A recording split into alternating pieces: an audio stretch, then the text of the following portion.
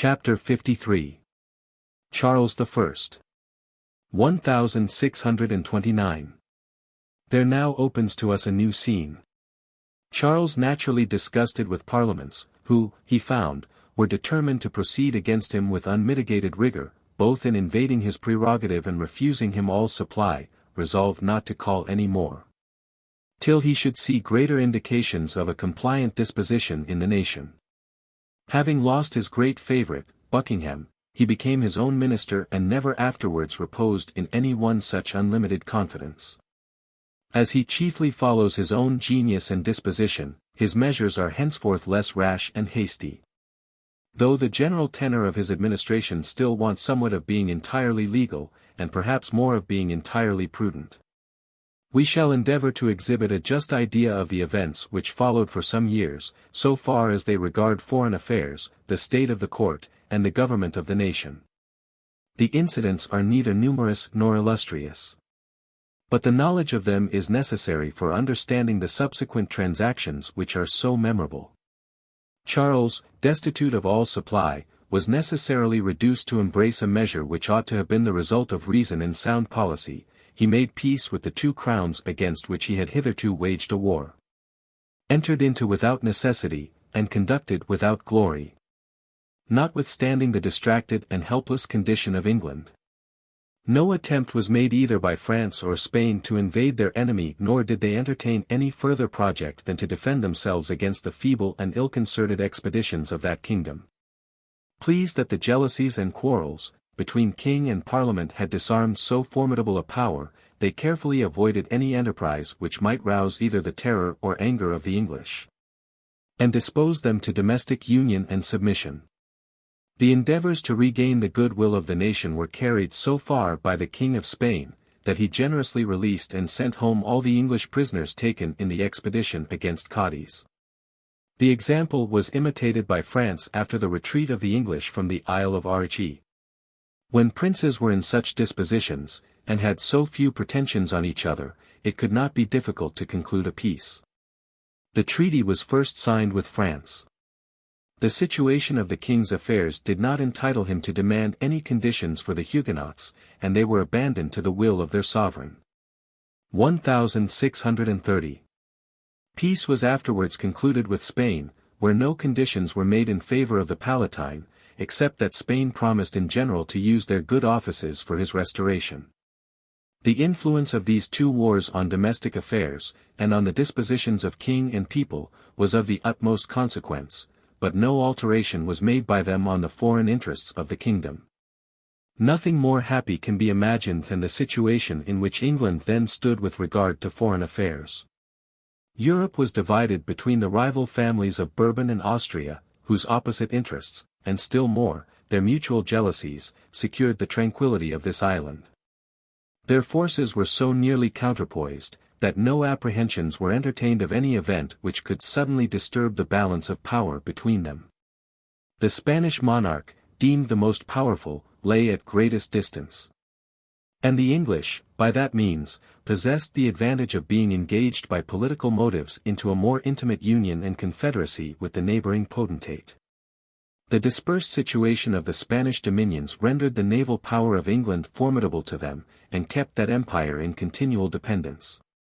France, more vigorous and more compact, was every day rising in policy and discipline, and reached at last an equality of power with the House of Austria, but her progress, slow and gradual, left it still in the power of England, by a timely interposition, to check her superiority. And thus Charles, could he have avoided all dissensions with his own subjects, was in a situation to make himself be courted and respected by every power in Europe. And, what has scarcely ever since been attained by the princes of this island, he could either be active with dignity, or neutral with security. A neutrality was embraced by the king. And during the rest of his reign, he seems to have little regarded foreign affairs, except so far as he was engaged by honour and by friendship for his sister and the Palatine, to endeavour the procuring of some relief for that unhappy family. He joined his good offices to those of France, and mediated a peace between the kings of Sweden and Poland, in hopes of engaging the former to embrace the protection of the oppressed Protestants in the empire. This was the famed Gustavus, whose heroic genius, seconded by the wisest policy, made him in a little time the most distinguished monarch of the age, and rendered his country, formerly unknown and neglected, of great weight in the balance of Europe. To encourage and assist him in his projected invasion of Germany, Charles agreed to furnish him with 6,000 men, but, that he might preserve the appearance of neutrality, he made use of the Marquis of Hamilton's name. That nobleman entered into an engagement with Gustavus, and enlisting these troops in England and Scotland, at Charles's expense, he landed them in the Elbe. The decisive battle of Leipzig was fought soon after, where the conduct of Tilly and the valor of the Imperialists were overcome by the superior conduct of Gustavus and the superior valor of the Swedes. What remained of this hero's life was one continued series of victory, for which he was less beholden to fortune than to those personal endowments which he derived from nature and from industry. That rapid progress of conquest which we so much admire in ancient history, was here renewed in modern annals, and without that cause to which, in former ages, it had ever been owing. Military nations were not now engaged against an undisciplined and unwarlike people, nor heroes set in opposition to cowards. The veteran troops of Ferdinand, conducted by the most celebrated generals of the age, were foiled in every encounter. And all Germany was overrun in an instant by the victorious Swede. But by this extraordinary and unexpected success of his ally, Charles failed of the purpose for which he framed the alliance. Gustavus, elated by prosperity, began to form more extensive plans of ambition, and in freeing Germany from the yoke of Ferdinand, he intended to reduce it to subjection under his own. He refused to restore the Palatine to his principality, except on conditions which would have kept him in total dependence. And thus the negotiation was protracted, till the Battle of Lutzen, where the Swedish monarch perished in the midst of a complete victory which he obtained over his enemies. We have carried on these transactions a few years beyond the present period, that we might not be obliged to return to them, nor be henceforth interrupted in our account of Charles's court and kingdoms. When we consider Charles as presiding in his court, as associating with his family, it is difficult to imagine a character at once more respectable and more amiable. A kind husband, an indulgent father, a gentle master, a steadfast friend. To all these eulogies his conduct in private life fully entitled him. As a monarch too, in the exterior qualities, he excelled, in the essential, he was not defective. His address and manner, though perhaps inclining a little towards stateliness and formality, in the main corresponded to his high rank, and gave grace to that reserve and gravity which were natural to him. The moderation and equity which shone forth in his temper seemed to secure him against rash and dangerous enterprises. The good sense which he displayed in his discourse and conversation seemed to warrant his success in every reasonable undertaking. Other endowments likewise he had attained, which, in a private gentleman, would have been highly ornamental, and which, in a great monarch, might have proved extremely useful to his people. He was possessed of an excellent taste in all the fine arts, and the love of painting was in some degree his favorite passion. Learned beyond what is common in princes, he was a good judge of writing in others, and enjoyed himself no mean talent in composition. In any other age or nation, this monarch had been secure of a prosperous and a happy reign. But the high idea of his own authority which he had imbibed, made him incapable of giving way to the spirit of liberty which began to prevail among his subjects. His politics were not supported by such vigor and foresight as might enable him to subdue their pretensions, and maintain his prerogative at the high pitch to which it had been raised by his predecessors. And, above all, the spirit of enthusiasm, being universally diffused, disappointed all the views of human prudence, and disturbed the operation of every motive which usually influences society. But the misfortunes arising from these causes were yet remote. Charles now enjoyed himself in the full exercise of his authority, in a social intercourse with his friends and courtiers, and in a moderate use of those pleasures which he most affected. After the death of Buckingham, who had somewhat alienated Charles from the Queen, she is to be considered as his chief friend and favourite. That rustic contempt of the fair sex which James affected, and which, banishing them from his court, made it resemble more a fair or an exchange than the seat of a great prince, was very wide of the disposition of this monarch. But though full of complaisance to the whole sex, Charles reserved all his passion for his consort, to whom he attached himself with unshaken fidelity and confidence. By her sense and spirit, as well as by her beauty, she justified the fondness of her husband, though it is allowed that, being somewhat of a passionate temper, she precipitated him into hasty and imprudent measures. Her religion likewise, to which she was much addicted, must be regarded as a great misfortune, since it augmented the jealousy which prevailed against the court, and engaged her to procure for the Catholics some indulgences which were generally distasteful to the nation. In the former situation of the English government, when the sovereign was in a great measure independent of his subjects, the king chose his ministers either from personal favor, or from an opinion of their abilities, without any regard to their parliamentary interest or talents. It has since been the maxim of princes, wherever popular leaders encroach too much on royal authority, to confer offices on them, in expectation that they will afterwards become more careful not to diminish that power which has become their own. These politics were now embraced by Charles, a sure proof that a secret revolution had happened in the constitution, and had necessitated the prince to adopt new maxims of government. But the views of the king were at this time so repugnant to those of the Puritans, that the leaders whom he gained, lost from that moment all interest with their party, and were even pursued as traitors with implacable hatred and resentment.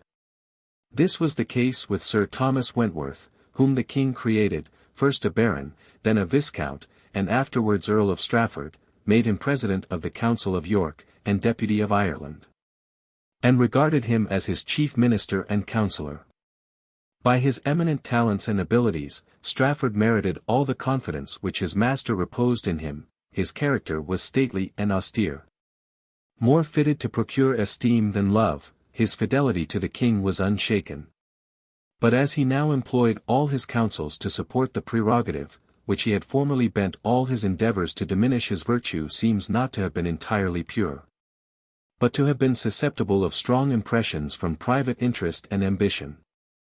Sir Dudley Digges was about the same time created Master of the Rolls, Noy, Attorney General, Littleton, Solicitor General. All these had likewise been parliamentary leaders, and were men eminent in their profession. In all ecclesiastical affairs, and even in many civil, Laud, Bishop of London, had great influence over the king. This man was virtuous, if severity of manners alone, and abstinence from pleasure, could deserve that name. He was learned, if polemical knowledge could entitle him to that praise. He was disinterested, but with unceasing industry he studied to exalt the priestly and prelatical character, which was his own. His zeal was unrelenting in the cause of religion, that is, in imposing by rigorous measures his own tenets and pious ceremonies on the obstinate Puritans, who had profanely dared to oppose him. In prosecution of his holy purposes, he overlooked every human consideration, or, in other words, the heat and indiscretion of his temper made him neglect the views of prudence and rules of good manners.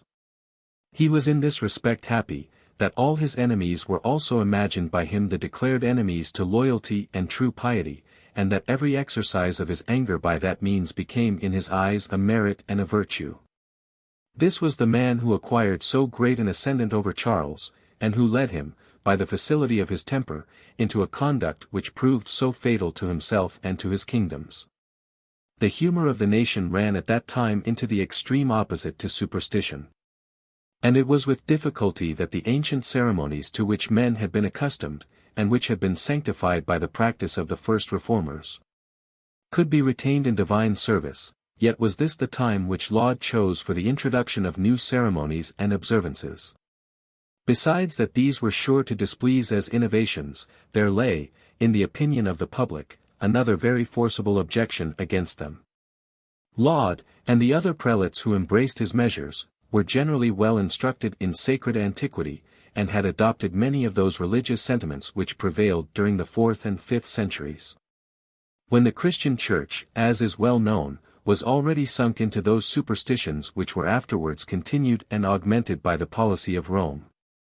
The revival, therefore, of the ideas and practices of that age, could not fail of giving the English faith and liturgy some resemblance to the Catholic superstition, which the kingdom in general, and the Puritans in particular, held in the greatest horror and detestation.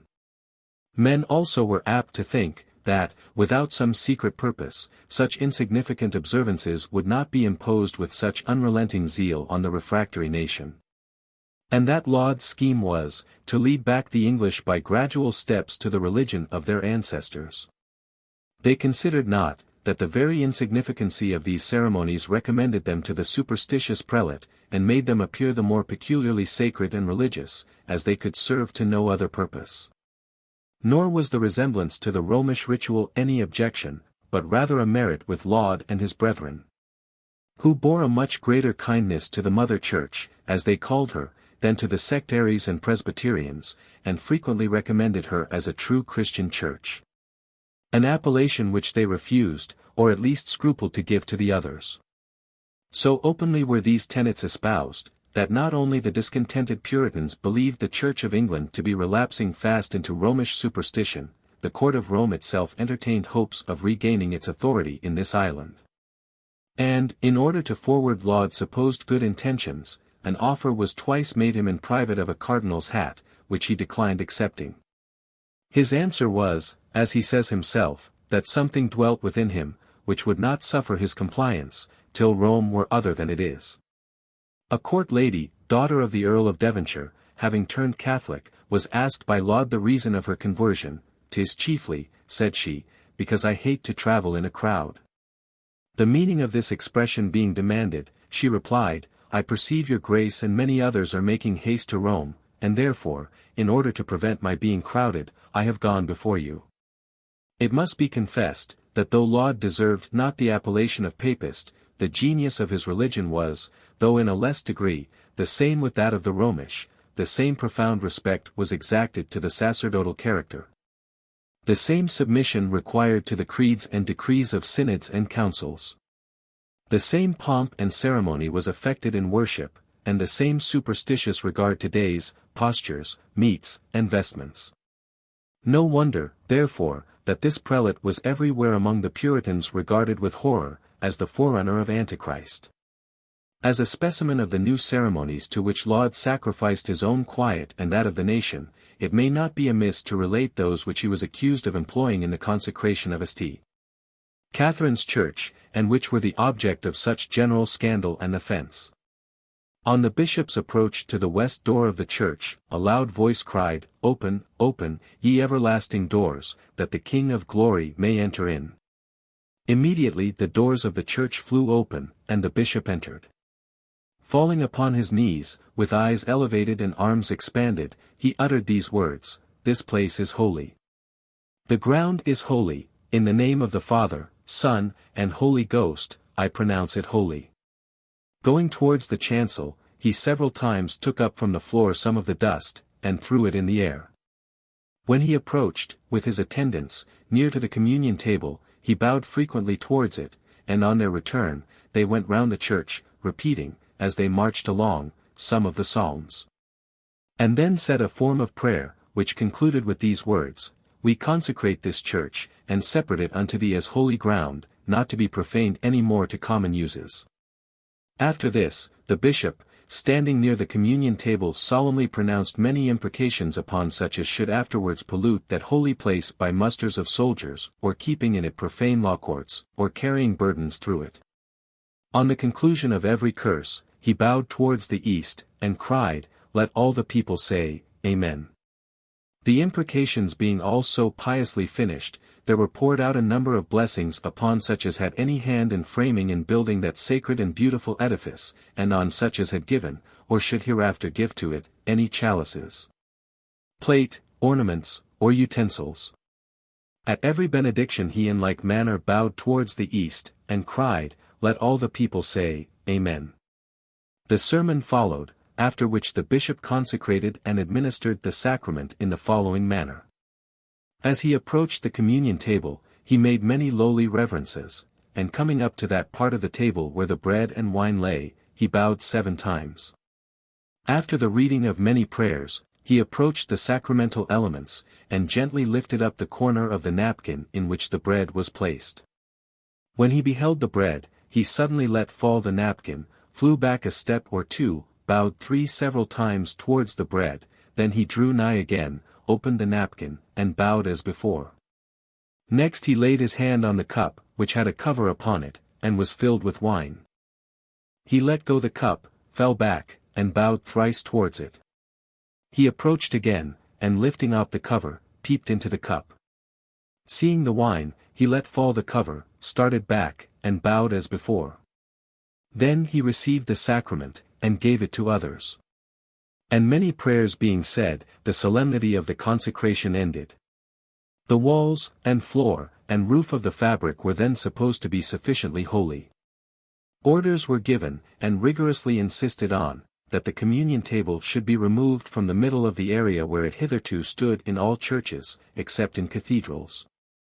It was placed at the east end, railed in, and denominated an altar, as the clergyman who officiated received commonly the appellation of priest. It is not easy to imagine the discontents excited by this innovation, and the suspicions which it gave rise to. The kneeling at the altar, and the using of copes, a species of embroidered vestment, in administering the sacrament, were also known to be great objects of scandal, as being popish practices. But the opposition rather increased than abetted the zeal of the prelate for the introduction of these habits and ceremonies. All kinds of ornament, especially pictures, were necessary for supporting that mechanical devotion which was purposed to be raised in this model of religion, but as these had been so much employed by the Church of Rome, and had given rise to so much superstition, or what the Puritans called idolatry, it was impossible to introduce them into English churches without exciting general murmurs and complaints. But Laud, possessed of present authority, persisted in his purpose, and made several attempts towards acquiring these ornaments. Some of the pictures introduced by him were also found, upon inquiry, to be the very same that might be met with in the Mass book. The crucifix too, that eternal consolation of all pious Catholics, and terror to all sound Protestants, was not forgotten on this occasion. It was much remarked, that Sheffield, the recorder of Salisbury, was tried in the Star Chamber, for having broken, contrary to the Bishop of Salisbury's express injunctions, a painted window of St. Edmund's Church in that city. He boasted that he had destroyed these monuments of idolatry, but for this effort of his zeal, he was fined £500, removed from his office, condemned to make a public acknowledgment, and be bound to his good behavior.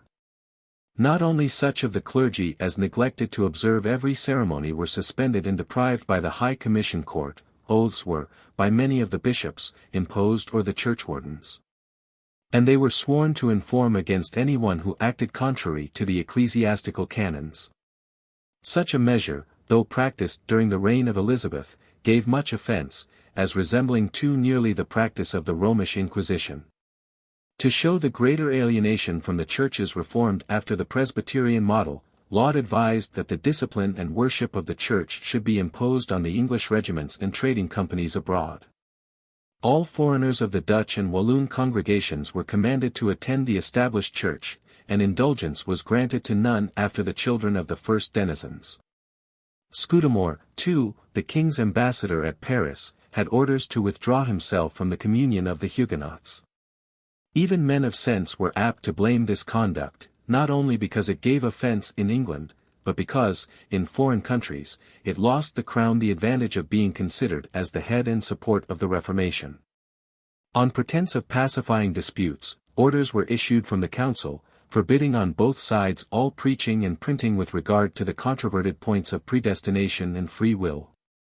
But it was complained of, and probably with reason, that the impartiality was altogether confined to the orders, and that the execution of them was only meant against the Calvinists.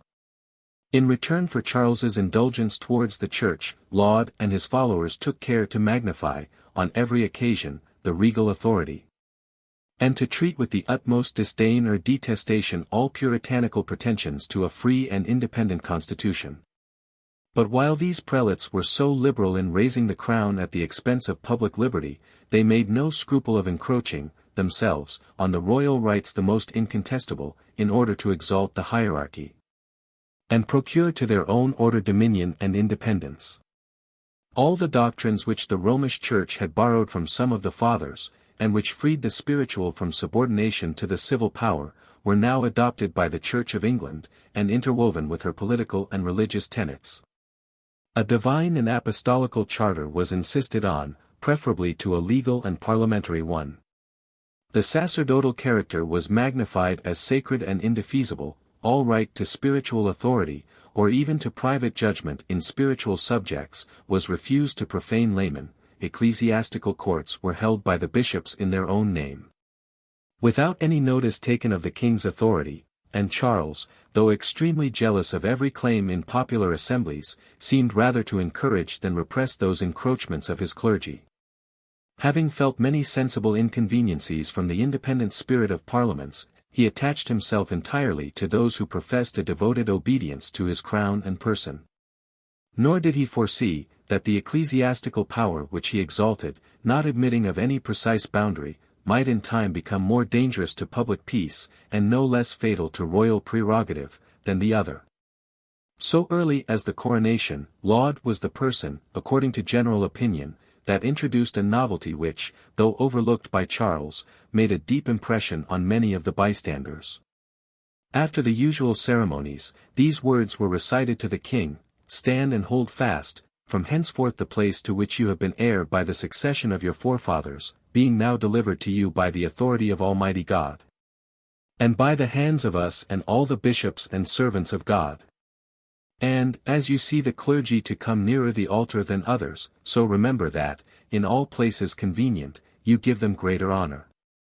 That the mediator of God and man may establish you on the kingly throne, to be a mediator betwixt the clergy and the laity, and that you may reign forever with Jesus Christ, the King of kings and Lord of lords." The principles which exalted prerogative, were not entertained by the king merely as soft and agreeable to his royal ears, they were also put in practice during the time that he ruled without parliaments. Though frugal and regular in his expense, he wanted money for the support of government, and he levied it either by the revival of obsolete laws, or by violations, some more open, some more disguised, of the privileges of the nation. Though humane and gentle in his temper, he gave way to a few severities in the Star Chamber and High Commission, which seemed necessary in order to support the present mode of administration, and repress the rising spirit of liberty throughout the kingdom. Under these two heads may be reduced all the remarkable transactions of this reign during some years.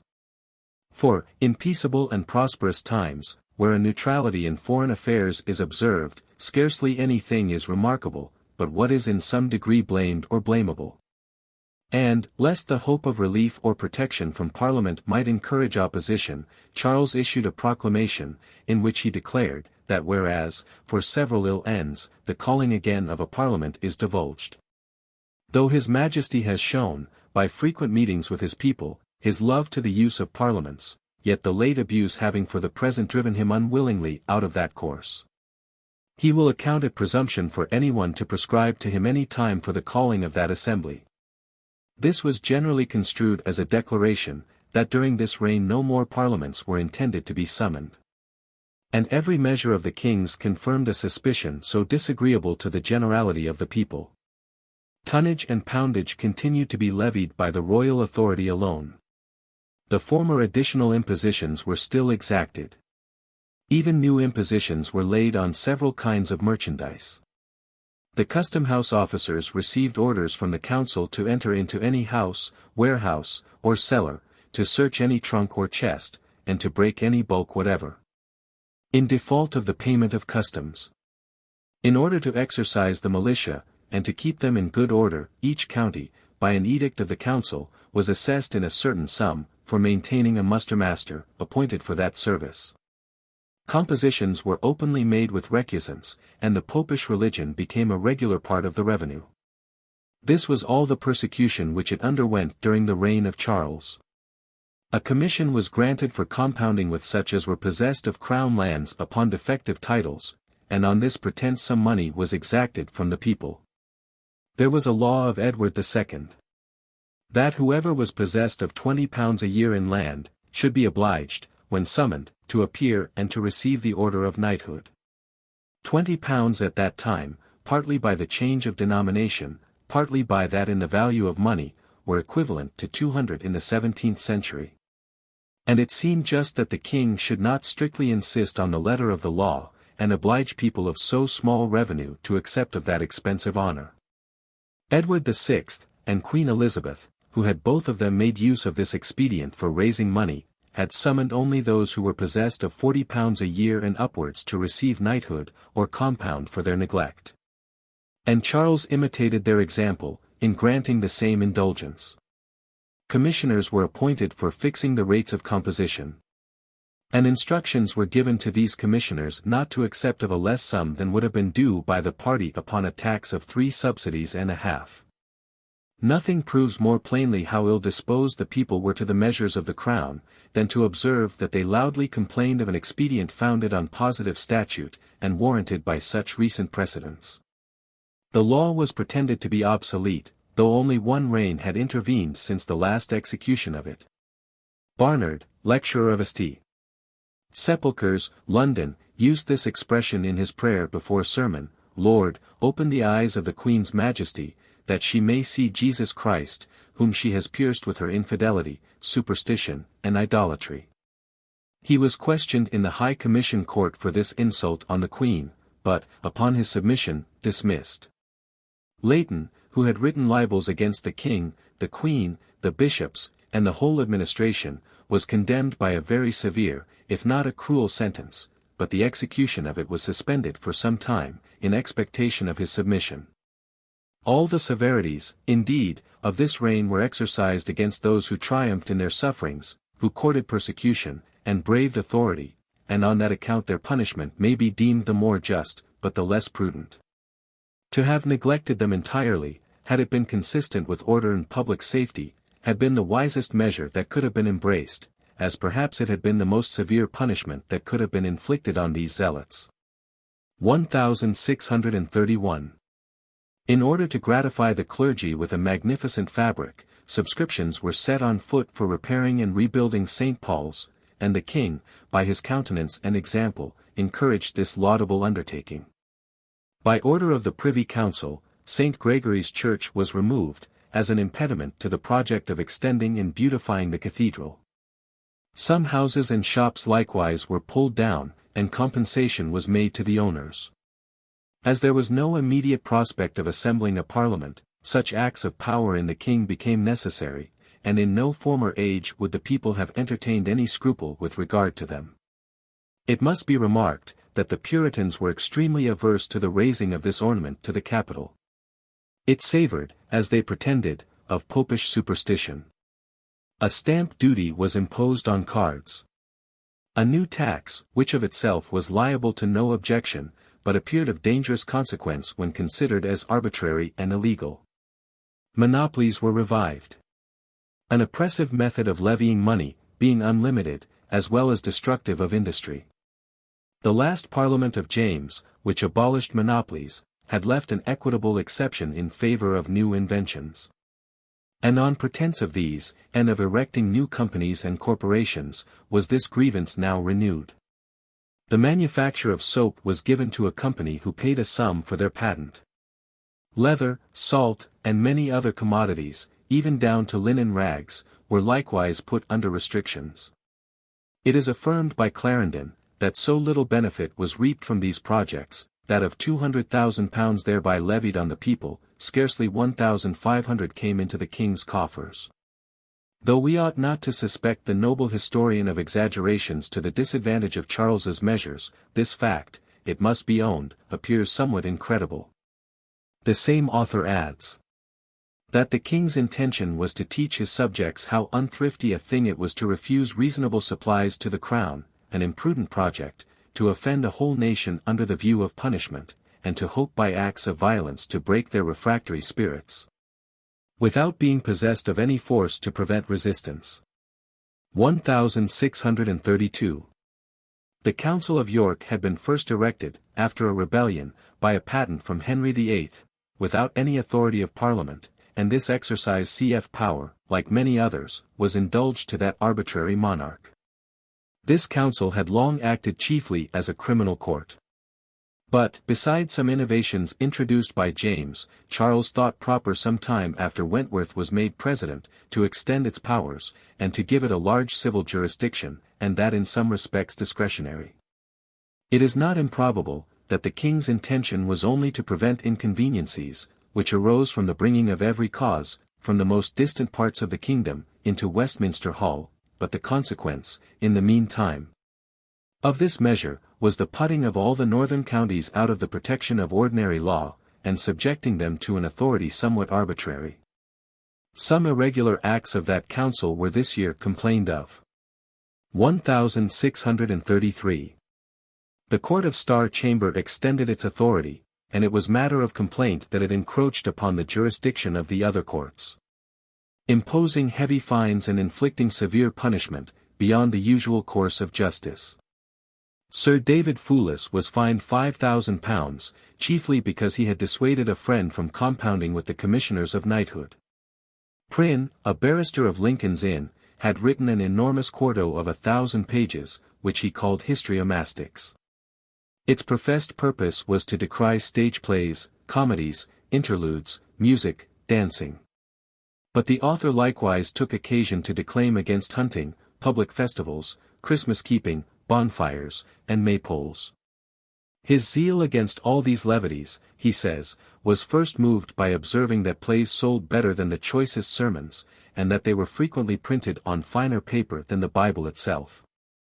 Besides, that the players were often papists, and desperately wicked. The playhouses, he affirms, are Satan's chapels, the play-haunters little better than incarnate devils, and so many steps in a dance, so many paces to hell. The chief crime of Nero, he represents to have been his frequenting and acting of plays, and those who nobly conspired his death, were principally moved to it, as he affirms, by their indignation at that enormity.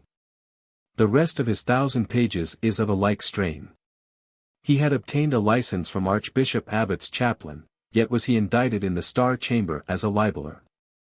It was thought somewhat hard that general invectives against plays should be interpreted into satires against the king and queen, merely because they frequented these amusements, and because the queen sometimes acted a part in pastorals and interludes which were represented at court. The author, it must be owned, had, in plainer terms, blamed the hierarchy, the ceremonies, the innovations in religious worship, and the new superstitions introduced by Laud. And this, probably, together with the obstinacy and petulance of his behavior before the Star Chamber, was the reason why his sentence was so severe. He was condemned to be put from the bar, to stand on the pillory in 2 places, Westminster and Cheapside, to lose both his ears, one in each place, to pay £5,000 fine to the king, and to be imprisoned during life. This same Prynne was a great hero among the Puritans. And it was chiefly with a view of mortifying that sect, that though of an honourable profession, he was condemned by the Star Chamber to so ignominious a punishment. The thorough-paced Puritans were distinguishable by the sourness and austerity of their manners, and by their aversion to all pleasure and society. To inspire them with better humour was certainly, both for their own sake and that of the public, a laudable intention in the court, but whether pillories, fines and prisons were proper expedients for that purpose, may admit of some question. Another expedient which the king tried, in order to infuse cheerfulness into the national devotion, was not much more successful. He renewed his father's edict for allowing sports and recreations on Sunday to such as attended public worship. And he ordered his proclamation for that purpose to be publicly read by the clergy after divine service. Those who were puritanically affected refused obedience, and were punished by suspension or deprivation. The differences between the sects were before sufficiently great, nor was it necessary to widen them further by these inventions. Some encouragement and protection which the king and the bishops gave to wakes, church alesh, bride alesh, and other cheerful festivals of the common people, were the objects of like scandal to the Puritans. The music in the churches he affirmed not to be the noise of men, but a bleating of brute beasts. Choristers bellow the tenor, as it were oxen, bark a counterpart, as it were a kennel of dogs, roar out a treble, as it were a sort of bulls, and grunt out a bass, as it were a number of hogs. Christmas, as it is kept, is the devil's Christmas, and Prynne employed a great number of pages to persuade men to affect the name of Puritan, as if Christ had been a Puritan. And so he saith in his index.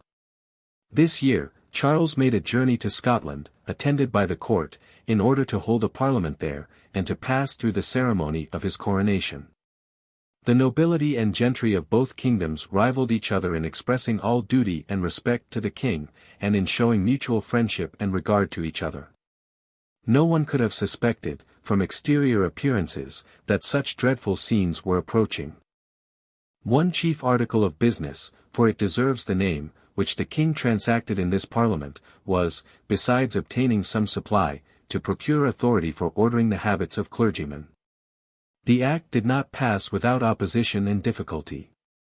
The dreadful surplice was before men's eyes, and they apprehended, with some reason, that under sanction of this law, it would soon be introduced among them. Though the king believed that his prerogative entitled him to a power, in general, of directing whatever belonged to the exterior government of the Church. This was deemed a matter of too great importance to be ordered without the sanction of a particular statute.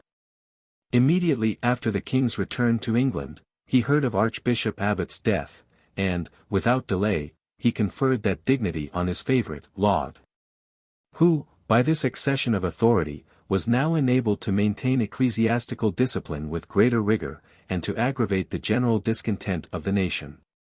Laud obtained the bishopric of London for his friend Juxon, and, about a year after the death of Sir Richard Weston, created Earl of Portland, had interest enough to engage the king to make that prelate high treasurer. Juxon was a person of great integrity, mildness, and humanity, and endued with a good understanding. Yet did this last promotion give general offence. His birth and character were deemed too obscure for a man raised to one of the highest offices of the crown. And the clergy, it was thought, were already too much elated by former instances of the king's attachment to them, and needed not this further encouragement to assume dominion over the laity. The Puritans, likewise, were much dissatisfied with Juxon, notwithstanding his eminent virtues, because he was a lover of profane field sports and hunting. 1634. Ship money was now introduced. The first writs of this kind had been directed to seaport towns only, but ship money was at this time levied on the whole kingdom, and each county was rated at a particular sum, which was afterwards assessed upon individuals. The amount of the whole tax was very moderate, little exceeding £200,000, it was levied upon the people with equality, the money was entirely expended on the navy. To the great honour and advantage of the kingdom, as England had no military force, while all the other powers of Europe were strongly armed, a fleet seemed absolutely necessary for her security. And it was obvious, that a navy must be built and equipped at leisure, during peace, nor could it possibly be fitted out on a sudden emergence, when the danger became urgent. Yet all these considerations could not reconcile the people to the imposition. It was entirely arbitrary, by the same right any other tax might be imposed, and men thought a powerful fleet, though very desirable both for the credit and safety of the kingdom, but an unequal recompense for their liberties, which, they apprehended, were thus sacrificed to the obtaining of it. England, it must be owned, was in this respect unhappy in its present situation, that the king had entertained a very different idea of the constitution, from that which began in general to prevail among his subjects. He did not regard national privileges as so sacred and inviolable, that nothing but the most extreme necessity could justify an infringement of them. He considered himself as the supreme magistrate, to whose care heaven, by his birthright, had committed his people, whose duty it was to provide for their security and happiness, and who was vested with ample discretionary powers for that salutary purpose. If the observance of ancient laws and customs was consistent with the present convenience of government, he thought himself obliged to comply with that rule, as the easiest, the safest, and what procured the most prompt and willing obedience. But when a change of circumstances, especially if derived from the obstinacy of the people, required a new plan of administration, national privileges, he thought, must yield to supreme power. Nor could any order of the state oppose any right to the will of the sovereign, directed to the good of the public. That these principles of government were derived from the uniform tenor of the English laws, it would be rash to affirm. The fluctuating nature of the constitution, the impatient humor of the people, and the variety of events, had, no doubt, in different ages, produced exceptions and contradictions. These observations alone may be established on both sides, that the appearances were sufficiently strong in favor of the king to apologize for his following such maxims. And that public liberty must be so precarious under this exorbitant prerogative, as to render an opposition not only excusable, but laudable in the people. Some laws had been enacted, during the reign of Henry VII. Against depopulation, or the converting of arable lands into pasture. By a decree of the Star Chamber, Sir Anthony Roper was fined £4,000 for an offence of that nature. This severe sentence was intended to terrify others into composition, and above £30,000 were levied by that expedient. Like compositions, or, in default of them, heavy fines, were required for encroachments on the king's forests, whose bounds, by decrees deemed arbitrary, were extended much beyond what was usual. The bounds of one forest, that of Rockingham, were increased from 6 miles to 60. The same refractory humour which made the people refuse to the king voluntary supplies, disposed them, with better reason, to murmur against these irregular methods of taxation. Morley was fined £10,000 for reviling, challenging, and striking, in the court of Whitehall, Sir George Theobald, one of the king's servants. This fine was thought exorbitant. But whether it was compounded, as was usual in fines imposed by the Star Chamber, we are not informed. Alison had reported, that the Archbishop of York had incurred the king's displeasure, by asking a limited toleration for the Catholics, and an allowance to build some churches for the exercise of their religion. For this slander against the Archbishop, he was condemned in the Star Chamber to be fined £1,000, to be committed to prison, to be bound to his good behaviour during life, to be whipped, and to be set on the pillory at Westminster.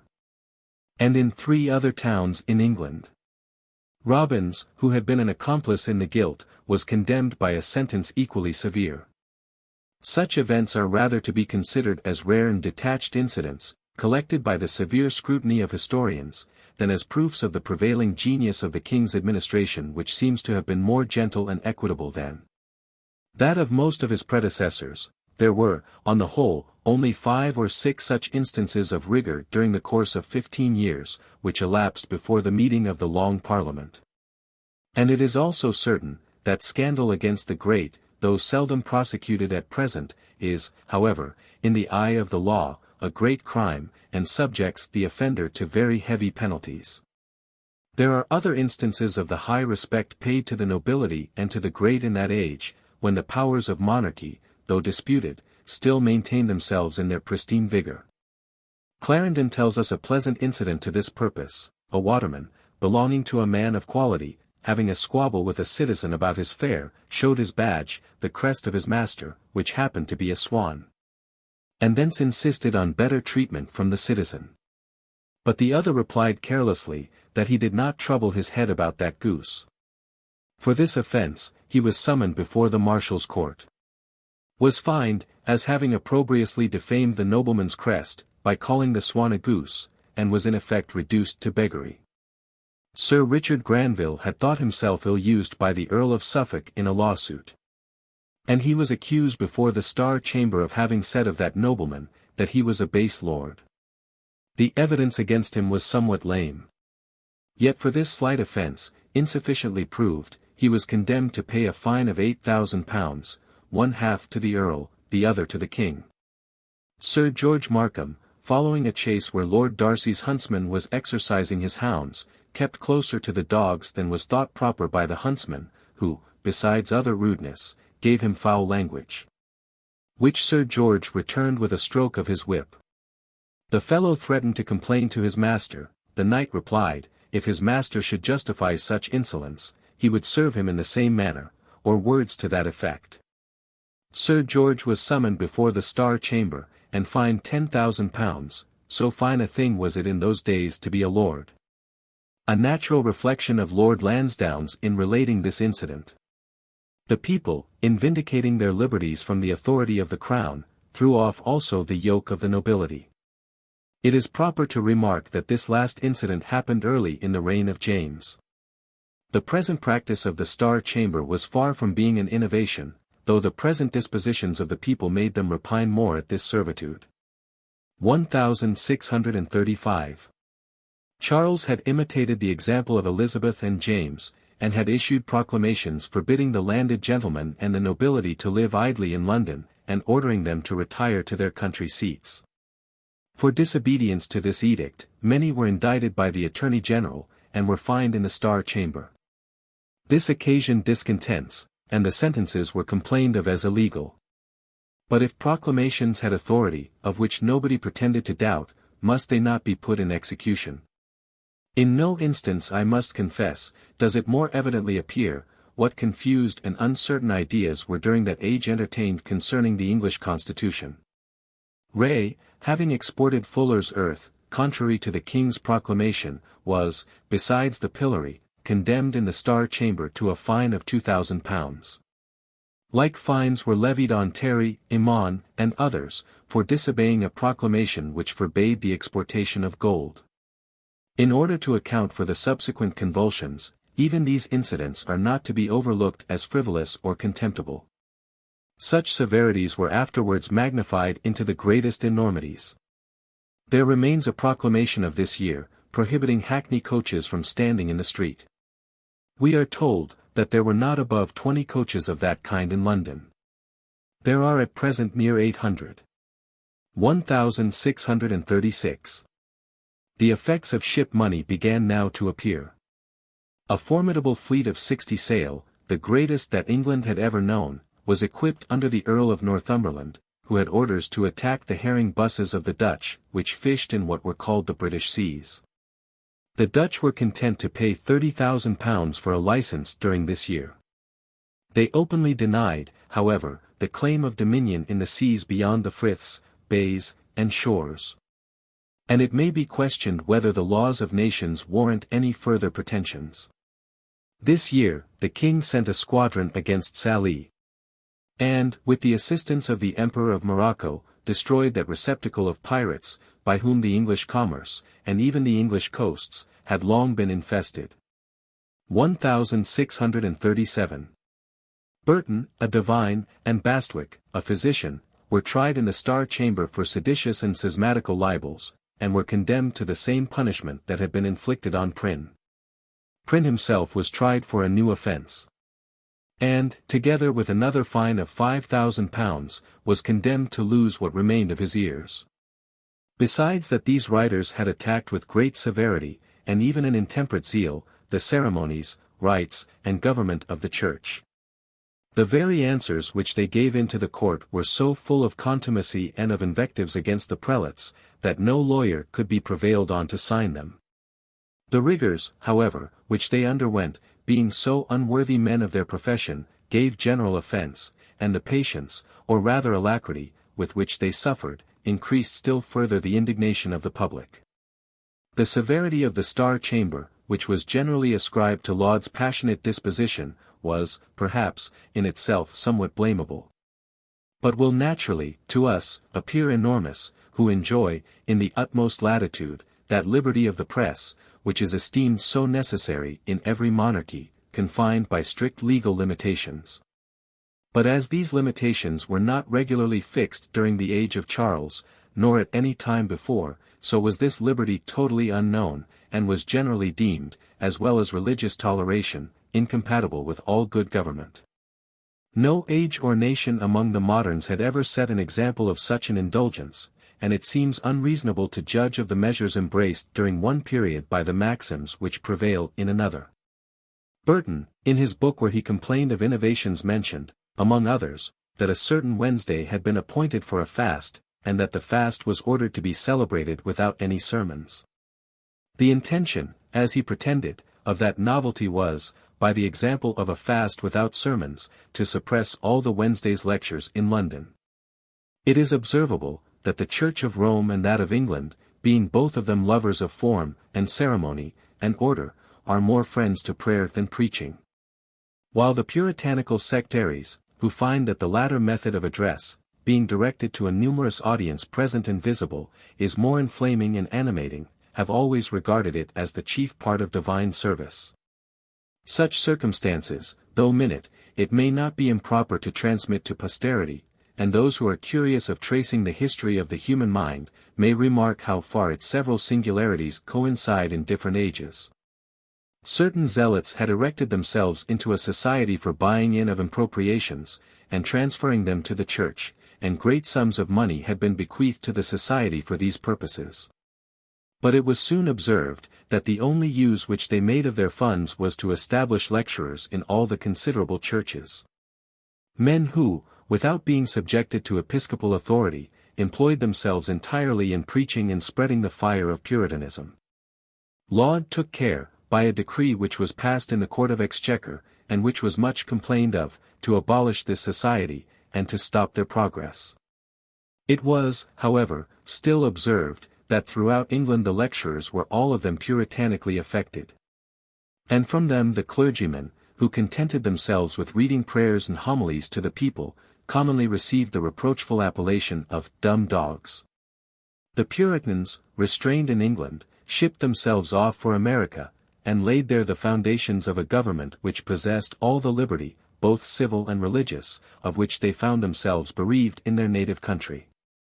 But their enemies, unwilling that they should anywhere enjoy ease and contentment, and dreading, perhaps, the dangerous consequences of so disaffected a colony, prevailed on the king to issue a proclamation, debarring these devotees access even into those inhospitable deserts. 8 ships, lying in the Thames, and ready to sail, were detained by order of the council. And in these were embarked Sir Arthur Hazelrig, John Hampden, John Pym, and Oliver Cromwell, who had resolved forever to abandon their native country, and fly to the other extremity of the globe, where they might enjoy lectures and discourses of any length or form which pleased them. The king had afterwards full leisure to repent this exercise of his authority. The Bishop of Norwich, by rigorously insisting on uniformity, had banished many industrious tradesmen from that city, and chased them into Holland. The Dutch began to be more intent on commerce than on orthodoxy, and thought that the knowledge of useful arts and obedience to the laws formed a good citizen, though attended with errors in subjects where it is not allowable for human nature to expect any positive truth or certainty. Complaints about this time were made, that the petition of right was in some instances violated, and that, upon a commitment by the king in council, bail or releasement had been refused to Jennings, Pargeter, and Danvers. Williams, Bishop of Lincoln, a man of spirit and learning, a popular prelate, and who had been Lord Keeper, was fined £10,000 by the Star Chamber, committed to the Tower during the king's pleasure, and suspended from his office. This severe sentence was founded on frivolous pretenses, and was more ascribed to Laud's vengeance, than to any guilt of the bishop. Laud, however, had owed his first promotion to the good offices of that prelate with King James. But so implacable was the haughty primate, that he raised up a new prosecution against Williams, on the strangest pretence imaginable.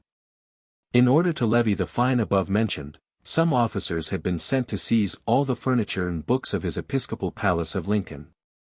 And in rummaging the house, they found in a corner some neglected letters, which had been thrown by as useless. These letters were written by one Osbaldistone, a schoolmaster, and were directed to Williams. Mention was there made of a little great man, and in another passage, the same person was denominated a little urchin. By inferences and constructions, these epithets were applied to Laud. And on no better foundation was Williams tried anew, as having received scandalous letters, and not discovering that private correspondence. For this offence, another fine of £8,000 was levied on him. Osbaldistone was likewise brought to trial, and condemned to pay a fine of £5,000, and to have his ears nailed to the pillory before his own school. He saved himself by flight, and left a note in his study, wherein he said, that he was gone beyond Canterbury. These prosecutions of Williams seem to have been the most iniquitous measure pursued by the court during the time that the use of parliaments was suspended. Williams had been indebted for all his fortune to the favour of James. But having quarrelled, first with Buckingham, then with Laud, he threw himself into the country party, and with great firmness and vigour opposed all the measures of the king. A creature of the court to become its obstinate enemy, a bishop to countenance Puritans, these circumstances excited indignation, and engaged the ministers in those severe measures. Not to mention, what some writers relate, that, before the sentence was pronounced against him, Williams was offered a pardon upon his submission, which he refused to make. The court was apt to think, that so refractory a spirit must by any expedient be broken and subdued.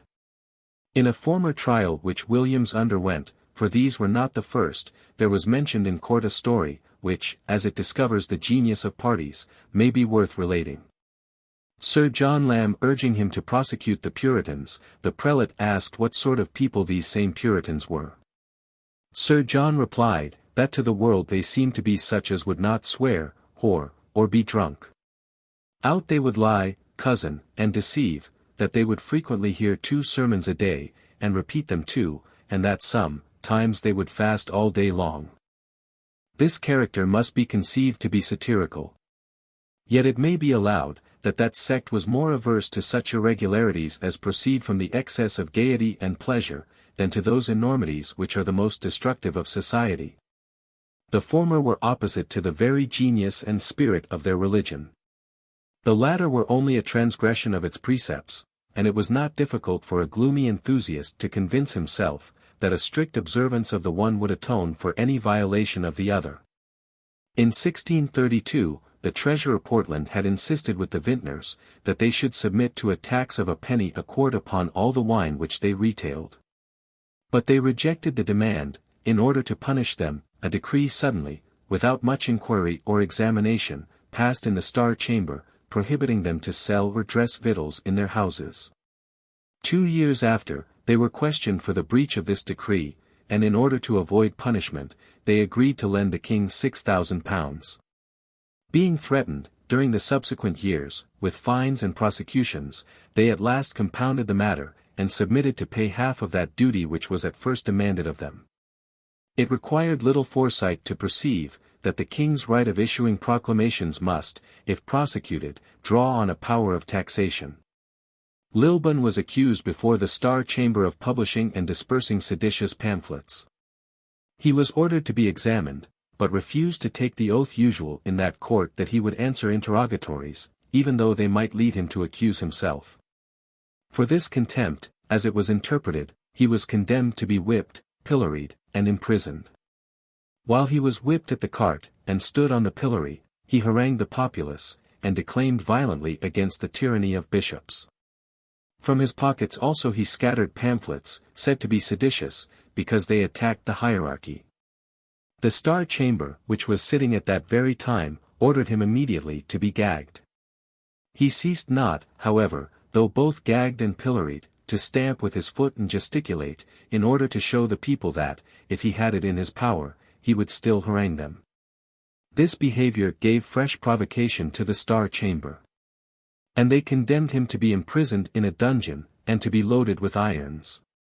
It was found difficult to break the spirits of men who placed both their honor and their conscience in suffering. The jealousy of the church appeared in another instance less tragical.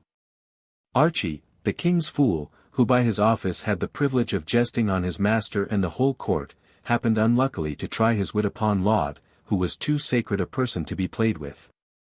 News having arrived from Scotland of the first commotions excited by the liturgy, Archie, seeing the primate pass by, called to him, "Who's fool now, my lord?"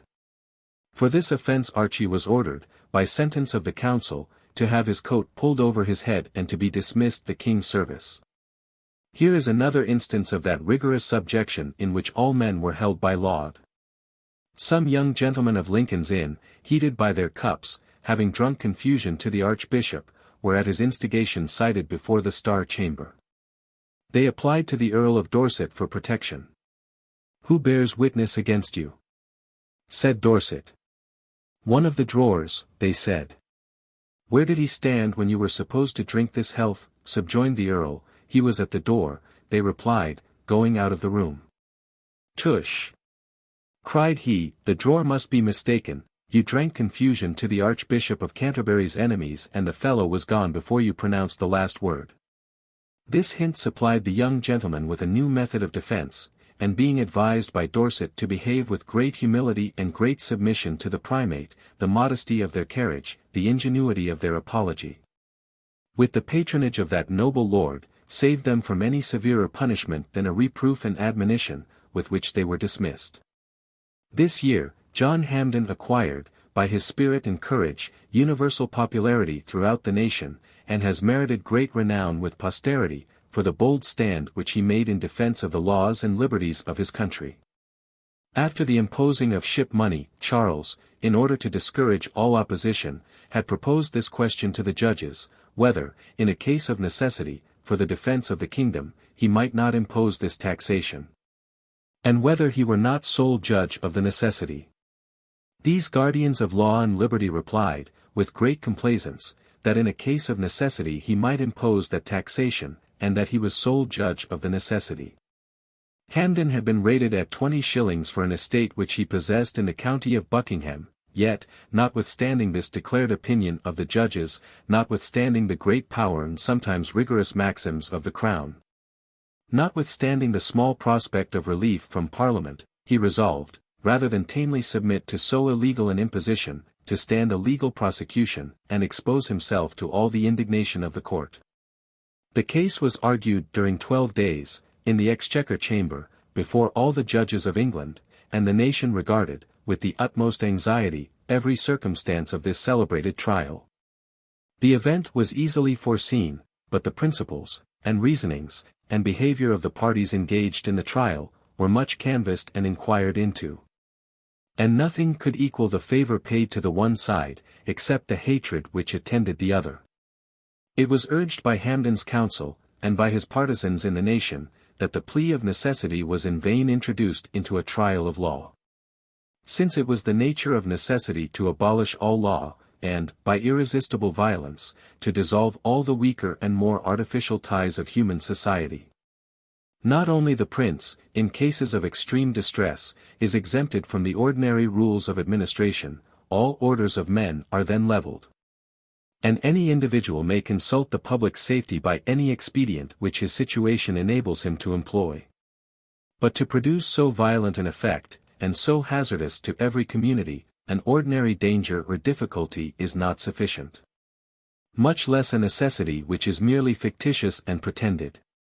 Where the peril is urgent and extreme, it will be palpable to every member of the society. And though all ancient rules of government are in that case abrogated, men will readily, of themselves, submit to that irregular authority which is exerted for their preservation. But what is there in common between such suppositions and the present condition of the nation? England enjoys a profound peace with all her neighbours. And what is more, all her neighbours are engaged in furious and bloody wars among themselves, and by their mutual enmities further ensure their tranquillity. The very writs themselves, which are issued for the levying of ship money, contradict the supposition of necessity, and pretend only that the seas are infested with pirates. A slight and temporary inconvenience, which may well await a legal supply from Parliament. The writs likewise allow several months for equipping the ships. Which proves a very calm and deliberate species of necessity, and one that admits of delay much beyond the 40 days requisite for summoning that assembly. It is strange, too, that an extreme necessity, which is always apparent, and usually comes to a sudden crisis, should now have continued without interruption for near 4 years. And should have remained during so long a time invisible to the whole kingdom. And as to the pretension, that the king is sole judge of the necessity, what is this but to subject all the privileges of the nation to his arbitrary will and pleasure? To expect that the public will be convinced by such reasoning, must aggravate the general indignation, by adding to violence against men's persons, and their property, so cruel a mockery of their understanding. In vain are precedents of ancient writs produced. These writs, when examined, are only found to require the seaports, sometimes at their own charge, sometimes at the charge of the counties, to send their ships for the defense of the nation. Even the prerogative which empowered the Crown to issue such writs is abolished, and its exercise almost entirely discontinued from the time of Edward III. And all the authority which remained, or was afterwards exercised, was to press ships into the public service, to be paid for by the public. How wide are these precedents from a power of obliging the people, at their own charge, to build new ships, to victual and pay them, for the public, nay, to furnish money to the Crown for that purpose. What security either against the further extension of this claim, or against diverting to other purposes the public money so levied? The plea of necessity would warrant any other taxation as well as that of ship money.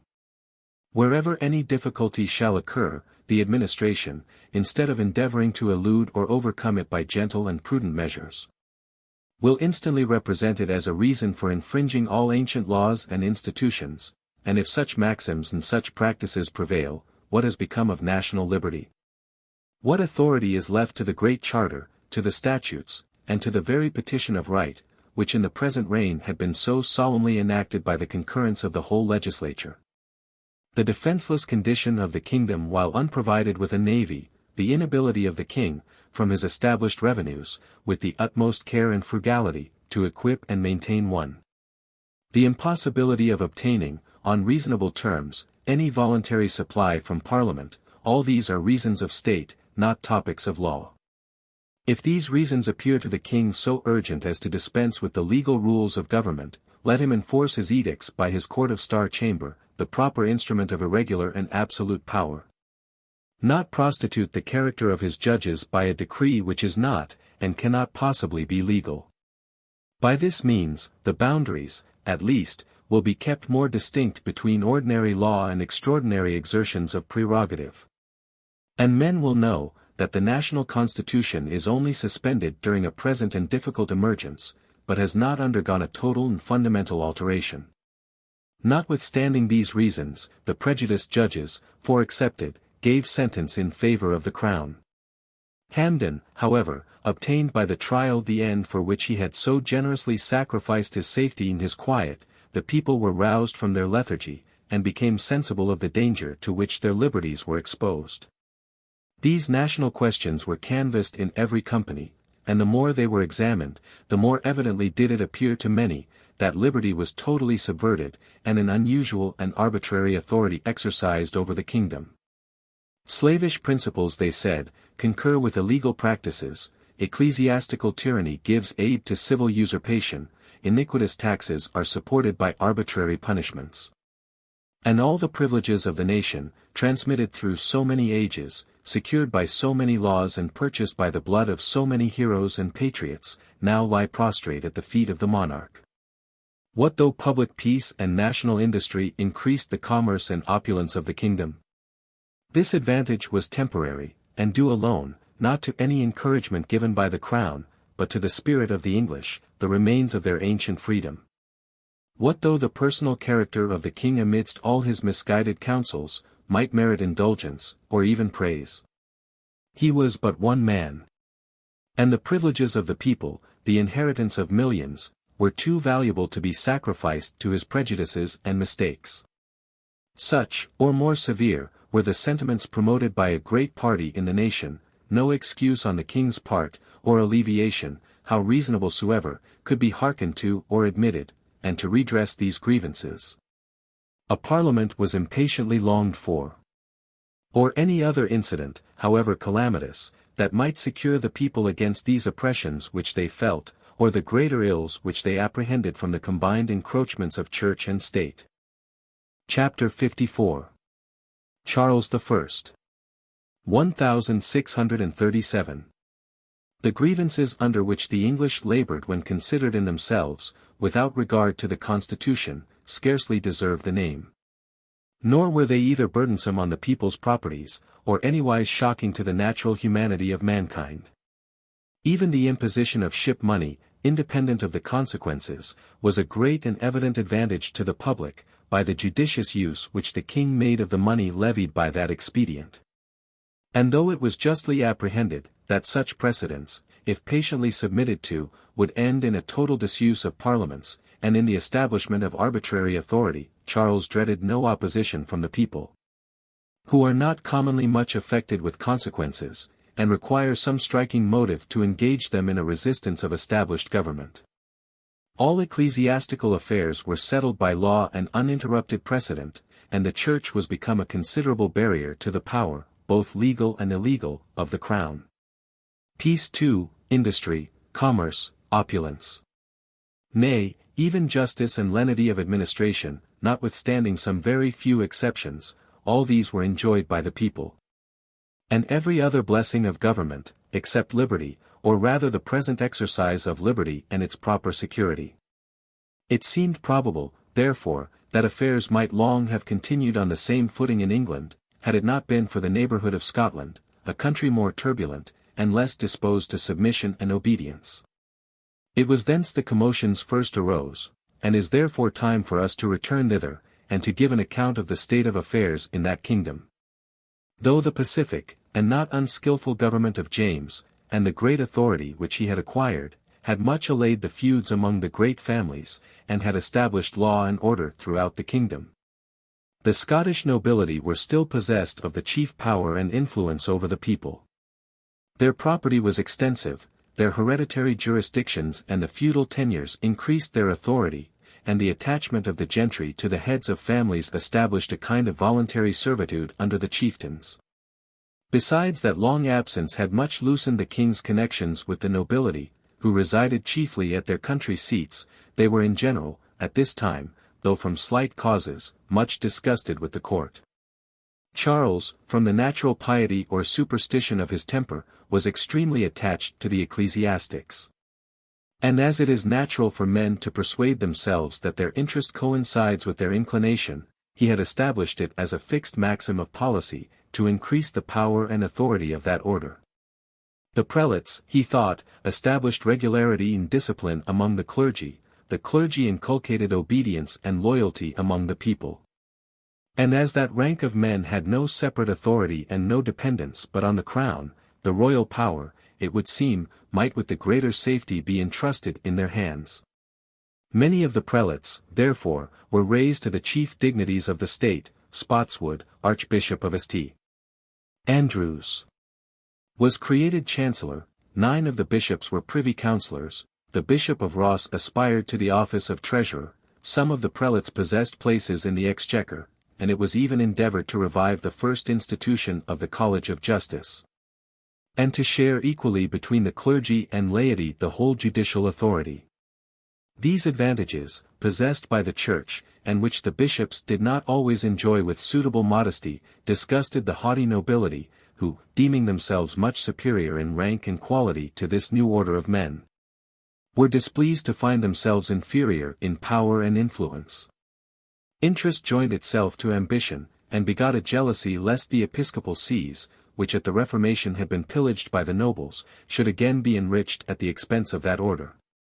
By a most useful and beneficial law, the impropriations had already been ravished from the great men, competent salaries had been assigned to the impoverished clergy from the tithes of each parish, and what remained, the proprietor of the land was empowered to purchase at a low valuation. The king likewise, warranted by ancient law and practice, had declared for a general resumption of all crown lands alienated by his predecessors. And though he took no step towards the execution of this project, the very pretension to such power had excited jealousy and discontent. Notwithstanding the tender regard which Charles bore to the whole Church, he had been able in Scotland to acquire only the affection of the superior rank among the clergy. The ministers in general equalled, if not exceeded, the nobility in their prejudices against the court, against the prelates, and against episcopal authority.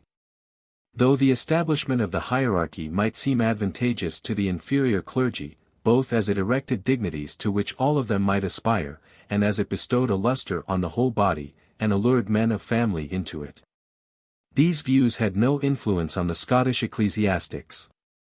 In the present disposition of men's minds, there was another circumstance which drew consideration, and counterbalanced power and riches, the usual foundations of distinction among men. And that was the fervour of piety, and the rhetoric, however barbarous, of religious lectures and discourses. Checked by the prelates in the license of preaching, the clergy regarded episcopal jurisdiction both as a tyranny and a usurpation, and maintained a parity among ecclesiastics to be a divine privilege, which no human law could alter or infringe. While such ideas prevailed, the most moderate exercise of authority would have given disgust, much more, that extensive power which the king's indulgence encouraged the prelates to assume. The jurisdiction of presbyteries, synods, and other democratical courts, was in a manner abolished by the bishops, and the General Assembly itself had not been summoned for several years. A new oath was arbitrarily imposed on entrants, by which they swore to observe the Articles of Perth, and submit to the liturgy and canons. And in a word, the whole system of church government, during a course of 30 years, had been changed by means of the innovations introduced by James and Charles. The people, under the influence of the nobility and clergy, could not fail to partake of the discontents which prevailed among these two orders, and where real grounds of complaint were wanting, they greedily laid hold of imaginary ones. The same horror against popery with which the English Puritans were possessed, was observable among the populace in Scotland, and among these, as being more uncultivated and uncivilized, seemed rather to be inflamed into a higher degree of ferocity. The genius of religion which prevailed in the court and among the prelates, was of an opposite nature. And having some affinity to the Romish worship, led them to mollify, as much as possible, these severe prejudices, and to speak of the Catholics in more charitable language, and with more reconciling expressions. From this foundation a panic fear of popery was easily raised. And every new ceremony or ornament introduced into divine service, was part of that great mystery of iniquity, which, from the encouragement of the king and the bishops, was to overspread the nation. The few innovations which James had made, were considered as preparatives to this grand design, and the further alterations attempted by Charles, were represented as a plain declaration of his intentions. Through the whole course of this reign, nothing had more fatal influence, in both kingdoms, than this groundless apprehension, which with so much industry was propagated, and with so much credulity was embraced, by all ranks of men. Amidst these dangerous complaints and terrors of religious innovation, the civil and ecclesiastical liberties of the nation were imagined, and with some reason, not to be altogether free from invasion. The establishment of the High Commission by James, without any authority of law, seemed a considerable encroachment of the crown, and erected the most dangerous and arbitrary of all courts, by a method equally dangerous and arbitrary. All the steps towards the settlement of episcopacy had indeed been taken with consent of Parliament. The Articles of Perth were confirmed in 1621, in 1633. The king had obtained a general ratification of every ecclesiastical establishment, but these laws had less authority with the nation, as they were known to have passed contrary to the sentiments even of those who voted for them, and were in reality extorted by the authority and importunity of the sovereign. The means, however, which both James and Charles had employed, in order to influence the Parliament, were entirely regular, and no reasonable pretence had been afforded for representing these laws as null or invalid. But there prevailed among the greater part of the nation another principle, of the most important and most dangerous nature, and which, if admitted, destroyed entirely the validity of all such statutes. The ecclesiastical authority was supposed totally independent of the civil. And no act of Parliament, nothing but the consent of the Church itself, was represented as sufficient ground for the introduction of any change in religious worship or discipline. And though James had obtained the vote of assemblies for receiving episcopacy and his new rights, it must be confessed, that such irregularities had prevailed in constituting these ecclesiastical courts, and such violence in conducting them, that there were some grounds for denying the authority of all their acts. Charles, sensible that an extorted consent, attended with such invidious circumstances, would rather be prejudicial to his measures, had wholly laid aside the use of assemblies, and was resolved, in conjunction with the bishops, to govern the Church by an authority to which he thought himself fully entitled, and which he believed inherent in the crown. The king's great aim was to complete the work so happily begun by his father. To establish discipline upon a regular system of canons, to introduce a liturgy into public worship, and to render the ecclesiastical government of all his kingdoms regular and uniform. Some views of policy might move him to this undertaking. But his chief motives were derived from principles of zeal and conscience.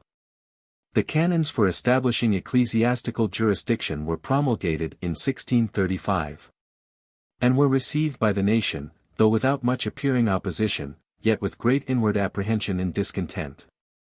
Men felt displeasure at seeing the royal authority highly exalted by them, and represented as absolute and uncontrollable. They saw these speculative principles reduced to practice, and a whole body of ecclesiastical laws established without any previous consent either of church or state. They dreaded lest, by a parity of reason, like arbitrary authority, from like pretenses and principles, would be assumed in civil matters. They remarked, that the delicate boundaries which separate church and state were already passed. And many civil ordinances established by the canons, under colour of ecclesiastical institutions, and they were apt to deride the negligence with which these important edicts had been compiled. When they found that the new liturgy or service book was everywhere, under severe penalties, enjoined by them, though it had not yet been composed or published. It was, however, soon expected, and in the reception of it, as the people are always most affected by what is external and exposed to the senses, it was apprehended that the chief difficulty would consist. The liturgy which the king, from his own authority, imposed on Scotland, was copied from that of England, but, lest a servile imitation might shock the pride of his ancient kingdom, a few alterations, in order to save appearances, were made in it. And in that shape it was transmitted to the bishops at Edinburgh. But the Scots had universally entertained a notion, that, though riches and worldly glory had been shared out to them with a sparing hand, they could boast of spiritual treasures more abundant and more genuine than were enjoyed by any nation under heaven.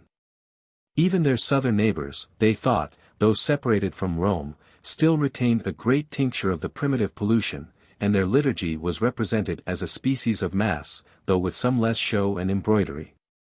Great prejudices, therefore, were entertained against it, even considered in itself, much more when regarded as a preparative, which was soon to introduce into Scotland all the abominations of popery.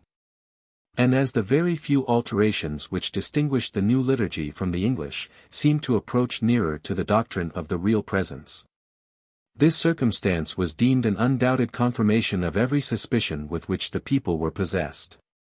Easter Day was, by proclamation, appointed for the first reading of the service in Edinburgh, but in order to judge more surely of men's dispositions, the council delayed the matter till the 23rd of July. And they even gave notice, the Sunday before, of their intention to commence the use of the new liturgy.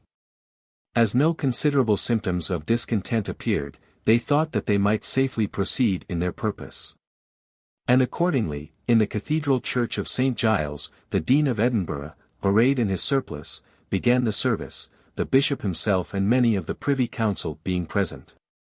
But no sooner had the Dean opened the book than a multitude of the meanest sort, most of them women, clapping their hands, cursing, and crying out, "A Pope, a Pope! Antichrist! Stone him!"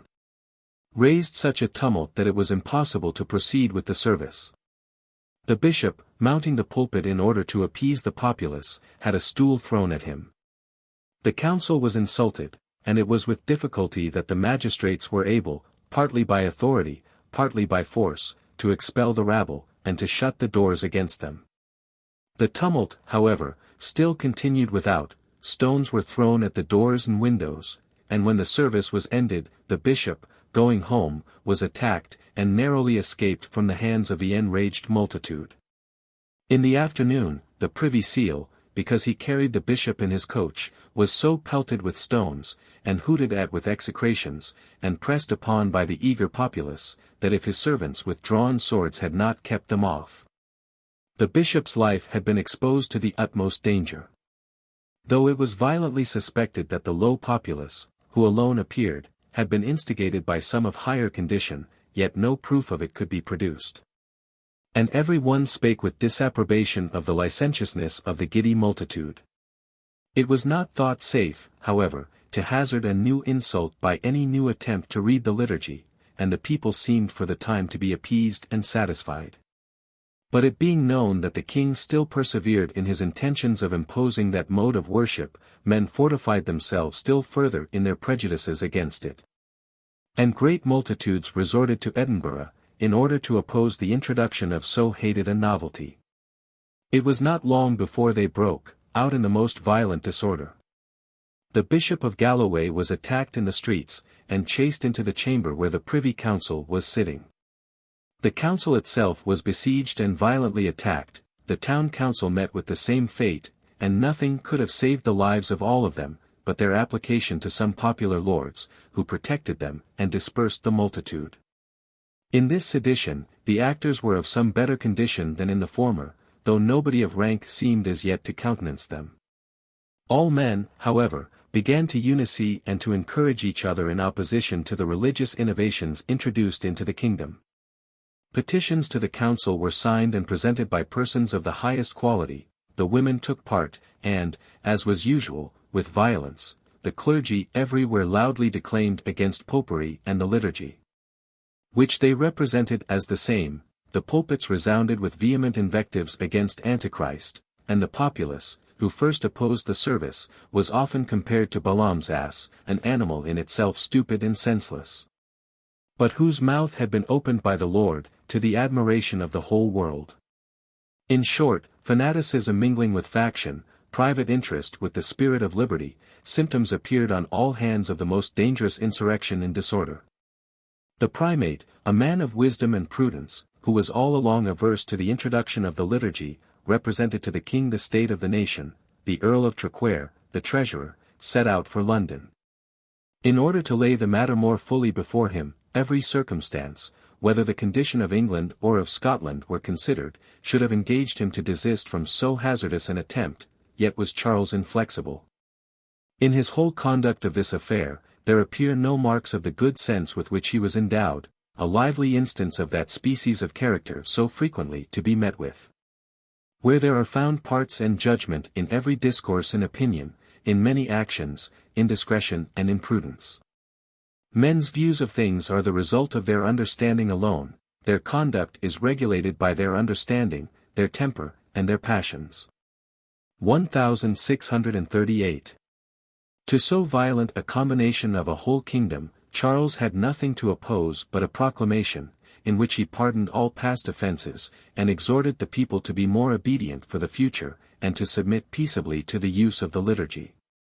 This proclamation was instantly encountered with a public protestation, presented by the Earl of Hume and Lindesay, and this was the first time that men of quality had appeared in any violent act of opposition. But this proved a crisis. The insurrection, which had been advancing by a gradual and slow progress, now blazed up at once. No disorder, however, attended it. On the contrary, a new order immediately took place.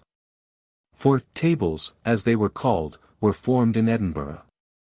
One consisted of nobility, another of gentry, a third of ministers, a fourth of burgesses.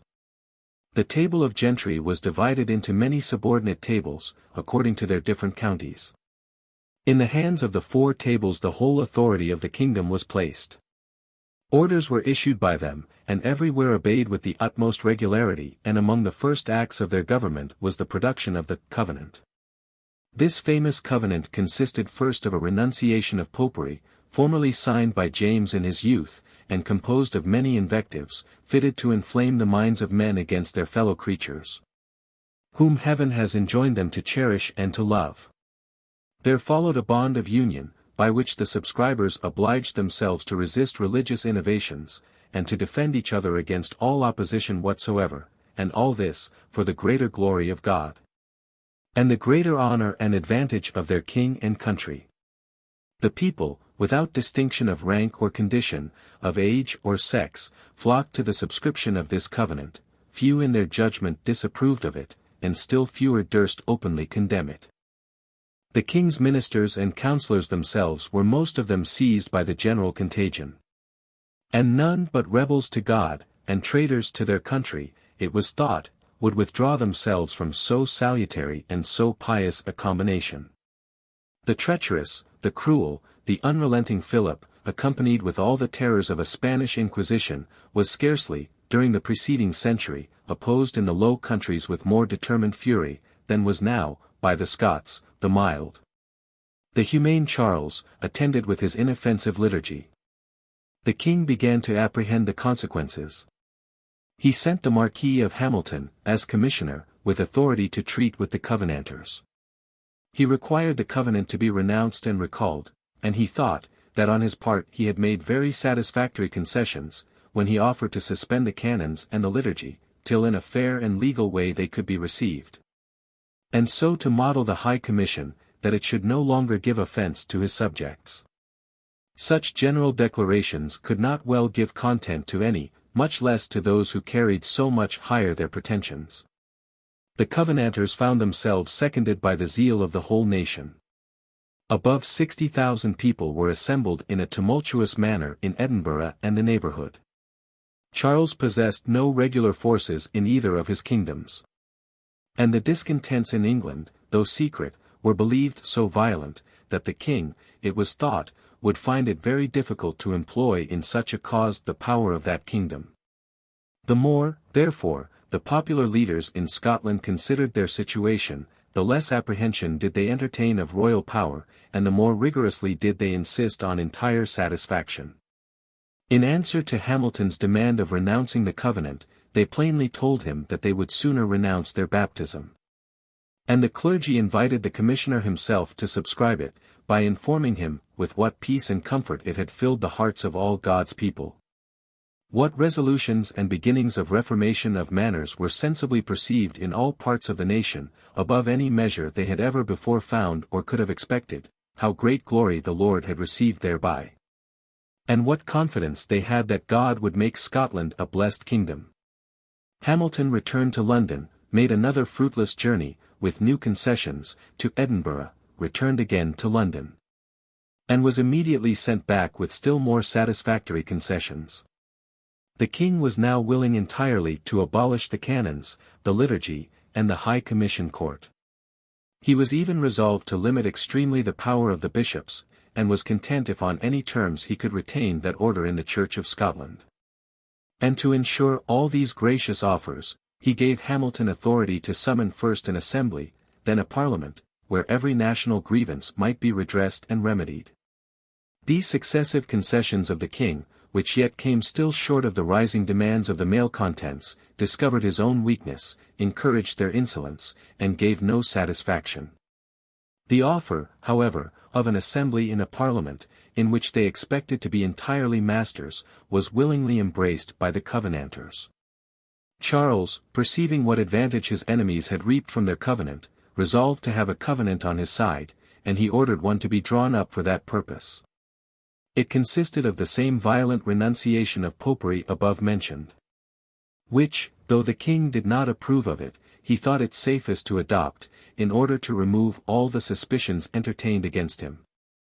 As the Covenanters, in their bond of mutual defense against all opposition, had been careful not to accept the king, Charles had formed a bond, which was annexed to this renunciation, and which expressed the duty and loyalty of the subscribers to his majesty. But the Covenanters, perceiving that this new covenant was only meant to weaken and divide them, received it with the utmost scorn and detestation. And without delay they proceeded to model the future assembly, from which such great achievements were expected. The genius of that religion which prevailed in Scotland, and which every day was secretly gaining ground in England, was far from inculcating deference and submission to the ecclesiastics, merely as such.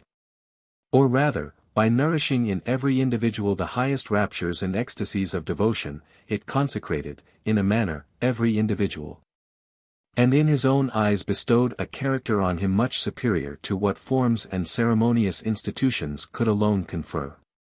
The clergy of Scotland, though such tumult was excited about religious worship and discipline, were both poor and in small numbers. Nor are they in general to be considered, at least in the beginning, as the ringleaders of the sedition which was raised on their account. On the contrary, the laity, apprehending, from several instances which occurred, a spirit of moderation in that order, resolved to domineer entirely in the assembly which was summoned, and to hurry on the ecclesiastics by the same furious zeal with which they were themselves transported. It had been usual, before the establishment of prelacy, for each presbytery to send to the assembly, besides 2 or 3 ministers, 1 lay commissioner. And, as all the boroughs and universities sent likewise commissioners, the lay members in that ecclesiastical court nearly equalled the ecclesiastics. Not only this institution, which James, apprehensive of zeal in the laity, had abolished, was now revived by the Covenanters, they also introduced an innovation, which served still further to reduce the clergy to subjection. By an edict of the tables, whose authority was supreme, an elder from each parish was ordered to attend the presbytery, and to give his vote in the choice both of the commissioners and ministers who should be deputed to the assembly. As it is not usual for the ministers, who are put in the list of candidates, to claim a vote, all the elections by that means fell into the hands of the laity. The most furious of all ranks were chosen, and the more to overawe the clergy. A new device was fallen upon, of choosing to every commissioner 4 or 5 lay assessors, who, though they could have no vote, might yet interpose with their advice and authority in the assembly. The assembly met at Glasgow, and, besides a great concourse of the people, all the nobility and gentry of any family or interest were present, either as members, assessors, or spectators. And it was apparent that the resolutions taken by the Covenanters could here meet with no manner of opposition. A firm determination had been entered into of utterly abolishing episcopacy.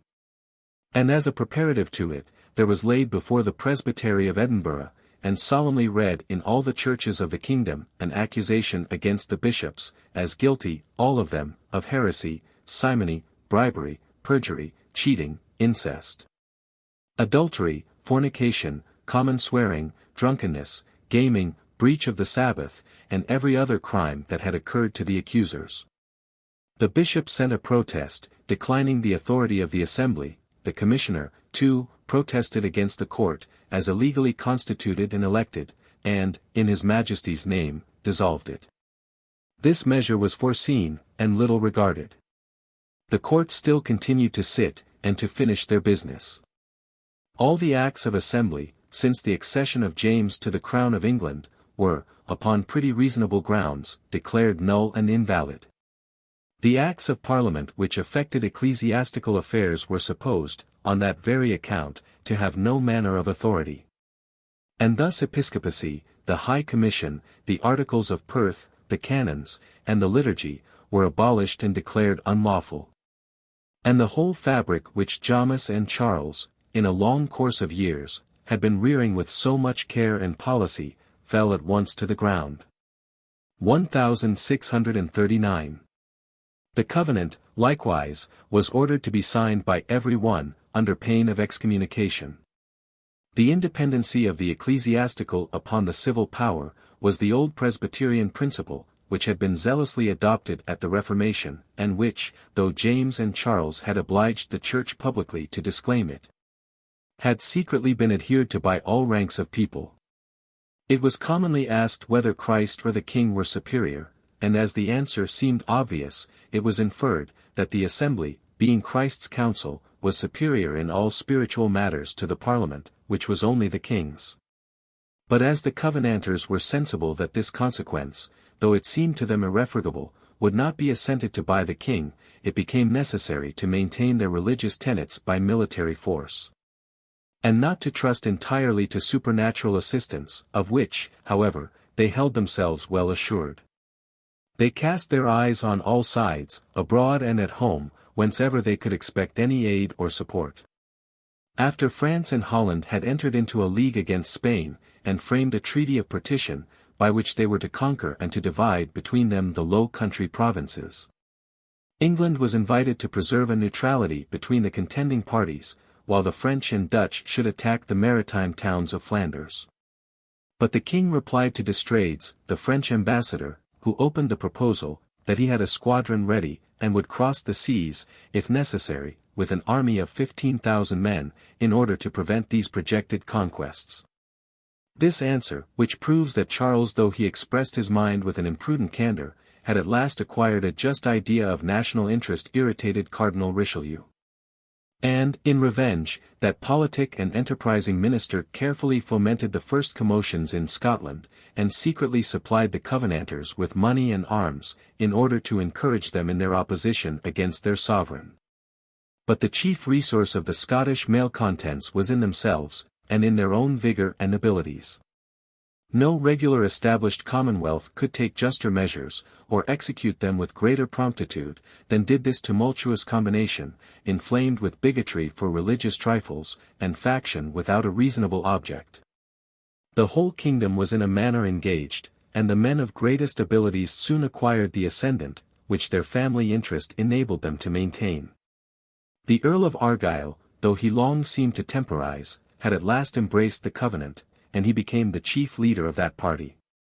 A man equally supple and inflexible, cautious and determined, and entirely qualified to make a figure during a factious and turbulent period. The Earls of Rothes, Castles, Montrose, Lothian, the Lords Lindesay, Loudon, Yester, Balmerino, distinguished themselves in that party. Many Scotch officers had acquired reputation in the German wars, particularly under Gustavus. And these were invited over to assist their country in her present necessity. The command was entrusted to Leslie, a soldier of experience and abilities. Forces were regularly enlisted and disciplined. Arms were commissioned and imported from foreign countries. A few castles which belonged to the king, being unprovided with victuals, ammunition, and garrisons, were soon seized. And the whole country, except a small part, where the Marquis of Huntly still adhered to the king, being in the hands of the Covenanters, was in a very little time put in a tolerable posture of defence. The fortifications of Leith were begun and carried on with great rapidity. Besides the inferior sort, and those who laboured for pay, incredible numbers of volunteers, even noblemen and gentlemen, put their hand to the work, and deemed the most abject employment to be dignified by the sanctity of the cause. Women, too, of rank and condition, forgetting the delicacy of their sex and the decorum of their character, were intermingled with the lowest rabble, and carried on their shoulders the rubbish requisite for completing the fortifications. We must not omit another auxiliary of the Covenanters, and no inconsiderable one, a prophetess, who was much followed and admired by all ranks of people. Her name Michelson, a woman full of whimsies, partly hysterical, partly religious, and inflamed with a zealous concern for the ecclesiastical discipline of the Presbyterians. She spoke at certain times only, and had often interruptions of days and weeks, but when she began to renew her ecstasies, warning of the happy event was conveyed over the whole country, thousands crowded about her house. And every word which she uttered was received with veneration, as the most sacred oracles. The covenant was her perpetual theme. The true, genuine covenant, she said, was ratified in heaven. The king's covenant was an invention of Satan. When she spoke of Christ, she usually gave him the name of the covenanting Jesus. Rollo, a popular preacher, and zealous covenanter, was her great favorite, and paid her, on his part, no less veneration. Being desired by the spectators to pray with her, and speak to her, he answered, that he durst not, and that it would be ill manners in him to speak while his master, Christ, was speaking in her.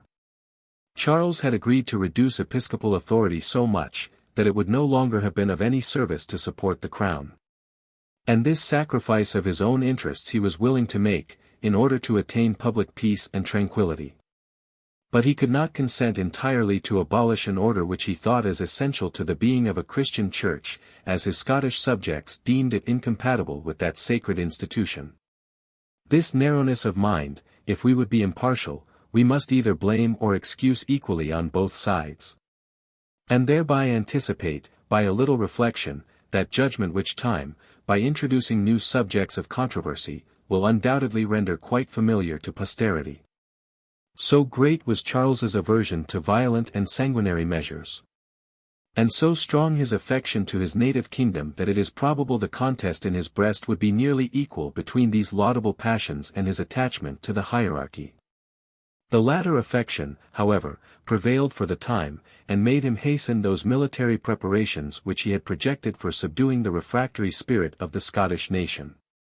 By regular economy, he had not only paid all the debts contracted during the Spanish and French wars, but had amassed a sum of £200,000, which he reserved for any sudden exigency.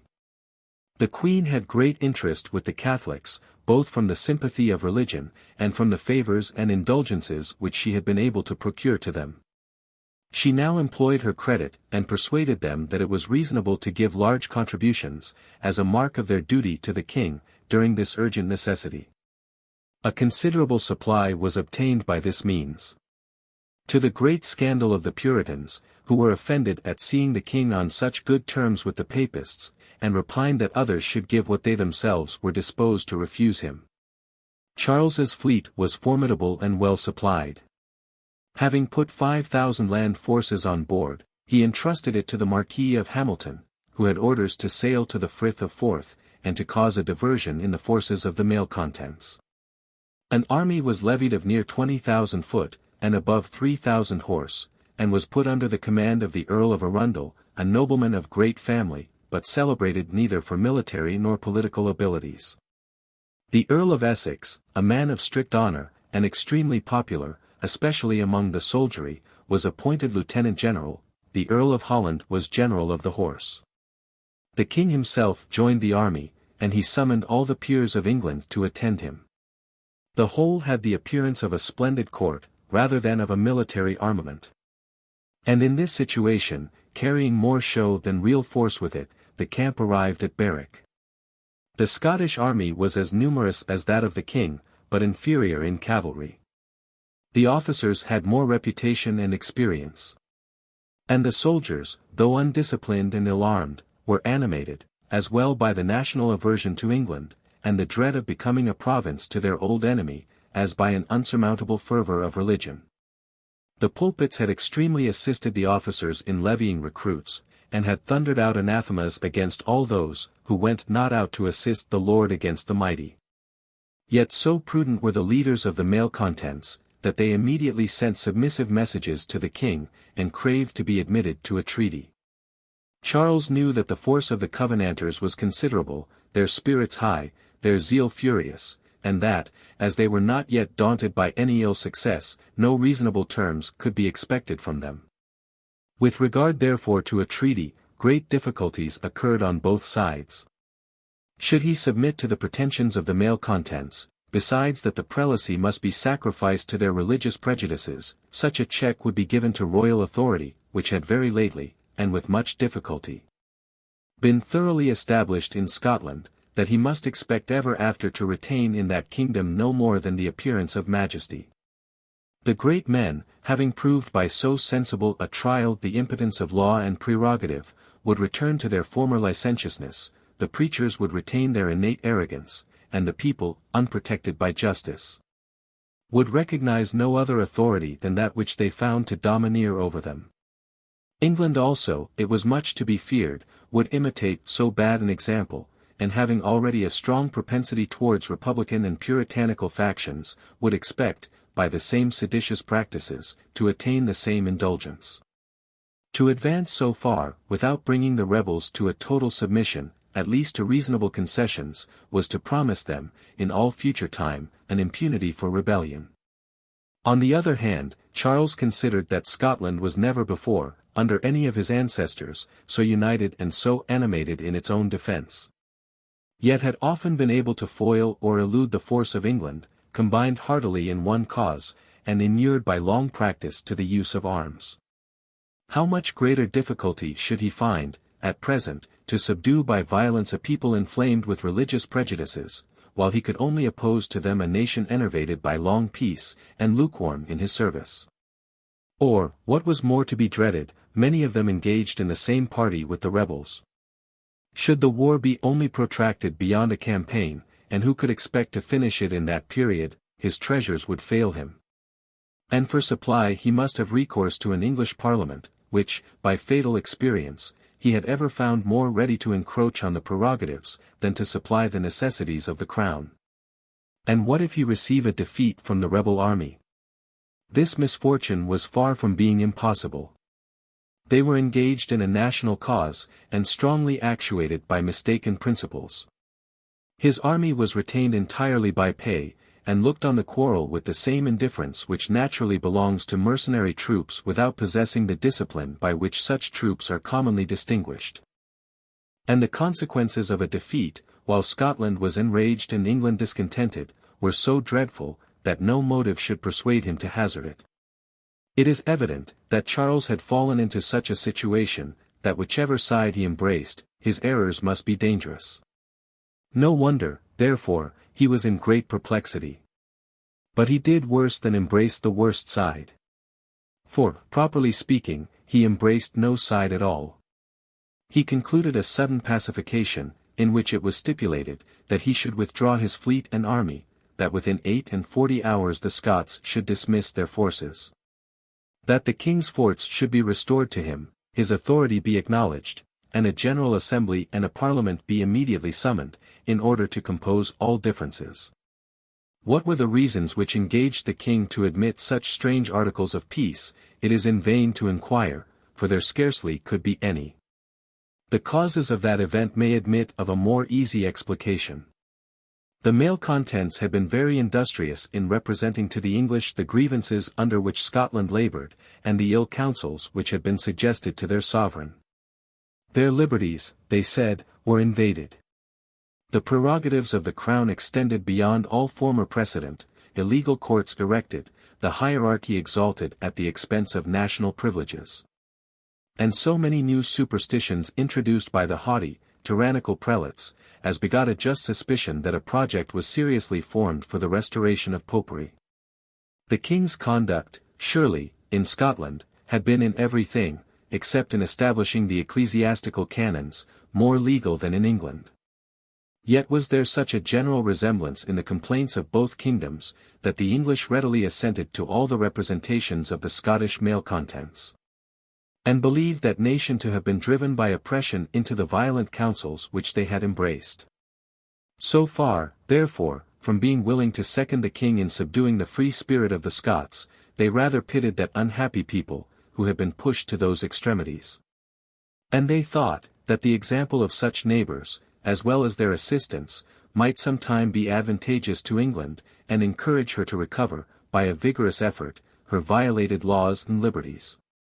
The gentry and nobility, who, without attachment to the court, without command in the army, attended in great numbers the English camp, greedily seized, and propagated, and gave authority to these sentiments, a retreat, very little honourable, which the Earl of Holland, with a considerable detachment of the English forces, had made before a detachment of the Scottish, caused all these humours to blaze up at once, and the king, whose character was not sufficiently vigorous or decisive, and who was apt from facility to embrace hasty counsels, suddenly assented to a measure which was recommended by all about him, and which favoured his natural propension towards the misguided subjects of his native kingdom.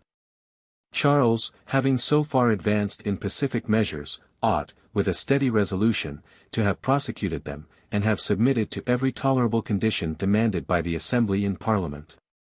Nor should he have recommenced hostilities, but on account of such enormous and unexpected pretensions as would have justified his cause, if possible, to the whole English nation. So far, indeed, he adopted this plan, that he agreed, not only to confirm his former concessions, of abrogating the canons, the liturgy, the High Commission, and the Articles of Perth, but also to abolish the order itself of bishops, for which he had so zealously contended.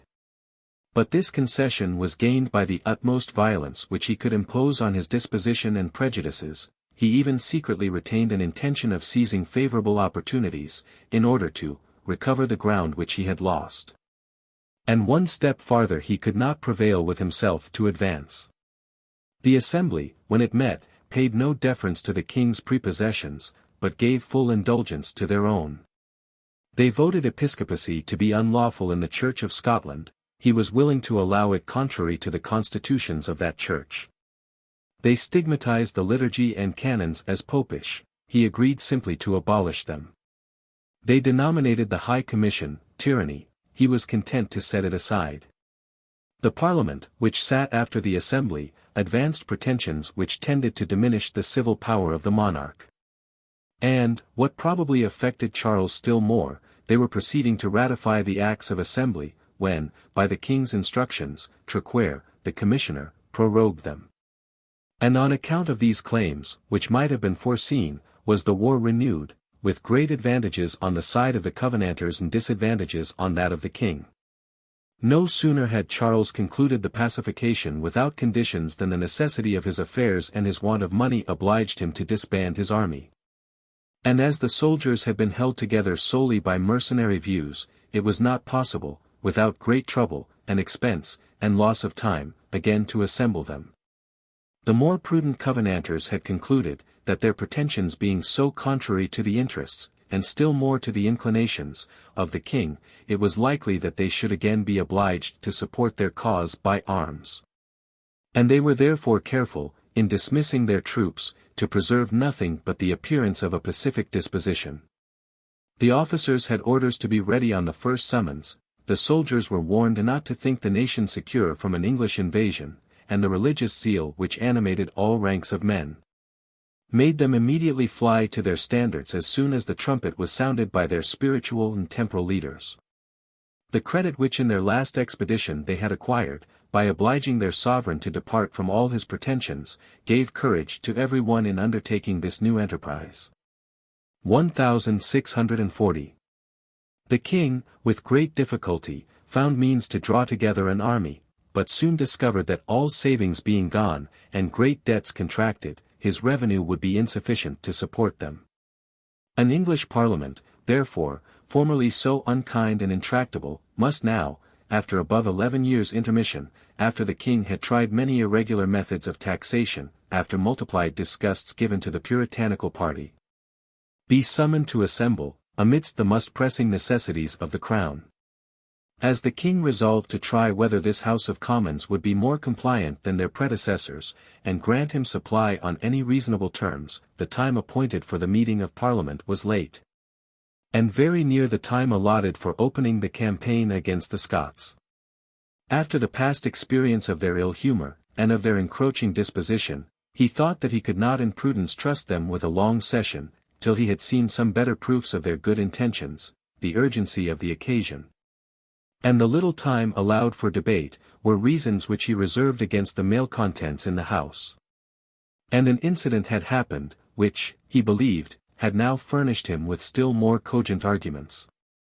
The Earl of Traquair had intercepted a letter written to the King of France by the Scottish malcontents, and had conveyed this letter to the King. Charles, partly repenting of the large concessions made to the Scots, partly disgusted at their fresh insolence and pretensions, seized this opportunity of breaking with them. He had thrown into the Tower Lord Loudon, commissioner from the Covenanters, one of the persons who had signed the treasonable letter. And he now laid the matter before the Parliament, whom he hoped to inflame by the resentment, and alarm by the danger, of this application to a foreign power. By the mouth of the Lord Keeper Finch, he discovered his wants, and informed them, that he had been able to assemble his army, and to subsist them, not by any revenue which he possessed, but by means of a large debt of above £300,000, which he had contracted, and for which he had given security upon the crown lands. He represented, that it was necessary to grant supplies for the immediate and urgent demands of his military armaments, that the season was far advanced, the time precious, and none of it must be lost in deliberation. That though his coffers were empty, they had not been exhausted by unnecessary pomp, or sumptuous buildings, or any other kind of magnificence, that whatever supplies had been levied on his subjects had been employed for their advantage and preservation, and, like vapors rising out of the earth, and gathered into a cloud, had fallen in sweet and refreshing showers on the same fields from which they had at first been exhaled, that though he desired such immediate assistance as might prevent for the time a total disorder in the government, he was far from any intention of precluding them from their right to inquire into the state of the kingdom, and to offer his petitions for the redress of their grievances, that as much as was possible of this season should afterwards be allowed them for that purpose, that as he expected only such supply at present as the current service necessarily required, it would be requisite to assemble them again next winter, when they should have full leisure to conclude whatever business had this session been left imperfect and unfinished, that the Parliament of Ireland had twice put such trust in his good intentions as to grant him, in the beginning of the session, a large supply, and had ever experienced good effects from the confidence reposed in him, and that, in every circumstance, his people should find his conduct suitable to a just, pious, and gracious king, and such as was calculated to promote an entire harmony between prince and parliament. However plausible these topics, they made small impression on the House of Commons. By some illegal, and several suspicious measures of the crown, and by the courageous opposition which particular persons, amidst dangers and hardships, had made to them, the minds of men, throughout the nation, had taken such a turn, as to ascribe every honor to the refractory opposers of the king and the ministers. These were the only patriots, the only lovers of their country, the only heroes, and perhaps, too, the only true Christians. A reasonable compliance with the court was slavish dependence, a regard to the king, servile flattery. A confidence in his promises, shameful prostitution. This general cast of thought, which has more or less prevailed in England during near a century and a half, and which has been the cause of much good and much ill in public affairs, never predominated more than during the reign of Charles. The present House of Commons, being entirely composed of country gentlemen, who came into Parliament with all their native prejudices about them, and whom the Crown had no means of influencing, could not fail to contain a majority of these stubborn patriots. Affairs likewise, by means of the Scottish insurrection and the general discontents in England, were drawing so near to a crisis, that the leaders of the House, sagacious and penetrating, began to foresee the consequences, and to hope that the time so long wished for was now come, when royal authority must fall into a total subordination under popular assemblies, and when public liberty must acquire a full ascendant. By reducing the Crown to necessities, they had hitherto found that the king had been pushed into violent councils, which had served extremely the purposes of his adversaries, and by multiplying these necessities, it was foreseen that his prerogative, undermined on all sides, must at last be overthrown, and be no longer dangerous to the privileges of the people. Whatever, therefore, tended to compose the differences between king and parliament, and to preserve the government uniformly in its present channel, was zealously opposed by these popular leaders. And their past conduct and sufferings gave them credit sufficient to effect all their purposes. The House of Commons, moved by these and many other obvious reasons, instead of taking notice of the king's complaints against his Scottish subjects, or his applications for supply, entered immediately upon grievances. And a speech which Pym made them on that subject was much more hearkened to, than that which the Lord Keeper had delivered to them in the name of their sovereign.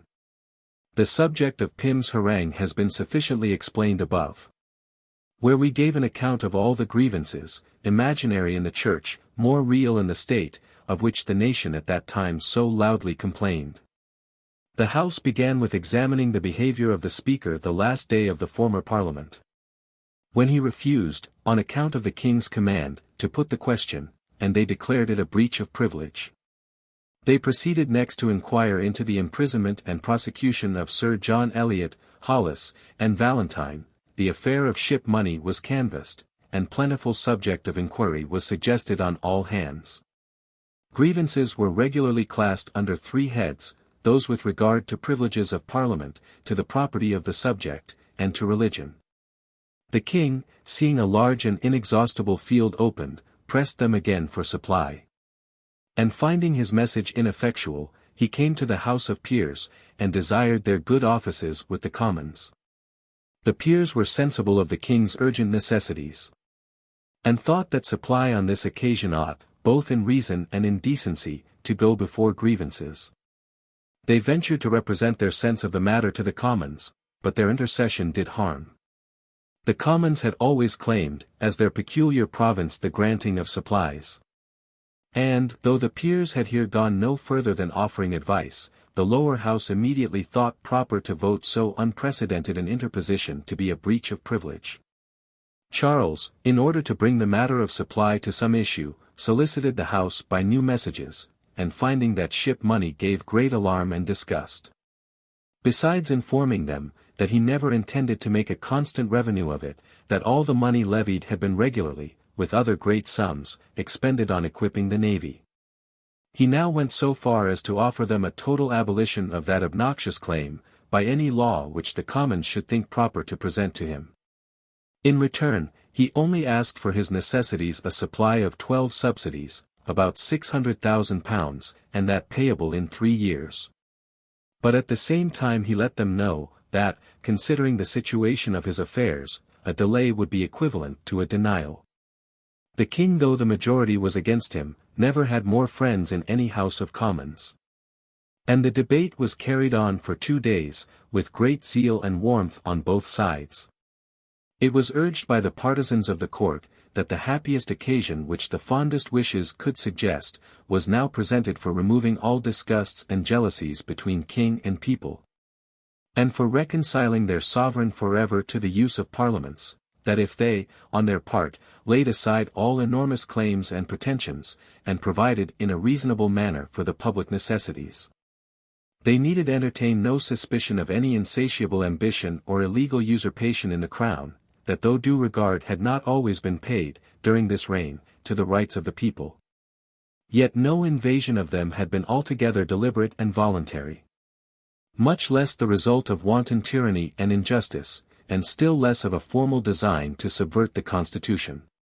That to repose a reasonable confidence in the king, and generously to supply his present wants, which proceeded neither from prodigality nor misconduct, would be the true means of gaining on his generous nature, and extorting, by a gentle violence, such concessions as were requisite for the establishment of public liberty, that he had promised, not only on the word of a prince, but also on that of a gentleman, the expression which he had been pleased to use, that after the supply was granted the Parliament should still have liberty to continue their deliberations, could it be suspected that any man, any prince, much less such a one, whose word was as yet sacred and inviolate, would, for so small a motive, forfeit his honor, and, with it, all future trust and confidence, by breaking a promise so public and so solemn?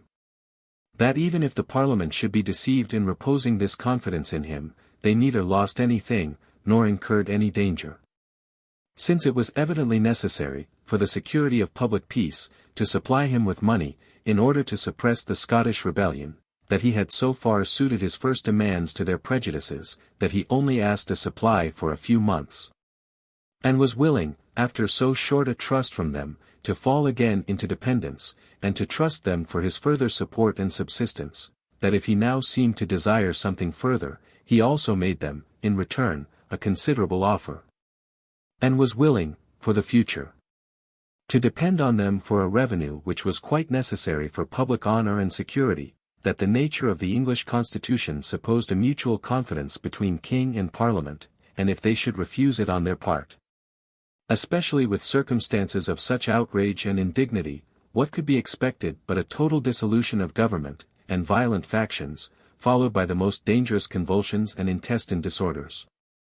In opposition to these arguments, it was urged by the malcontent party, that the court had discovered, on their part, but few symptoms of that mutual confidence to which they now so kindly invited the Commons, that 11 years' intermission of parliaments, the longest that was to be found in the English annals, was a sufficient indication of the jealousy entertained against the people, or rather of designs formed for the suppression of all their liberties and privileges, that the ministers might well plead necessity, nor could anything, indeed, be a stronger proof of some invincible necessity, than their embracing a measure for which they had conceived so violent an aversion, as the assembling of an English Parliament, that this necessity, however, was purely ministerial, not national.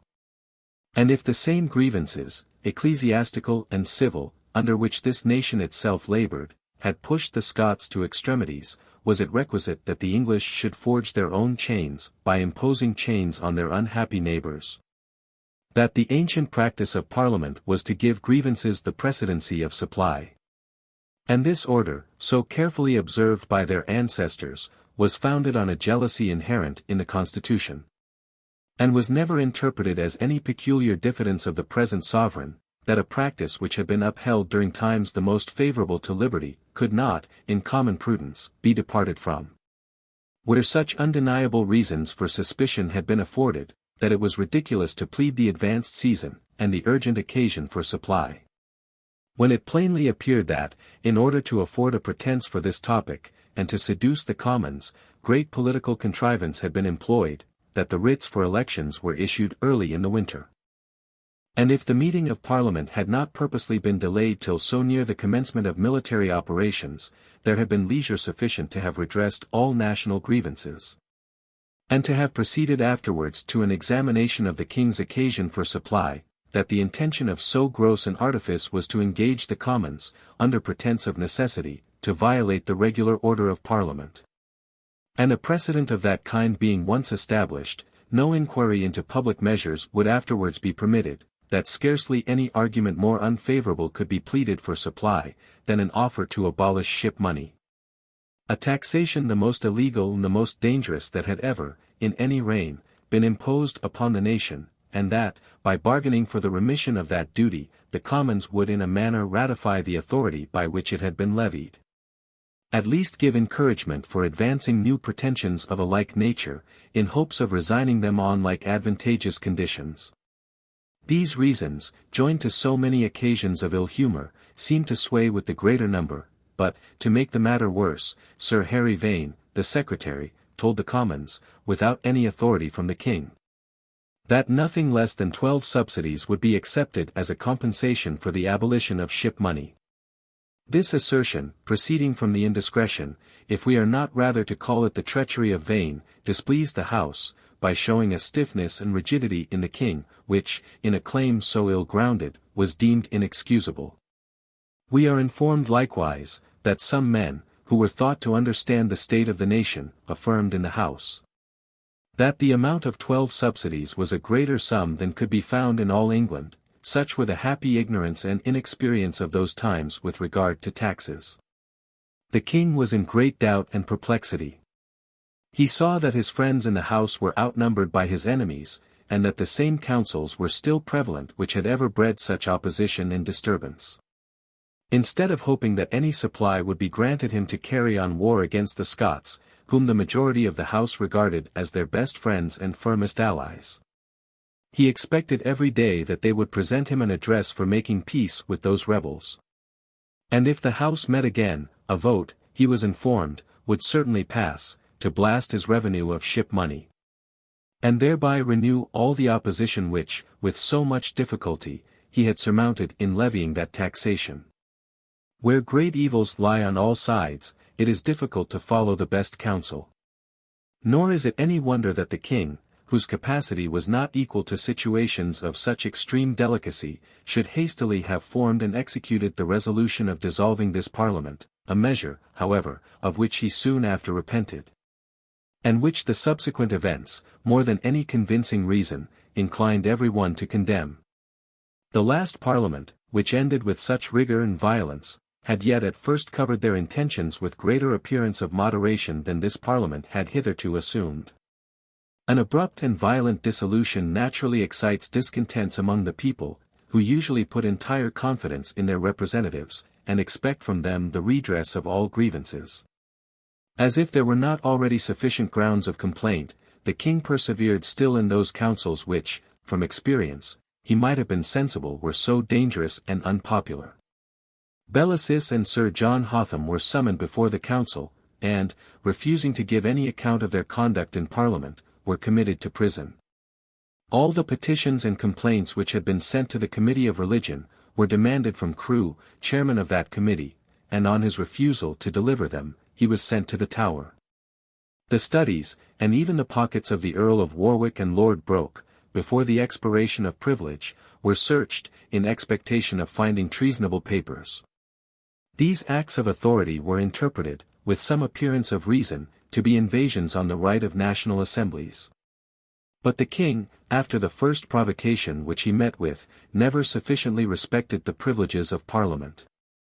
And, by his example, he further confirmed their resolution, when they should acquire power, to pay like disregard to the prerogatives of the Crown. Though the Parliament was dissolved, the Convocation was still allowed to sit. A practice of which, since the Reformation, there were but few instances, and which was for that reason supposed by many to be irregular. Besides granting to the King a supply from the spirituality, and framing many canons, the Convocation, jealous of like innovations with those which had taken place in Scotland, imposed an oath on the clergy in the graduates in the universities, by which every one swore to maintain the established government of the Church by archbishops, bishops, deans, chapters, etc. These steps, in the present discontented humour of the nation, were commonly deemed illegal, because not ratified by consent of Parliament, in whom all authority was now supposed to be centred. And nothing, besides, could afford more subject of ridicule, than an oath which contained an iti cetera, in the midst of it. The people, who generally abhorred the Convocation as much as they revered the Parliament, could scarcely be restrained from insulting and abusing this assembly, and the King was obliged to give them guards, in order to protect them. An attack too was made during the night upon Laud, in his palace of Lambeth, by above 500 persons, and he found it necessary to fortify himself for his defense. A multitude, consisting of 2,000 secretaries, entered St. Paul's, where the High Commission then sat, tore down the benches, and cried out, "No bishop, no High Commission." All these instances of discontent were presages of some great revolution, had the court possessed sufficient skill to discern the danger, or sufficient power to provide against it. In this disposition of men's minds, it was in vain that the king issued a declaration, in order to convince his people of the necessity which he lay under of dissolving the last parliament. The chief topic on which he insisted was, that the Commons imitated the bad example of all then predecessors of late years, in making continual encroachments on his authority, in censuring his whole administration and conduct, in discussing every circumstance of public government, and in their indirect bargaining and contracting with their king for supply. As if nothing ought to be given him but what he should purchase, either by quitting somewhat of his royal prerogative, or by diminishing and lessening his standing revenue. These practices, he said, were contrary to the maxims of their ancestors. And these practices were totally incompatible with monarchy. The king, disappointed of parliamentary subsidies, was obliged to have recourse to other expedients, in order to supply his urgent necessities. The ecclesiastical subsidies served him in some stead, and it seemed but just that the clergy should contribute to a war which was in a great measure of their own raising. He borrowed money from his ministers and courtiers. And so much was he beloved among them, that above £300,000 were subscribed in a few days. Though nothing surely could be more disagreeable to a prince full of dignity, than to be a burden on his friends instead of being a support to them. Some attempts were made towards forcing a loan from the citizens. But still repelled by the spirit of liberty, which was now become unconquerable. A loan of £40,000 was extorted from the Spanish merchants, who had bullion in the Tower exposed to the attempts of the king. Coat and conduct money for the soldiery was levied on the counties, an ancient practice, but supposed to be abolished by the Petition of Right.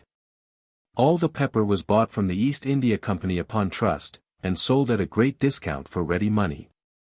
A scheme was proposed for coining £200,000 or £300,000 of base money. Such were the extremities to which Charles was reduced. The fresh difficulties which, amidst the present distresses, were every day raised with regard to the payment of ship money, obliged him to exert continual acts of authority, augmented the discontents of the people, and increased his indigence and necessities. The present expedients, however, enabled the king, though with great difficulty, to march his army, consisting of 19,000 foot and 2,000 horse. The Earl of Northumberland was appointed general. The Earl of Strafford, who was called over from Ireland, lieutenant general, Lord Conway, general of the horse. A small fleet was thought sufficient to serve the purposes of this expedition. So great are the effects of zeal and unanimity, that the Scottish army, though somewhat superior, were sooner ready than the king's, and they marched to the borders of England.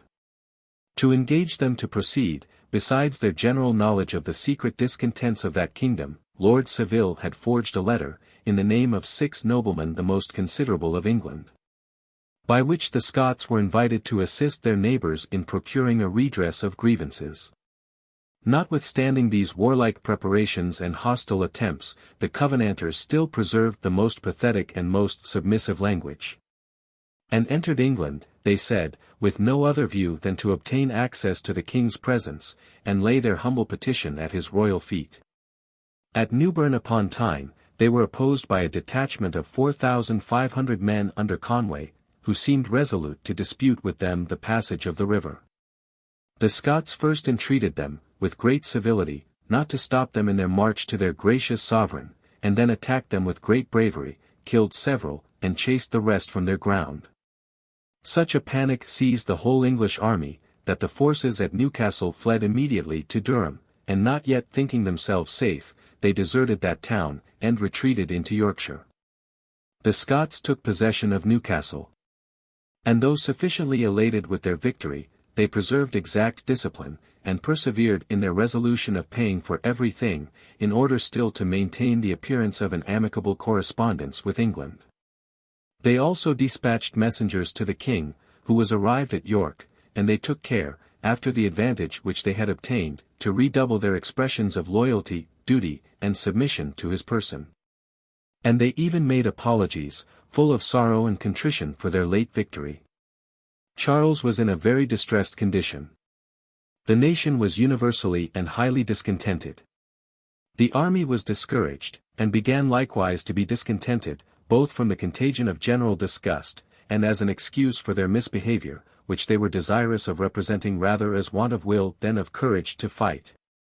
The treasury too was quite exhausted, and every expedient for supply had been tried to the uttermost.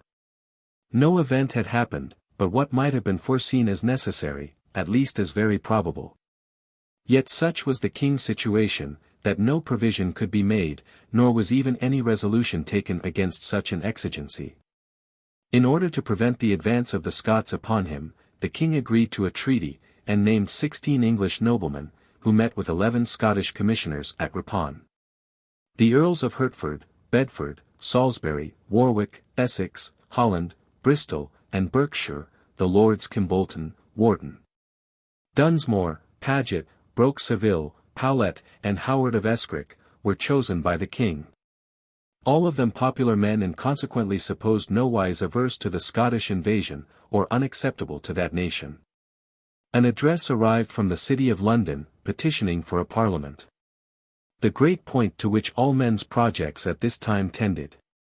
12 noblemen presented a petition to the same purpose, but the king contented himself with summoning a great council of the peers at York. A measure which had formerly been taken in cases of sudden emergency, but which at present could serve to little purpose. Perhaps the king, who dreaded above all things the House of Commons, and who expected no supply from them on any reasonable terms, thought that, in his present distresses, he might be enabled to levy supplies by the authority of the peers alone. But the employing so long the plea of a necessity which appeared distant and doubtful, rendered it impossible for him to avail himself of a necessity which was now at last become real, urgent, and inevitable. By Northumberland's sickness, the command of the army had devolved on Strafford. This nobleman possessed more vigour of mind than the king or any of the council. He advised Charles rather to put all to hazard, than submit to unworthy terms as were likely to be imposed upon him. The loss sustained at Newburn, he said, was inconsiderable, and though a panic had for the time seized the army, that event was nothing strange among new levied troops, and the Scots, being in the same condition, would no doubt be liable in their turn to a like accident. His opinion therefore was, that the king should push forward and attack the Scots, and bring the affair to a quick decision. And, if he were ever so unsuccessful, nothing worse could befall him than what from his inactivity he would certainly be exposed to. To show how easy it would be to execute this project, he ordered an assault to be made on some quarters of the Scots, and he gained an advantage over them. No cessation of arms had as yet been agreed to during the treaty at Ripon. Yet great clamour prevailed on account of this act of hostility. And when it was known that the officer who conducted the attack was a Papist, a violent outcry was raised against the king for employing that hated sect in the murder of his Protestant subjects. It may be worthy of remark, that several mutinies had arisen among the English troops when marching to join the army, and some officers had been murdered merely on suspicion of their being Papists. The Petition of Right had abolished all martial law. And by an inconvenience which naturally attended the plan, as yet new and unformed, of regular and rigid liberty, it was found absolutely impossible for the generals to govern the army by all the authority which the king could legally confer upon them. The lawyers had declared, that martial law could not be exercised, except in the very presence of an enemy. And because it had been found necessary to execute a mutineer, the generals thought it advisable, for their own safety, to apply for a pardon from the crown. This weakness, however, was carefully concealed from the army, and Lord Conway said, that if any lawyer were so imprudent as to discover the secret to the soldiers, it would be necessary instantly to refute it, and to hang the lawyer himself by sentence of a court-martial. An army new levied, undisciplined, frightened, seditious, ill-paid, and governed by no proper authority, was very unfit for withstanding a victorious and high-spirited enemy, and retaining in subjection a discontented and zealous nation. Charles, in despair of being able to stem the torrent, at last determined to yield to it, and as he foresaw that the great council of the peers would advise him to call a parliament, he told them, in his first speech, that he had already taken this resolution. He informed them likewise, that the Queen, in a letter which she had written to him, had very earnestly recommended that measure. This good prince, who was extremely attached to his consort, and who passionately wished to render her popular in the nation, forgot not, amidst all his distress, the interests of his domestic tenderness. In order to subsist both armies, for the king was obliged, in order to save the northern counties, to pay his enemies, Charles wrote to the city, desiring a loan of £200,000. And the peers at York, whose authority was now much greater than that of their sovereign, joined in the same request, so low was this prince already fallen in the eyes of his own subjects. As many difficulties occurred in the negotiation with the Scots, it was proposed to transfer the treaty from Ripon to London. A proposal willingly embraced by that nation, who were now sure of treating with advantage in a place where the king, they foresaw, would be in a manner a prisoner, in the midst of his implacable enemies, and their determined friends. Chapter 55. Charles I. 1640. The causes of disgust which for above 30 years had daily been multiplying in England, were now come to full maturity, and threatened the kingdom with some great revolution or convulsion. The uncertain and undefined limits of prerogative and privilege had been eagerly disputed during that whole period. And in every controversy between prince and people, the question, however doubtful, had always been decided by each party in favor of its own pretensions. Too lightly, perhaps, moved by the appearance of necessity, the king had even assumed powers incompatible with the principles of limited government, and had rendered it impossible for his most zealous partisans entirely to justify his conduct. Except by topics so unpopular, that they were more fitted, in the present disposition of men's minds, to inflame than appease the general discontent. Those great supports of public authority, law and religion, had likewise, by the unbounded compliance of judges and prelates, lost much of their influence over the people. Or rather had, in a great measure, gone over to the side of faction, and authorized the spirit of opposition and rebellion. The nobility, also, whom the king had no means of retaining by offices and preferments suitable to their rank, had been seized with the general discontent, and unwarily threw themselves into the scale which already began too much to preponderate. Sensible of some encroachments which had been made by royal authority, men entertained no jealousy of the commons, whose enterprises for the acquisition of power had ever been covered with the appearance of public good, and had hitherto gone no further than some disappointed efforts and endeavours. The progress of the Scottish malcontents reduced the crown to an entire dependence for supply. Their union with the popular party in England brought great accession of authority to the latter. The near prospect of success roused all latent murmurs and pretensions, which had hitherto been held in such violent constraint. And the torrent of general inclination and opinion ran so strongly against the court, that the king was in no situation to refuse any reasonable demands of the popular leaders either for defining or limiting the powers of his prerogative. Even many exorbitant claims, in his present situation, would probably be made, and must necessarily be complied with. The triumph of the malcontents over the Church was not yet so immediate or certain. Though the political and religious Puritans mutually lent assistance to each other, there were many who joined the former, yet declined all connection with the latter. The hierarchy had been established in England ever since the Reformation. The Romish Church, in all ages, had carefully maintained that form of ecclesiastical government. The ancient fathers too bore testimony to episcopal jurisdiction. And though parity may seem at first to have had place among Christian pastors, the period during which it prevailed was so short, that few undisputed traces of it remained in history. The bishops and their more zealous partisans inferred, thence the divine, indefeasible right of prelacy. Others regarded that institution as venerable and useful. And if the love of novelty led some to adopt the new rites and discipline of the Puritans, the reverence to antiquity retained many in their attachment to the liturgy and government of the Church. It behoved, therefore, the zealous innovators in Parliament to proceed with some caution and reserve.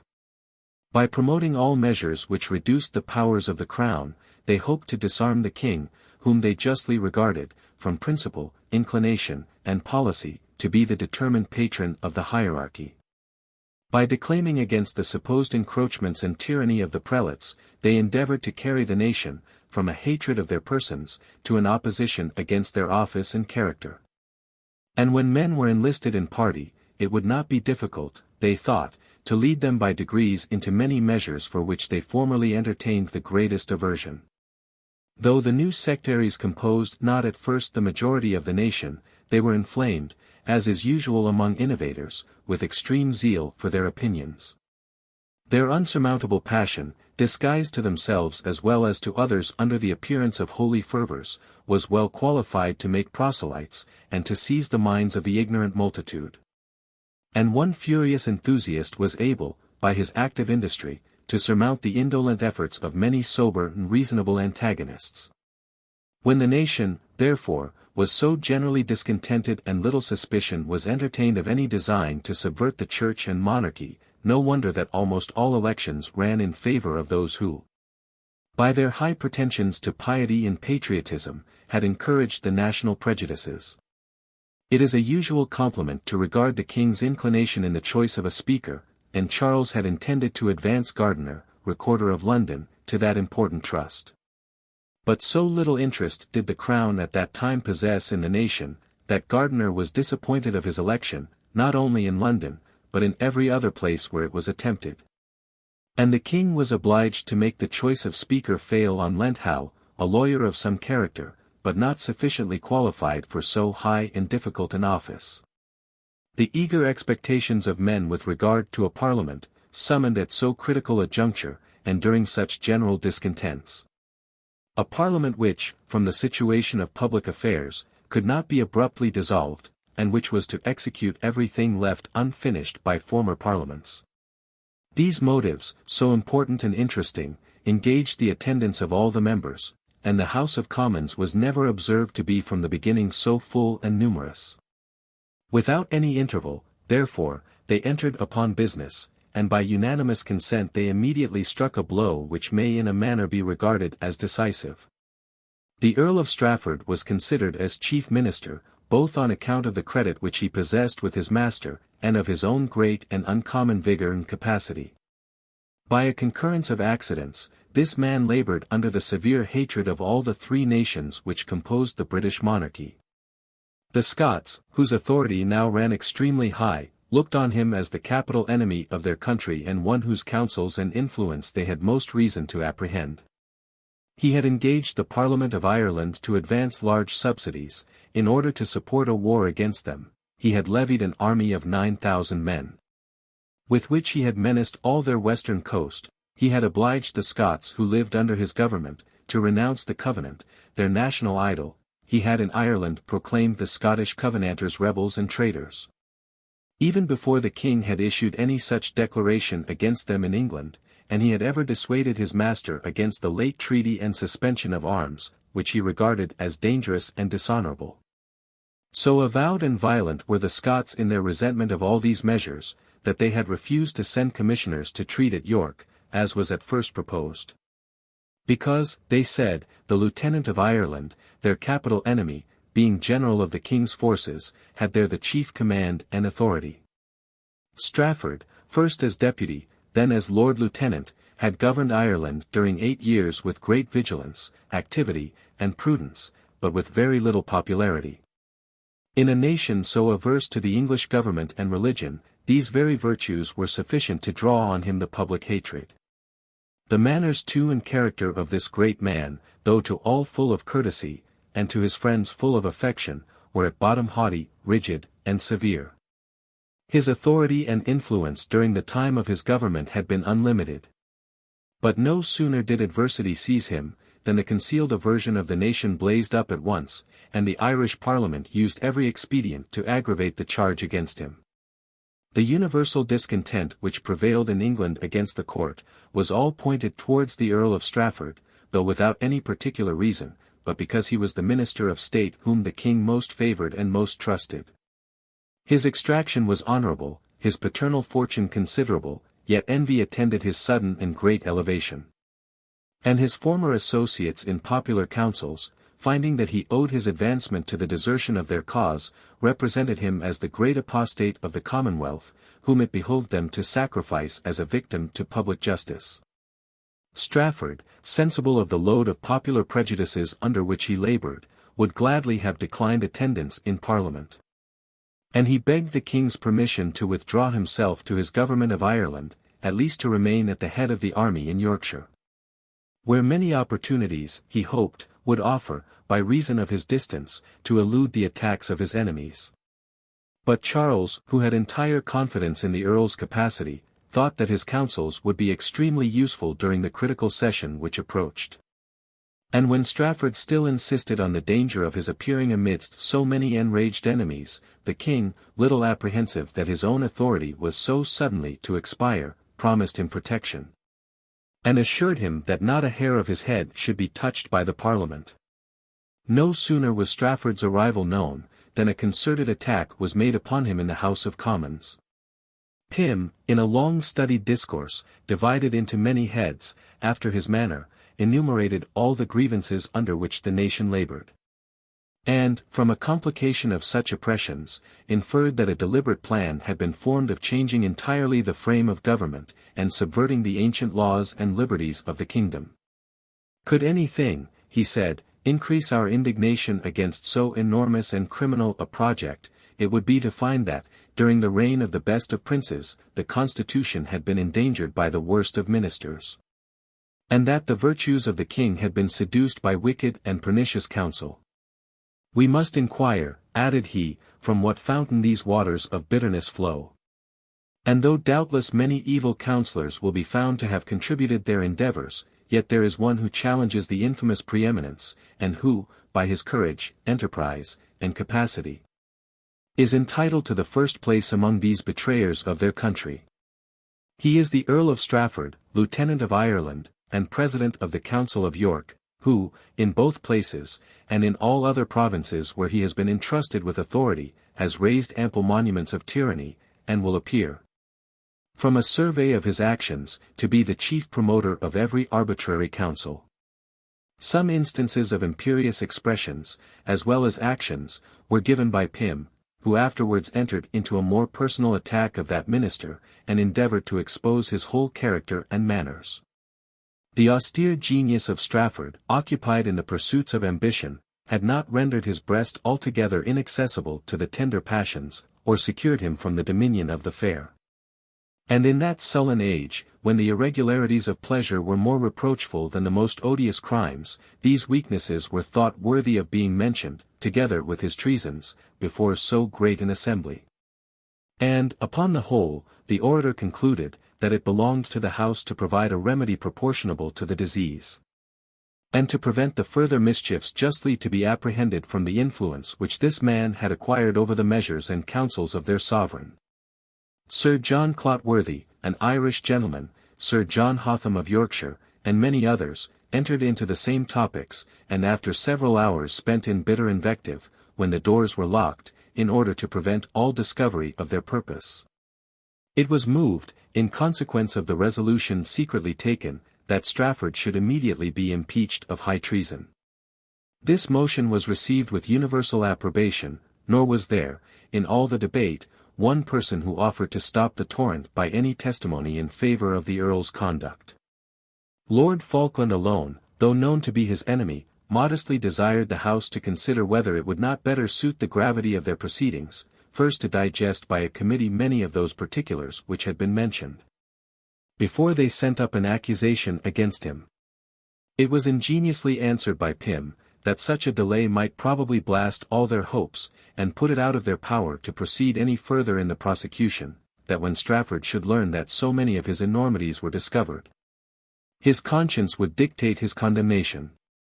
And so great was his power and credit, he would immediately procure the dissolution of the Parliament, or attempt some other desperate measure for his own preservation, that the Commons were only accusers, not judges. And it was the province of the peers to determine whether such a complication of enormous crimes in one person did not amount to the highest crime known by the law. Without further debate, the impeachment was voted. Pym was chosen to carry it up to the Lords. Most of the House accompanied him on so agreeable an errand. And Strafford, who had just entered the House of Peers, and who little expected so speedy a prosecution, was immediately, upon this general charge, ordered into custody. With several symptoms of violent prejudice in his judges as well as in his prosecutors.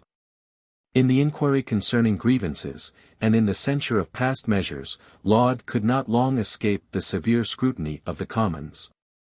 Who were led too, in their accusation of that prelate, as well by their prejudices against his whole order, as by the extreme antipathy which his intemperate zeal had drawn upon him. After a deliberation which scarcely lasted half an hour, an impeachment of high treason was voted against this subject, the first both in rank and in favour throughout the kingdom. Though this incident, considering the example of Stratford's impeachment, and the present disposition of the nation and Parliament, needed be no surprise to him, yet was he betrayed into some passion when the accusation was presented. The Commons themselves, he said, though his accusers, did not believe him guilty of the crimes with which they charged him, an indiscretion which, next day, upon more mature deliberation, he desired leave to retract. But so little favourable were the peers, that they refused him this advantage or indulgence. Laud also was immediately, upon this general charge, sequestered from Parliament, and committed to custody. The capital article insisted on against these two great men, was the design which the Commons supposed to have been formed of subverting the laws and constitution of England, and introducing arbitrary and unlimited authority into the kingdom.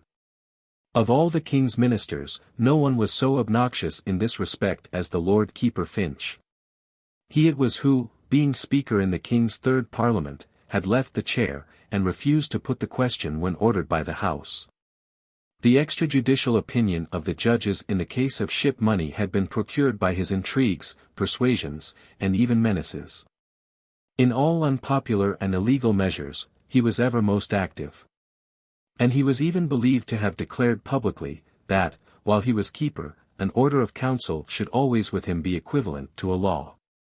To appease the rising displeasure of the Commons, he desired to be heard at their bar. He prostrated himself with all humility before them, but this submission availed him nothing. An impeachment was resolved on, and in order to escape their fury, he thought proper secretly to withdraw, and retire into Holland. As he was not esteemed equal to Stratford, or even to Laud, either in capacity or in fidelity to his master, it was generally believed that his escape had been connived at by the popular leaders. His impeachment, however, in his absence, was carried up to the House of Peers. Sir Francis Windibank, the secretary, was a creature of Laud's, a sufficient reason for his being extremely obnoxious to the Commons. He was secretly suspected too of the crime of popery. And it was known that, from complaisance to the Queen, and indeed in compliance with the King's maxims of government, he had granted many indulgences to Catholics, and had signed warrants for the pardon of priests, and their delivery from confinement. Grimstone, a popular member, called him, in the House, the very pander and broker to the whore of Babylon. Finding that the scrutiny of the Commons was pointing towards him, and being sensible that England was no longer a place of safety for men of his character, he suddenly made his escape into France. Thus in a few weeks this House of Commons, not opposed, or rather seconded by the peers, had produced such a revolution in the government, that the two most powerful and most favoured ministers of the king were thrown into the Tower, and daily expected to be tried for their life. Two other ministers had, by flight alone, saved themselves from a like fate. All the king's servants saw that no protection could be given them by their master. A new jurisdiction was erected in the nation. And before that tribunal all those trembled who had before exulted most in their credit and authority. What rendered the power of the Commons more formidable was, the extreme prudence with which it was conducted. Not content with the authority which they had acquired by attacking these great ministers, they were resolved to render the most considerable bodies of the nation obnoxious to them. Though the idol of the people, they determined to fortify themselves likewise with terrors, and to overawe those who might still be inclined to support the falling ruins of monarchy. During the late military operations, several powers had been exercised by the lieutenants and deputy lieutenants of counties. And these powers, though necessary for the defense of the nation, and even warranted by all former precedent yet not being authorized by statute, were now voted to be illegal, and the persons who had assumed them declared delinquents. This term was newly come into vogue, and expressed a degree and species of guilt not exactly known or ascertained.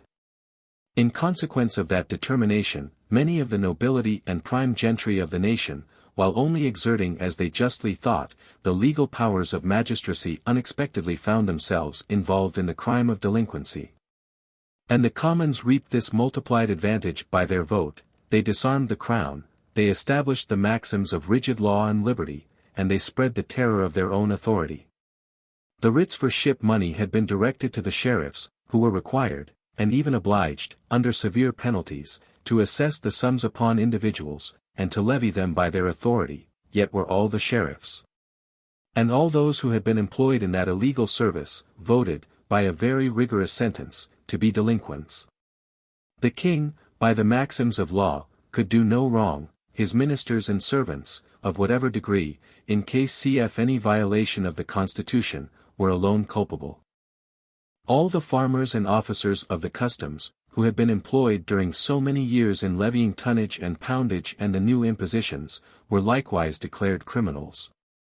And were afterwards glad to compound for a pardon by paying a fine of £150,000. Every discretionary or arbitrary sentence of the Star Chamber and High Commission, courts which, from their very constitution, were arbitrary, underwent a severe scrutiny. And all those who had concurred in such sentences were voted to be liable to the penalties of law. No minister of the king, no member of the council, but found himself exposed by this decision. The judges who had given their vote against Hampden in the trial of ship money, were accused before the peers, and obliged to find surety for their appearance. Berkeley, a judge of the King's Bench, was seized by order of the House, even when sitting in his tribunal, and all men saw with astonishment the irresistible authority of their jurisdiction. The sanction of the Lords and Commons, as well as that of the King, was declared necessary for the confirmation of ecclesiastical canons. And this judgment, it must be confessed, however reasonable, at least useful, it would have been difficult to justify by any precedent. But the present was no time for question or dispute. That decision which abolished all legislative power except that of Parliament, was requisite for completing the new plan of liberty, and rendering it quite uniform and systematical. Almost all the bench of bishops, and the most considerable of the inferior clergy, who had voted in the late convocation, found themselves exposed by these new principles to the imputation of delinquency. The most unpopular of all Charles's measures, and the least justifiable, was the revival of monopolies, so solemnly abolished, after reiterated endeavours, by a recent Act of Parliament. Sensible of this unhappy measure, the king had of himself recalled, during the time of his first expedition against Scotland, many of these oppressive patents. And the rest were now annulled by authority of Parliament, and every one who was concerned in them declared delinquents. The Commons carried so far their detestation of this odious measure, that they assumed a power which had formerly been seldom practiced, and they expelled all their members who were monopolists or projectors. An artifice by which, besides increasing their own privileges, they weakened still further the very small party which the king secretly retained in the House. Mildmay, a notorious monopolist, yet having associated himself with the ruling party, was still allowed to keep his seat. In all questions, indeed, of elections, no steady rule of decision was observed. And nothing further was regarded than the affections and attachments of the parties. Men's passions were too much heated to be shocked with any instance of injustice, which served ends so popular as those which were pursued by this House of Commons. The whole sovereign power being thus in a manner transferred to the Commons, and the government, without any seeming violence or disorder, being changed in a moment from a monarchy almost absolute to a pure democracy. The popular leaders seemed willing for some time to suspend their active vigor, and to consolidate their authority, ere they proceeded to any violent exercise of it. Every day produced some new harangue on past grievances. The detestation of former usurpations was further enlivened, the jealousy of liberty roused. And, agreeably to the spirit of free government, no less indignation was excited by the view of a violated constitution, than by the ravages of the most enormous tyranny. This was the time when genius and capacity of all kinds, freed from the restraint of authority, and nourished by unbounded hopes and projects, began to exert themselves, and be distinguished by the public. Then was celebrated the sagacity of Pym, more fitted for use than ornament, matured, not chilled, by his advanced age and long experience. Then was displayed the mighty ambition of Hampden, taught disguise, not moderation, from former constraint. Supported by courage, conducted by prudence, embellished by modesty. But whether founded in a love of power or zeal for liberty, is still, from his untimely end, left doubtful and uncertain. Then too were known the dark, ardent, and dangerous character of St. John. The impetuous spirit of Hollis, violent and sincere, open and entire in his enmities and in his friendships, the enthusiastic genius of young Vane, extravagant in the ends which he pursued, sagacious and profound in the means which he employed. Incited by the appearances of religion, negligent of the duties of morality. So little apology would be received for past measures, so contagious the general spirit of discontent, that even men of the most moderate tempers, and the most attached to the church and monarchy, exerted themselves with the utmost vigor in the redress of grievances, and in prosecuting the authors of them. The lively and animated Digby displayed his eloquence on this occasion, the firm and undaunted Capel, the modest and candid Palmer. In this list too of patriot royalists are found the virtuous names of Hyde and Falkland. Though in their ultimate views and intentions these men differed widely from the former, in their present actions and discourses an entire concurrence and unanimity was observed. By the daily harangues and invectives against illegal usurpations, not only the House of Commons inflamed themselves with the highest animosity against the court, the nation caught new fire from the popular leaders, and seemed now to have made the first discovery of the many supposed disorders in the government. While the law in several instances seemed to be violated, they went no further than some secret and calm murmurs, but mounted up into rage and fury as soon as the Constitution was thought to be restored to its former integrity and vigor. The capital especially, being the seat of Parliament, was highly animated with the spirit of mutiny and disaffection. Tumults were daily raised, seditious assemblies encouraged. And every man, neglecting his own business, was wholly intent on the defense of liberty and religion. By stronger contagion, the popular affections were communicated from breast to breast in this place of general rendezvous and society. The harangues of members, now first published and dispersed, kept alive the discontents against the king's administration. The pulpits, delivered over to puritanical preachers and lecturers, whom the Commons arbitrarily settled in all the considerable churches, resounded with faction and fanaticism. Vengeance was fully taken for the long silence and constraint in which, by the authority of Laud and the High Commission, these preachers had been retained. The press, freed from all fear or reserve, swarmed with productions, dangerous by their seditious zeal and calumny, more than by any art or eloquence of composition. Noise and fury, cant and hypocrisy, formed the sole rhetoric which, during this tumult of various prejudices and passions, could be heard or attended to. The sentence which had been executed against Prynne, Bastwick, and Burton, now suffered a revisal from Parliament. These libellers, far from being tamed by the rigorous punishments which they had undergone, showed still a disposition of repeating their offence.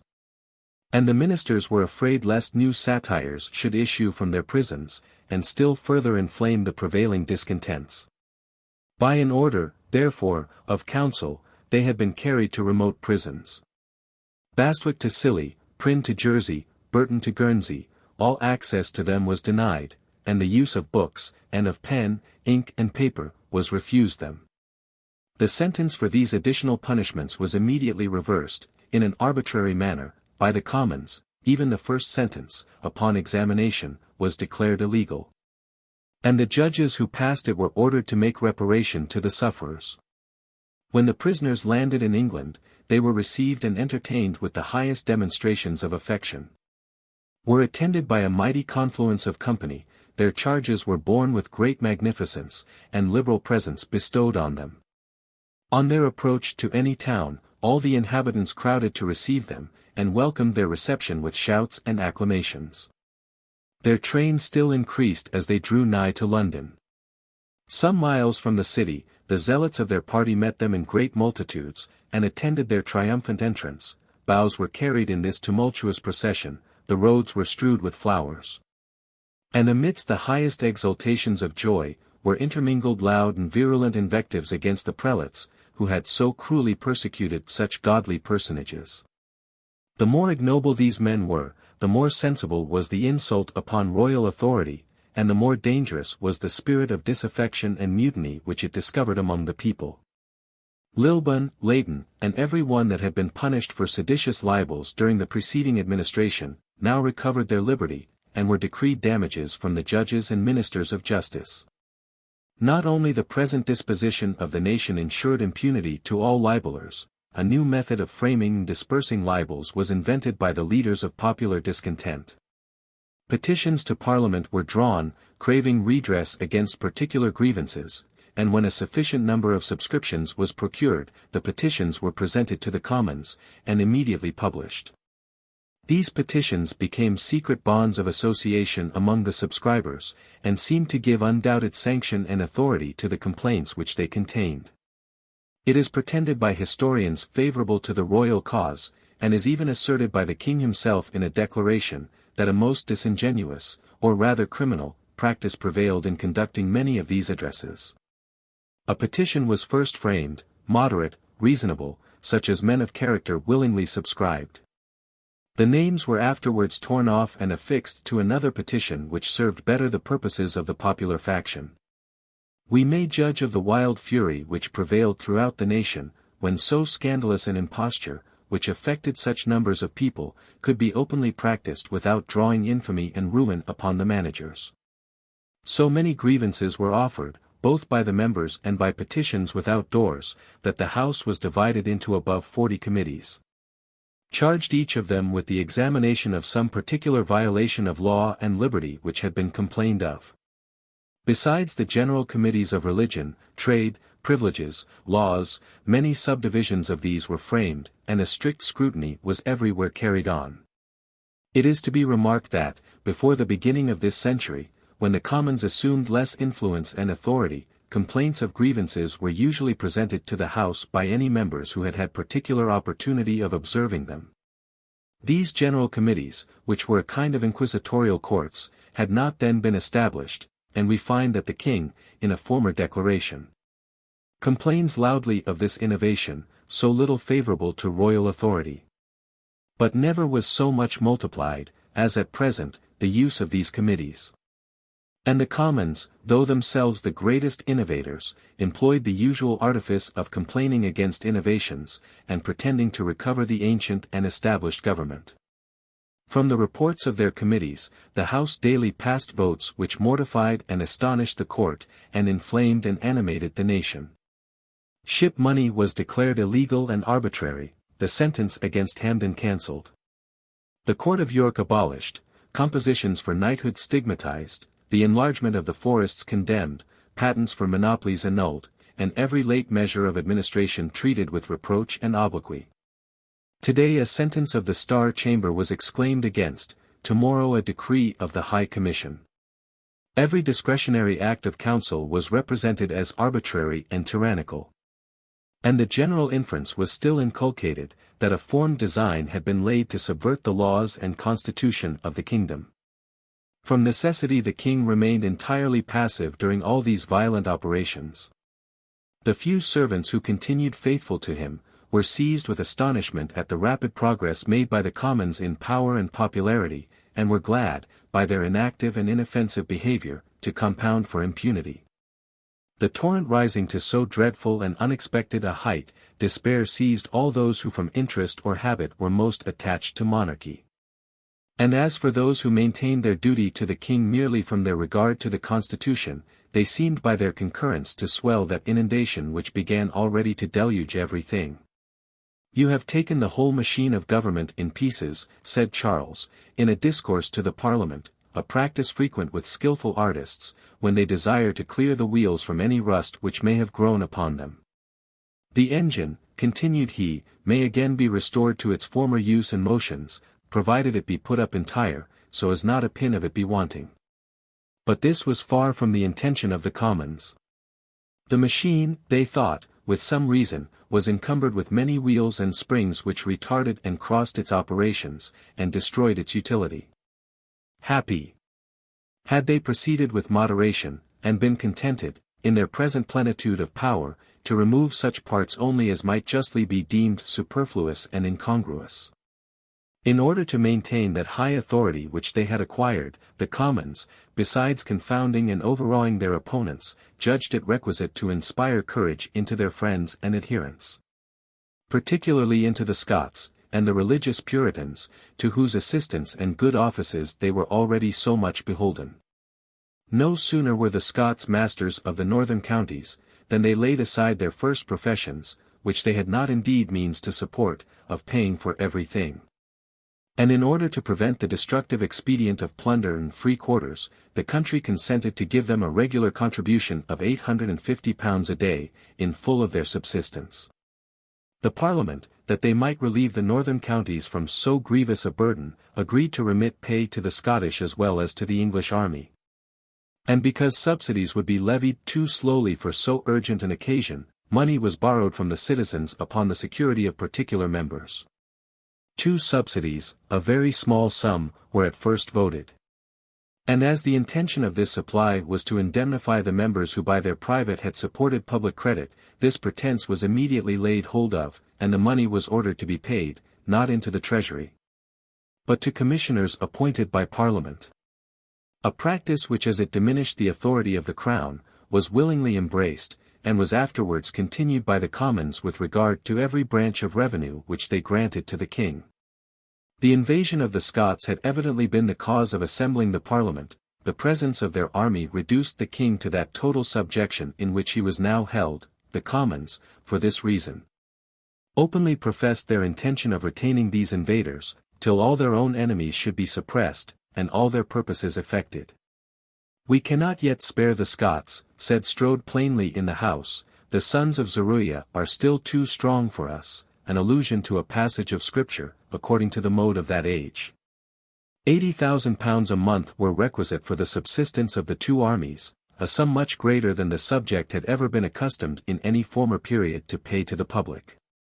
And those several subsidies, together with a poll tax, were from time to time voted to answer the charge, the Commons still took care to be in debt, in order to render the continuance of the session the more necessary. The Scots being such useful allies to the male-content party in England, no wonder they were courted with the most unlimited complaisance and the most important services. The King, having in his first speech called them rebels, observed that he had given great offence to the Parliament, and he was immediately obliged to soften, and even retract the expression. The Scottish commissioners, of whom the most considerable were the Earl of Rothes and Lord Loudon, found every advantage in conducting their treaty, yet made no haste in bringing it to an issue.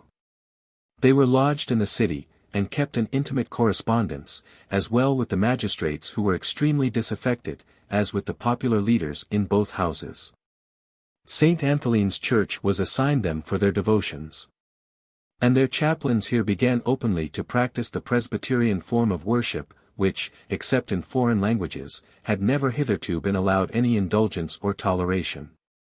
So violent was the general propensity towards this new religion, that multitudes of all ranks crowded to the church. Those who were so happy as to find access early in the morning, kept their places the whole day. Those who were excluded clung to the doors or windows, in hopes of catching at least some distant murmur or broken phrases of the holy rhetoric. All the eloquence of Parliament, now well refined from pedantry, animated with the spirit of liberty and employed in the most important interests, was not attended to with such insatiable avidity, as were these lectures.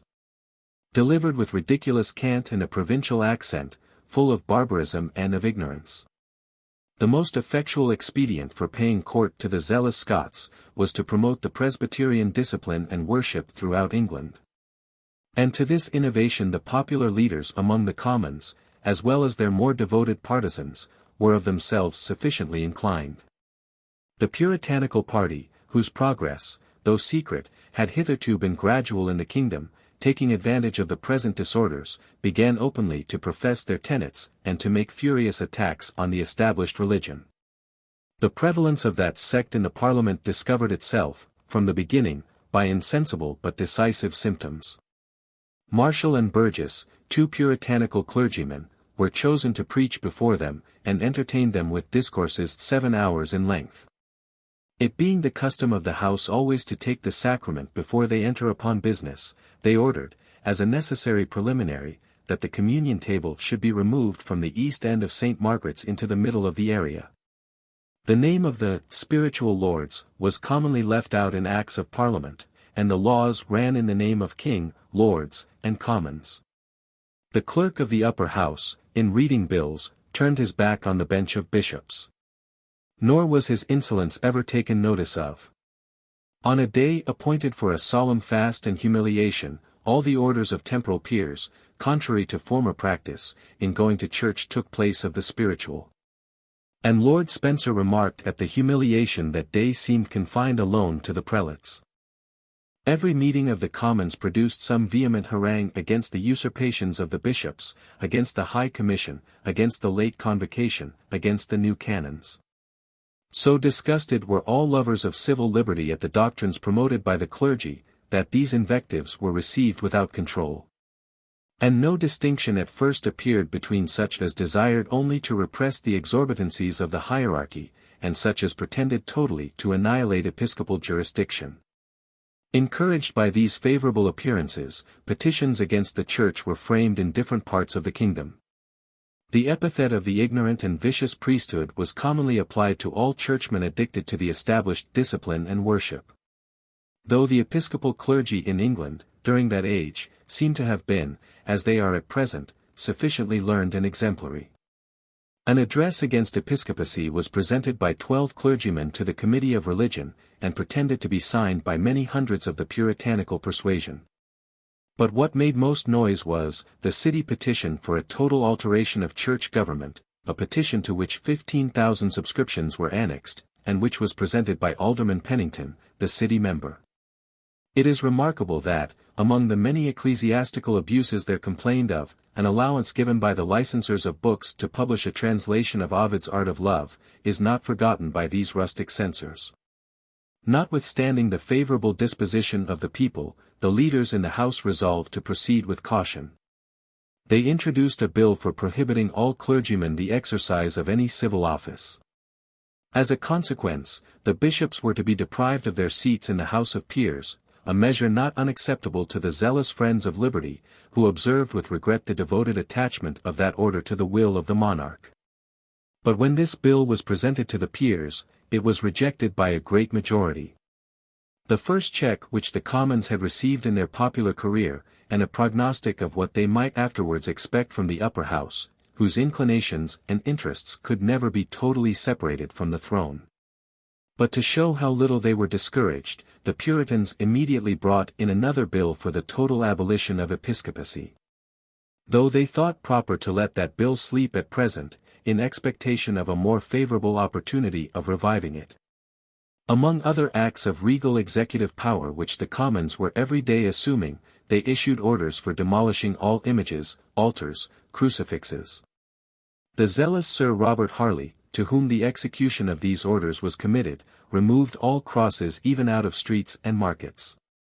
And, from his abhorrence of that superstitious figure, would not anywhere allow one piece of wood or stone to lie over another at right angles. The Bishop of Ely and other clergymen were attacked on account of innovations. Cousins, who had long been obnoxious, was exposed to new censures. This clergyman, who was Dean of Peterborough, was extremely zealous for ecclesiastical ceremonies, and so far from permitting the communicants to break the sacramental bread with their fingers, a privilege on which the Puritans strenuously insisted, he would not so much as allow it to be cut with an ordinary household instrument. A consecrated knife must perform that sacred office, and must never afterwards be profaned by any vulgar service. Cousins likewise was accused of having said, "The king has no more authority in ecclesiastical matters, than the boy who rubs my horse's heels." The expression was violent, but it is certain that all those high churchmen, who were so industrious in reducing the laity to submission, were extremely fond of their own privileges and independency, and were desirous of exempting the mitre from all subjection to the crown. A committee was elected by the lower house as a court of inquisition upon the clergy, and was commonly denominated the Committee of Scandalous Ministers. The politicians among the commons were apprised of the great importance of the pulpit for guiding the people. The bigots were enraged against the prelatical clergy, and both of them knew that no established government could be overthrown by strictly observing the principles of justice, equity, or clemency. The proceedings, therefore, of this famous committee, which continued for several years, were cruel and arbitrary, and made great havoc both on the church and the universities. They began with harassing, imprisoning, and molesting the clergy, and ended with sequestrating and ejecting them. In order to join contumely to cruelty, they gave the sufferers the epithet of scandalous, and endeavored to render them as odious as they were miserable. The greatest vices, however, which they could reproach to a great part of them, were bowing at the name of Jesus, placing the communion table in the east, reading the king's orders for sports on Sunday, and other practices which the established government, both in church and state, had strictly enjoined them. It may be worth observing, that all historians who lived near that age, or, what perhaps is more decisive, all authors who have casually made mention of those public transactions, still represent the civil disorders and convulsions as proceeding from religious controversy, and consider the political disputes about power and liberty as entirely subordinate to the other. It is true, had the king been able to support government, and at the same time to abstain from all invasion of national privileges, it seems not probable that the Puritans ever could have acquired such authority as to overturn the whole constitution, yet so entire was the subjection into which Charles was now fallen, that, had not the wound been poisoned by the infusion of theological hatred, it must have admitted of an easy remedy. Disuse of parliaments, imprisonments and prosecution of members, ship money, and arbitrary administration, these were loudly complained of.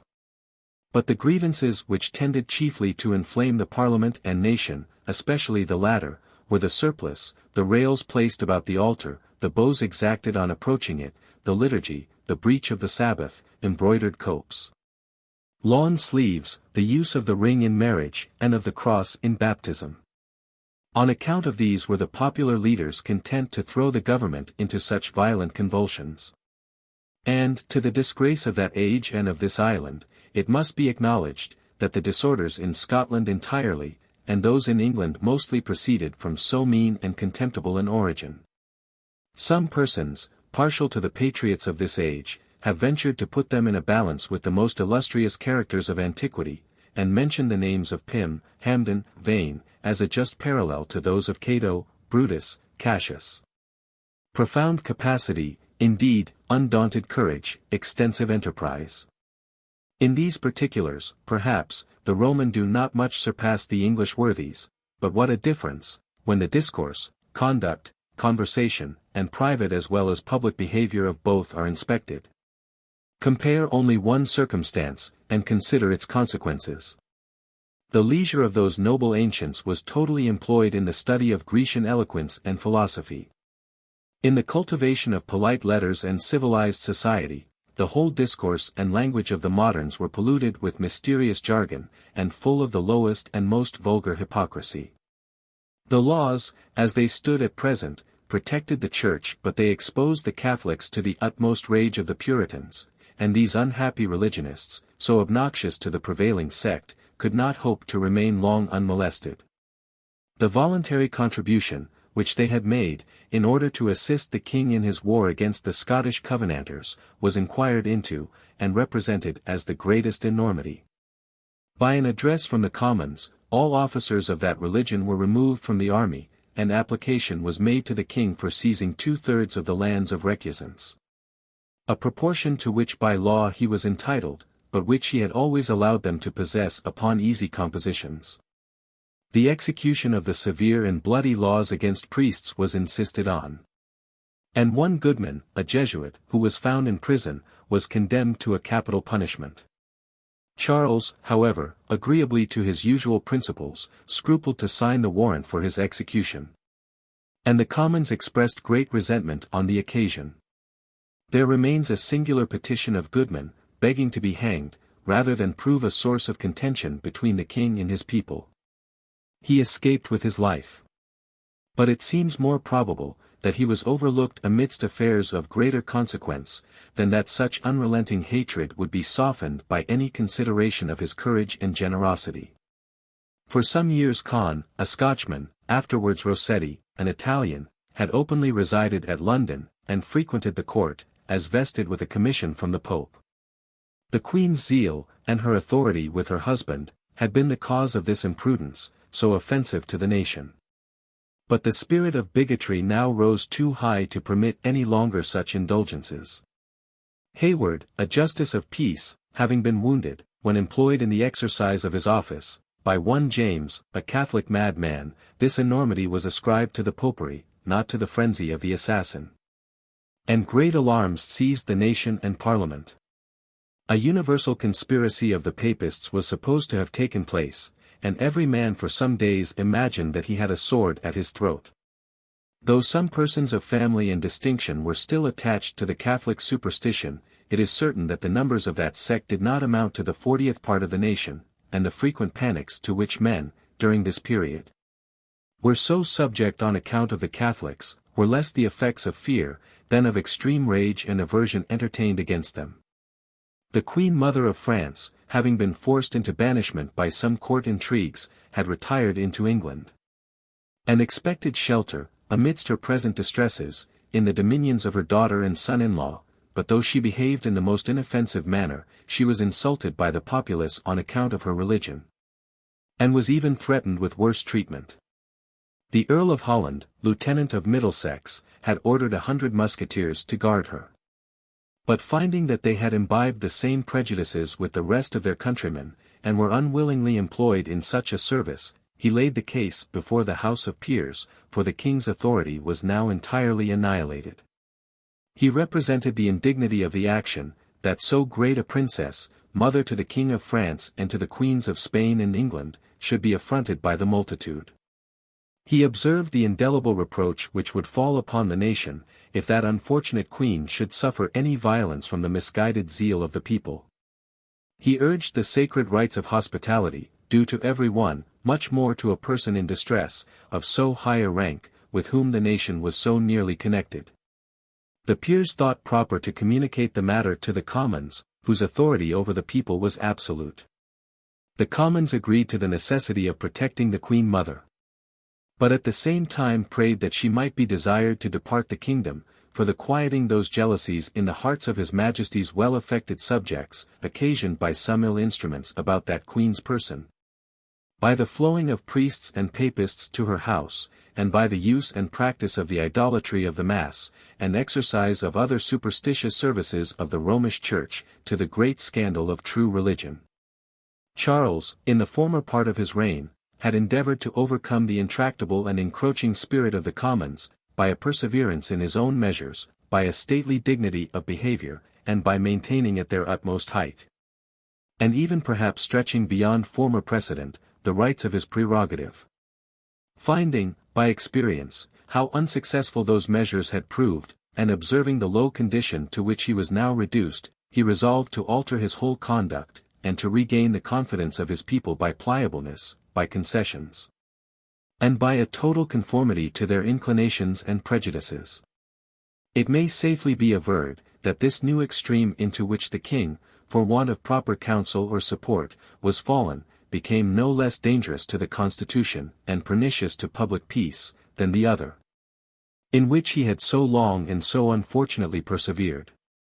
The pretensions with regard to tonnage and poundage were revived, and with certain assurance of success, by the Commons.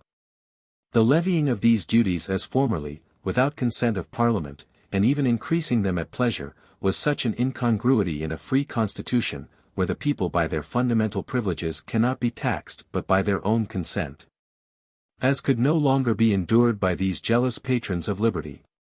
In the preamble, therefore, to the bill by which the Commons granted these duties to the King, they took care, in the strongest and most positive terms, to assert their own right of bestowing this gift. and to divest the crown of all independent title of assuming it. And that they might increase, or rather finally fix, the entire dependence and subjection of the king, they voted these duties only for 2 months, and afterwards, from time to time, renewed their grant for very short periods. Charles, in order to show that he entertained no intention ever again to separate himself from his parliament, passed this important bill without any scruple or hesitation. With regard to the bill for triennial parliaments, he made a little difficulty. By an old statute, passed during the reign of Edward III. It had been enacted, that parliaments should be held once every year, or more frequently if necessary, but as no provision had been made in case of failure, and no precise method pointed out for execution.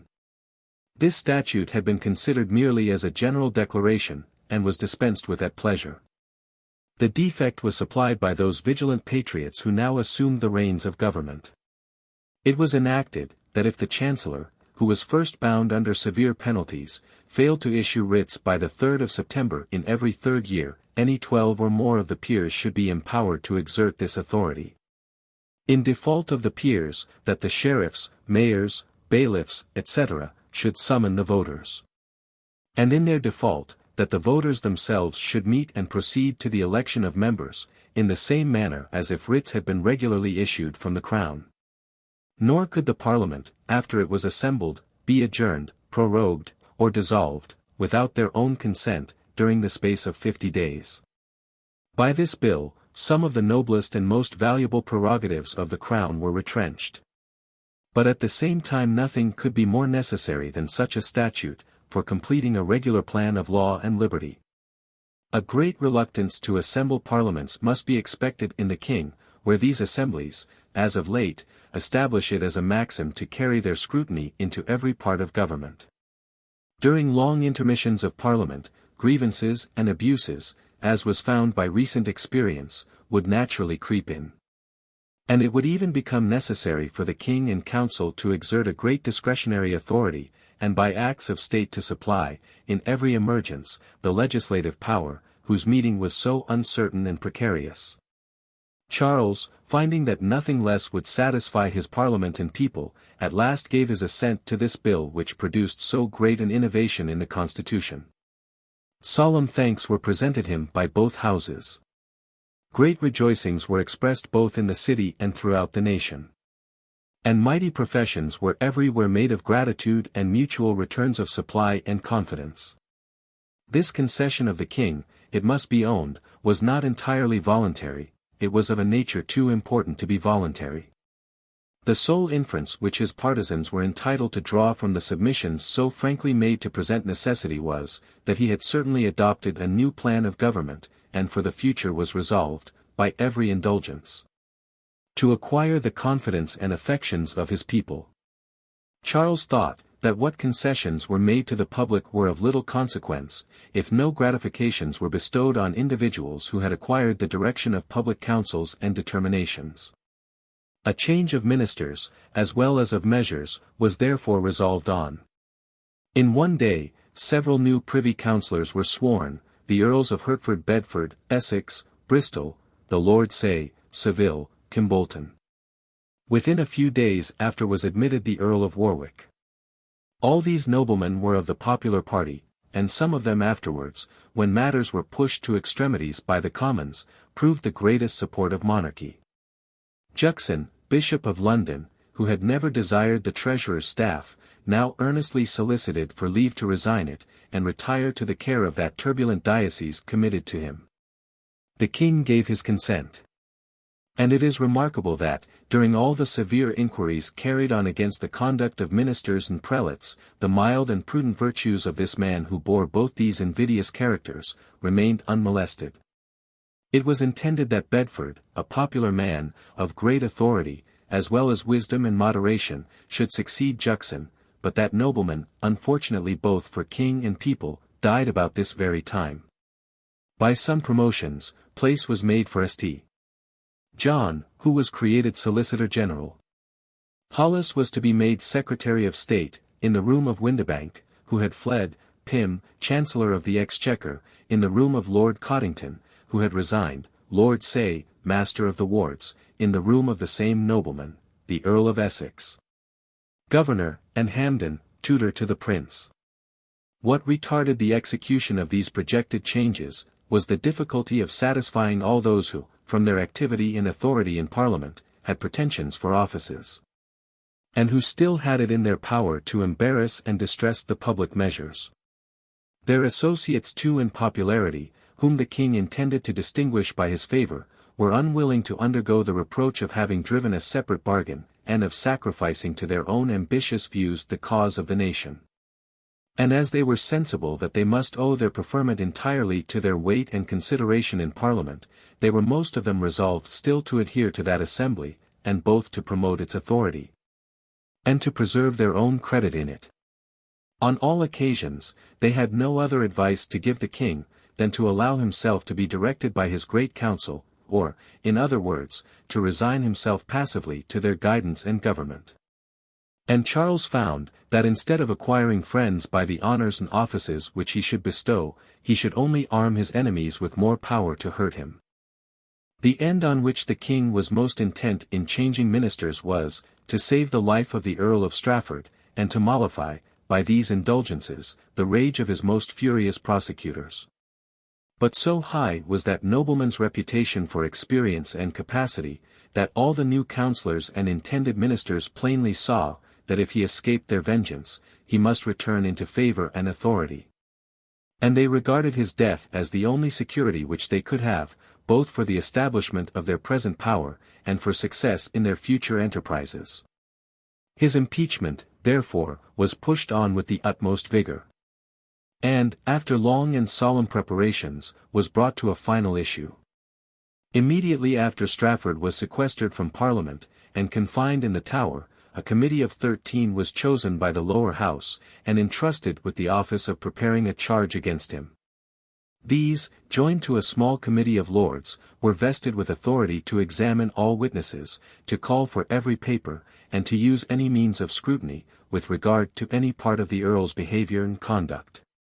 After so general and unbounded an inquisition, exercised by such powerful and implacable enemies, a man must have been very cautious or very innocent, not to afford, during the whole course of his life, some matter of accusation against him. This committee, by direction from both houses, took an oath of secrecy, a practice very unusual, and which gave them the appearance of conspirators, more than ministers of justice. But the intention of this strictness was, to render it more difficult for the Earl to elude their search, or prepare for his justification. Application was made to the king, that he would allow this committee to examine privy councillors with regard to opinions delivered at the board, a concession which Charles unwarily made, and which thenceforth banished all mutual confidence from the deliberations of council. Where every man is supposed to have entire freedom, without fear of future punishment or inquiry, of proposing any expedient, questioning any opinion, or supporting any argument. Sir George Ratcliffe, the Earl's intimate friend and confidant, was accused of high treason, sent for from Ireland, and committed to close custody.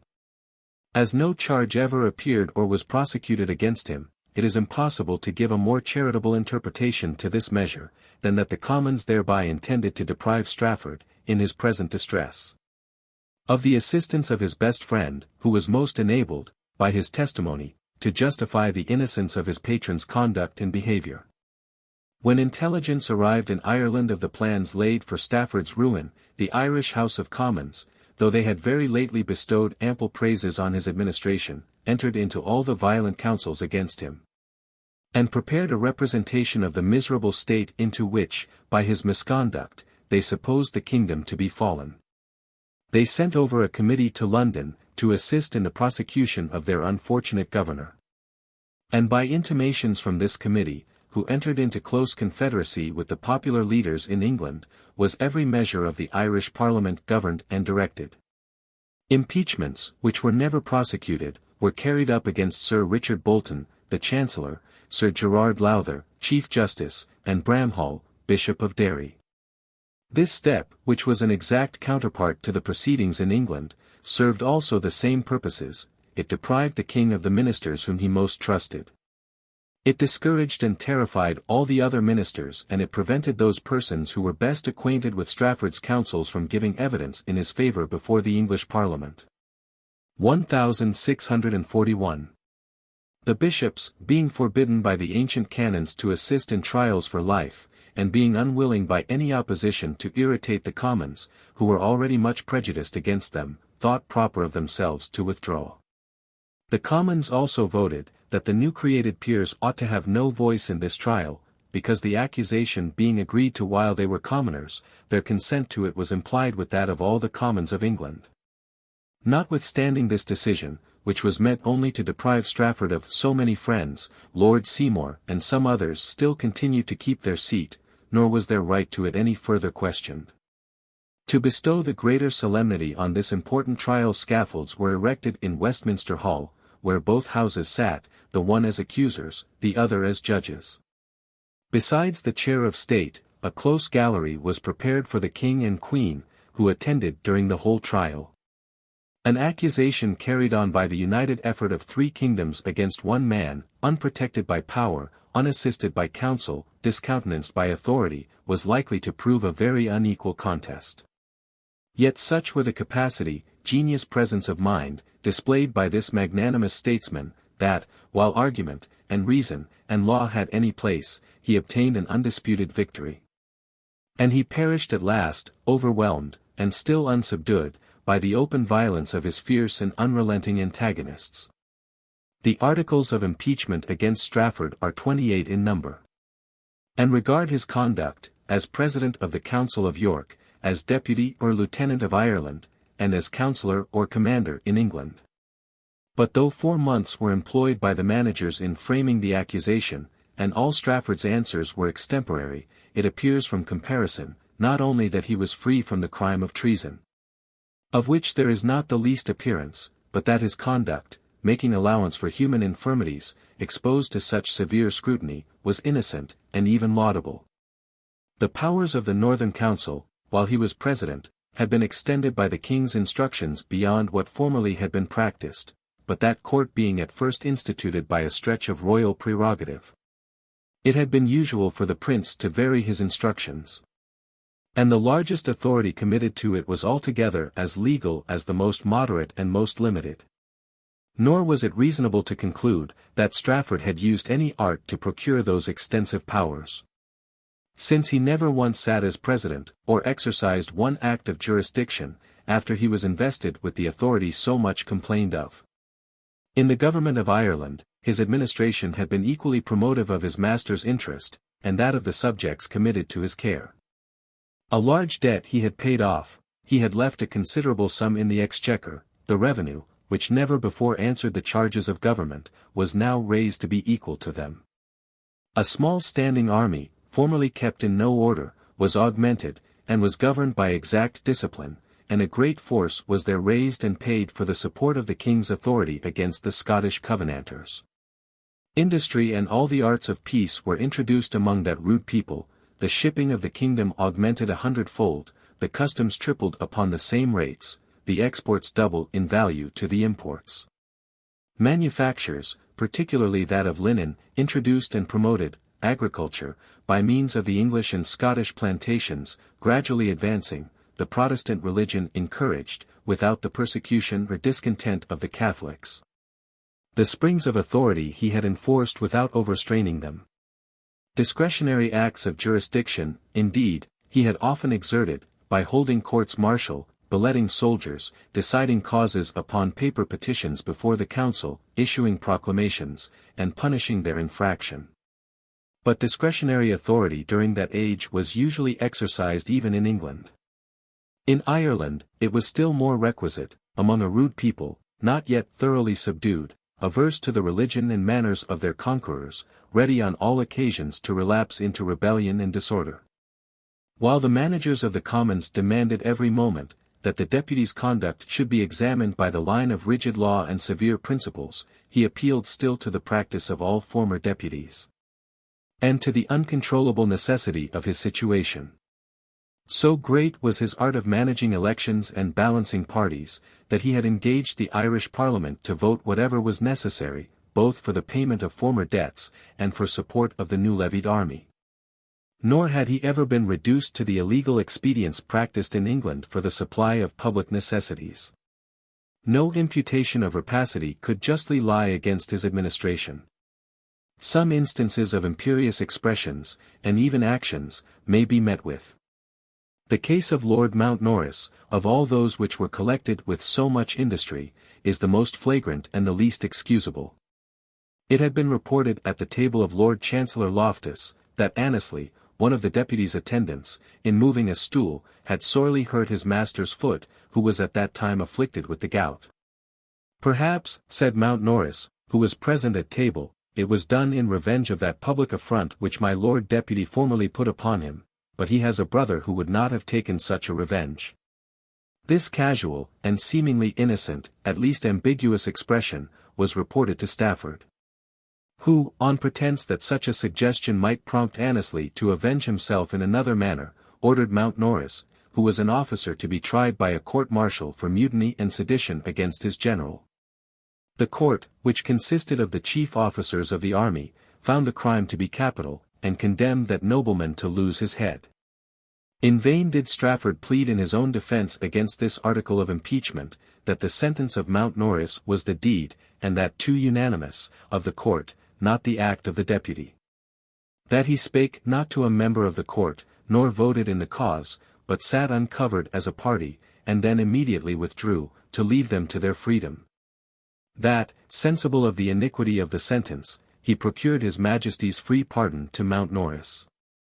And that he did not even keep that nobleman a moment in suspense with regard to his fate, but instantly told him, that he himself would sooner lose his right hand than execute such a sentence, nor was his lordship's life in any danger. In vain did Strafford's friends add, as a further apology, that Mountnorris was a man of an infamous character, who paid court by the lowest adulation to all deputies while present, and blackened their character by the vilest calumnies when recalled. And that Strafford, expecting like treatment, had used this expedient for no other purpose than to subdue the petulant spirit of the man. These excuses alleviate the guilt. But there still remains enough to prove, that the mind of the deputy, though great and firm, had been not a little debauched by the riot of absolute power and uncontrolled authority.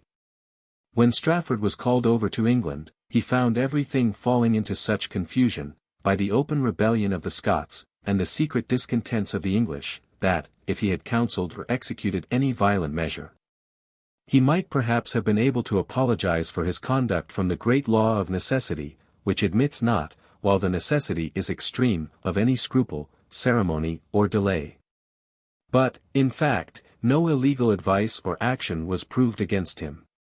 And the whole amount of his guilt, during this period, was some peevish, or at most imperious expressions, which, amidst such desperate extremities, and during a bad state of health, had unhappily fallen from him. If Strafford's apology was in the main so satisfactory when he pleaded to each particular article of the charge, his victory was still more decisive when he brought the whole together, and repelled the imputation of treason. The crime which the Commons would infer from the full view of his conduct and behaviour. Of all species of guilt, the law of England had with the most scrupulous exactness defined that of treason. Because on that side it was found most necessary to protect the subject against the violence of the king and of his ministers. In the famous statute of Edward III, all the kinds of treason are enumerated. And every other crime, besides such as are there expressly mentioned, is carefully excluded from that appellation.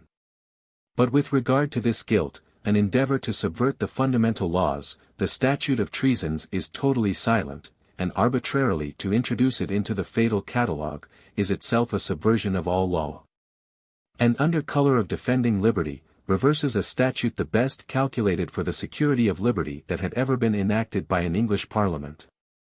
As this species of treason, discovered by the Commons, is entirely new and unknown to the laws, so is the species of proof by which they pretend to fix that guilt upon the prisoner. They have invented a kind of accumulative or constructive evidence, by which many actions either totally innocent in themselves or criminal in a much inferior degree, shall, when united, amount to treason, and subject the person to the highest penalties inflicted by the law. A hasty and unguarded word, a rash and passionate action, assisted by the malevolent fancy of the accuser, and tortured by doubtful constructions, is transmuted into the deepest guilt. And the lives and fortunes of the whole nation, no longer protected by justice, are subjected to arbitrary will and pleasure. Where has this species of guilt lain so long concealed, said Strafford in conclusion. Where has this fire been so long buried during so many centuries, that no smoke should appear till it burst out at once to consume me and my children? Better it were to live under no law at all, and by the maxims of cautious prudence to conform ourselves the best we can to the arbitrary will of a master, than fancy we have a law on which we can rely, and find at last that this law shall inflict a punishment precedent to the promulgation, and try us by maxims unheard of till the very moment of the prosecution. If I sail on the Thames, and split my vessel on an anchor, in case there be no buoy to give warning, the party shall pay me damages, but if the anchor be marked out, then is the striking on it at my own peril. Where is the mark set upon this crime? Where the token by which I should discover it? It has lain concealed under water, and no human prudence, no human innocence, could save me from the destruction with which I am at present threatened. It is now full 240 years since treasons were defined, and so long has it been since any man was touched to this extent upon this crime before myself. We have lived, my lords, happily to ourselves at home, we have lived gloriously abroad to the world, let us be content with what our fathers have left us.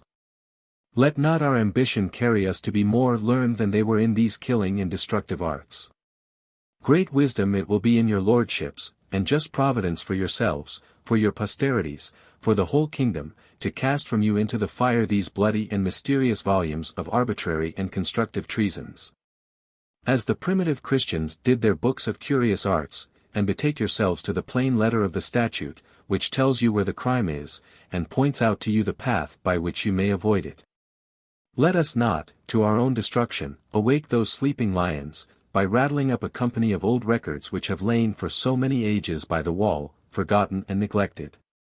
To all my afflictions, add not this, my lords, the most severe of any. That I, for my other sins, not for my treasons, be the means of introducing a precedent so pernicious to the laws and liberties of my native country. However, these gentlemen at the bar say they speak for the Commonwealth, and they believe so. Yet, under favour, it is I who, in this particular, speak for the Commonwealth. Precedents like those which are endeavoured to be established against me, must draw along such inconveniencies and miseries, that in a few years the kingdom will be in the condition expressed in a statute of Henry IV. And no man shall know by what rule to govern his words and actions. Impose not, my lords, difficulties insurmountable upon ministers of state, nor disable them from serving with cheerfulness their king and country.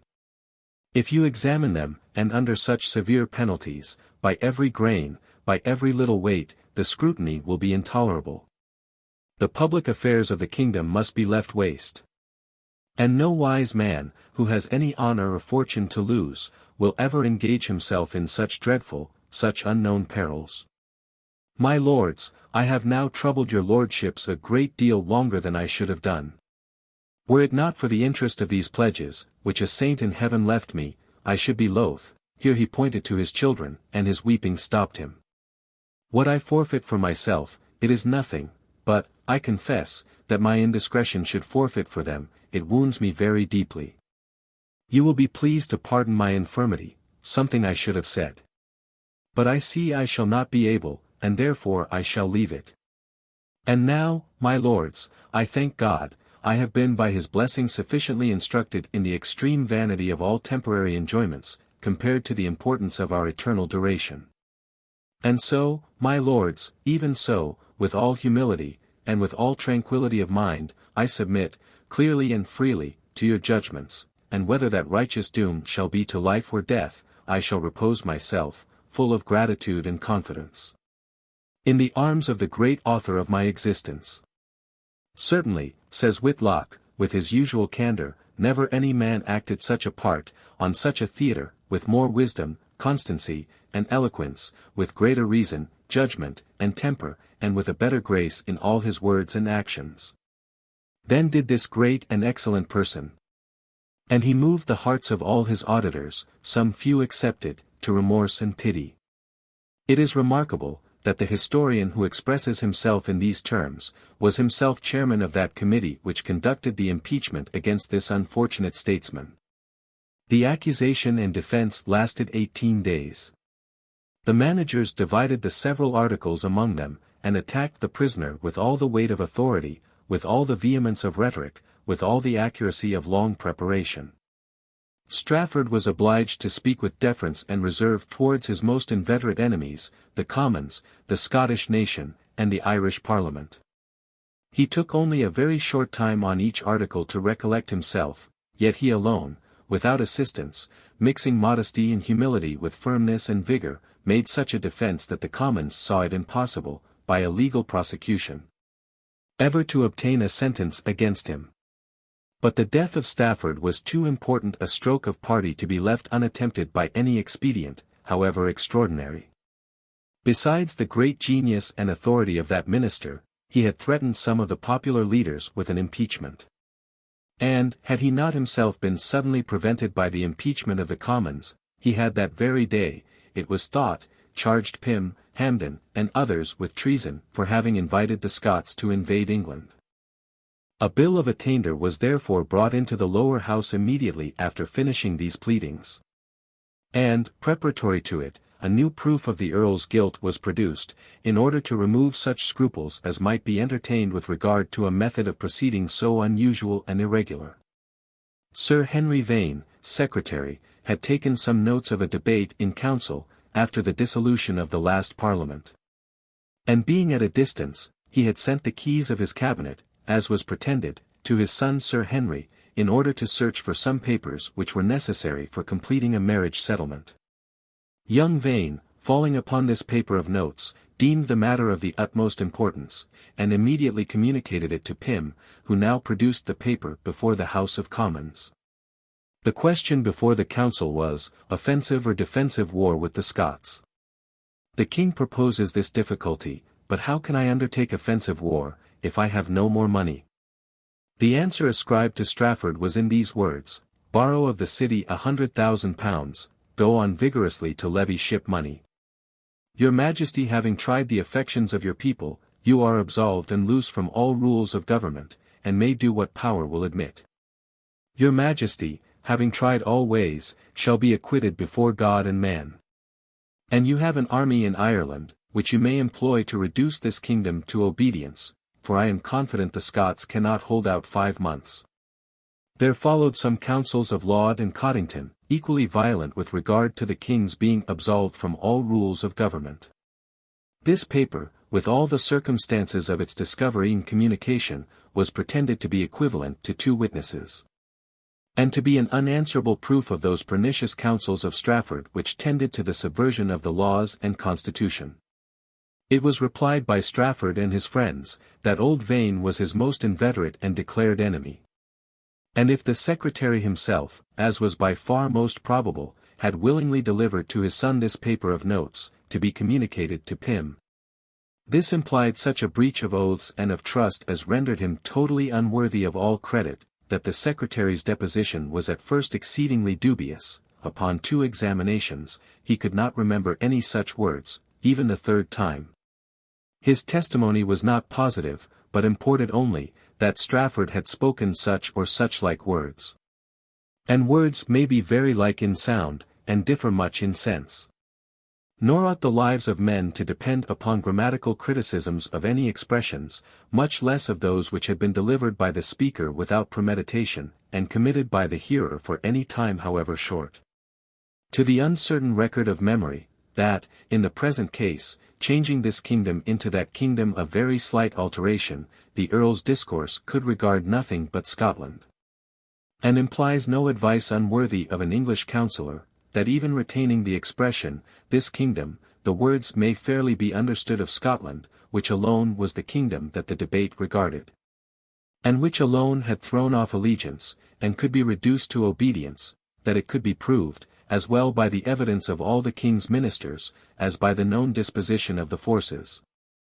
That the intention never was to land the Irish army in England, but in Scotland, that of 6 other councillors present, Laud and Windibank, could give no evidence. Northumberland, Hamilton, Cottington, and Juxon, could recollect no such expression. And the advice was too remarkable to be easily forgotten, that it was nowise probable such a desperate counsel would be openly delivered at the board, and before Northumberland, a person of that high rank, and whose attachments to the court were so much weaker than his connections with the country.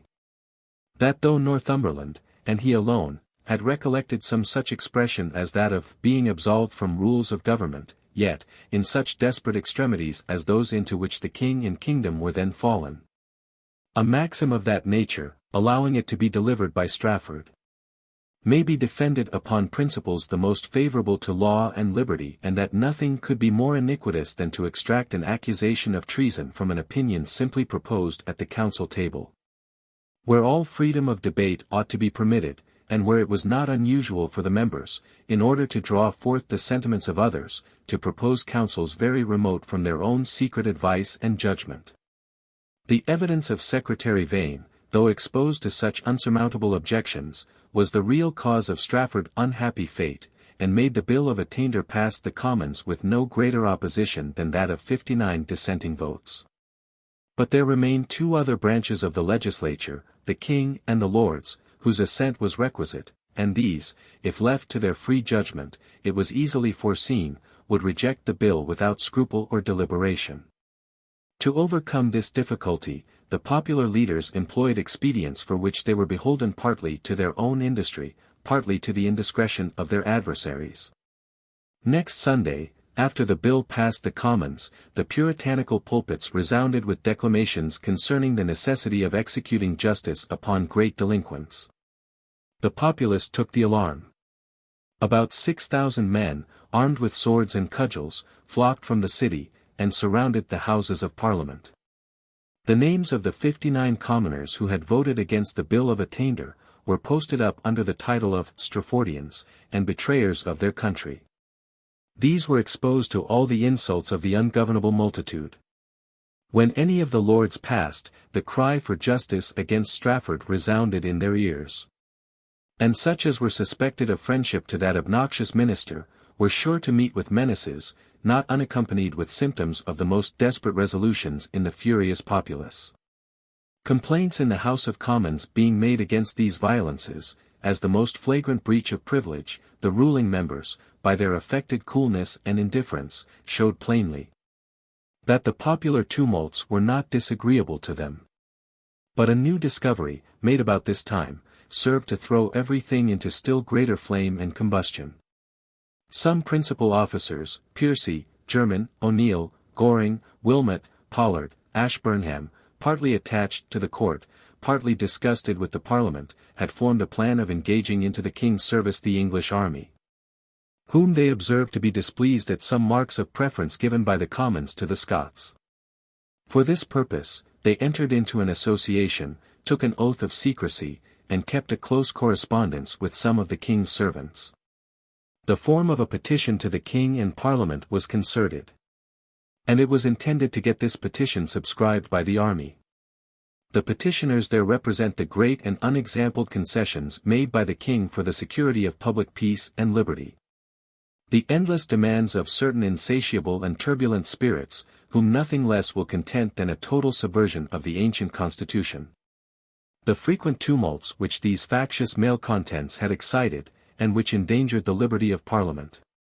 To prevent these mischiefs, the army offered to come up and guard that assembly, so shall the nation, as they express themselves in the conclusion, not only be vindicated from preceding innovations, but be secured from the future, which are threatened, and which are likely to produce more dangerous effects than the former.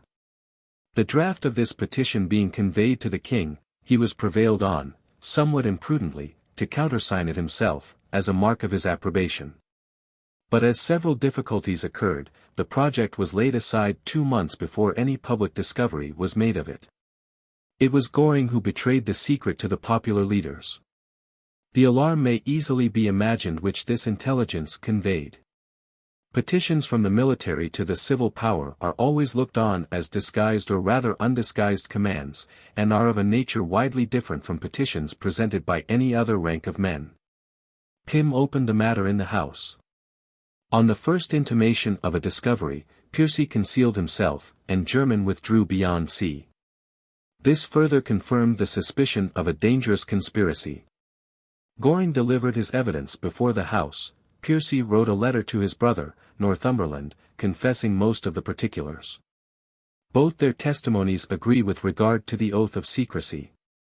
And as this circumstance had been denied by Pollard, Ashburnham, and Wilmot, in all their examinations, it was regarded as a new proof of some desperate resolutions which had been taken. To convey more quickly the terror and indignation at this plot, the Commons voted that a protestation should be signed by all the members. It was sent up to the Lords, and signed by all of them, except Southampton and Robarts. Orders were given by the Commons alone, without other authority, that it should be subscribed by the whole nation. The protestation was in itself very inoffensive, even insignificant, and contained nothing but general declarations, that the subscribers would defend their religion and liberties. But it tended to increase the popular panic, and intimated, what was more expressly declared in the preamble, that these blessings were now exposed to the utmost peril. Alarms were every day given of new conspiracies. In Lancashire, great multitudes of Papists were assembling, secret meetings were held by them in caves and underground in Surrey. They had entered into a plot to blow up the river with gunpowder. In order to drown the city, provisions of arms were making beyond sea. Sometimes France, sometimes Denmark, was forming designs against the kingdom. And the populace, who are always terrified with present, and enraged with distant dangers, were still further animated in their demands of justice against the unfortunate Strafford.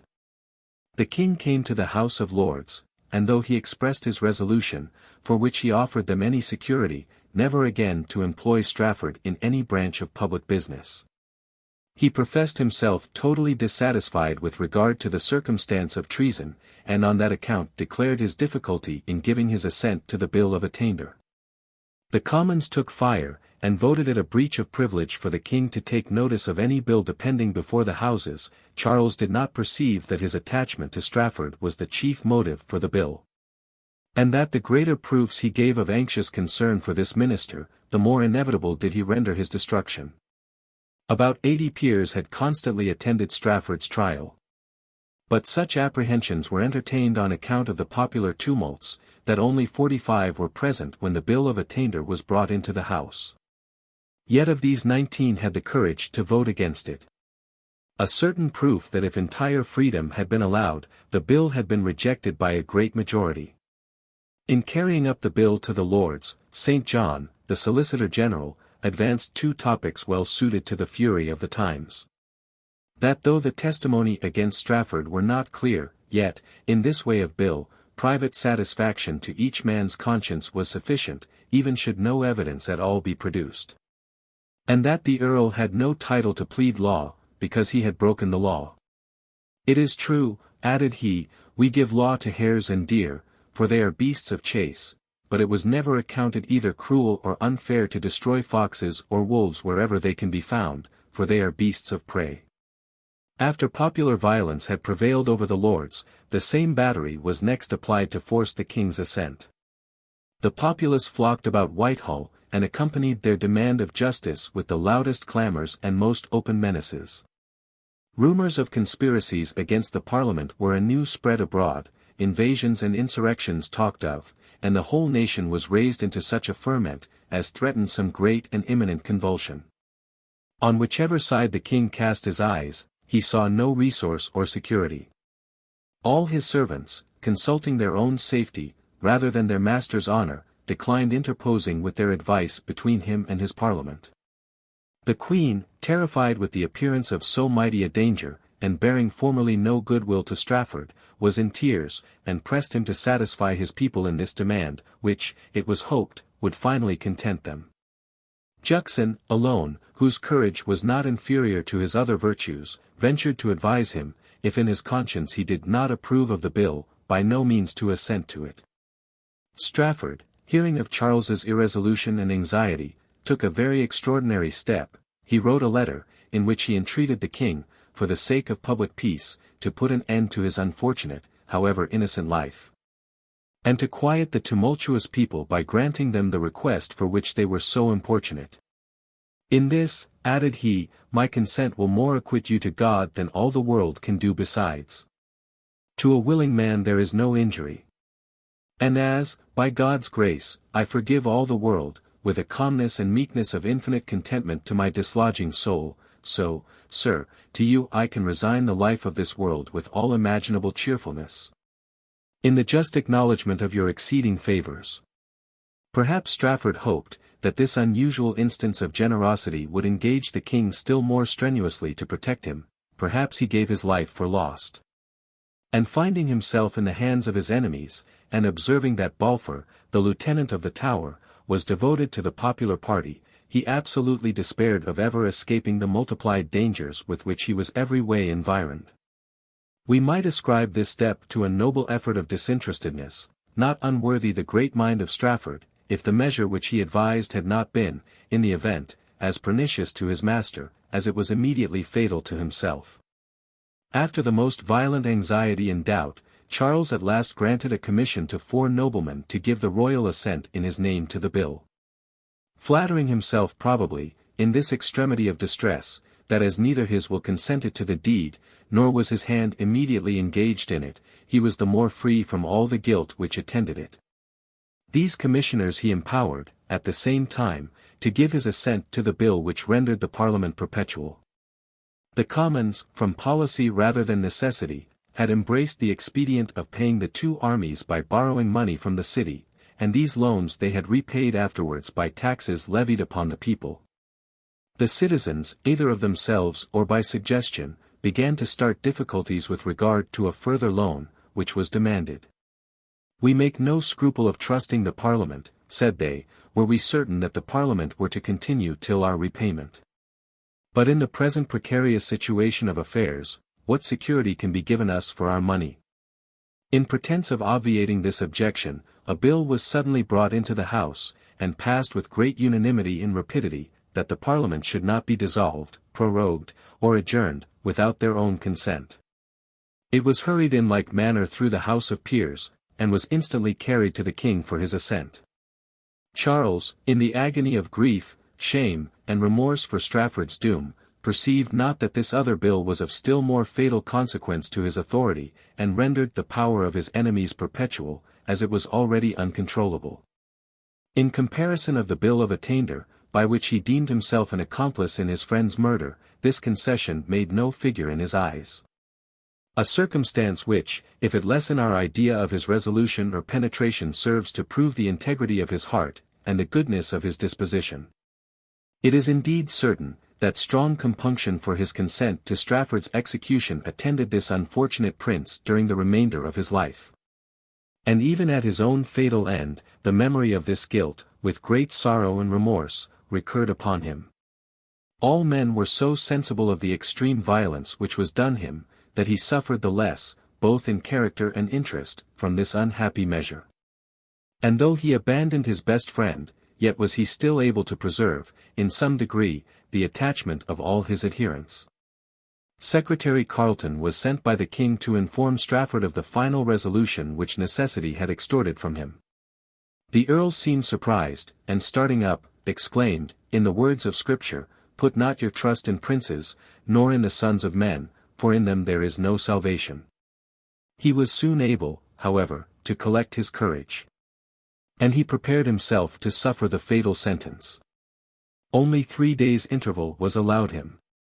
The king, who made a new effort in his behalf, and sent by the hands of the young prince a letter addressed to the peers, in which he entreated them to confer with the Commons about a mitigation of Strafford's sentence, and begged at least for some delay, was refused in both requests.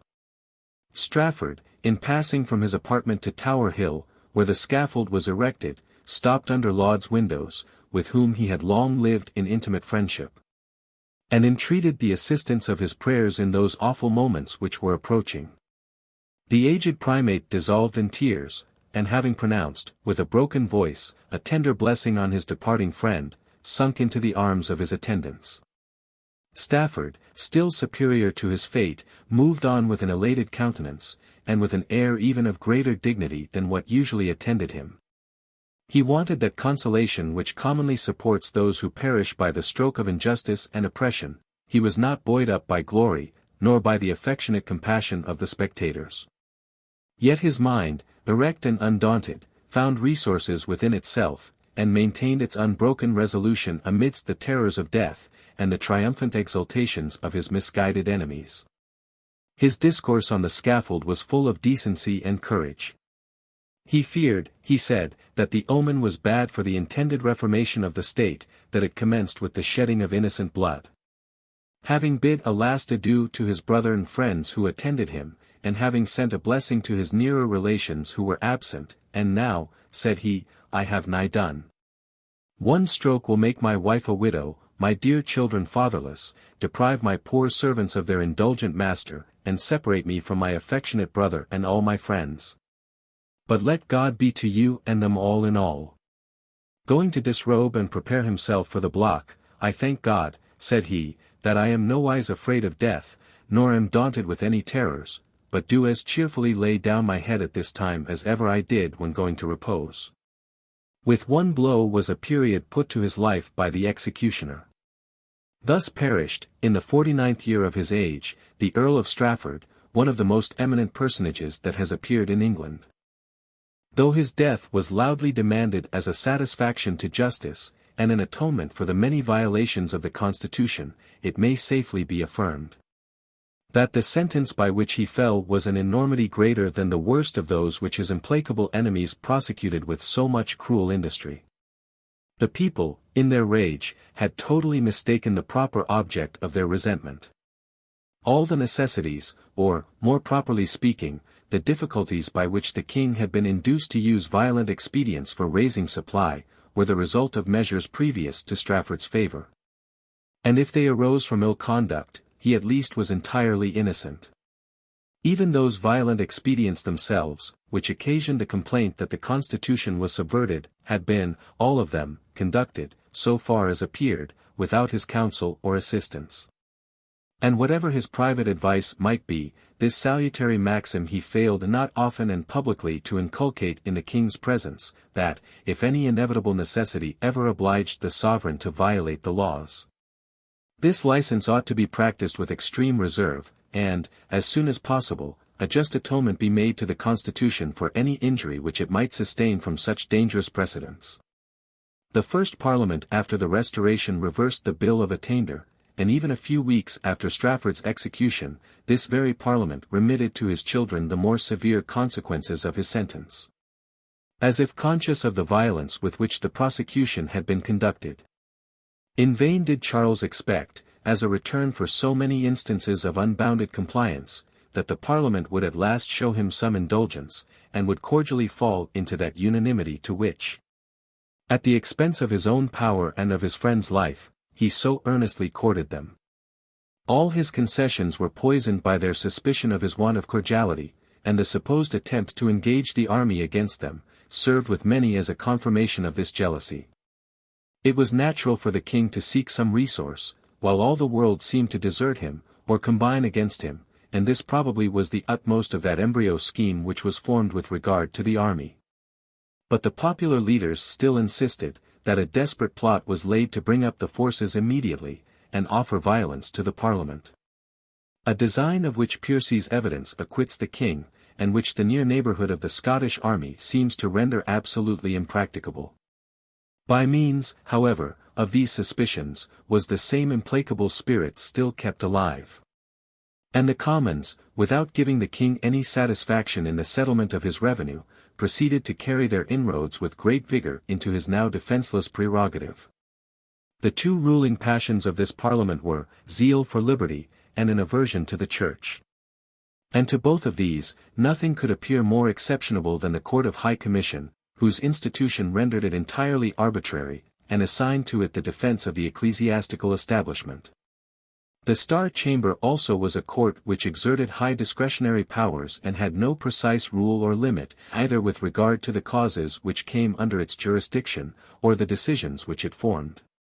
A bill unanimously passed the Houses to abolish these two courts, and in them to annihilate the principal and most dangerous articles of the king's prerogative.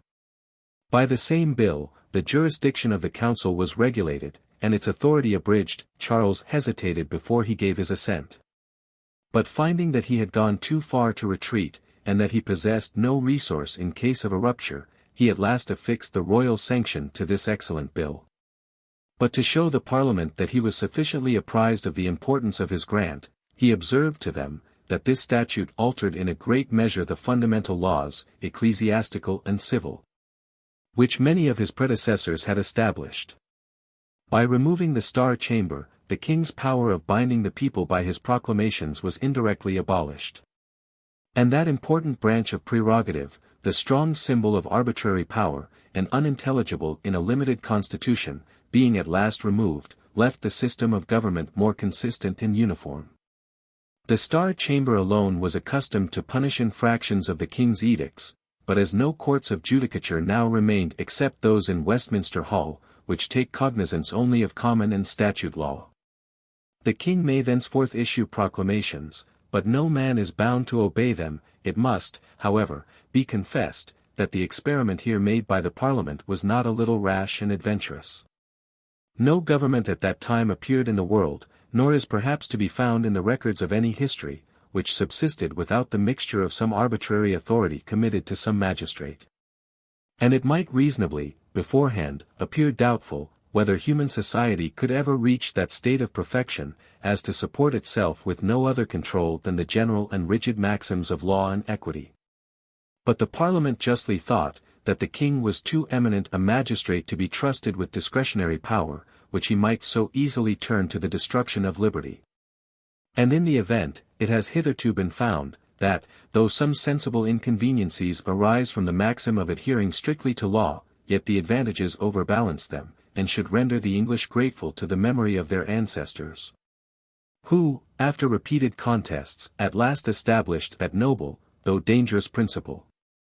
At the request of the Parliament, Charles, instead of the patents during pleasure, gave all the judges patents during their good behavior. A circumstance of the greatest moment towards securing their independency, and barring the entrance of arbitrary power into the ordinary courts of judicature.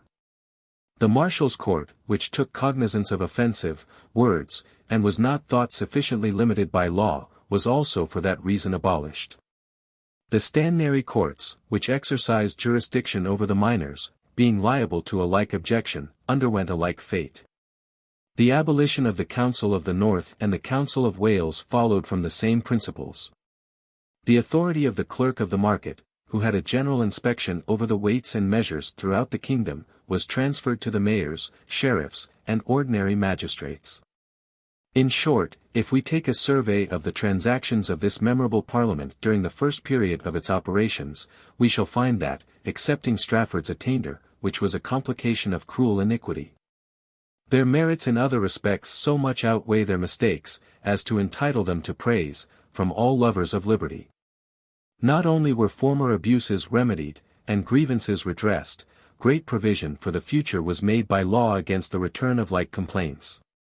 And if the means by which they obtained such advantages savour often of artifice, sometimes of violence, it is to be considered, that revolutions of government cannot be effected by the mere force of argument and reasoning. And that factions being once excited, men can neither so firmly regulate the tempers of others, nor their own, as to ensure themselves against all exorbitances. The Parliament now came to a pause. The king had promised his Scottish subjects that he would this summer pay them a visit, in order to settle their government. And though the English Parliament was very importunate with him, that he should lay aside that journey, they could not prevail with him so much as to delay it. As he must necessarily, in his journey, have passed through the troops of both nations, the Commons seem to have entertained great jealousy on that account, and to have now hurried on, as much as they formerly delayed, the disbanding of the armies. The arrears, therefore, of the Scots were fully paid them, and those of the English in part. The Scots returned home, and the English were separated into their several counties, and dismissed. After this, the Parliament adjourned to the 20th of October, and a committee of both houses, a thing unprecedented, was appointed to sit during the recess, with very ample powers. Hume was elected chairman of the committee of the lower house. Further attempts were made by the Parliament while it sat, and even by the Commons alone, for assuming sovereign executive powers, and publishing their ordinances, as they called them, instead of laws. The committee too, on their part, was ready to imitate the example. A small committee of both houses was appointed to attend the king into Scotland, in order, as was pretended, to see that the articles of pacification were executed. But really to be spies upon him, and extend still further the ideas of parliamentary authority, as well as eclipse the majesty of the king. The Earl of Bedford, Lord Howard, Sir Philip Stapleton, Sir William Armine, Fiennes, and Hampden, were the persons chosen. Endeavours were used, before Charles's departure, to have a protector of the kingdom appointed, with a power to pass laws without having recourse to the king, so little regard was now paid to royal authority, or to the established constitution of the kingdom. Amidst the great variety of affairs which occurred during this busy period, we have almost overlooked the marriage of the Princess Mary with William, Prince of Orange. The king concluded not this alliance without communicating his intentions to the Parliament, who received the proposal with satisfaction. This was the commencement of the connections with the family of Orange. Connections which were afterwards attended with the most important consequences, both to the kingdom and to the House of Stuart. Chapter 56. Charles I. 1641. The Scots, who began these fatal commotions, thought that they had finished a very perilous undertaking, much to their profit and reputation. Besides the large pay voted them for lying in good quarters during a 12-month, the English Parliament had conferred on them a present of £300,000 for their brotherly assistance. In the Articles of Pacification, they were declared to have ever been good subjects, and their military expeditions were approved of, as enterprises calculated and intended for His Majesty's honour and advantage. To carry further the triumph over their sovereign, these terms, so ignominious to him, were ordered by a vote of Parliament to be read in all churches, upon a day of thanksgiving appointed for the national pacification. All their claims for the restriction of prerogative were agreed to be ratified. And, what they more valued than all these advantages, they had a near prospect of spreading the Presbyterian discipline in England and Ireland, from the seeds which they had scattered of their religious principles. Never did refined Athens so exult in diffusing the sciences and liberal arts over a savage world, never did generous Rome so please herself in the view of law and order established by her victorious arms. As the Scots now rejoiced in communicating their barbarous zeal and theological fervour to the neighbouring nations, Charles, despoiled in England of a considerable part of his authority, and dreading still further encroachments upon him, arrived in Scotland, with an intention of abdicating almost entirely the small share of power which there remained to him, and of giving full satisfaction, if possible, to his restless subjects in that kingdom. The Lords of Articles were an ancient institution in the Scottish Parliament. They were constituted after this manner: the temporal lords chose 8 bishops, the bishops elected 8 temporal lords, these 16 named 8 commissioners of counties, and 8 burgesses, and without the previous consent of the 32, who were denominated Lords of Articles, no motion could be made in Parliament. As the bishops were entirely devoted to the court, it is evident, that all the Lords of Articles, by necessary consequence, depended on the king's nomination. And the prince, besides one negative after the bills had passed through Parliament, possessed indirectly another before their introduction, a prerogative of much greater consequence than the former. The bench of bishops being now abolished, the Parliament laid hold of the opportunity, and totally set aside the Lords of Articles, until this important point was obtained. The nation, properly speaking, could not be said to enjoy any regular freedom. It is remarkable that, notwithstanding this institution, to which there is no parallel in England, the royal authority was always deemed much lower in Scotland than in the former kingdom. Bacon represents it as one advantage to be expected from the union, that the too extensive prerogative of England would be abridged by the example of Scotland, and the too narrow prerogative of Scotland be enlarged from the imitation of England. The English were at that time a civilized people, and obedient to the laws. But among the Scots it was of little consequence how the laws were framed, or by whom voted, while the exorbitant aristocracy had it so much in their power to prevent their regular execution. The peers and commons formed only one house in the Scottish Parliament, and as it had been the practice of James, continued by Charles, to grace English gentlemen with Scottish titles, all the determinations of Parliament, it was to be feared, would in time depend upon the prince, by means of these votes of foreigners, who had no interest or property in the nation. It was therefore a law deserving approbation, that no man should be created a Scotch peer, who possessed not 10,000 marks, above £500, of annual rent in the kingdom. A law for triennial parliaments was likewise passed. And it was ordained, that the last act of every parliament should be to appoint the time and place for holding the parliament next ensuing. The king was deprived of that power formerly exercised of issuing proclamations which enjoined obedience under the penalty of treason, a prerogative which invested him with the whole legislative authority, even in matters of the highest importance. So far was laudable, but the most fatal blow given to royal authority, and what in a manner dethroned the prince, was the article, that no member of the Privy Council, in whose hands during the king's absence the whole administration lay, no officer of state, none of the judges, should be appointed but by advice and approbation of Parliament. Charles even agreed to deprive of their seats 4 judges who had adhered to his interests, and their place was supplied by others more agreeable to the ruling party. Several of the Covenanters were also sworn of the Privy Council. And all the ministers of state, councillors, and judges, were by law to hold their places during life or good behaviour. The king while in Scotland conformed himself entirely to the established church, and assisted with great gravity at the long prayers and longer sermons with which the Presbyterians endeavoured to regale him. He bestowed pensions and preferments on Henderson, Gillespie, and other popular preachers, and practised every art to soften, if not to gain, his greatest enemies.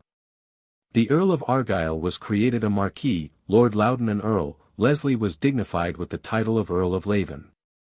His friends he was obliged for the present to neglect and overlook, some of them were disgusted. And his enemies were not reconciled, but ascribed all his caresses and favours to artifice and necessity. Argyll and Hamilton, being seized with an apprehension, real or pretended, that the Earl of Crawford and others meant to assassinate them, left the Parliament suddenly, and retired into the country. But upon invitation and assurances, returned in a few days. This event, which had neither cause nor effect that was visible, nor purpose, nor consequence, was commonly denominated the incident. But though the incident had no effect in Scotland, what was not expected, it was attended with consequences in England. The English Parliament, which was now assembled, being willing to awaken the people's tenderness by exciting their fears, immediately took the alarm. As if the malignants, so they called the king's party, had laid a plot at once to murder them and all the godly in both kingdoms. They applied therefore to Essex, whom the king had left general in the south of England. And he ordered a guard to attend them. But while the king was employed in pacifying the commotions in Scotland, and was preparing to return to England, in order to apply himself to the same salutary work in that kingdom, he received intelligence of a dangerous rebellion broken but in Ireland, with circumstances of the utmost horror, bloodshed, and devastation. On every side this unfortunate prince was pursued with murmurs, discontent, faction, and civil wars, and the fire from all quarters, even by the most independent accidents, at once blazed up about him.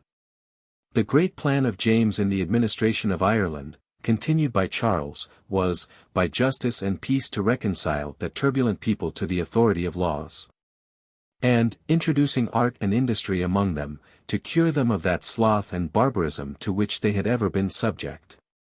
In order to serve both these purposes, and at the same time secure the dominion of Ireland to the English crown, great colonies of British had been carried over, and, being intermixed with the Irish, had everywhere introduced a new face of things into that country. During a peace of near 40 years, the inveterate quarrels between the nations seemed, in a great measure, to be obliterated. And though much of the landed property forfeited by rebellion had been conferred on the new planters, a more than equal return had been made, by their instructing the natives in tillage, building, manufactures, and all the civilized arts of life. This had been the course of things during the successive administrations of Chichester, Grandison, Falkland, and, above all, of Strafford. Under the government of this latter nobleman, the pacific plans, now come to great maturity, and forwarded by his vigor and industry, seem to have operated with full success. And to have bestowed at last on that savage country the face of a European settlement. After Strafford fell a victim to popular rage, the humours excited in Ireland by that great event could not suddenly be composed, but continued to produce the greatest innovations in the government. The British Protestants transplanted into Ireland, having every moment before their eyes all the horrors of popery, had naturally been carried into the opposite extreme. And had universally adopted the highest principles and practices of the Puritans. Monarchy, as well as the hierarchy, was become odious to them, and every method of limiting the authority of the crown, and detaching themselves from the King of England, was greedily adopted and pursued. They considered not, that as they scarcely formed the sixth part of the people, and were secretly obnoxious to the ancient inhabitants, their only method of supporting themselves was by maintaining royal authority, and preserving a great dependence on their mother country. The English Commons, likewise, in their furious persecution of Strafford, had overlooked the most obvious consequences.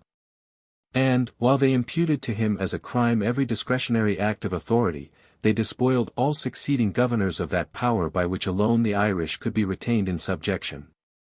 And so strong was the current for popular government in all the three kingdoms, that the most established maxims of policy were everywhere abandoned, in order to gratify this ruling passion. Charles, unable to resist, had been obliged to yield to the Irish, as to the Scottish and English parliaments, and found, too, that their encroachment still rose in proportion to his concessions. Those subsidies which themselves had voted, they reduced, by a subsequent vote, to a fourth part. The Court of High Commission was determined to be a grievance, martial law abolished, the jurisdiction of the council annihilated. Proclamations and acts of state declared of no authority, every order or institution which depended on monarchy was invaded. And the prince was despoiled of all his prerogative, without the least pretext of any violence or illegality in his administration. The standing army of Ireland was usually about 3,000 men. But, in order to assist the king in suppressing the Scottish Covenanters, Strafford had raised 8,000 more, and had incorporated with them 1,000 men drawn from the old army. A necessary expedient for bestowing order and discipline on the new levied soldiers. The private men in this army were all Catholics. But the officers, both commission and non-commission, were Protestants, and could entirely be depended on by Charles. The English Commons entertained the greatest apprehensions on account of this army, and never ceased soliciting the king till he agreed to break it. Nor they consent to any proposal for augmenting the standing army to 5,000 men. A number which the king deemed necessary for retaining Ireland in obedience.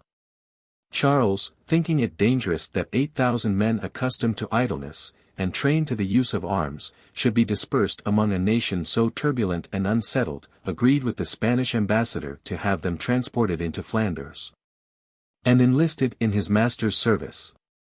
The English Commons, pretending apprehensions, lest regular bodies of troops, disciplined in the Low Countries, should prove still more dangerous, showed some aversion to this expedient, and the king reduced his allowance to 4,000 men. But when the Spaniards had hired ships for transporting these troops, and the men were ready to embark, the Commons, willing to show their power, and not displeased with an opportunity of curbing and affronting the king, prohibited every one from furnishing vessels for that service. And thus the project formed by Charles, of freeing the country from these men was unfortunately disappointed. The old Irish remarked all these false steps of the English, and resolved to take advantage of them. Though their animosity against that nation, for want of an occasion to exert itself, seemed to be extinguished, it was only composed into a temporary and deceitful tranquillity. Their interests, both with regard to property and religion, secretly stimulated them to a revolt. No individual of any sept, according to the ancient customs, had the property of any particular estate. But as the whole sept had a title to a whole territory, they ignorantly preferred this barbarous community before the more secure and narrower possessions assigned them by the English. An indulgence, amounting almost to a toleration, had been given to the Catholic religion, but so long as the churches and the ecclesiastical revenues were kept from the priests, and they were obliged to endure the neighborhood of profane heretics. Being themselves discontented, they continually endeavored to retard any cordial reconciliation between the English and the Irish nations. There was a gentleman called Roger More, who, though of a narrow fortune, was descended from an ancient Irish family and was much celebrated among his countrymen for valor and capacity. This man first formed the project of expelling the English, and asserting the independency of his native country. He secretly went from chieftain to chieftain, and roused up every latent principle of discontent. He maintained a close correspondence with Lord Maguire and Sir Philem O'Neill, the most powerful of the old Irish. By conversation, by letters, by his emissaries, he represented to his countrymen the motives of a revolt. He observed to them, that, by the rebellion of the Scots, and factions of the English, the king's authority in Britain was reduced to so low a condition, that he never could exert himself with any vigour in maintaining the English dominion over Ireland, that the Catholics in the Irish House of Commons, assisted by the Protestants, had so diminished the royal prerogative and the power of the lieutenant, as would much facilitate the conducting to its desired effect any conspiracy or combination which could be formed, that the Scots, having so successfully thrown off dependence on the crown of England, and assumed the government into their own hands, had set an example to the Irish, who had so much greater oppressions to complain of, that the English planters, who had expelled them their possessions, suppressed their religion, and bereaved them of their liberties were but a handful in comparison of the natives, that they lived in the most supine security, interspersed with their numerous enemies, trusting to the protection of a small army, which was itself scattered in inconsiderable divisions throughout the whole kingdom, that a great body of men, disciplined by the government, were now thrown loose, and were ready for any daring or desperate enterprise, that though the Catholics had hitherto enjoyed, in some tolerable measure, the exercise of their religion, from the moderation of their indulgent prince, they must henceforth expect that the government will be conducted by other maxims and other principles, that the puritanical parliament, having at length subdued their sovereign, would no doubt, as soon as they had consolidated their authority, extend their ambitious enterprises to Ireland, and make the Catholics in that kingdom feel the same furious persecution, to which their brethren in England were at present exposed, and that a revolt in the Irish, tending only to vindicate their native liberty against the violence of foreign invaders, could never at any time be deemed rebellion, much less during the present confusions, when their prince was in a manner a prisoner, and obedience must be paid, not to him, but to those who had traitorously usurped his lawful authority. By these considerations, More engaged all the heads of the native Irish into the conspiracy. The English of the Pale, as they were called, or the Old English planters, being all Catholics, it was hoped would afterwards join the party which restored their religion to its ancient splendor and authority. The intention was, that Sir Philem O'Neill and the other conspirators should begin an insurrection on one day throughout the provinces, and should attack all the English settlements.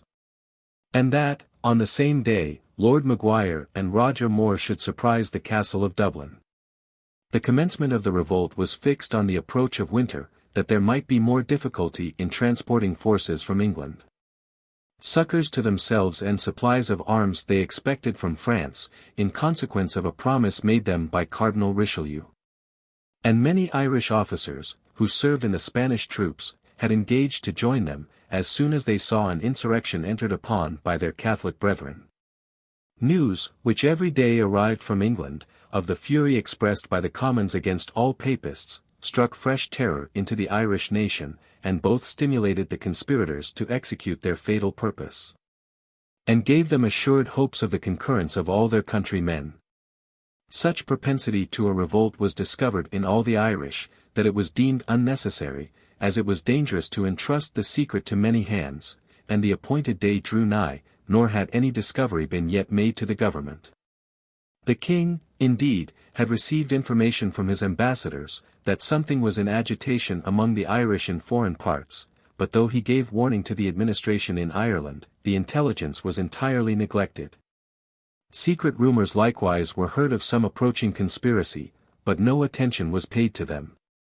The Earl of Leicester, whom the king had appointed lieutenant, remained in London. The two justices, Sir William Parsons and Sir John Borlase, were men of small abilities, and, by an inconvenience common to all factious times, owed their advancement to nothing but their zeal for the party by whom everything was now governed. Tranquil from their ignorance and inexperience, these men indulged themselves in the most profound repose, on the very brink of destruction. But they were awakened from their security on the very day before that which was appointed for the commencement of hostilities. The castle of Dublin, by which the capital was commanded, contained arms for 10,000 men, with 35 pieces of cannon, and a proportionable quantity of ammunition. Yet was this important place guarded, and that too without any care, by no greater force than 50 men.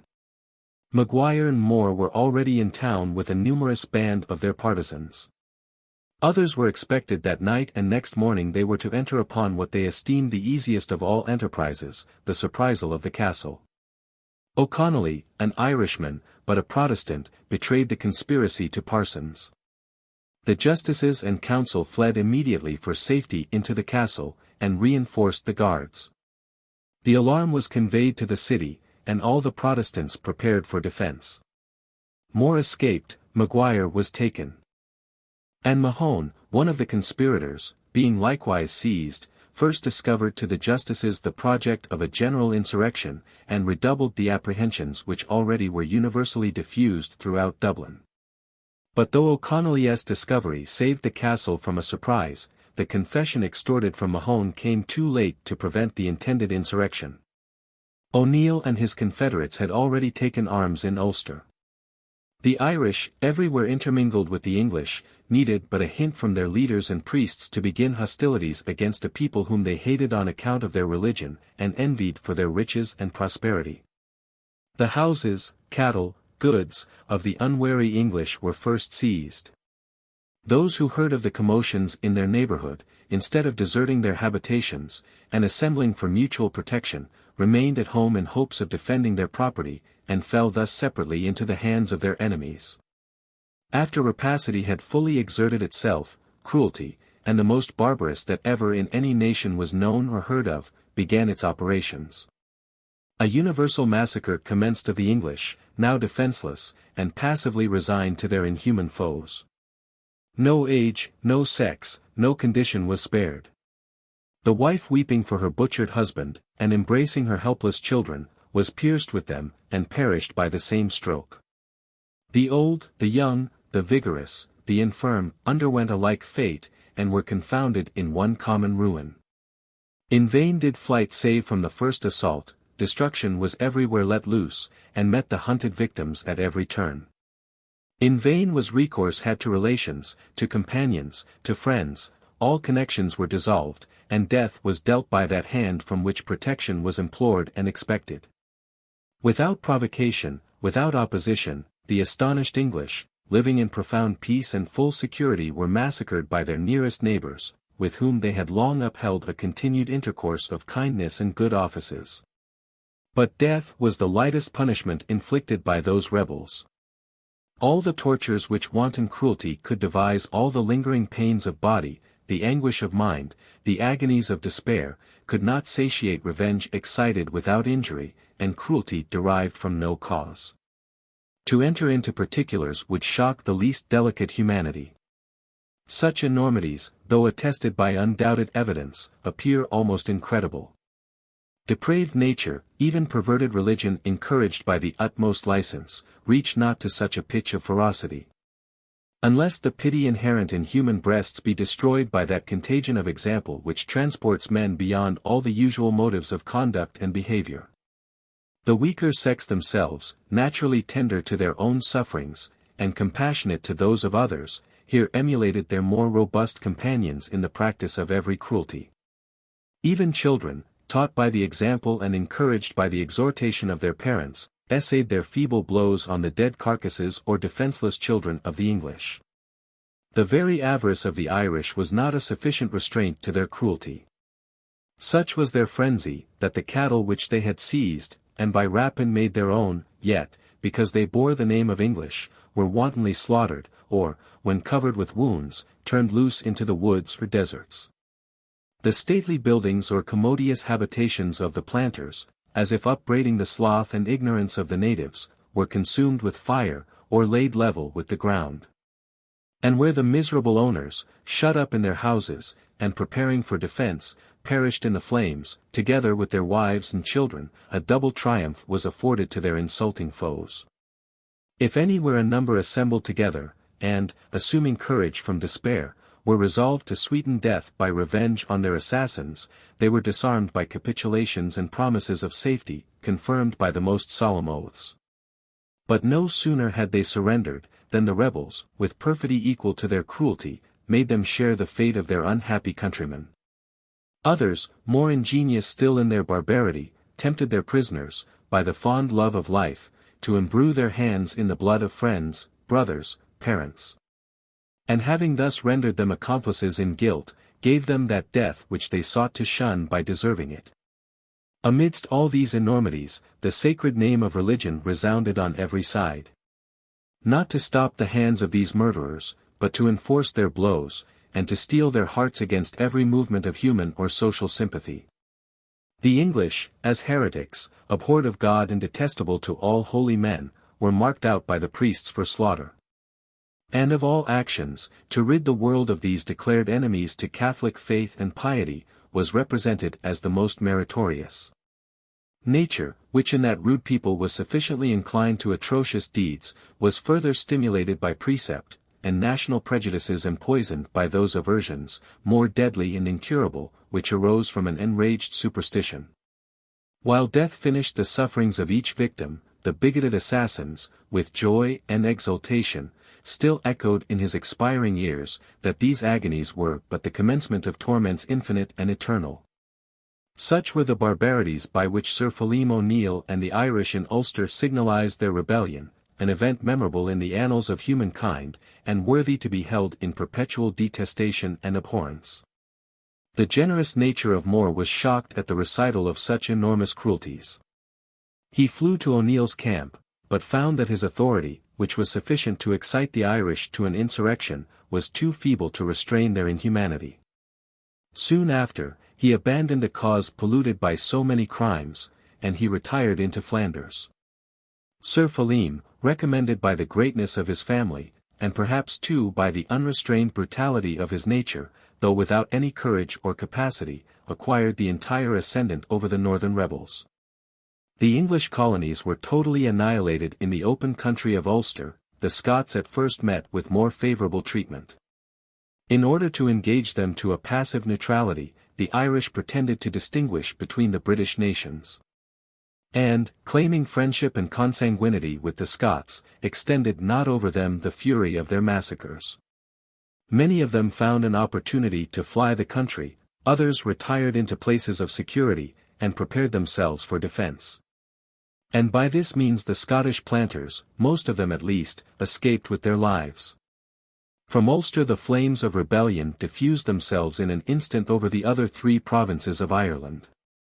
In all places, death and slaughter were not uncommon, though the Irish in these other provinces pretended to act with moderation and humanity. But cruel and barbarous was their humanity. Not content with expelling the English their houses, with despoiling them of their goodly manners, with wasting their cultivated fields, they stripped them of their very clothes, and turned them out, naked and defenceless, to all the severities of the season. The heavens themselves, as if conspiring against that unhappy people, were armed with cold and tempest unusual to the climate, and executed what the merciless sword had left unfinished. The roads were covered with crowds of naked English, hastening towards Dublin and the other cities which yet remained in the hands of their countrymen. The feeble age of children, the tender sex of women, soon sunk under the multiplied rigors of cold and hunger.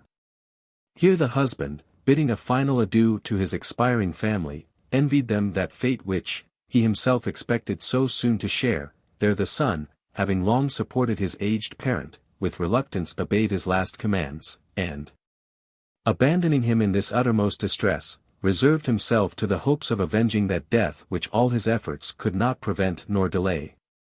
The astonishing greatness of the calamity deprived the sufferers of any relief from the view of companions in affliction.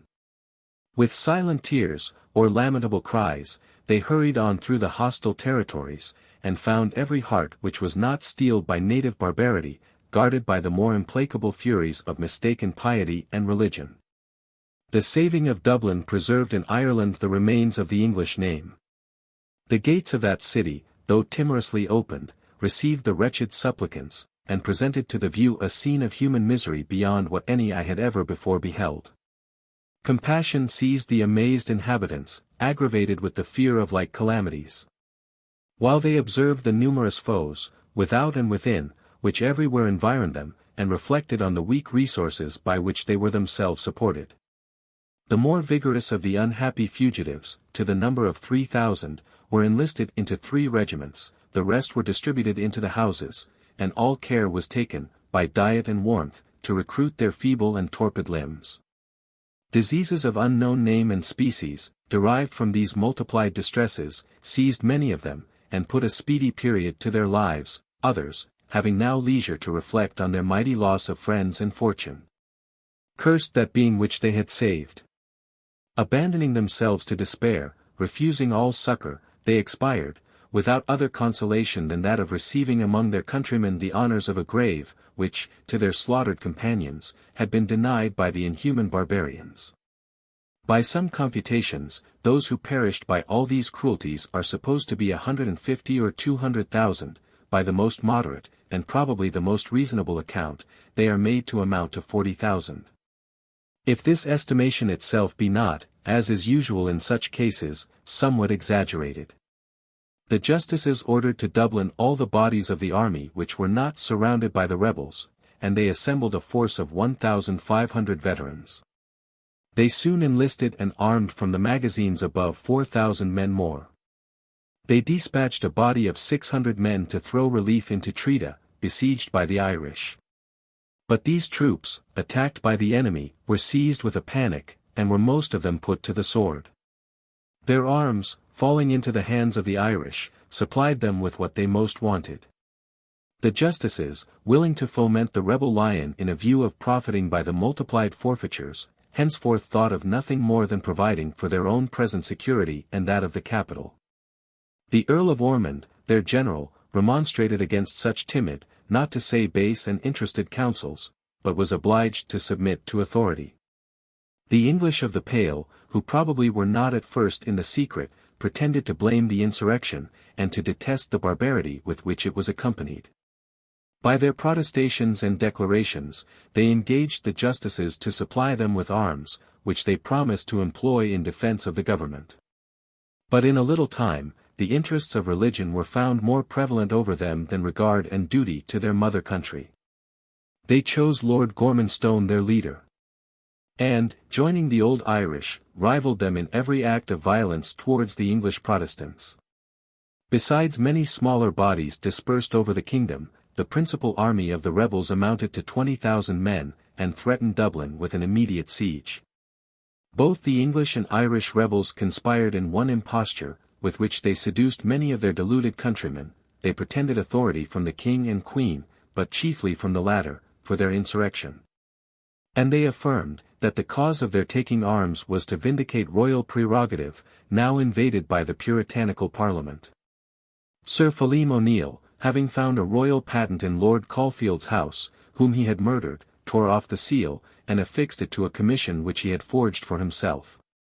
The king received an account of this insurrection by a messenger dispatched from the north of Ireland. He immediately communicated his intelligence to the Scottish Parliament. He expected that the mighty zeal expressed by the Scots for the Protestant religion, would immediately engage them to fly to its defence where it was so violently invaded. He hoped that their horror against popery, a religion which now appeared in its most horrible aspect, would second all his exhortations. He had observed with what alacrity they had twice run to arms. and assembled troops in opposition to the rights of their sovereign, he saw with how much greater facility they could now collect forces which had been very lately disbanded, and which had been so long inured to military discipline. The cries of their affrighted and distressed brethren in Ireland, he promised himself, would powerfully incite them to send over succors, which could arrive so quickly, and aid them with such promptitude in this uttermost distress. But the zeal of the Scots, as is usual among religious sects, was very feeble when not stimulated either by faction or by interest. They now considered themselves entirely as a republic, and made no account of the authority of their prince, which they had utterly annihilated. Conceiving hopes from the present distresses of Ireland, they resolved to make an advantageous bargain for the succors with which they should supply their neighbouring nation. And they cast their eye towards the English Parliament, with whom they were already so closely connected, and who could alone fulfil any articles which might be agreed on. Except dispatching a small body to support the Scottish colonies in Ulster.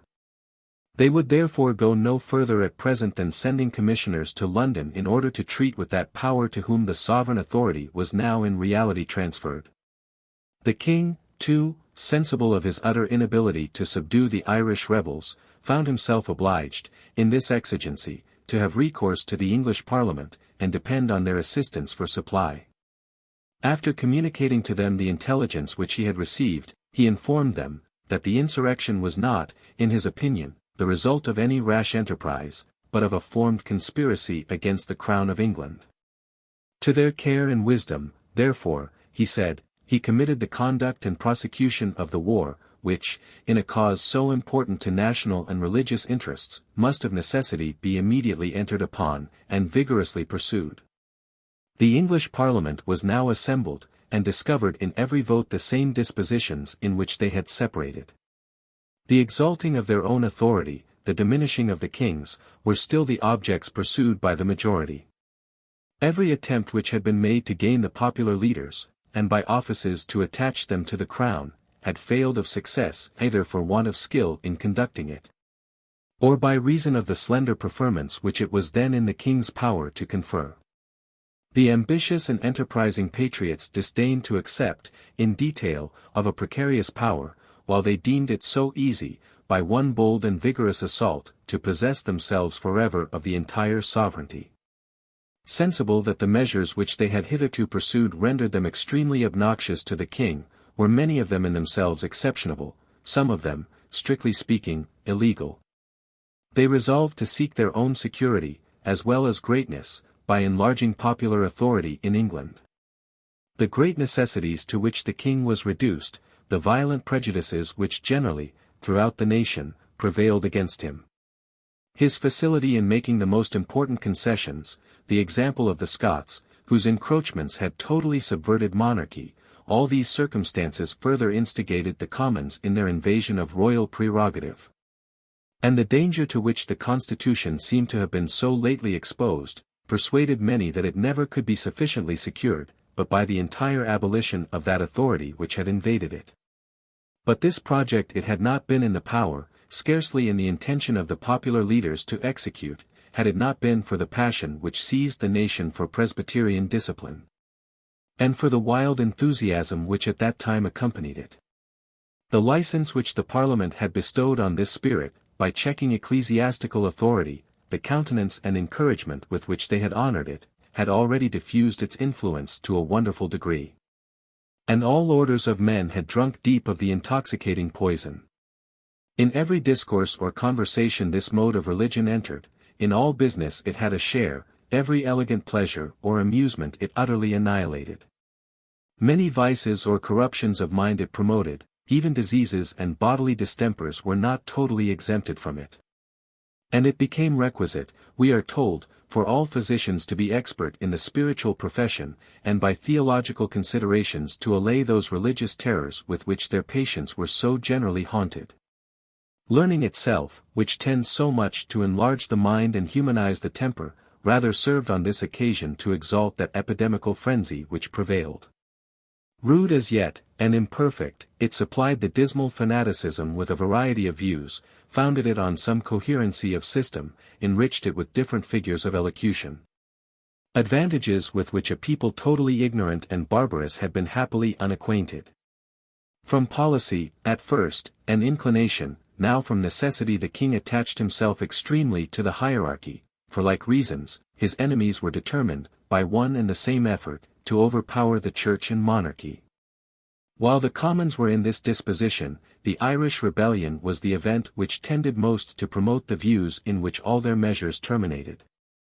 A horror against the Papists, however innocent, they had constantly encouraged, a terror from the conspiracies of that sect, however improbable, they had at all times endeavored to excite. Here was broken out a rebellion, dreadful and unexpected, accompanied with circumstances the most detestable of which there ever was any record. And what was the peculiar guilt of the Irish Catholics? It was no difficult matter, in the present disposition of men's minds, to attribute to that whole sect, who were already so much the object of general abhorrence. Accustomed in all invectives to join the prelatical party with the Papists, the people immediately supposed this insurrection to be the result of their united counsels.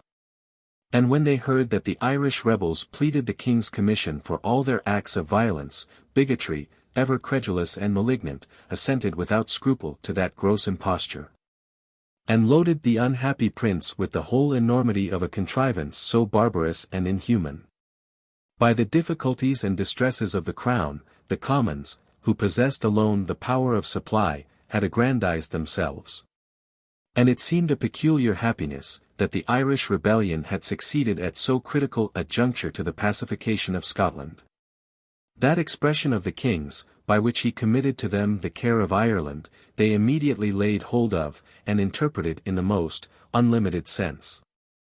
They had on other occasions been gradually encroaching on the executive power of the crown, which forms its principal and most natural branch of authority. But with regard to Ireland, they at once assumed it, fully and entirely, as if delivered over to them by a regular gift or assignment. And to this usurpation the king was obliged passively to submit.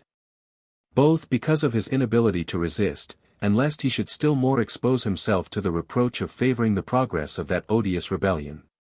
The project of introducing further innovations in England being once formed by the leaders among the Commons, it became a necessary consequence, that their operations with regard to Ireland should, all of them, be considered as subordinate to the former, on whose success, when once undertaken, their own grandeur, security, and even being, must entirely depend. While they pretended the utmost zeal against the Irish insurrection, they took no steps towards its suppression, but such as likewise tended to give them the superiority in those commotions which, they foresaw, must so soon be excited in England. The extreme contempt entertained for the natives in Ireland, made the popular leaders believe that it would be easy at any time to suppress their rebellion, and recover that kingdom, nor were they willing to lose, by too hasty success, the advantage which that rebellion would afford them in their projected encroachments on the prerogative. By assuming the total management of the war, they acquired the courtship and dependence of every one who had any connection with Ireland, or who was desirous of enlisting in these military enterprises. They levied money under pretence of the Irish expedition, but reserved it for purposes which concerned them more nearly. They took arms from the king's magazines, but still kept them with a secret intention of employing them against himself. Whatever law they deemed necessary for aggrandizing themselves, was voted, under colour of enabling them to recover Ireland. And if Charles withheld the royal assent, his refusal was imputed to those pernicious counsels which had at first excited the Popish rebellion, and which still threatened total destruction to the Protestant interest throughout all his dominions. And though no forces were for a long time sent over to Ireland, and very little money remitted during the extreme distress of that kingdom, so strong was the people's attachment to the Commons, that the fault was never imputed to those pious zealots, whose votes breathed nothing but death and destruction to the Irish rebels. To make the attack on royal authority by regular approaches, it was thought proper to frame a general remonstrance of the state of the nation. And accordingly the committee, which at the first meeting of Parliament had been chosen for that purpose, and which had hitherto made no progress in their work, received fresh injunctions to finish that undertaking. The committee brought into the House that remonstrance which has become so memorable, and which was soon afterwards attended with such important consequences. It was not addressed to the king, but was openly declared to be an appeal to the people. The harshness of the matter was equaled by the severity of the language. It consists of many gross falsehoods, intermingled with some evident truths. Malignant insinuations are joined to open invectives. Loud complaints of the past, accompanied with jealous prognostications of the future. Whatever unfortunate, whatever invidious, whatever suspicious measure had been embraced by the king, from the commencement of his reign, is insisted on and aggravated with merciless rhetoric. The unsuccessful expeditions to Cadiz and the Isle of Rhe are mentioned. The sending of ships to France for the suppression of the Huguenots, the forced loans, the illegal confinement of men for not obeying illegal commands, the violent dissolution of 4 parliaments, the arbitrary government which always succeeded. The questioning, fining, and imprisoning of members for their conduct in the House, the levying of taxes without consent of the Commons. The introducing of superstitious innovations into the Church, without authority of law, in short, everything which, either with or without reason, had given offence during the course of 15 years. From the accession of the king to the calling of the present Parliament. And though all these grievances had been already redressed, and even laws enacted for future security against their return, the praise of these advantages was ascribed, not to the king, but to the Parliament, who had extorted his consent to such salutary statutes. Their own merits too, they asserted, towards the king, were no less eminent than towards the people. Though they had seized his whole revenue, rendered it totally precarious, and made even their temporary supplies be paid to their own commissioners, who were independent of him. They pretended that they had liberally supported him in his necessities. By an insult still more egregious, the very giving of money to the Scots for levying war against their sovereign, they represented as an instance of their duty towards him. And all their grievances, they said, which amounted to no less than a total subversion of the constitution, proceeded entirely from the formed combination of a popish faction, who had ever swayed the king's counsels, who had endeavoured, by an uninterrupted effort, to introduce their superstition into England and Scotland, and who had now at last excited an open and bloody rebellion in Ireland. This remonstrance, so full of acrimony and violence, was a plain signal for some further attacks intended on royal prerogative, and a declaration, that the concessions already made, however important, were not to be regarded as satisfactory. What pretensions would be advanced, how unprecedented, how unlimited, were easily imagined, and nothing less was foreseen, whatever ancient names might be preserved, than an abolition, almost total, of the monarchical government of England. The opposition, therefore, which the remonstrance met with in the House of Commons was great. For above 14 hours the debate was warmly managed. And from the weariness of the king's party, which probably consisted chiefly of the elderly people, and men of cool spirits, the vote was at last carried by a small majority of 11.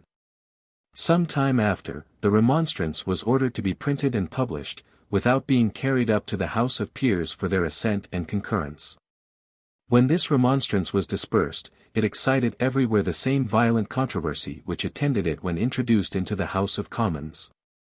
This Parliament, said the partisans of that assembly, have at length profited by the fatal example of their predecessors, and are resolved, that the fabric which they have generously undertaken to wear for the protection of liberty, shall not be left to future ages insecure and imperfect.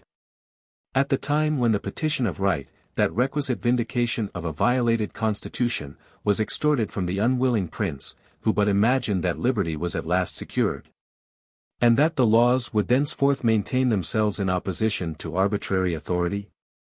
But what was the event? A right was indeed acquired to the people, or rather their ancient right was more exactly defined. But as the power of invading it still remained in the prince, no sooner did an opportunity offer, than he totally disregarded all laws and preceding engagements, and made his will and pleasure the sole rule of government. Those lofty ideas of monarchical authority, which he has derived from his early education, which are united in his mind with the irresistible illusions of self-love, which are corroborated by his mistaken principles of religion. It is in vain to hope that, in his more advanced age, he will sincerely renounce from any subsequent reflection or experience. Such conversions, if ever they happen, are extremely rare. But to expect that they will be derived from necessity, from the jealousy and resentment of antagonists, from blame, from reproach, from opposition, must be the result of the fondest and most blind credulity.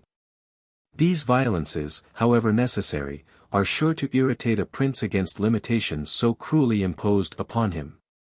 And each concession which he is constrained to make, is regarded as a temporary tribute paid to faction and sedition, and is secretly attended with a resolution of seizing every favorable opportunity to retract it.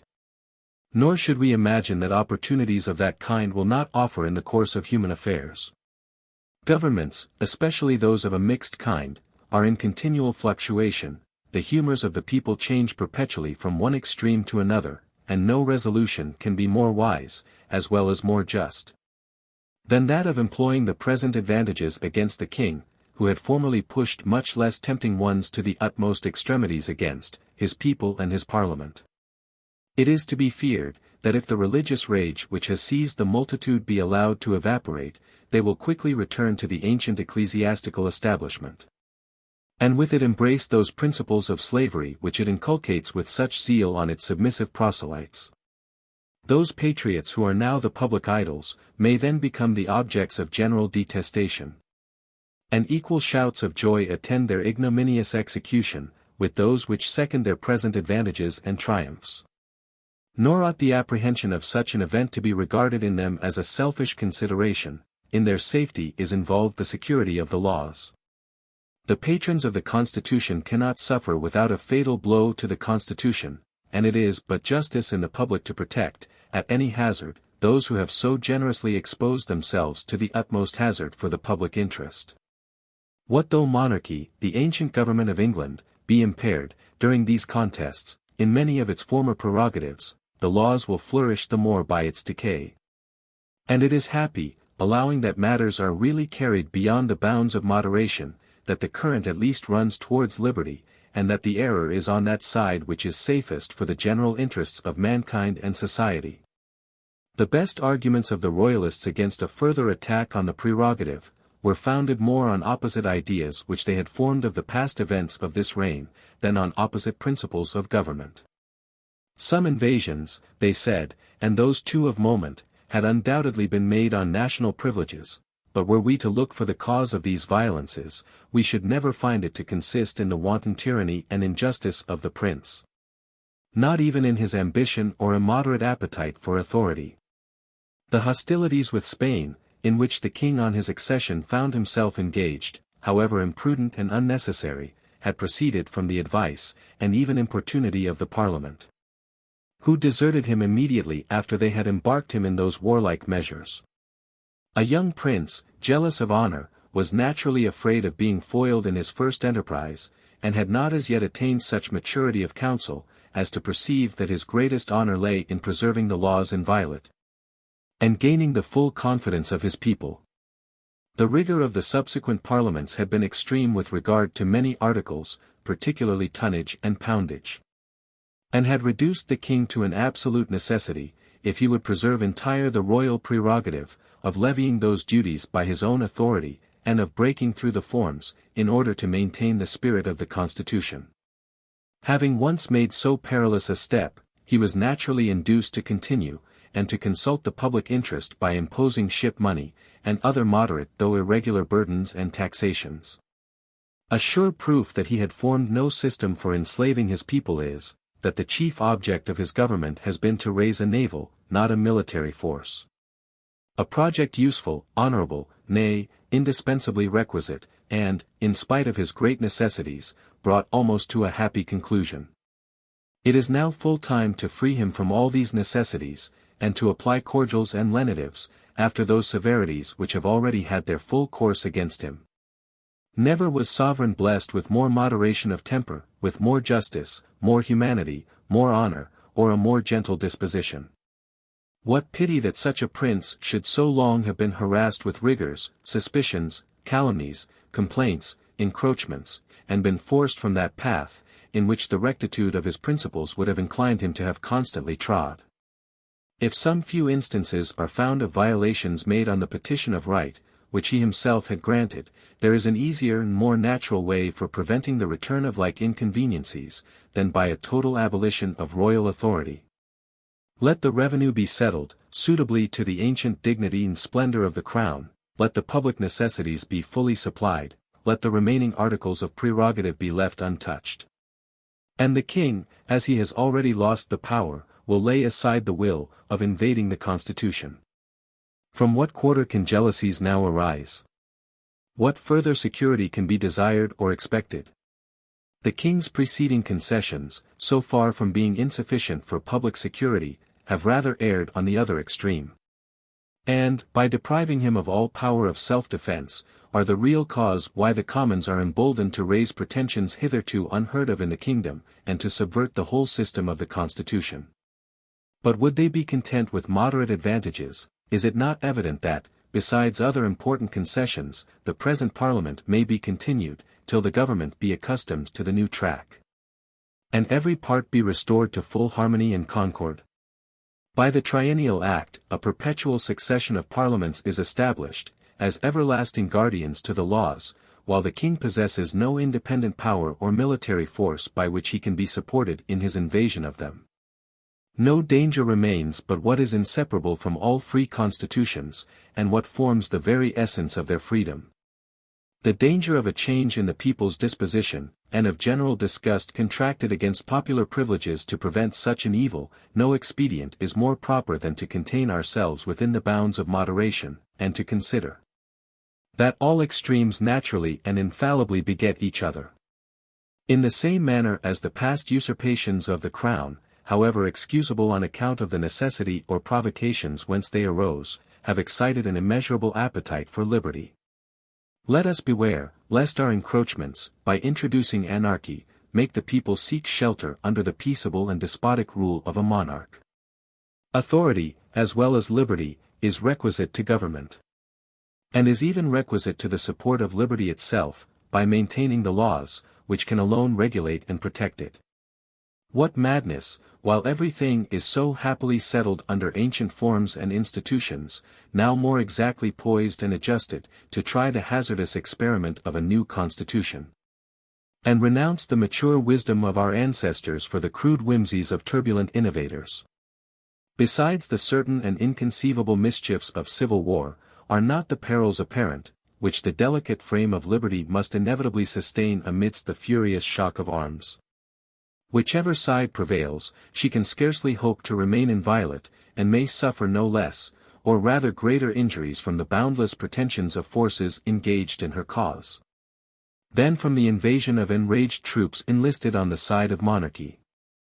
The king, upon his return from Scotland, was received in London with the shouts and acclamations of the people, and with every demonstration of regard and affection.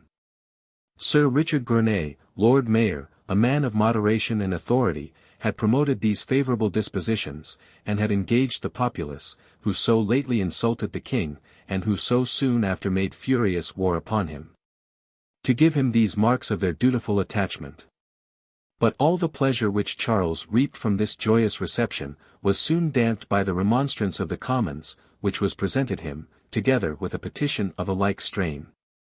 The bad counsels which he followed are there complained of.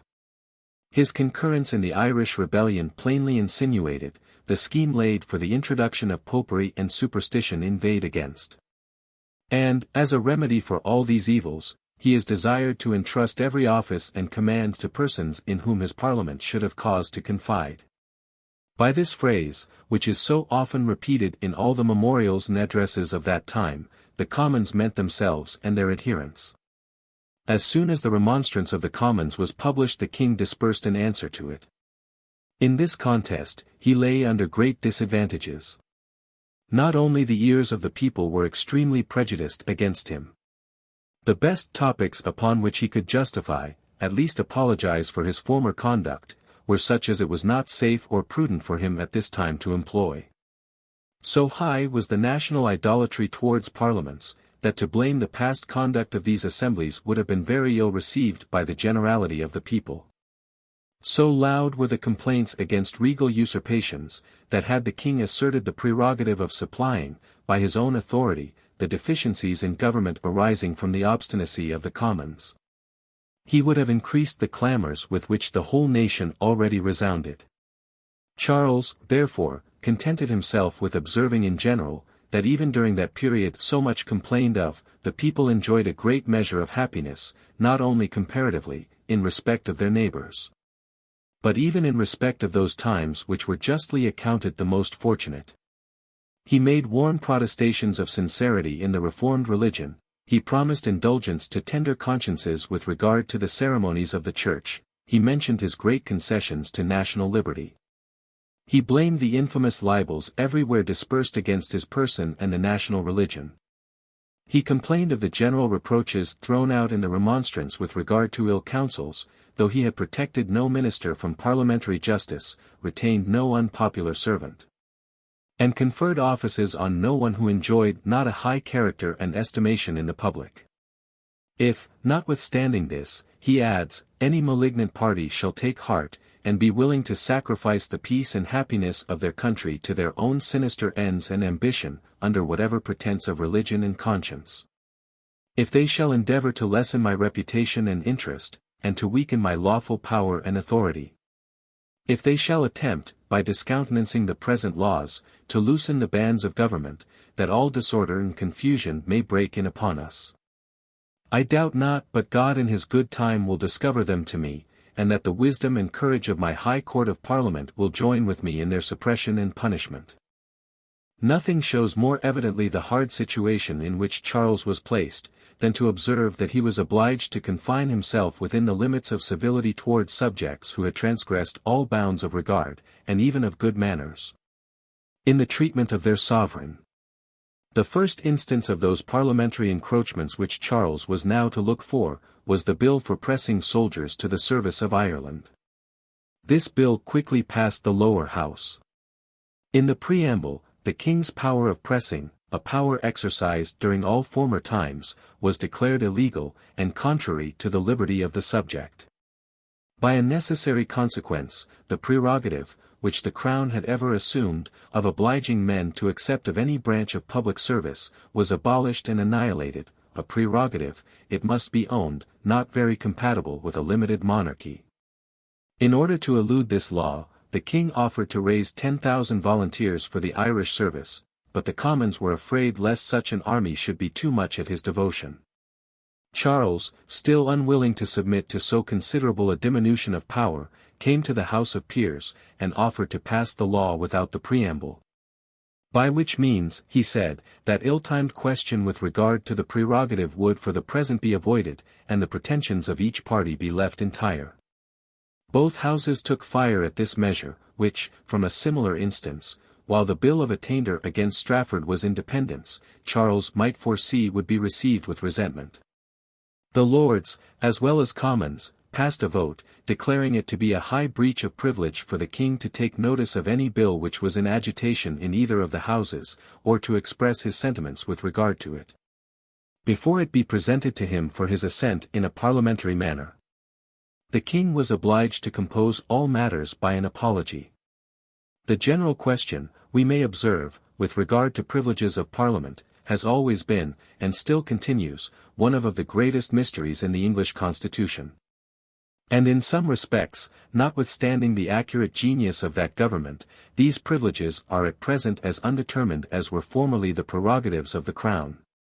Such privileges as are founded on long precedent cannot be controverted, but though it were certain, that former kings had not in any instance taken notice of bills lying before the Houses, which yet appears to have been very common, it follows not, merely from their never exerting such a power, that they had renounced it, or never were possessed of it. Such privileges also as are essential to all free assemblies which deliberate, they may be allowed to assume, whatever precedents may prevail, but though the king's interposition, by an offer or advice, does in some degree overawe or restrain liberty, it may be doubted whether it imposes such evident violence as to entitle the Parliament, without any other authority or concession, to claim the privilege of excluding it. But this was the favourable time for extending privileges. And had none more exorbitant or unreasonable been challenged, few bad consequences had followed. The establishment of this rule, it is certain, contributes to the order and regularity, as well as freedom, of parliamentary proceedings. The interposition of peers in the election of commoners was likewise about this time declared a breach of privilege, and continues ever since to be condemned by votes of the commons, and universally practiced throughout the nation. Every measure pursued by the commons, and, still more, every attempt made by their partisans, were full of the most inveterate hatred against the hierarchy, and showed a determined resolution of subverting the whole ecclesiastical establishment. Besides numberless vexations and persecutions which the clergy underwent from the arbitrary power of the lower house, the peers, while the king was in Scotland, having passed an order for the observance of the laws with regard to public worship. The commons assumed such authority, that, by a vote alone of their house, they suspended those laws, though enacted by the whole legislature, and they particularly forbade bowing at the name of Jesus.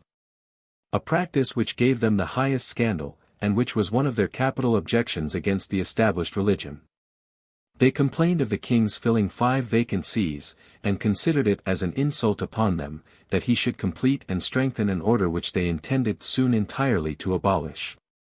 They had accused 13 bishops of high treason for enacting canons without consent of Parliament, though, from the foundation of the monarchy, no other method had ever been practiced, and they now insisted that the peers, upon this general accusation, should sequester those bishops from their seats in Parliament, and commit them to prison. Their bill for taking away the bishops' votes had last winter been rejected by the peers, but they again introduced the same bill, though no prorogation had intervened. And they endeavoured, by some minute alterations, to elude that rule of Parliament which opposed them. And when they sent up this bill to the Lords, they made a demand, the most absurd in the world, that the bishops, being all of them parties, should be refused a vote with regard to that question. After the resolution was once formed by the commons, of invading the established government of church and state, it could not be expected that their proceedings, in such a violent attempt, would thenceforth be altogether regular and equitable, but it must be confessed that, in their attack on the hierarchy, they still more openly passed all bounds of moderation. As supposing, no doubt, that the sacredness of the cause would sufficiently atone for employing means the most irregular and unprecedented. This principle, which prevails so much among zealots, never displayed itself so openly as during the transactions of this whole period. But, notwithstanding these efforts of the commons, they could not expect the concurrence of the upper house either to this law, or to any other which they should introduce for the further limitation of royal authority. The majority of the peers adhered to the king, and plainly foresaw the depression of nobility, as a necessary consequence of popular usurpations on the crown. The insolence, indeed, of the commons, and their haughty treatment of the lords, had already risen to a great height, and gave sufficient warning of their future attempts upon that order. They muttered somewhat of their regret that they should be obliged to save the kingdom alone, and that the House of Peers would have no part in the honour. Nay, they went so far as openly to tell the lords, that they themselves were the representative body of the whole kingdom, and that the peers were nothing but individuals who held their seats in a particular capacity. And therefore, if their lordships will not consent to the passing of acts necessary for the preservation of the people, the commons, together with such of the lords as are more sensible of the danger, must join together, and represent the matter to his Majesty. So violent was the democratical, enthusiastic spirit diffused throughout the nation, that a total confusion of all rank and order was justly to be apprehended. And the wonder was, not that the majority of the nobles should seek shelter under the throne, but that any of them should venture to desert it. But the tide of popularity seized many, and carried them wide of the most established maxims of civil policy. Among the opponents of the king are ranked the Earl of Northumberland, Lord Admiral, a man of the first family and fortune, and endowed with that dignified pride which so well became his rank and station, the Earl of Essex, who inherited all his father's popularity, and having from his early youth sought renown in arms, united to a middling capacity that rigid inflexibility of honour which forms the proper ornament of a nobleman and a soldier, Lord Kimbolton. Soon after Earl of Manchester, a person distinguished by humanity, generosity, affability, and every amiable virtue. These men, finding that their credit ran high with the nation, ventured to encourage those popular disorders, which, they vainly imagined, they possessed authority sufficient to regulate and control. In order to obtain a majority in the upper house, the Commons had recourse to the populace, who on other occasions had done them such important service. Amidst the greatest security, they affected continual fears of destruction to themselves and the nation, and seemed to quake at every breath or rumor of danger. They again excited the people by never ceasing inquiries after conspiracies, by reports of insurrections, by feigned intelligence of invasions from abroad, by discoveries of dangerous combinations at home among papists and their adherents. When Charles dismissed the guard which they had ordered during his absence, they complained. And upon his promising them a new guard, under the command of the Earl of Lindesey, they absolutely refused the offer, and were well pleased to insinuate, by this instance of jealousy, that their danger chiefly arose from the king himself. They ordered halberds to be brought into the hall where they assembled, and thus armed themselves against those conspiracies with which, they pretended, they were hourly threatened. As stories of plots, however ridiculous, were willingly attended to, and were dispersed among the multitude, to whose capacity they were well adapted. Beale, a tailor, informed the Commons that, walking in the fields, he had hearkened to the discourse of certain persons unknown to him, and had heard them talk of a most dangerous conspiracy. 108 ruffians, as he learned, had been appointed to murder 108 lords and commoners, and were promised rewards for these assassinations, £10 for each lord, 40 shillings for each commoner. Upon this notable intelligence, orders were issued for seizing priests and Jesuits, a conference was desired with the lords, and the deputy lieutenants of some suspected counties were ordered to put the people in a posture of defence. The pulpits likewise were called in aid, and resounded with the dangers which threatened religion from the desperate attempts of papists and malignants. Multitudes flocked towards Westminster, and insulted the prelates and such of the lords as adhered to the crown. The peers voted a declaration against those tumults, and sent it to the lower house, but these refused their concurrence. Some seditious apprentices, being seized and committed to prison, immediately received their liberty, by an order of the Commons. The sheriffs and justices having appointed constables with strong watches to guard the Parliament, the Commons sent for the constables, and required them to discharge the watches, convened the justices, voted their orders a breach of privilege, and sent one of them to the Tower. Encouraged by these intimations of their pleasure, the populace crowded about Whitehall, and threw out insolent menaces against Charles himself. Several seduced officers and young gentlemen of the Inns of Court, during this time of disorder and danger, offered their service to the king. Between them and the populace there passed frequent skirmishes, which ended not without bloodshed. By way of reproach, these gentlemen gave the rabble the appellation of Roundheads, on account of the short cropped hair which they wore, these called the others Cavaliers. And thus the nation, which was before sufficiently provided with religious as well as civil causes of quarrel, was also supplied with party names, under which the factions might rendezvous and signalize their mutual hatred. Meanwhile the tumult still continued, and even increased about Westminster and Whitehall. The cry incessantly resounded against bishops and rotten-hearted lords. The former especially, being distinguishable by their habit, and being the object of violent hatred to all the sectaries, were exposed to the most dangerous insults. Williams, now created Archbishop of York, having been abused by the populace, hastily called a meeting of his brethren. By his advice, a protestation was drawn and addressed to the king and the House of Lords. The bishops there set forth, that though they had an undoubted right to sit and vote in Parliament, yet in coming thither, they had been menaced, assaulted, affronted, by the unruly multitude, and could no longer with safety attend their duty in the House. For this reason they protested against all laws, votes, and resolutions, as null and invalid, which should pass during the time of their constrained absence. This protestation, which, though just and legal, was certainly ill-timed, was signed by 12 bishops, and communicated to the king, who hastily approved of it. As soon as it was presented to the Lords, that House desired a conference with the Commons, whom they informed of this unexpected protestation. The opportunity was seized with joy and triumph. An impeachment of high treason was immediately sent up against the bishops, as endeavoring to subvert the fundamental laws, and to invalidate the authority of the legislature. They were, on the first demand, sequestered from Parliament, and committed to custody. No man in either house ventured to speak a word in their vindication, so much displeased was every one at the egregious imprudence of which they had been guilty. One person alone said, that he did not believe them guilty of high treason, but that they were stark mad, and therefore desired they might be sent to Bedlam. 1642. A few days after, the king was betrayed into another indiscretion, much more fatal. An indiscretion to which all the ensuing disorders and civil wars ought immediately and directly to be ascribed. This was the impeachment of Lord Kimbolton and the 5 members. When the Commons employed in their remonstrance language so severe and indecent, they had not been actuated entirely by insolence and passion, their views were more solid and profound. They considered that in a violent attempt, such as an invasion of the ancient constitution, the more leisure was afforded the people to reflect. The less would they be inclined to second that rash and dangerous enterprise, that the peers would certainly refuse their concurrence.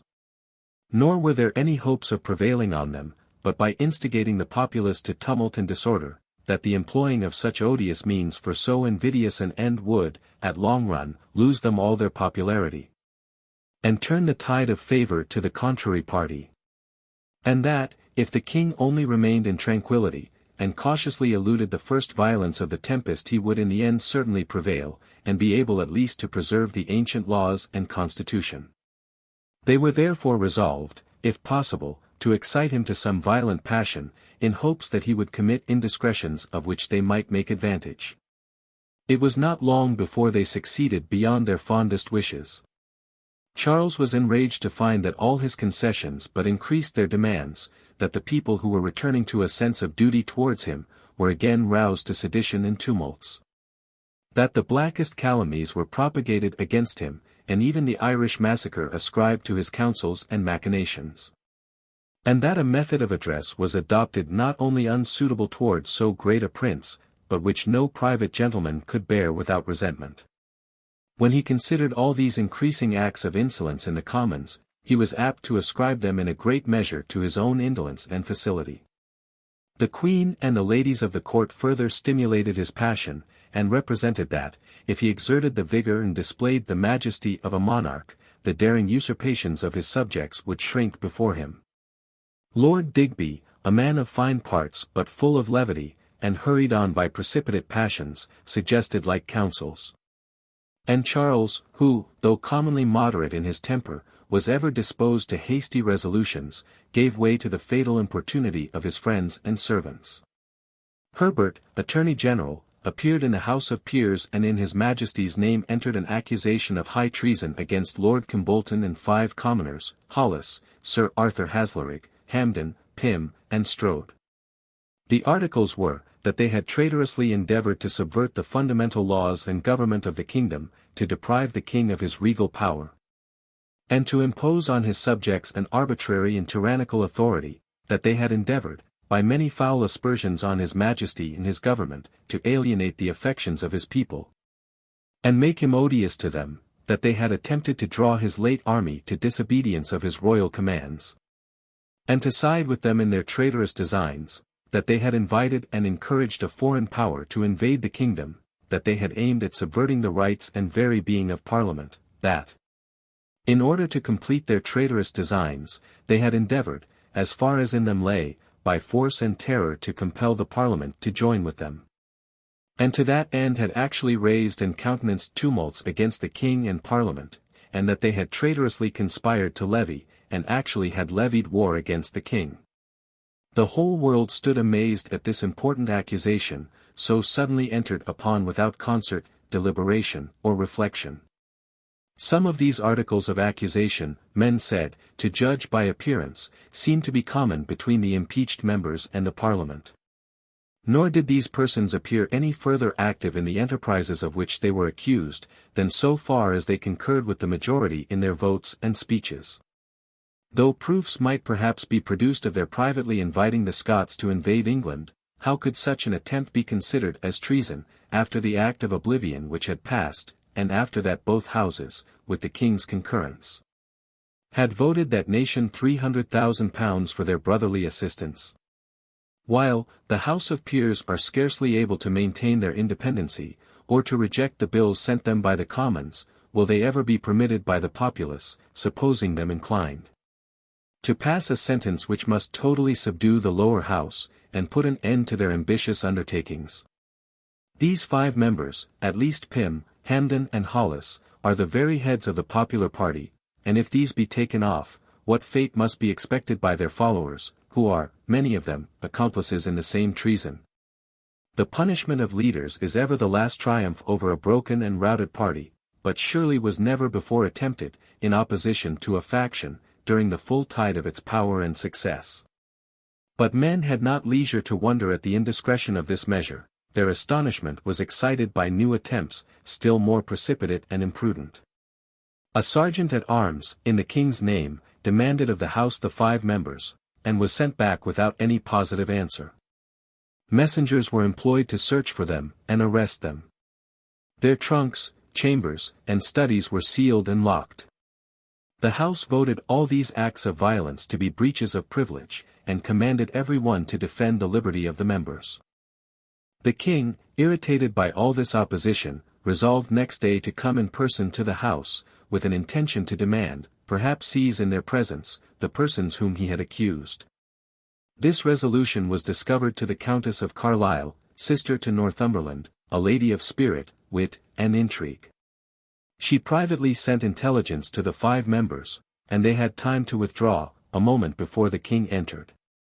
He was accompanied by his ordinary retinue, to the number of above 200, armed as usual, some with halberds, some with walking swords. The king left them at the door, and he himself advanced alone through the hall, while all the members rose to receive him. The speaker withdrew from his chair, and the king took possession of it. The speech which he made was as follows: "Gentlemen, I am sorry for this occasion of coming to you. Yesterday I sent a sergeant at arms to demand some who, by my order, were accused of high treason. Instead of obedience, I received a message. I must here declare to you, that though no king that ever was in England could be more careful of your privileges than I shall be, yet in cases of treason no person has privilege. Therefore am I come to tell you, that I must have these men wheresoever I can find them. Well, since I see all the birds are flown, I do expect that you will send them to me as soon as they return. But I assure you, on the word of a king, I never did intend any force, but shall proceed against them in a fair and legal way, for I never meant any other. And now, since I see I cannot do what I came for, I think this is no unfit occasion to repeat what I have said formerly, that whatever I have done in favor and to the good of my subjects, I do intend to maintain it." When the king was looking around for the accused members, he asked the speaker, who stood below, whether any of these persons were in the house. The speaker, falling on his knee, prudently replied, "I have, sir, neither eyes to see nor tongue to speak in this place, but as the house is pleased to direct me, whose servant I am. And I humbly ask pardon, that I cannot give any other answer to what your majesty is pleased to demand of me." The Commons were in the utmost disorder, and when the king was departing, some members cried aloud, so as he might hear them, "Privilege! Privilege!" And the House immediately adjourned till next day. That evening the accused members, to show the greater apprehension, removed into the city, which was their fortress. The citizens were the whole night in arms.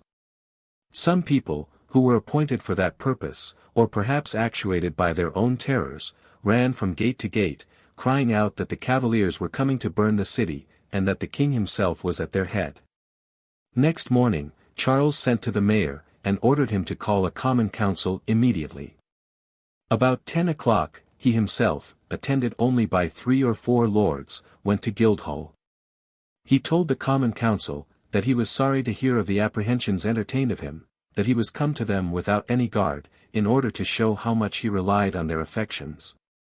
And that he had accused certain men of high treason, against whom he would proceed in a legal way, and therefore presumed that they would not meet with protection in the city.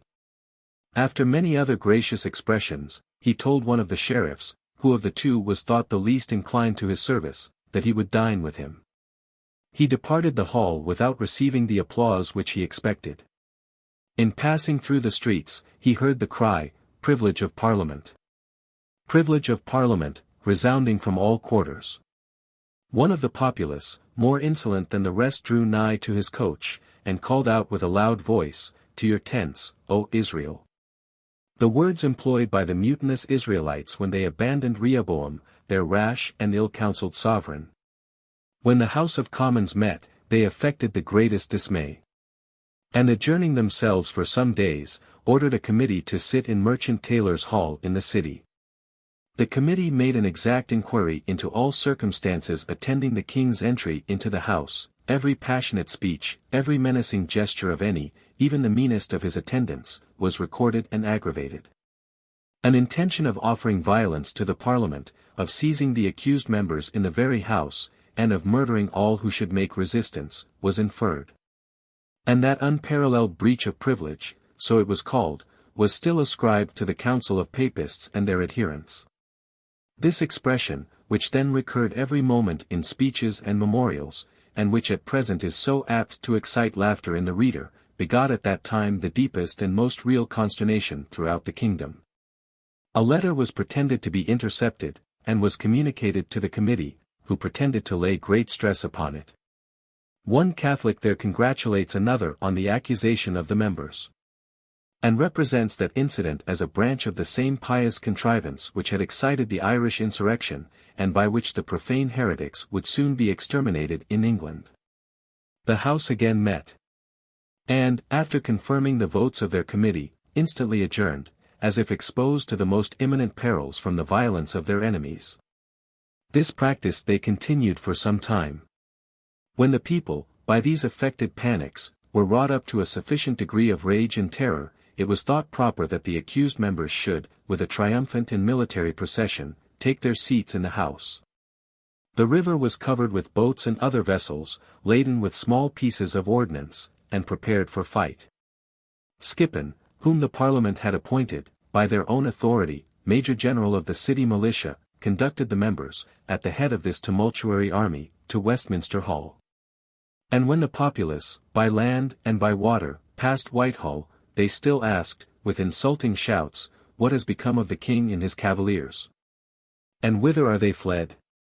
The king, apprehensive of danger from the enraged multitude, had retired to Hampton Court, deserted by all the world, and overwhelmed with grief, shame, and remorse, for the fatal measures into which he had been hurried. His distressed situation he could no longer ascribe to the rigors of destiny, or the malignity of enemies. His own precipitancy and indiscretion must bear the blame of whatever disasters should henceforth befall him. The most faithful of his adherents, between sorrow and indignation, were confounded with reflections on what had happened, and what was likely to follow. Seeing every prospect blasted, faction triumphant, the discontented populace inflamed to a degree of fury, they utterly despaired of success in a cause to whose ruin friends and enemies seemed equally to conspire. The prudence of the king, in his conduct of this affair, nobody pretended to justify. The legality of his proceedings met with many and just apologies, though generally offered to unwilling ears. No maxim of law, it was said, is more established, or more universally allowed, than that privilege of Parliament extends not to treason, felony, or breach of peace. Nor has either house, during former ages, ever pretended, in any of those cases, to interpose in behalf of its members. Though some inconveniencies should result from the observance of this maxim, that would not be sufficient, without other authority, to abolish a principle established by uninterrupted precedent, and founded on the tacit consent of the whole legislature. But what are the inconveniencies so much dreaded? The king, on pretence of treason, may seize any members of the opposite faction, and for a time gain to his partisans the majority of voices. But if he seize only a few, will he not lose more friends by such a gross artifice than he confines enemies? If he seize a great number, is not this expedient force, open and barefaced? And what remedy at all times against such force, but to oppose to it a force which is superior? even allowing that the king intended to employ violence, not authority, for seizing the members. Though at that time, and ever afterwards, he positively asserted the contrary, yet will his conduct admit of excuse. That the hall where the Parliament assembles is an inviolable sanctuary, was never yet pretended.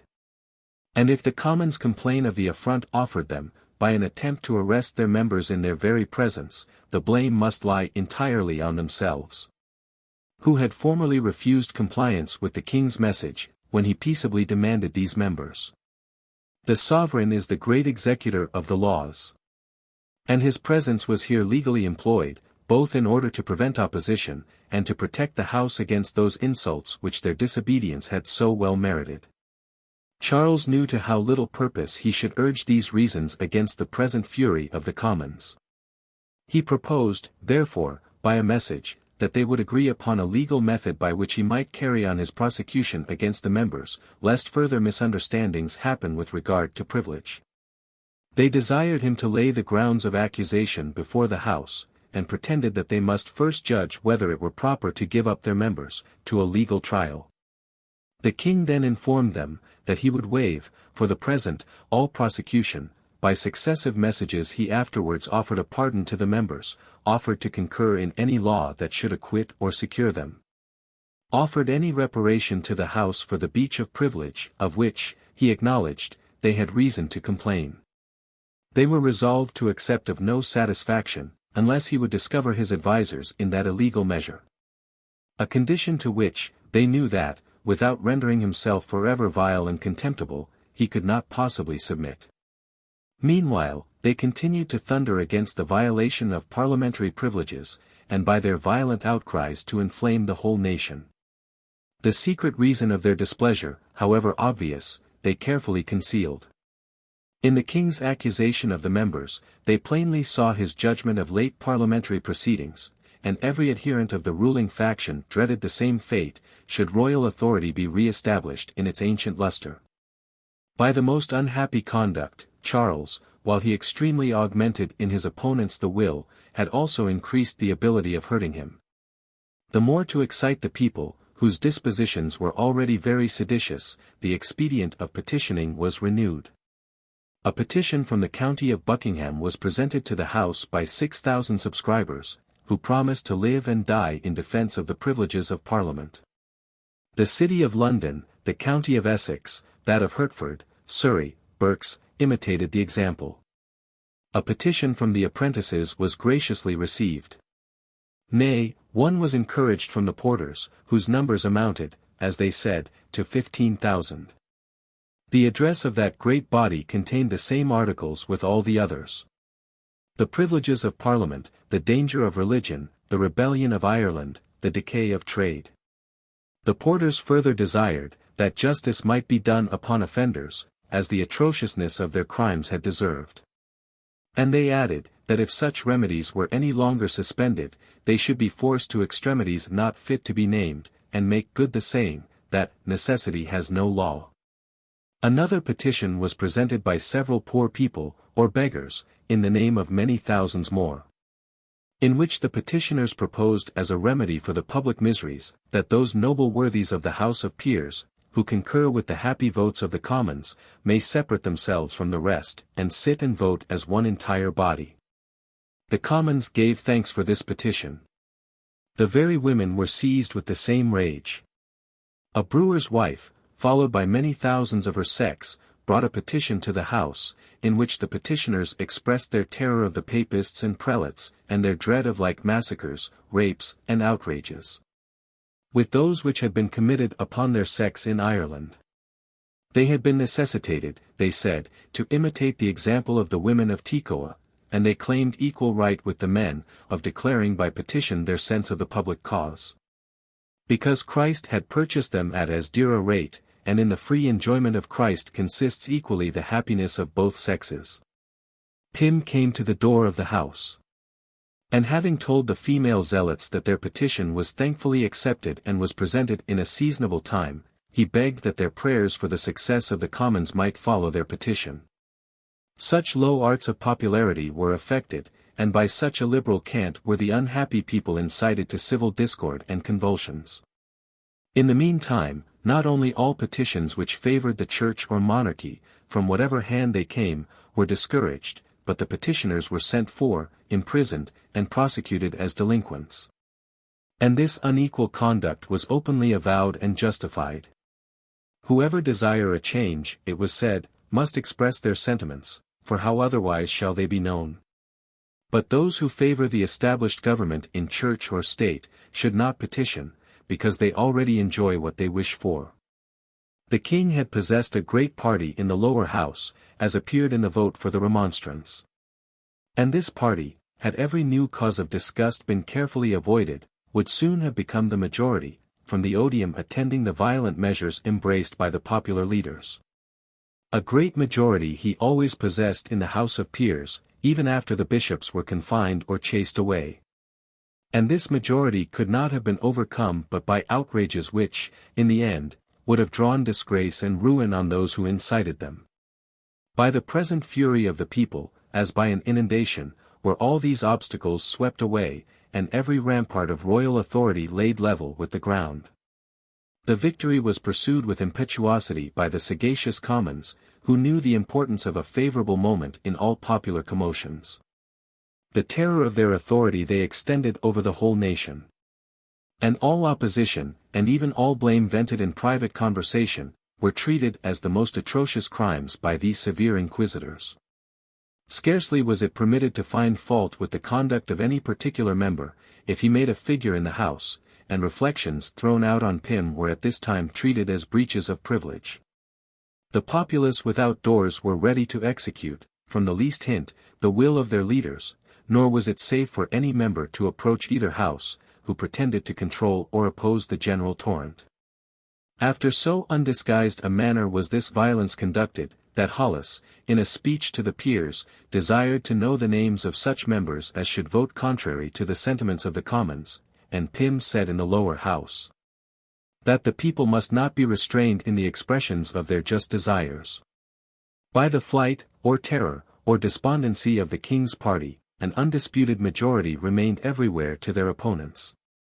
And the bills sent up by the Commons, which had hitherto stopped with the peers, and would certainly have been rejected, now passed, and were presented for the royal assent. These were, the pressing bill with its preamble, and the bill against the votes of the bishops in Parliament. The king's authority was at that time reduced to the lowest ebb. The Queen too, being secretly threatened with an impeachment, and finding no resource in her husband's protection, was preparing to retire into Holland. The rage of the people was, on account of her religion, as well as her spirit and activity, universally levelled against her. Usage the most contumelious she had hitherto borne with silent indignation. The Commons, in their fury against priests, had seized her very confessor, nor would they release him upon her repeated applications. Even a visit of the prince to his mother had been openly complained of, and remonstrances against it had been presented to her. Apprehensive of attacks still more violent, she was desirous of facilitating her escape. And she prevailed with the king to pass these bills, in hopes of appeasing for a time the rage of the multitude. These new concessions, however important, the king immediately found to have no other effect than had all the preceding ones. They were made the foundation of demands still more exorbitant. From the facility of his disposition, from the weakness of his situation, the Commons believed that he could now refuse them nothing. And they regarded the least moment of relaxation in their invasion of royal authority as highly impolitic, during the uninterrupted torrent of their successes. The very moment they were informed of these last acquisitions, they affronted the Queen by opening some intercepted letters written to her by Lord Digby. They carried up an impeachment against Herbert, Attorney General, for obeying his master's commands in accusing their members. And they prosecuted with fresh vigor their plan of the militia, on which they rested all future hopes of an uncontrolled authority. The Commons were sensible that monarchical government, which during so many ages had been established in England, would soon regain some degree of its former dignity, after the present tempest was overblown. Nor would all their new invented limitations be able totally to suppress an authority to which the nation had ever been accustomed. The sword alone, to which all human ordinances must submit, could guard their acquired power, and fully ensure to them personal safety against the rising indignation of their sovereign. This point, therefore, became the chief object of their aims. A large magazine of arms being placed in the town of Hull, they dispatched thither Sir John Hotham, a gentleman of considerable fortune in the neighbourhood, and of an ancient family, and they gave him the authority of governor. They sent orders to Goring, governor of Portsmouth, to obey no commands but such as he should receive from the Parliament. Not content with having obliged the king to displace Lunsford, whom he had appointed governor of the Tower, they never ceased soliciting him till he had also displaced Sir John Byron, a man of unexceptionable character, and had bestowed that command on Sir John Conyers, in whom alone, they said, they could repose confidence. After making a fruitless attempt, in which the peers refused their concurrence, to give public warning, that the people should put themselves in a posture of defence against the enterprises of Papists and other ill-affected persons, they now resolved, by a bold and decisive stroke, to seize at once the whole power of the sword, and to confer it entirely on their own creatures and adherents. The severe votes passed in the beginning of this Parliament against lieutenants and their deputies, for exercising powers assumed by all their predecessors, had totally disarmed the Crown, and had not left in any magistrate military authority sufficient for the defence and security of the nation. To remedy this inconvenience now appeared necessary. A bill was introduced, and passed the two houses, which restored to lieutenants and deputies the same powers of which the votes of the Commons had bereaved them. But at the same time the names of all the lieutenants were inserted in the bill, and these consisted entirely of men in whom the Parliament could confide. And for their conduct they were accountable, by the express terms of the bill, not to the King, but to the Parliament. The policy pursued by the Commons, and which had hitherto succeeded to admiration, was, to astonish the King by the boldness of their enterprises, to intermingle no sweetness with their severity, to employ expressions no less violent than their pretensions, and to make him sensible in what little estimation they held both his person and his dignity. To a bill so destructive of royal authority, they prefixed, with an insolence seemingly wanton, a preamble equally dishonourable to the personal character of the King. These are the words, "Whereas there has been of late a most dangerous and desperate design upon the House of Commons, which we have just cause to believe an effect of the bloody counsels of Papists and other ill-affected persons who have already raised a rebellion in the kingdom of Ireland. And whereas, by reason of many discoveries, we cannot but fear they will proceed, not only to stir up the like rebellions and insurrections in this kingdom of England, but also to back them with forces from abroad, etc." Here Charles first ventured to put a stop to his concessions, and that not by a refusal, but a delay. When this demand was made, a demand, which, if granted, the Commons justly regarded as the last they should ever have occasion to make, he was at Dover, attending the Queen and the Princess of Orange in their embarkation. He replied, that he had not now leisure to consider a matter of so great importance, and must therefore respite his answer till his return. The Parliament instantly dispatched another message to him, with solicitations still more importunate. They expressed their great grief on account of His Majesty's answer to their just and necessary petition. They represented, that any delay during dangers and distractions so great and pressing, was not less unsatisfactory and destructive than an absolute denial. They insisted, that it was their duty to see put in execution a measure so necessary for public safety. And they affirmed, that the people in many counties had applied to them for that purpose, and in some places were, of themselves and by their own authority, providing against those urgent dangers with which they were threatened. Even after this insolence, the King durst not venture upon a flat denial. Besides accepting to the preamble, which such dishonour upon him, and protesting the innocence of his intentions when he entered the House of Commons, he only desired that the military authority, if it were defective, should first be conferred upon the Crown. And he promised to bestow commissions, but such as should be revocable at pleasure, on the same persons whom the Parliament had named in the bill. By a former message, he had expressed his wishes that they would lay before him, in one view, all the concessions which they deemed requisite for the settlement of the nation. They pretended, that they were exposed to perils so dreadful and imminent, that they had not leisure for such a work. The expedient proposed by the king seemed a sufficient remedy during this emergence, and yet maintained the prerogatives of the crown entire and unbroken. But the intentions of the commons were wide of this purpose, and their panics could be cured by one remedy alone. They instantly replied, that the dangers and distempers of the nation were such as could endure no longer delay. And unless the king speedily complied with their demands, they should be constrained, for the safety of prince and people, to dispose of the militia by the authority of both houses, and were resolved to do it accordingly. They asserted, that those parts of the kingdom which had, from their own authority, put themselves in a posture of defense during these prevailing fears and jealousies, had acted suitably to the declarations and directions of both houses, and conformably to the laws of the kingdom. And while they thus menaced the king with their power, they invited him to fix his residence at London, where they knew he would be entirely at mercy. "I am so much amazed at this message," said the king in his prompt reply, "that I know not what to answer. You speak of jealousies and fears. Lay your hands on your hearts, and ask yourselves whether I may not likewise be disturbed with fears and jealousies, and if so, I assure you that this message has nothing less in them. As to the militia, I thought so much of it before I gave that answer, and am so much assured that the answer is agreeable to what in justice or reason you can ask, or I in honor grant, that I shall not alter it in any point. For my residence near you, I wish it might be safe and honorable, and that I had no cause to absent myself from Whitehall. Ask yourselves whether I have not. What would you have? Have I violated your laws?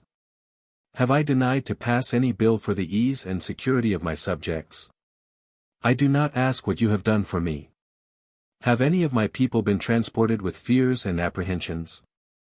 I offer as free and general a pardon as yourselves can devise. All this considered, there is a judgment of heaven upon this nation if these distractions continue. God so deal with me and mine as all my thoughts and intentions are upright for the maintenance of the true Protestant profession, and for the observance and preservation of the laws. And I hope God will bless and assist those laws for my preservation." No sooner did the Commons despair of obtaining the King's consent to their bill, than they instantly voted, that those who advised His Majesty's answer were enemies to the state, and mischievous projectors against the safety of the nation. That this denial is of such dangerous consequence, that, if His Majesty persist in it, it will hazard the peace and tranquillity of all his kingdoms, unless some speedy remedy be applied by the wisdom and authority of both houses. And that such of the subjects as have put themselves in a posture of defense against the common danger, have done nothing but what is justifiable, and approved by the House. Lest the people might be averse to the seconding of all these usurpations, they were plied anew with rumours of danger, with the terrors of invasion, with the dread of English and Irish papists. And the most unaccountable panics were spread throughout the nation. Lord Digby having entered Kingston in a coach and six, attended by a few livery servants, the intelligence was conveyed to London. And it was immediately voted, that he had appeared in a hostile manner, to the terror and affright of His Majesty's subjects, and had levied war against the King and kingdom. Petitions from all quarters loudly demanded of the Parliament to put the nation in a posture of defence. And the county of Stafford in particular expressed such dread of an insurrection among the papists, that every man, they said, was constrained to stand upon his guard, not even daring to go to church unarmed. That the same violence by which he had so long been oppressed might not still reach him, and extort his consent to the militia bill, Charles had resolved to remove farther from London. And accordingly, taking the Prince of Wales and the Duke of York along with him, he arrived by slow journeys at York, which he determined for some time to make the place of his residence. The distant parts of the kingdom, being removed from that furious vortex of new principles and opinions which had transported the capital, still retained a sincere regard for the church and monarchy. And the king here found marks of attachment beyond what he had before expected.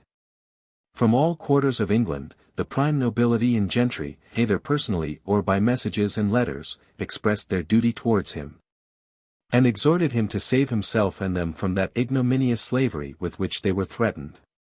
The small interval of time which had passed since the fatal accusation of the members, had been sufficient to open the eyes of many, and to recover them from the astonishment with which at first they had been seized. One rash and passionate attempt of the king seemed but a small counterbalance to so many acts of deliberate violence which had been offered to him and every branch of the legislature. And, however sweet the sound of liberty, many resolved to adhere to that moderate freedom transmitted them from their ancestors, and now better secured by such important concessions, rather than, by engaging in a giddy search after more independence, run a manifest risk either of incurring a cruel subjection, or abandoning all law and order. Charles, finding himself supported by a considerable party in the kingdom, began to speak in a firmer tone, and to retort the accusations of the Commons with a vigour which he had not before exerted.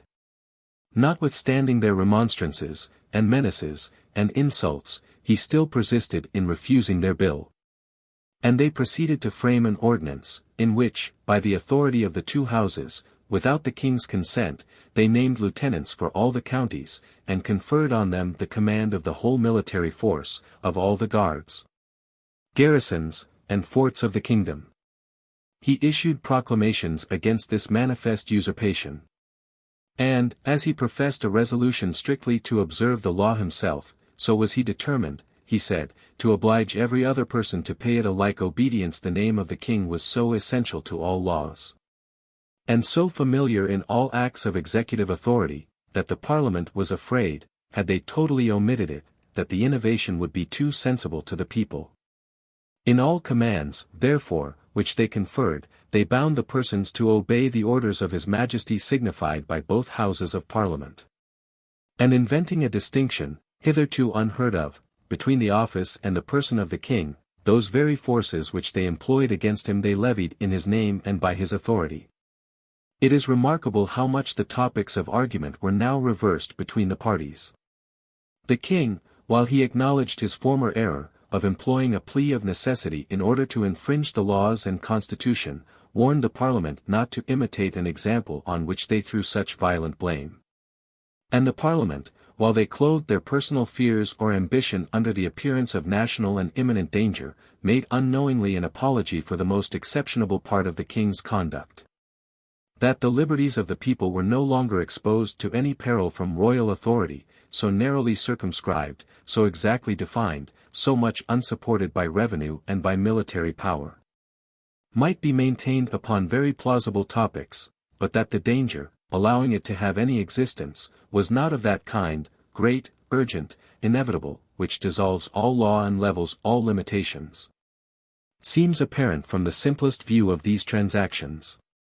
So obvious indeed was the king's present inability to invade the constitution, that the fears and jealousies which operated on the people, and pushed them so furiously to arms, were undoubtedly not of a civil, but of a religious nature. The distempered imaginations of men were agitated with a continual dread of popery, with a horror against prelacy, with an antipathy to ceremonies and the liturgy, and with a violent affection for whatever was most opposite to these objects of aversion. The fanatical spirit, let loose, confounded all regard to ease, safety, interest, and dissolved every moral and civil obligation. Each party was now willing to throw on its antagonist the odium of commencing a civil war. But both of them prepared for an event which they deemed inevitable. To gain the people's favor and good opinion was the chief point on both sides. Never was there a people less corrupted by vice, and more actuated by principle, than the English during that period. Never were there individuals who possessed more capacity, more courage, more public spirit, more disinterested zeal. The infusion of one ingredient in too large a proportion had corrupted all these noble principles, and converted them into the most virulent poison. To determine his choice in the approaching contests, every man hearkened with avidity to the reasons proposed on both sides. The war of the pen preceded that of the sword, and daily sharpened the humours of the opposite parties. Besides private adventures without number, the king and Parliament themselves carried on the controversy by messages, remonstrances, and declarations, where the nation was really the party to whom all arguments were addressed. Charles had here a double advantage. Not only his cause was more favourable, as supporting the ancient government in church and state against the most illegal pretensions, it was also defended with more art and eloquence. Lord Falkland had accepted the office of secretary, a man who adorned the purest virtue, with the richest gifts of nature, and the most valuable acquisitions of learning. By him, assisted by the king himself, were the memorials of the royal party chiefly composed.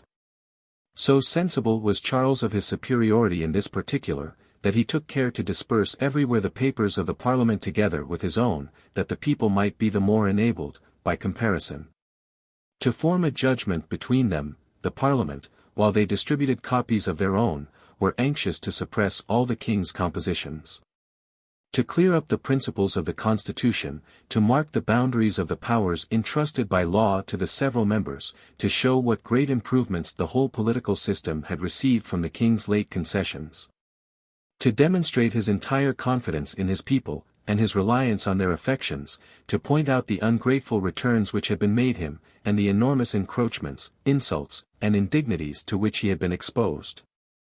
These were the topics which, with so much justness of reasoning and propriety of expression, were insisted on in the king's declarations and remonstrances. Though these writings were of consequence, and tended much to reconcile the nation to Charles, it was evident that they would not be decisive, and that keener weapons must determine the controversy. To the ordinance of the Parliament concerning the militia, the king opposed his commissions of array. The counties obeyed the one or the other, according as they stood affected. And in many counties, where the people were divided, mobbish combats and skirmishes ensued. The Parliament on this occasion went so far as to vote, that when the Lords and Commons in Parliament, which is the supreme court of judicature, shall declare what the law of the land is, to have this not only questioned, but contradicted, is a high breach of their privileges. This was a plain assuming of the whole legislative authority, and exerting it in the most material article, the government of the militia. Upon the same principles they pretended, by a verbal criticism on the tense of a Latin verb, to ravish from the king his negative voice in the legislature. The magazine of Hull contained the arms of all the forces levied against the Scots. And Sir John Hotham, the governor, though he had accepted of a commission from the Parliament, was not thought to be much disaffected to the Church and monarchy. Charles therefore entertained hopes that if he presented himself at Hull before the commencement of hostilities, Hotham, overawed by his presence, would admit him with his retinue, after which he might easily render himself master of the place. But the governor was on his guard. He shut the gates, and refused to receive the king, who desired leave to enter with 20 persons only. Charles immediately proclaimed him traitor, and complained to the Parliament of his disobedience. The Parliament avowed and justified the action.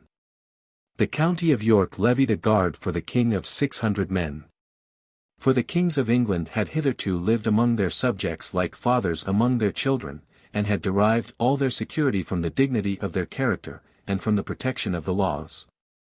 The two houses, though they had already levied a guard for themselves, had attempted to seize all the military power, all the navy, and all the forts of the kingdom, and had openly employed their authority in every kind of warlike preparations. Yet immediately voted, that the king, seduced by wicked counsel, intended to make war against his Parliament, who, in all their consultations and actions, had proposed no other end but the care of his kingdoms, and the performance of all duty and loyalty to his person. That this attempt was a breach of the trust reposed in him by his people, contrary to his oath, and tending to a dissolution of the government, and that whoever should assist him in such a war, were traitors to the fundamental laws of the kingdom. The armies which had been everywhere raised on pretence of the service in Ireland, were henceforth more openly enlisted by the Parliament for their own purposes, and the command of them was given to the Earl of Essex. In London, no less than 4,000 men enlisted in one day, and the Parliament voted a declaration, which they required every member to subscribe, that they would live and die with their general. They issued orders for bringing in loans of money and plate, in order to maintain forces which should defend the king and both houses of Parliament, for this style they still preserved. Within 10 days, vast quantities of plate were brought to their treasurers. Hardly were there men enough to receive it, or room sufficient to stow it. And many with regret were obliged to carry back their offerings, and wait till the treasurers could find leisure to receive them. Such zeal animated the pious partisans of the Parliament, especially in the city.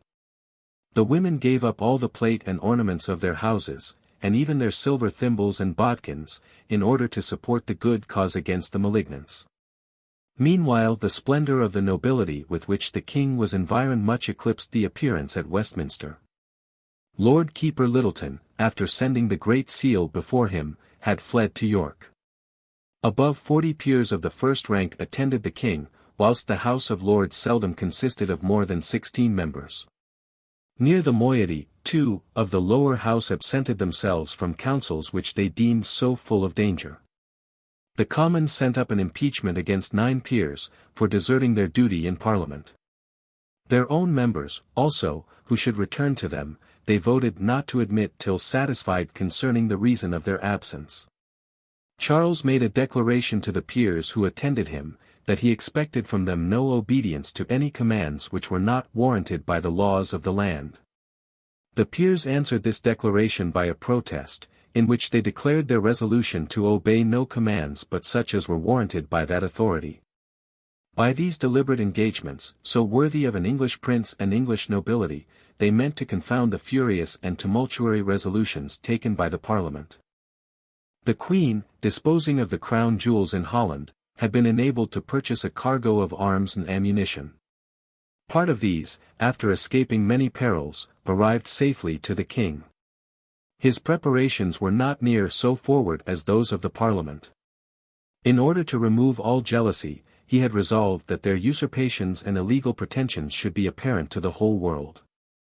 And thought that to recover the confidence of the people was a point much more material to his interest, than the collecting of any magazines, stores, or armies which might breed apprehensions of violent or illegal counsels. But the urgent necessity of his situation no longer admitted of delay. He now prepared himself for defense. With a spirit, activity, and address, which neither the one party apprehended or the other expected, he employed all the advantages which remained to him, and roused up his adherents to arms. The resources of this prince's genius increased in proportion to his difficulties, and he never appeared greater than when plunged into the deepest perils and distresses. From the mixed character, indeed, of Charles, arose in part the misfortunes in which England was at this time involved. His political errors, or rather weaknesses, had raised him inveterate enemies, his eminent moral virtues had procured him zealous partisans. And between the hatred of the one, and the affections of the other, was the nation agitated with the most violent convulsions.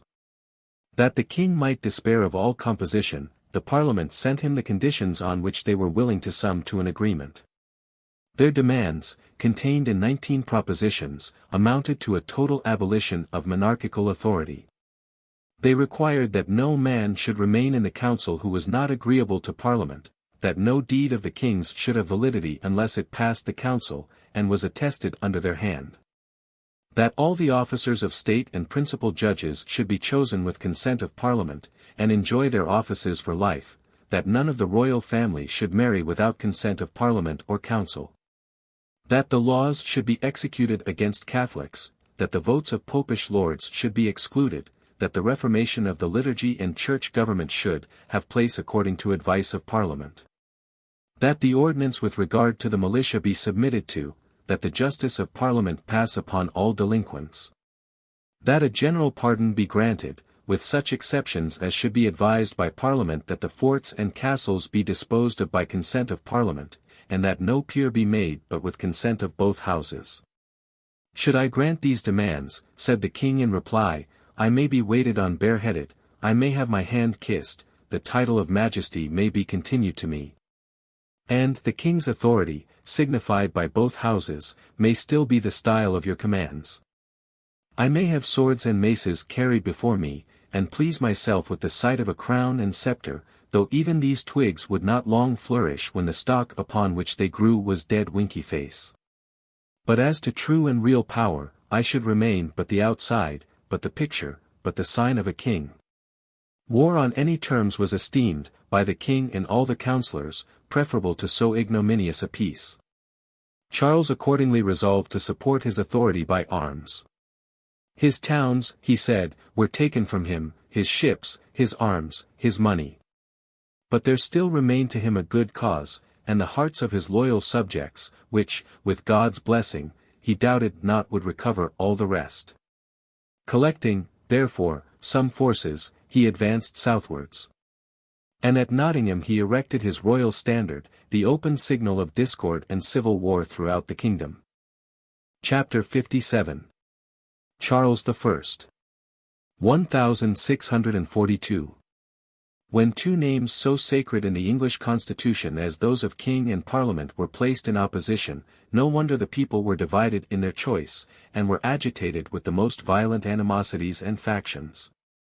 The nobility and more considerable gentry, dreading a total confusion of rank from the fury of the populace, enlisted themselves in defense of the monarch, from whom they received and to whom they communicated their luster.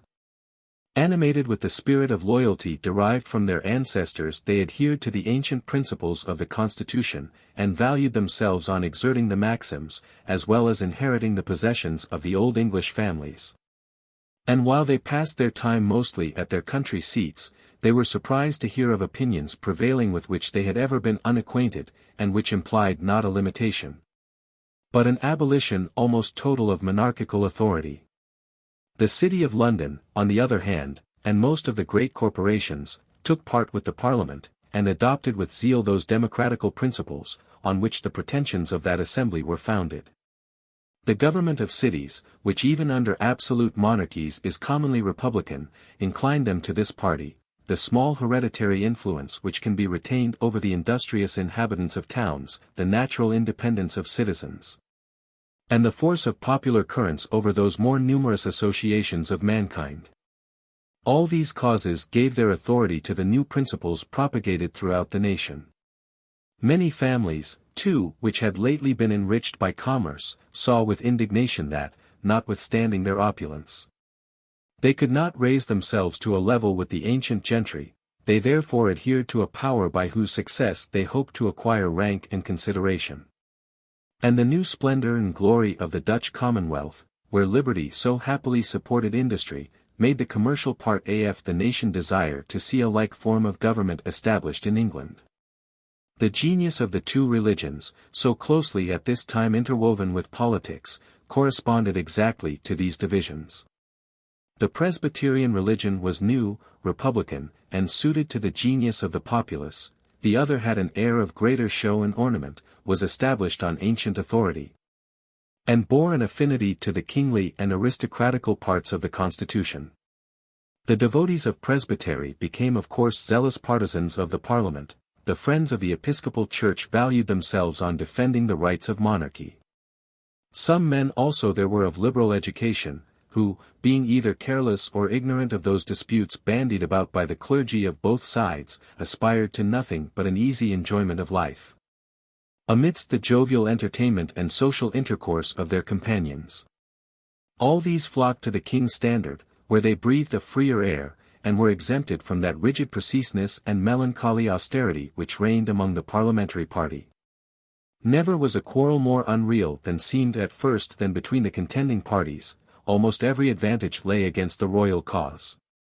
The king's revenue had been seized from the beginning by the Parliament, who issued out to him from time to time small sums for his present subsistence, and as soon as he withdrew to York, they totally stopped all payments. London, and all the seaports, except Newcastle, being in their hands, the customs yielded them a certain and considerable supply of money. And all contributions, loans, and impositions were more easily raised from the cities, which possessed the ready money, and where men lived under their inspection, than they could be levied by the king in those open countries which after some time declared for him.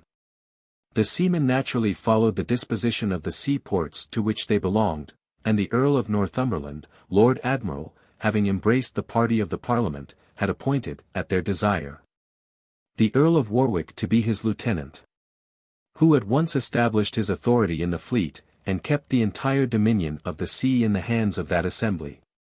All the magazines of arms and ammunition were from the first seized by the Parliament, and their fleet intercepted the greater part of those which were sent by the Queen from Holland. The king was obliged, in order to arm his followers, to borrow the weapons of the train bands, under promise of restoring them as soon as peace should be settled in the kingdom. The veneration for parliaments was at this time extreme throughout the nation. The custom of reviling those assemblies for corruption, as it had no pretense, so was it unknown during all former ages. Few or no instances of their encroaching ambition or selfish claims had hitherto been observed. Men considered the House of Commons in no other light than as the representatives of the nation, whose interest was the same with that of the public, who were the eternal guardians of law and liberty, and whom no motive but the necessary defense of the people could ever engage in an opposition to the crown. The torrent, therefore, of general affection ran to the Parliament. What is the great advantage of popularity? The privilege of affixing epithets fell of course to that party. The king's adherents were the wicked and the malignant, their adversaries were the godly and the well-affected. And as the force of the cities was more united than that of the country, and at once gave shelter and protection to the parliamentary party, who could easily suppress the royalists in their neighborhood, almost the whole kingdom, at the commencement of the war, seemed to be in the hands of the Parliament. What alone gave the king some compensation for all the advantages possessed by his adversaries was, the nature and qualities of his adherents. More bravery and activity were hoped for from the generous spirit of the nobles and gentry, than from the base disposition of the multitude. And as the men of estates, at their own expense, levied and armed their tenants, besides an attachment to their masters, greater force and courage were to be expected in these rustic troops, than in the vicious and enervated populace of cities. The neighboring states of Europe, being engaged in violent wars, little interested themselves in these civil commotions. And this island enjoyed the singular advantage, for such it surely was, of fighting out its own quarrels without the interposition of foreigners. France, from policy, had fomented the first disorders in Scotland, had sent over arms to the Irish rebels, and continued to give countenance to the English Parliament. Spain, from bigotry, furnished the Irish with some supplies of money and arms. The Prince of Orange, closely allied to the crown, encouraged English officers who served in the Low Countries to enlist in the king's army, the Scottish officers, who had been formed in Germany and in the late commotions, chiefly took part with the Parliament. The contempt entertained by the Parliament for the king's party was so great, that it was the chief cause of pushing matters to such extremities against him. And many believed that he never would attempt resistance, but must soon yield to the pretensions, however enormous, of the two houses. Even after his standard was erected, men could not be brought to apprehend the danger of a civil war. Nor was it imagined that he would have the imprudence to enrage his implacable enemies, and render his own condition more desperate, by opposing a force which was so much superior. The low condition in which he appeared at Nottingham confirmed all these hopes. His artillery, though far from numerous, had been left at York for want of horses to transport it. Besides the trained bands of the county, raised by Sir John Digby, the sheriff, he had not gotten together above 300 infantry. His cavalry, in which consisted his chief strength, exceeded not 800, and were very ill provided with arms. The forces of the Parliament lay at Northampton, within a few days' march of him, and consisted of above 6,000 men, well armed and well appointed. Had these troops advanced upon him, they must soon have dissipated the small force which he had assembled. By pursuing him in his retreat, they had so discredited his cause and discouraged his adherents, as to have forever prevented his collecting an army able to make head against them. But the Earl of Essex, the parliamentary general, had not yet received any orders from his masters. What rendered them so backward, after such precipitate steps as they had formerly taken, is not easily explained. It is probable, that in the extreme distress of his party consisted the present safety of the king. The Parliament hoped that the Royalists, sensible of their feeble condition, and convinced of their slender resources, would disperse of themselves, and leave their adversaries a victory so much the more complete and secure, as it would be gained without the appearance of force, and without bloodshed.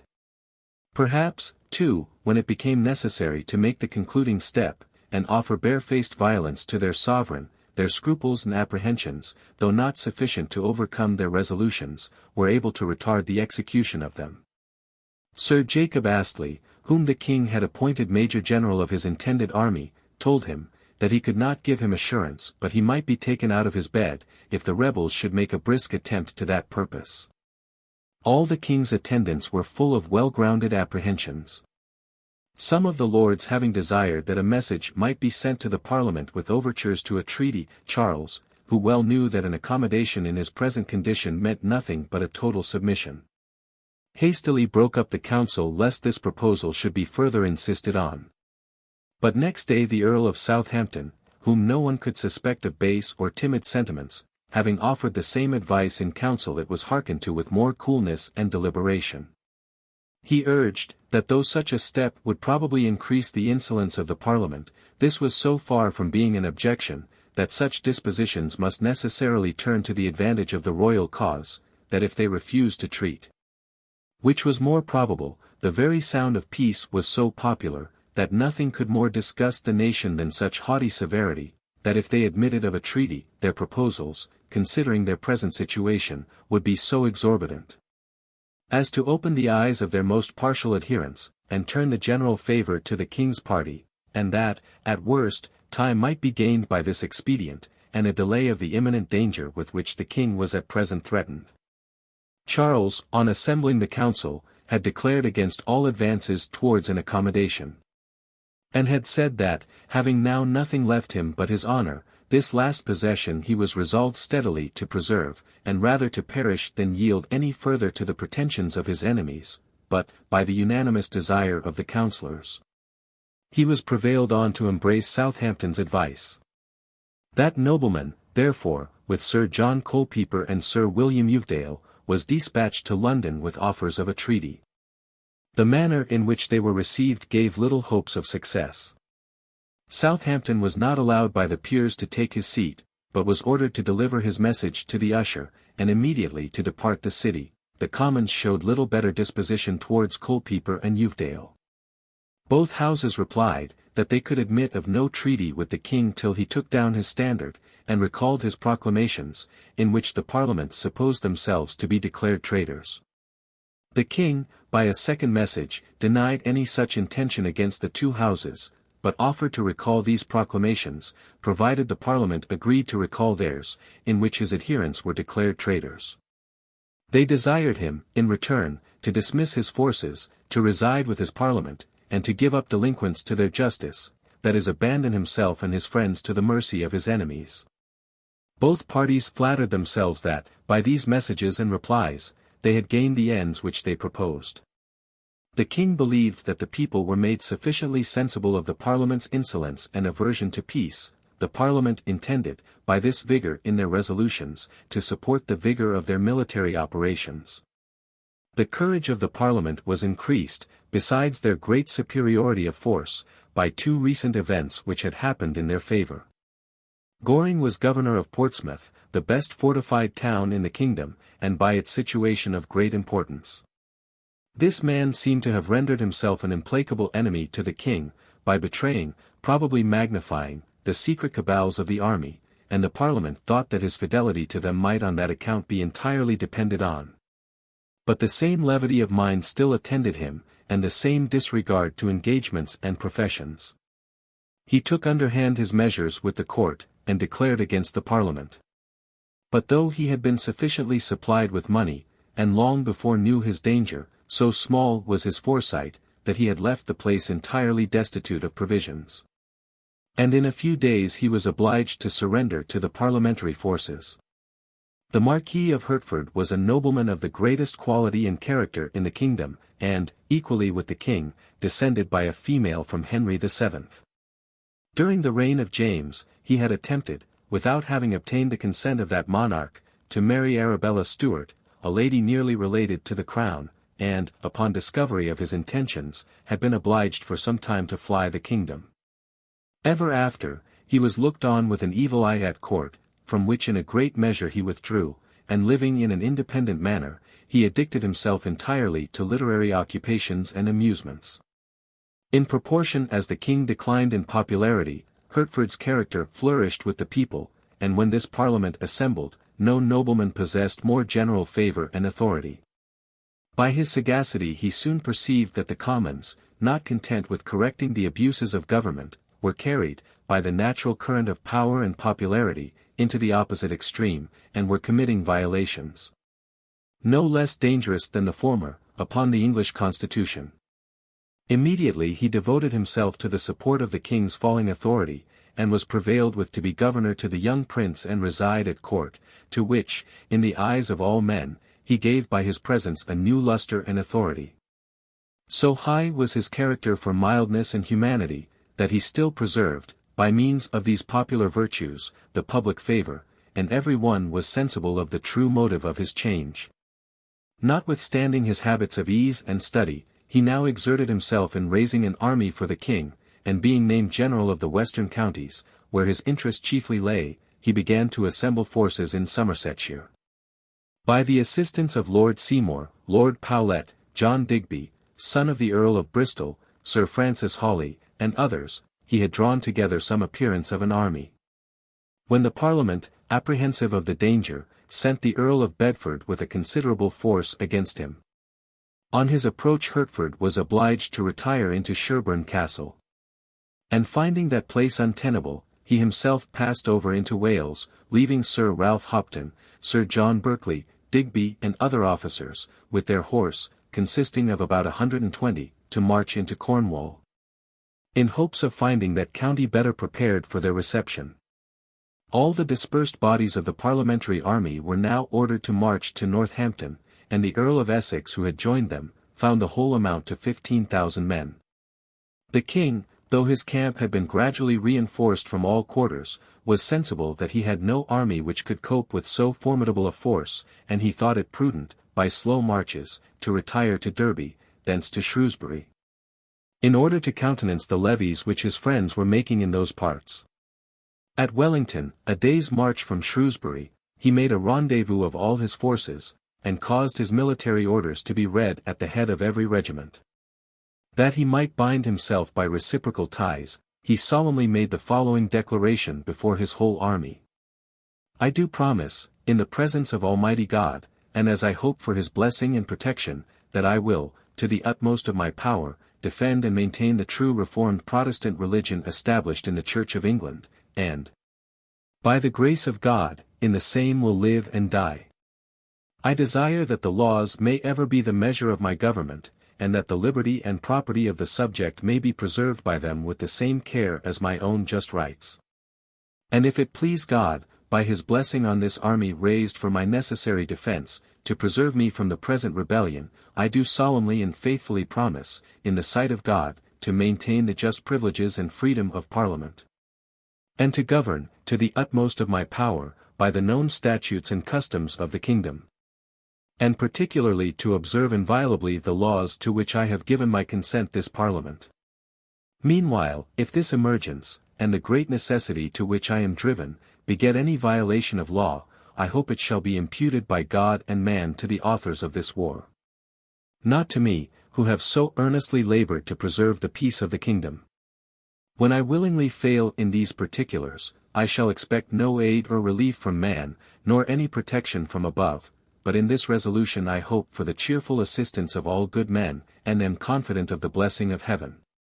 Though the concurrence of the Church undoubtedly increased the king's adherents, it may safely be affirmed, that the high monarchical doctrines, so much inculcated by the clergy, had never done him any real service. The bulk of that generous train of nobility and gentry who now attended the king in his distresses, breathed the spirit of liberty as well as of loyalty. And in the hopes alone of his submitting to a legal and limited government, were they willing in his defense to sacrifice their lives and fortunes. While the king's army lay at Shrewsbury, and he was employing himself in collecting money, which he received, though in no great quantities, by voluntary contributions, and by the plate of the universities, which was sent him, the news arrived of an action, the first which had happened in these wars, and where he was successful. On the appearance of commotions in England, the princes Rupert and Maurice, sons of the unfortunate Palatine, had offered their service to the king. And the former at that time commanded a body of horse, which had been sent to Worcester in order to watch the motions of Essex, who was marching towards that city. No sooner had the prince arrived, than he saw some cavalry of the enemy approaching the gates. Without delay, he briskly attacked them, as they were defiling from a lane, and forming themselves. Colonel Sandys, who led them, and who fought with valor, being mortally wounded, fell from his horse. The whole party was routed, and was pursued above a mile. The prince, hearing of Essex's approach, retired to the main body. This rencounter, though in itself of small importance, mightily raised the reputation of the royalists, and acquired to Prince Rupert the character of promptitude and courage. Qualities which he eminently displayed during the whole course of the war. The king, on mustering his army, found it amount to 10,000 men. The Earl of Lindesay, who in his youth had sought experience of military service in the Low Countries, was general. Prince Rupert commanded the horse, Sir Jacob Astley, the foot, Sir Arthur Aston, the dragoons, Sir John Haydon, the artillery. Lord Bernard Stewart was at the head of a troop of guards. The estates and revenue of this single troop, according to Lord Clarendon's computation, were at least equal to those of all the members who at the commencement of war voted in both houses. Their servants, under the command of Sir William Killigrew, made another troop, and always marched with their masters. With this army the king left Shrewsbury, resolving to give battle as soon as possible to the army of the Parliament, which he heard was continually augmenting by supplies from London. In order to bring on an action, he directed his march towards the capital, which he knew the enemy would not abandon to him. Essex had now received his instructions. The import of them was, to present a most humble petition to the king, and to rescue him and the royal family from those desperate malignants who had seized their persons. 2 days after the departure of the royalists from Shrewsbury, he left Worcester. Though it be commonly easy in civil wars to get intelligence, the armies were within 6 miles of each other ere either of the generals was acquainted with the approach of his enemy. Shrewsbury and Worcester, the places from which they set out, are not above 20 miles distant, yet had the two armies marched 10 days in this mutual ignorance, so much had military skill, during a long peace, decayed in England. The royal army lay near Banbury, that of the Parliament, at Keynton, in the county of Warwick. Prince Rupert sent intelligence of the enemy's approach. Though the day was far advanced, the king resolved upon the attack. Essex drew up his men to receive him. Sir Faithful Fortescue, who had levied a troop for the Irish wars, had been obliged to serve in the parliamentary army, and was now posted on the left wing, commanded by Ramsay, a Scotchman. No sooner did the king's army approach, than Fortescue, ordering his troop to discharge their pistols in the ground, put himself under the command of Prince Rupert. Partly from this incident, partly from the furious shock made upon them by the prince, that whole wing of cavalry immediately fled, and were pursued for 2 miles. The right wing of the Parliament's army had no better success. Chased from their ground by Wilmot and Sir Arthur Aston, they also took to flight.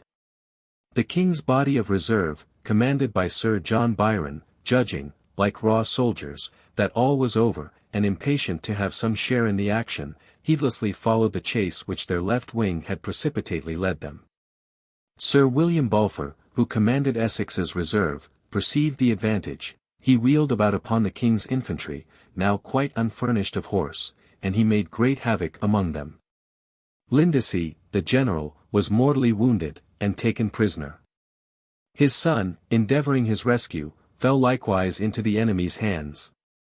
Sir Edmund Verney, who carried the king's standard, was killed, and the standard taken. But it was afterwards recovered. In this situation, Prince Rupert, on his return, found affairs. Everything bore the appearance of a defeat, instead of a victory, with which he had hastily flattered himself. Some advised the king to leave the field, but that prince rejected such pusillanimous counsel. The two armies faced each other for some time, and neither of them retained courage sufficient for a new attack. All night they lay under arms. And next morning found themselves in sight of each other. General, as well as soldier, on both sides, seemed averse to renew the battle. Essex first drew off, and retired to Warwick. The king returned to his former quarters. 5,000 men are said to have been found dead on the field of battle, and the loss of the two armies, as far as we can judge by the opposite accounts, was nearly equal. Such was the event of this first battle fought at Keynton, or Edge Hill. Some of Essex's horse, who had been driven off the field in the beginning of the action, flying to a great distance, carried news of a total defeat, and struck a mighty terror into the city in Parliament. After a few days, a more just account arrived, and then the Parliament pretended to a complete victory. The king also, on his part, was not wanting to display his advantages. Though, except the taking of Banbury a few days after, he had few marks of victory to boast of. He continued his march, and took possession of Oxford, the only town in his dominions which was altogether at his devotion. After the royal army was recruited and refreshed, as the weather still continued favourable, it was again put in motion. A party of horse approached to Reading, of which Martin was appointed governor by the Parliament. Both governor and garrison were seized with a panic, and fled with precipitation to London. The king, hoping that everything would yield before him, advanced with his whole army to Reading.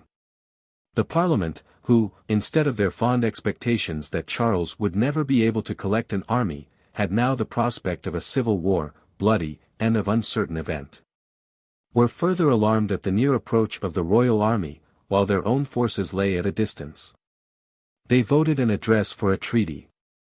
The king's nearer approach to Colebroke quickened their advances for peace. Northumberland and Pembroke, with 3 commoners, presented the address of both houses, in which they besought his majesty to appoint some convenient place where he might reside, till committees could attend him with proposals. The king named Windsor, and desired that their garrison might be removed, and his own troops admitted into that castle. Meanwhile Essex, advancing by hasty marches, had arrived at London.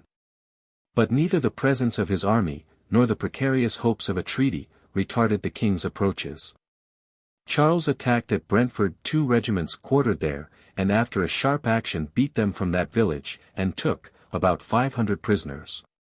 The Parliament had sent orders to forbear all hostilities, and had expected the same from the king, though no stipulations to that purpose had been mentioned by their commissioners. Loud complaints were raised against this attack, as if it had been the most apparent perfidy and breach of treaty. Inflamed with resentment, as well as anxious for its own safety, the city marched its trained bands in excellent order, and joined the army under Essex. The parliamentary army now amounted to above 24,000 men, and was much superior to that of the king.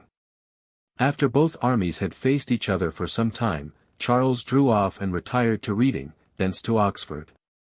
While the principal armies on both sides were kept in inaction by the winter season, the king and parliament were employed in real preparations for war, and in seeming advances towards peace. By means of contributions or assessments levied by the horse, Charles maintained his cavalry. By loans and voluntary presents sent him from all parts of the kingdom, he supported his infantry, but the supplies were still very unequal to the necessities under which he labored. The Parliament had much greater resources for money, and had by consequence every military preparation in much greater order and abundance. Besides an imposition levied in London, amounting to the 25th part of every one's substance, they established on that city a weekly assessment of £10,000.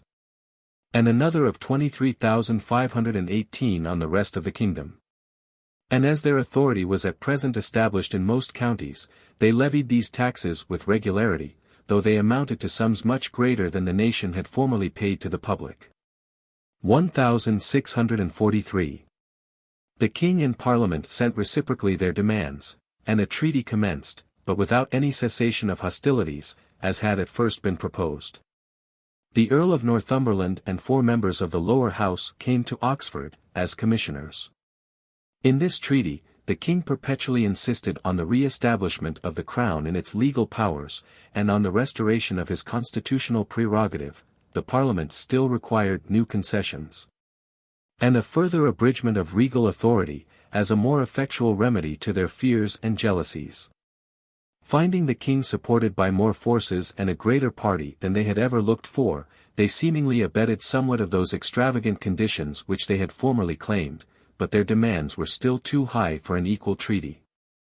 Besides other articles, to which a complete victory alone could entitle them, they required the king, in express terms, utterly to abolish episcopacy, a demand which before they had only insinuated. And they required, that all other ecclesiastical controversies should be determined by their assembly of divines, that is, in the manner the most repugnant to the inclinations of the king and all his partisans. They insisted, that he should submit to the punishment of his most faithful adherents. And they desired him to acquiesce in their settlement of the militia, and to confer on their adherents the entire power of the sword. In answer to the king's proposal, that his magazines, towns, forts, and ships should be restored to him, the Parliament required that they should be put into such hands as they could confide in. The 19 propositions which they formally sent to the king, showed their inclination to abolish monarchy. They only asked at present the power of doing it. And having now in the eye of the law been guilty of treason, by levying war against their sovereign, it is evident that their fears and jealousies must on that account have multiplied extremely, and have rendered their personal safety, which they interwove with the safety of the nation, still more incompatible with the authority of the monarch. Though the gentleness and lenity of the king's temper might have ensured them against schemes of future vengeance, they preferred, as is no doubt natural, an independent security, accompanied too with sovereign power, to the station of subjects. And that not entirely guarded from all apprehensions of danger. The conferences went no further than the first demand on each side. The Parliament, finding that there was no likelihood of coming to any agreement, suddenly recalled their commissioners. A military enterprise, which they had concerted early in the spring, was immediately undertaken. Reading, the garrison of the king's which lay nearest to London, was esteemed a place of considerable strength in that age, when the art of attacking towns was not well understood in Europe, and was totally unknown in England. The Earl of Essex sat down before this place with an army of 18,000 men, and carried on the siege by regular approaches. Sir Arthur Aston, the governor, being wounded, Colonel Fielding succeeded to the command. In a little time, the town was found to be no longer in a condition of defense. And though the king approached with an intention of obliging Essex to raise the siege, the disposition of the parliamentary army was so strong as rendered the design impracticable. Fielding, therefore, was contented to yield the town, on condition that he should bring off all the garrison with the honors of war, and deliver up deserters. This last article was thought so ignominious and so prejudicial to the king's interests, that the governor was tried by a council of war, and condemned to lose his life for consenting to it. His sentence was afterwards remitted by the king. Essex's army had been fully supplied with all necessaries from London, even many superfluities and luxuries were sent them by the care of the zealous citizens. Yet the hardships which they suffered from the siege during so early a season had weakened them to such a degree, that they were no longer fit for any new enterprise. And the two armies for some time encamped in the neighborhood of each other, without attempting on either side any action of moment. Besides the military operations between the principal armies which lay in the center of England, each county, each town, each family almost, was divided within itself, and the most violent convulsions shook the whole kingdom. Throughout the winter, continual efforts had everywhere been made by each party to surmount its antagonist. And the English, roused from the lethargy of peace, with eager though unskilful hands employed against their fellow citizens their long-neglected weapons. The furious zeal for liberty and Presbyterian discipline, which had hitherto run uncontrolled throughout the nation, now at last excited an equal ardor for monarchy and episcopacy. When the intention of abolishing these ancient modes of government was openly avowed by the Parliament. Conventions for neutrality, though in several counties they had been entered into and confirmed by the most solemn oaths, yet being voted illegal by the two houses, were immediately broken, and the fire of discord was spread into every quarter. The altercation of discourse, the controversies of the pen, but above all the declamations of the pulpit, indisposed the minds of men towards each other, and propagated the blind rage of party. Fierce, however, and inflamed as were the dispositions of the English, by a war both civil and religious, that great destroyer of humanity, all the events of this period are less distinguished by atrocious deeds either of treachery or cruelty, than were ever any intestine discords which had so long a continuance. A circumstance which will be found to reflect great praise on the national character of that people now so unhappily roused to arms. In the north, Lord Fairfax commanded for the Parliament, the Earl of Newcastle for the King. The latter nobleman began those associations which were afterwards so much practiced in other parts of the kingdom. He united in a league for the king the counties of Northumberland, Cumberland, Westmoreland, and the bishopric, and engaged some time after other counties in the same association. Finding that Fairfax, assisted by Hotham and the garrison of Hull, was making progress in the southern parts of Yorkshire, he advanced with a body of 4,000 men, and took possession of York. At Tadcaster, he attacked the forces of the Parliament, and dislodged them, but his victory was not decisive. In other encounters, he obtained some inconsiderable advantages. But the chief benefit which resulted from his enterprises was, the establishing of the king's authority in all the northern provinces. In another part of the kingdom, Lord Broke was killed by a shot while he was taking possession of Lichfield for the Parliament. After a sharp combat near Stafford, between the Earl of Northampton and Sir John Gell, the former, who commanded the king's forces, was killed while he fought with great valour. And his forces, discouraged by his death, though they had obtained the advantage in the action, retreated into the town of Stafford. Sir William Waller began to distinguish himself among the generals of the Parliament. Active and indefatigable in his operations, rapid and enterprising, he was fitted by his genius to the nature of the war, which, being managed by raw troops, conducted by unexperienced commanders, afforded success to every bold and sudden undertaking. After taking Winchester and Chichester, he advanced towards Gloucester, which was in a manner blockaded by Lord Herbert, who had levied considerable forces in Wales for the royal party. While he attacked the Welsh on one side, a sally from Gloucester made impression on the other. Herbert was defeated, 500 of his men killed on the spot, 1,000 taken prisoners, and he himself escaped with some difficulty to Oxford. Hereford, esteemed a strong town, defended by a considerable garrison, was surrendered to Waller, from the cowardice of Colonel Price, the governor. Tewkesbury underwent the same fate. Worcester refused him admittance. And Waller, without placing any garrisons in his new conquests, retired to Gloucester, and he thence joined the army under the Earl of Essex. But the most memorable actions of valour during this winter season were performed in the west. When Sir Ralph Hopton with his small troop, retired into Cornwall before the Earl of Bedford, that nobleman, despising so inconsiderable a force, abandoned the pursuit, and committed the care of suppressing the royal party to the sheriffs of the county. But the affections of Cornwall were much inclined to the king's service. While Sir Richard Duller and Sir Alexander Carew lay at Launceston, and employed themselves in executing the Parliament's ordinance for the militia, a meeting of the county was assembled at Truro. And after Hopton produced his commission from the Earl of Hertford, the king's general, it was agreed to execute the laws, and to expel these invaders of the county. The train bands were accordingly levied, Launceston taken, and all Cornwall reduced to peace and to obedience under the king.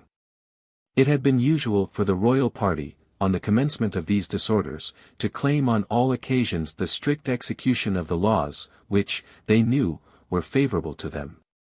And the Parliament, rather than have recourse to the plea of necessity, and avow the transgression of any statute, had also been accustomed to warp the laws, and by forced constructions to interpret them in their own favour. But though the king was naturally the gainer by such a method of conducting war, and it was by favour of law that the train bands were raised in Cornwall, it appeared that those maxims were now prejudicial to the royal party. These troops could not legally, without their own consent, be carried out of the county, and consequently it was impossible to push into Devonshire the advantage which they had obtained. The Cornish royalists, therefore, bethought themselves of levying a force which might be more serviceable.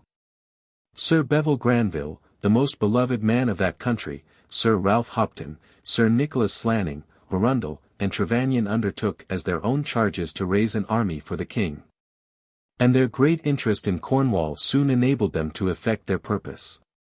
The Parliament, alarmed at this appearance of the Royalists, gave a commission to Ruthven, a Scotchman, governor of Plymouth, to march with all the forces to Dorset, Somerset, and Devon, and make an entire conquest of Cornwall. The Earl of Stamford followed him at some distance with a considerable supply. Ruthven, having entered Cornwall by bridges thrown over the Tamar, hastened to an action, lest Stamwood should join him, and obtain the honour of that victory which he looked for with assurance. The Royalists in like manner were impatient to bring the affair to a decision before Ruthven's army should receive so considerable a reinforcement. The battle was fought on Braddock Down, and the king's forces, though inferior in number, gave a total defeat to their enemies. Ruthven, with a few broken troops, fled to Saltash, and when that town was taken, he escaped with some difficulty, and almost alone, into Plymouth. Stamford retired, and distributed his forces into Plymouth and Exeter. Notwithstanding these advantages, the extreme want both of money and ammunition under which the Cornish Royalists laboured, obliged them to enter into a convention of neutrality with the parliamentary party in Devonshire. And this neutrality held all the winter season. In the spring, it was broken by the authority of the two houses, but war recommenced with great appearance of disadvantage to the king's party. Stamford, having assembled a strong body of near 7,000 men, well supplied with money, provisions, and ammunition, advanced upon the Royalists, who were not half his number, and were oppressed by every kind of necessity. Despair, joined to the natural gallantry of these troops, commanded by the prime gentry of the county, made them resolve by one vigorous effort, to overcome all these disadvantages. Stamford being encamped on the top of a high hill near Streatham, they attacked him in 4 divisions, at 5 in the morning, having lain all night under arms. One division was commanded by Lord Mohun and Sir Ralph Hopton, another by Sir Bevil Granville and Sir John Berkeley, a third by Slanning and Trevanion, a fourth by Bassett and Godolphin. In this manner the action began. The king's forces pressing with vigour those 4 ways up the hill, and their enemies obstinately defending themselves. The fight continued with doubtful success, till word was brought to the chief officers of the Cornish, that their ammunition was spent to less than 4 barrels of powder. This defect, which they concealed from the soldiers, they resolved to supply by their valour. They agreed to advance without firing till they should reach the top of the hill, and could be on equal ground with the enemy. The courage of the officers was so well seconded by the soldiers, that the Royalists began on all sides to gain ground. Major General Chidley, who commanded the parliamentary army, for Stamford kept at a distance, failed not in his duty. And when he saw his men recoil, he himself advanced with a good stand of pikes, and piercing into the thickest of the enemy, was at last overpowered by numbers, and taken prisoner. His army, upon this disaster, gave ground apace. Insomuch that the 4 parties of the Royalists, growing nearer and nearer as they ascended, at length met together upon the plain at the top, where they embraced with great joy, and signalized their victory with loud shouts and mutual congratulations. After this success, the attention both of king and parliament was turned towards the west, as to a very important scene of action. The king sent thither the Marquis of Hertford and Prince Maurice, with a reinforcement of cavalry, who, having joined the Cornish army, soon overran the county of Devon, and advancing into that of Somerset, began to reduce it to obedience. On the other hand, the Parliament, having supplied Sir William Waller, in whom they much trusted, with a complete army, dispatched him westwards, in order to check the progress of the Royalists. After some skirmishes, the 2 armies met at Lansdowne, near Bath, and fought a pitched battle, with great loss on both sides, but without any decisive event. The gallant Granville was there killed. And Hopton, by the blowing up of some powder, was dangerously hurt. The Royalists next attempted to march eastwards, and to join their forces to the king's at Oxford, but Waller hung on their rear, and infested their march till they reached the Devizes. Reinforced by additional troops, which flocked to him from all quarters, he so much surpassed the Royalists in number, that they durst no longer continue their march or expose themselves to the hazard of an action. It was resolved that Hertford and Prince Maurice should proceed with the cavalry, and, having procured a reinforcement from the king, should hasten back to the relief of their friends. Waller was so confident of taking this body of infantry, now abandoned by the horse, that he wrote to the Parliament that their work was done, and that by the next post he would inform them of the number and quality of the prisoners.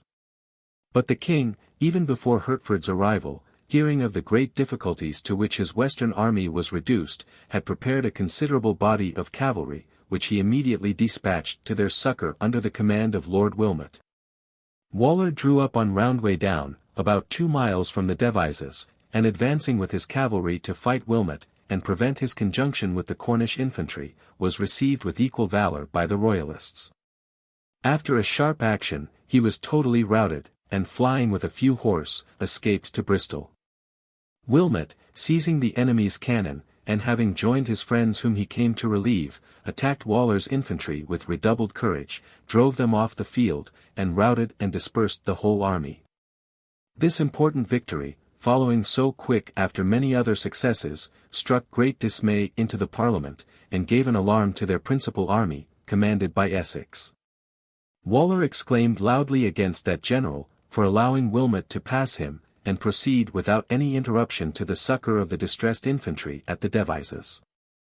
But Essex, finding that his army fell continually to decay after the siege of Reading, was resolved to remain upon the defensive, and the weakness of the king, and his want of all military stores, had also restrained the activity of the royal army. No action had happened in that part of England, except one skirmish, which of itself was of no great consequence, and was rendered memorable by the death alone of the famous Hampden. Colonel Urry, a Scotchman, who served in the parliamentary army, having received some disgust, came to Oxford and offered his services to the king. In order to prove the sincerity of his conversion, he informed Prince Rupert of the loose disposition of the enemy's quarters, and exhorted him to form some attempt upon them.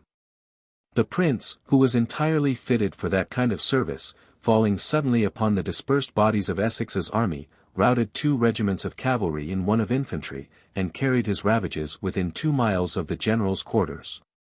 The alarm being given, every one mounted on horseback, in order to pursue the prince, to recover the prisoners, and to repair the disgrace which the army had sustained. Among the rest Hampden, who had a regiment of infantry that lay at a distance, joined the horse as a volunteer, and overtaking the Royalists on Chalgrave Field, entered into the thickest of the battle. By the bravery and activity of Rupert, the king's troops were brought off, and a great booty, together with 200 prisoners, was conveyed to Oxford. But what most pleased the Royalists was the expectation that some disaster had happened to Hampden, their capital and much dreaded enemy. One of the prisoners taken in the action, said, that he was confident Mr. Hampden was hurt, for he saw him, contrary to his usual custom, ride off the field before the action was finished, his head hanging down, and his hands leaning upon his horse's neck. Next day the news arrived, that he was shot in the shoulder with a brace of bullets, and the bone broken. Some days after, he died, in exquisite pain, of his wound. Nor could his whole party, had their army met with a total overthrow, have been thrown into greater consternation. The king himself so highly valued him, that, either from generosity or policy, he intended to have sent him his own surgeon to assist at his cure. Many were the virtues and talents of this eminent personage. And his valor during the war had shone out with a luster equal to that of the other accomplishments by which he had ever been distinguished. Affability in conversation, temper, art and eloquence in debate, penetration and discernment in counsel, industry, vigilance, and enterprise in action, all these praises are unanimously ascribed to him by historians of the most opposite parties. His virtue, too, and integrity in all the duties of private life, are allowed to have been beyond exception. We must only be cautious, notwithstanding his generous zeal for liberty, not hastily to ascribe to him the praises of a good citizen. Through all the horrors of civil war, he sought the abolition of monarchy, and subversion of the constitution, an end which, had it been attainable by peaceful measures, ought carefully to have been avoided by every lover of his country. But whether, in the pursuit of this violent enterprise, he was actuated by private ambition or by honest prejudices, derived from the former exorbitant powers of royalty, it belongs not to an historian of this age, scarcely even to an intimate friend, positively to determine. Essex, discouraged by this event, dismayed by the total rout of Waller, was further informed, that the Queen, who landed at Burlington Bay, had arrived at Oxford, and had brought from the north a reinforcement of 3,000 foot and 1,500 horse. Dislodging from Thame and Aylesbury, where he had hitherto lain, he thought proper to retreat nearer to London. And he showed to his friends his broken and disheartened forces, which a few months before he had led into the field in so flourishing a condition. The king, freed from this enemy, sent his army westward under Prince Rupert. And, by their conjunction with the Cornish troops, a formidable force, for numbers as well as reputation and valor, was composed. That an enterprise correspondent to men's expectations might be undertaken, the prince resolved to lay siege to Bristol, the second town for riches and greatness in the kingdom. Nathaniel Fiennes, son of Lord Say he himself, as well as his father, a great parliamentary leader, was governor, and commanded a garrison of 2,500 foot, and 2 regiments, one of horse, another of dragoons. The fortifications not being complete or regular, it was resolved by Prince Rupert to storm the city, and next morning, with little other provisions suitable to such a work besides the courage of the troops, the assault began. The Cornish in 3 divisions attacked the west side, with a resolution which nothing could control.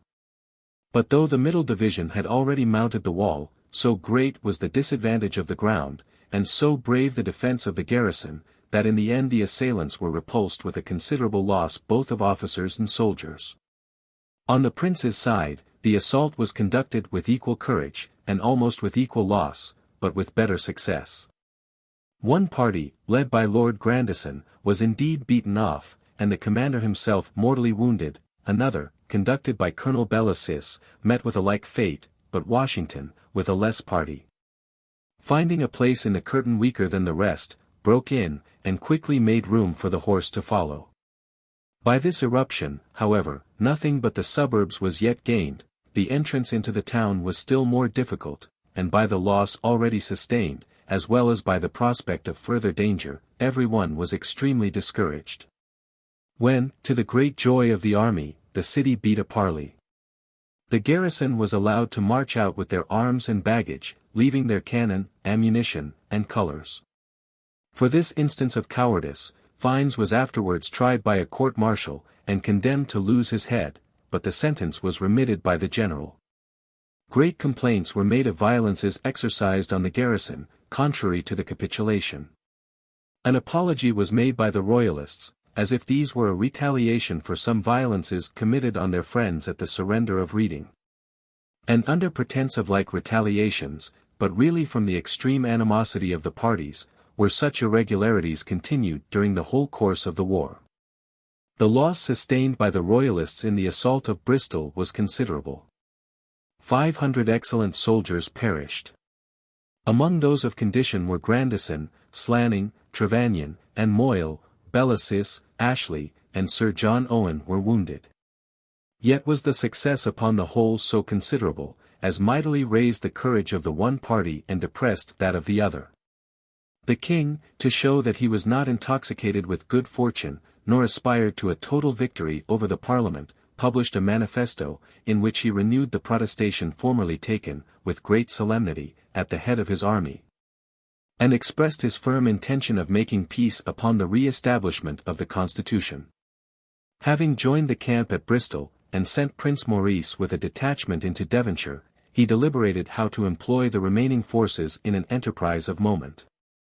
Some proposed, and seemingly with reason, to march directly to London, where everything was in confusion, where the army of the Parliament was baffled, weakened, and dismayed, and where, it was hoped, either by an insurrection of the citizens, by victory, or by treaty, a speedy end might be put to the civil disorders. But this undertaking, by reason of the great number and force of the London militia, was thought by many to be attended with considerable difficulties. Gloucester, lying within 20 miles, presented an easier, yet a very important conquest. It was the only remaining garrison possessed by the Parliament in those parts. Could that city be reduced, the king held the whole course of the Severn under his command. The rich and malcontent counties of the west, having lost all protection from their friends, might be forced to pay high contributions as an atonement for their disaffection. An open communication could be preserved between Wales and these new conquests. And half of the kingdom being entirely freed from the enemy, and thus united into one firm body, might be employed in re-establishing the king's authority throughout the remainder. These were the reasons for embracing that resolution, fatal, as it was ever esteemed to the royal party. The governor of Gloucester was one Massey, a soldier of fortune, who, before he engaged with the Parliament, had offered his service to the king. And as he was free from the fumes of enthusiasm, by which most of the officers on that side were intoxicated, he would lend an ear, it was presumed, to proposals for accommodation. But Massey was resolute to preserve an entire fidelity to his masters, and though no enthusiast himself, he well knew how to employ to advantage that enthusiastic spirit so prevalent in his city and garrison. The summons to surrender allowed 2 hours for an answer, but before that time expired, there appeared before the king 2 citizens, with lean, pale, sharp, and dismal visages. Faces so strange and uncouth, according to Clarendon, figures so habited and accoutred, as at once moved the most severe countenance to mirth, and the most cheerful heart to sadness. It seemed impossible that such messengers could bring less than a defiance. The men, without any circumstance of duty or good manners, in a pert, shrill, undismayed accent, said that they brought an answer from the godly city of Gloucester. And extremely ready were they, according to the historian, to give insolent and seditious replies to any question, as if their business were chiefly, by provoking the king, to make him violate his own safe conduct. The answer from the city was in these words: "We, the inhabitants, magistrates, officers, and soldiers within the garrison of Gloucester, unto his Majesty's gracious message, return this humble answer, that we do keep this city, according to our oaths and allegiance, to and for the use of his Majesty and his royal posterity. And do accordingly conceive ourselves wholly bound to obey the commands of his Majesty, signified by both Houses of Parliament, and are resolved, by God's help, to keep this city accordingly." After these preliminaries, the siege was resolutely undertaken by the army, and as resolutely sustained by the citizens and garrison. When intelligence of the siege of Gloucester arrived in London, the consternation among the inhabitants was as great as if the enemy were already at their gates. The rapid progress of the Royalists threatened the Parliament with immediate subjection. The factions and discontents among themselves in the city, and throughout the neighbouring counties, prognosticated some dangerous division or insurrection. Those parliamentary leaders, it must be owned, who had introduced such mighty innovations into the English constitution, and who had projected so much greater, had not engaged in an enterprise which exceeded their courage and capacity. Great vigour, from the beginning, as well as wisdom, they had displayed in all their councils. And a furious, headstrong body, broken loose from the restraint of law, had hitherto been retained in subjection under their authority, and firmly united by zeal and passion, as by the most legal and established government. A small committee, on whom the 2 houses devolved their power, had directed all their military operations, and had preserved a secrecy in deliberation, and a promptitude in execution, beyond what the king, notwithstanding the advantages possessed by a single leader, had ever been able to attain. Sensible that no jealousy was by their partisans entertained against them, they had on all occasions exerted an authority much more despotic than the Royalists, even during the pressing exigencies of war, could with patience endure in their sovereign. Whoever incurred their displeasure, or was exposed to their suspicions, was committed to prison, and prosecuted under the notion of delinquency. After all the old jails were full, many new ones were erected.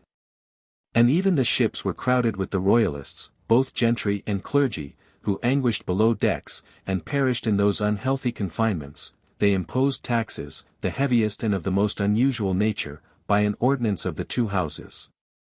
They voted a commission for sequestrations, and they seized, wherever they had power, the revenues of all the king's party. And knowing that themselves, and all their adherents, were, by resisting the prince, exposed to the penalties of law, they resolved, by a severe administration, to overcome those terrors, and to retain the people in obedience by penalties of a more immediate execution. In the beginning of this summer, a combination, formed against them in London, had obliged them to exert the plenitude of their authority. Edward Waller, the first refiner of English versification, was a member of the lower house. A man of considerable fortune, and not more distinguished by his poetical genius than by his parliamentary talents, and by the politeness and elegance of his manners.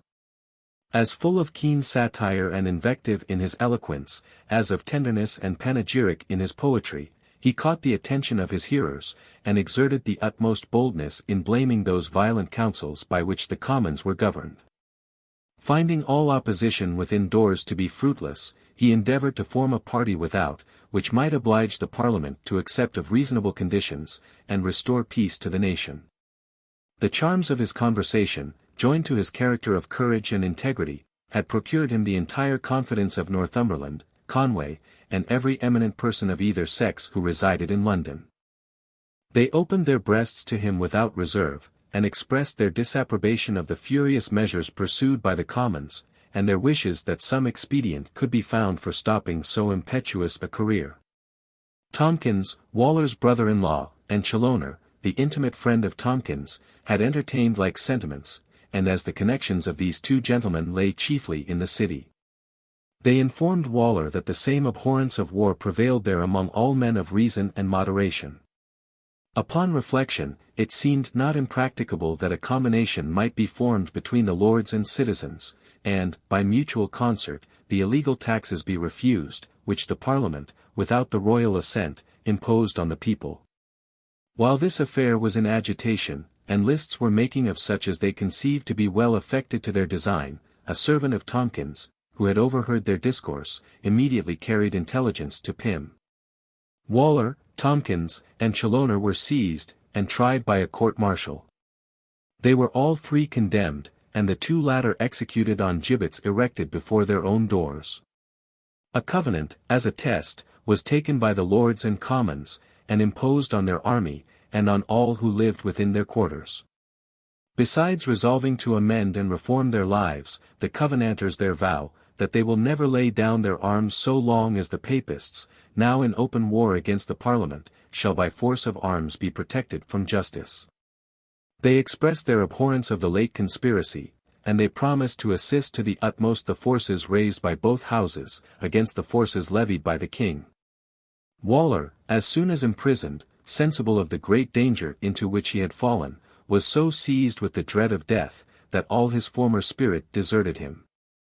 And he confessed whatever he knew, without sparing his most intimate friends, without regard to the confidence reposed in him, without distinguishing between the negligence of familiar conversation and the schemes of a regular conspiracy. With the most profound dissimulation, he counterfeited such remorse of conscience, that his execution was put off, out of mere Christian compassion, till he might recover the use of his understanding. He invited visits from the ruling clergy of all sects. And while he expressed his own penitence, he received their devout exhortations with humility and reverence, as conveying clearer conviction and information than in his life he had ever before attained.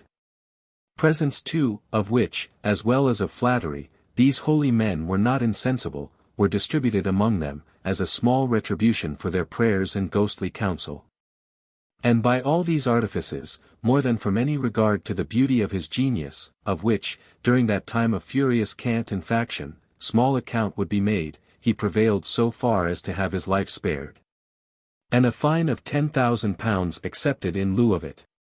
The severity exercised against the conspiracy, or rather project of Waller, increased the authority of the Parliament, and seemed to ensure them against like attempts for the future. But by the progress of the King's arms, the defeat of Sir William Waller, the taking of Bristol, the siege of Gloucester, a cry for peace was renewed, and with more violence than ever. Crowds of women, with a petition for that purpose, flocked about the house, and were so clamorous and importunate, that orders were given for dispersing them, and some of the females were killed in the fray. Bedford, Holland, and Conway had deserted the Parliament, and had gone to Oxford. Clare and Lovelace had followed them. Northumberland had retired to his country seat. Essex himself showed extreme dissatisfaction, and exhorted the Parliament to make peace. The Upper House sent down terms of accommodation, more moderate than had hitherto been insisted on. It even passed by a majority among the Commons, that these proposals should be transmitted to the King. The Zealots took the alarm. A petition against peace was framed in the city, and presented by Pennington, the factious mayor. Multitudes attended him, and renewed all the former menaces against the moderate party. The pulpits thundered, and rumours were spread of 20,000 Irish who had landed, and were to cut the throat of every Protestant. The majority was again turned to the other side, and all thoughts of pacification being dropped, every preparation was made for resistance, and for the immediate relief of Gloucester, on which the Parliament was sensible all their hopes of success in the war did so much depend. Massey, resolute to make a vigorous defence, and having under his command a city and garrison ambitious of the crown of martyrdom, had hitherto maintained the siege with courage and abilities, and had much retarded the advances of the king's army. By continual sallies he infested them in their trenches, and gained sudden advantages over them. By disputing every inch of ground, he repressed the vigour and alacrity of their courage, elated by former successes. His garrison, however, was reduced to the last extremity. And he failed not from time to time to inform the Parliament that, unless speedily relieved, he should be necessitated, from the extreme want of provisions and ammunition, to open his gates to the enemy. The Parliament, in order to repair their broken condition, and put themselves in a posture of defence, now exerted to the utmost their power and authority. They voted that an army should be levied under Sir William Waller, whom, notwithstanding his misfortunes, they loaded with extraordinary caresses. Having associated in their cause the counties of Hertford, Essex, Cambridge, Norfolk, Suffolk, Lincoln, and Huntingdon, they gave the Earl of Manchester a commission to be general of the association, and appointed an army to be levied under his command. But, above all, they were intent that Essex's army, on which their whole fortune depended, should be put in a condition of marching against the king. They excited afresh their preachers to furious declamations against the royal cause. They even employed the expedient of pressing, though abolished by a late law, for which they had strenuously contended. And they engaged the city to send 4 regiments of its militia to the relief of Gloucester. All shops, meanwhile, were ordered to be shut, and every man expected, with the utmost anxiety, the event of that important enterprise. Essex, carrying with him a well-appointed army of 14,000 men, took the road of Bedford and Leicester, and though inferior in cavalry, yet, by the mere force of conduct and discipline, he passed over those open Champagne country, and defended himself from the enemy's horse, who had advanced to meet him, and who infested him during his whole march. As he approached to Gloucester, the king was obliged to raise the siege, and open the way for Essex to enter that city. The necessities of the garrison were extreme. 1 barrel of powder was their whole stock of ammunition remaining, and their other provisions were in the same proportion. Essex had brought with him military stores, and the neighbouring country abundantly supplied him with victuals of every kind. The inhabitants had carefully concealed all provisions from the king's army, and, pretending to be quite exhausted, had reserved their stores for that cause which they so much favoured. The chief difficulty still remained. Essex dreaded a battle with the king's army, on account of its great superiority in cavalry, and he resolved to return, if possible, without running that hazard. He lay 5 days at Tewkesbury, which was his first stage after leaving Gloucester. And he feigned, by some preparations, to point towards Worcester. By a forced march during the night, he reached Cirencester, and obtained the double advantage of passing unmolested an open country, and of surprising a convoy of provisions which lay in that town. Without delay he proceeded towards London. But when he reached Newbury, he was surprised to find that the king, by hasty marches, had arrived before him, and was already possessed of the place. An action was now unavoidable, and Essex prepared for it with presence of mind, and not without military conduct. On both sides the battle was fought with desperate valour and a steady bravery. Essex's horse were several times broken by the king's, but his infantry maintained themselves in firm array. And, besides giving a continued fire, they presented an invincible rampart of pikes against the furious shock of Prince Rupert, and those gallant troops of gentry of which the royal cavalry was chiefly composed. The militia of London especially, though utterly unacquainted with action, though drawn but a few days before from their ordinary occupations, yet having learned all military exercises, and being animated with unconquerable zeal for the cause in which they were engaged, equalled on this occasion what could be expected from the most veteran forces. While the armies were engaged with the utmost ardour, night put an end to the action and left the victory undecided. Next morning, Essex proceeded on his march. And though his rear was once put in some disorder by an incursion of the king's horse, he reached London in safety, and received applause for his conduct and success in the whole enterprise. The king followed him on his march. And having taken possession of Reading after the earl left it, he there established a garrison, and straightened by that means London and the quarters of the enemy. In the battle of Newbury, on the part of the king, besides the Earls of Sunderland and Carnarvon, 2 noblemen of promising hopes, was unfortunately slain, to the regret of every lover of ingenuity in virtue throughout the kingdom, Lucius Gary, Viscount Falkland, Secretary of State. Before assembling the present Parliament, this man, devoted to the pursuits of learning and to the society of all the polite and elegant, had enjoyed himself in every pleasure which a fine genius, a generous disposition, and an opulent fortune could afford. Called into public life, he stood foremost in all attacks on the high prerogatives of the crown, and displayed that masculine eloquence and undaunted love of liberty, which, from his intimate acquaintance with the sublime spirits of antiquity, he had greedily imbibed. When civil convulsions proceeded to extremities, and it became requisite for him to choose his side, he tempered the ardor of his zeal, and embraced the defense of those limited powers which remained to monarchy, and which he deemed necessary for the support of the English constitution.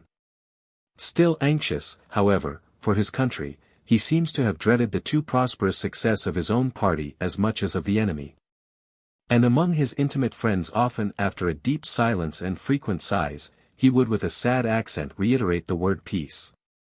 In excuse for the too free exposing of his person, which seemed unsuitable in a Secretary of State, he alleged, that it became him to be more active than other men in all hazardous enterprises, lest his impatience for peace might bear the imputation of cowardice or pusillanimity. From the commencement of the war, his natural cheerfulness and vivacity became clouded, and even his usual attention to dress, required by his birth and station, gave way to a negligence which was easily observable. On the morning of the battle in which he fell, he had shown some care of adorning his person, and gave for a reason, that the enemy should not find his body in any slovenly, indecent situation. I am weary, subjoined he, of the times, and foresee much misery to my country, but believe that I shall be out of it ere night. This excellent person was but 34 years of age when a period was thus put to his life. The loss sustained on both sides in the Battle of Newbury, and the advanced season, obliged the armies to retire into winter quarters. In the north, during this summer, the great interest and popularity of the Earl, now created Marquis of Newcastle, had raised a considerable force for the king, and great hopes of success were entertained from that quarter. There appeared, however, in opposition to him, 2 men on whom the event of the war finally depended, and who began about this time to be remarked for their valor and military conduct. These were Sir Thomas Fairfax, son of the lord of that name, and Oliver Cromwell. The former gained a considerable advantage at Wakefield over a detachment of royalists, and took General Goring prisoner. The latter obtained a victory at Gainsborough over a party commanded by the gallant Cavendish, who perished in the action. But both these defeats of the royalists were more than sufficiently compensated by the total rout of Lord Fairfax at Atherton Moor, and the dispersion of his army. After this victory, Newcastle, with an army of 15,000 men, sat down before Hull. Hotham was no longer governor of this place. That gentleman and his son, partly from a jealousy entertained of Lord Fairfax, partly repenting of their engagements against the king, had entered into a correspondence with Newcastle, and had expressed an intention of delivering Hull into his hands. But their conspiracy being detected, they were arrested and sent prisoners to London, where, without any regard to their former services, they fell, both of them, victims to the severity of the Parliament. Newcastle, having carried on the attack of Hull for some time, was beat off by a sally of the garrison, and suffered so much that he thought proper to raise the siege. About the same time, Manchester, who advanced from the eastern associated counties, having joined Cromwell and young Fairfax, obtained a considerable victory over the royalists at Horncastle, where the 2 officers last mentioned gained renown by their conduct and gallantry. And though fortune had thus balanced her favours, the king's party still remained much superior in those parts of England. And had it not been for the garrison of Hull, which kept Yorkshire in awe, a conjunction of the northern forces with the army in the south might have been made, and had probably enabled the king, instead of entering on the unfortunate, perhaps imprudent, enterprise of Gloucester, to march directly to London, and put an end to the war. While the military enterprises were carried on with vigour in England, and the event became every day more doubtful, both parties cast their eye towards the neighbouring kingdoms, and sought assistance for the finishing of that enterprise in which their own forces experienced such furious opposition. The Parliament had recourse to Scotland, the king to Ireland. When the Scottish Covenanters obtained that end for which they so earnestly contended, the establishment of Presbyterian discipline in their own country, they were not satisfied, but indulged still in an ardent passion for propagating, by all methods, that mode of religion in the neighbouring kingdoms. Having flattered themselves, in the fervour of their zeal, that by supernatural assistances they should be enabled to carry their triumphant covenant to the gates of Rome itself, it behoved them first to render it prevalent in England, which already showed so great a disposition to receive it. Even in the Articles of Pacification, they expressed a desire of uniformity in worship with England. And the king, employing general expressions, had approved of this inclination as pious, and no sooner was there an appearance of a rupture, than the English Parliament, in order to allure that nation into a close confederacy, openly declared their wishes of ecclesiastical reformation, and of imitating the example of their northern brethren. When war was actually commenced, the same artifices were used, and the Scots beheld, with the utmost impatience, a scene of action of which they could not deem themselves indifferent spectators. Should the king, they said, be able by force of arms to prevail over the Parliament of England, and re-establish his authority in that powerful kingdom, he will undoubtedly retract all those concessions which, with so many circumstances of violence and indignity, the Scots have extorted from him. Besides a sense of his own interest, and a regard to royal power, which has been entirely annihilated in this country. His very passion for prelacy and for religious ceremonies must lead him to invade a church which he has ever been taught to regard as anti-Christian and unlawful. Let us but consider who the persons are that compose the factions now so furiously engaged in arms. Does not the Parliament consist of those very men who have ever opposed all war with Scotland, who have punished the authors of our oppressions, who have obtained us the redress of every grievance, and who, with many honourable expressions, have conferred on us an ample reward for our brotherly assistance? And is not the court full of papists, prelates, malignants, all of them zealous enemies to our religious model, and resolute to sacrifice their lives for their idolatrous establishments?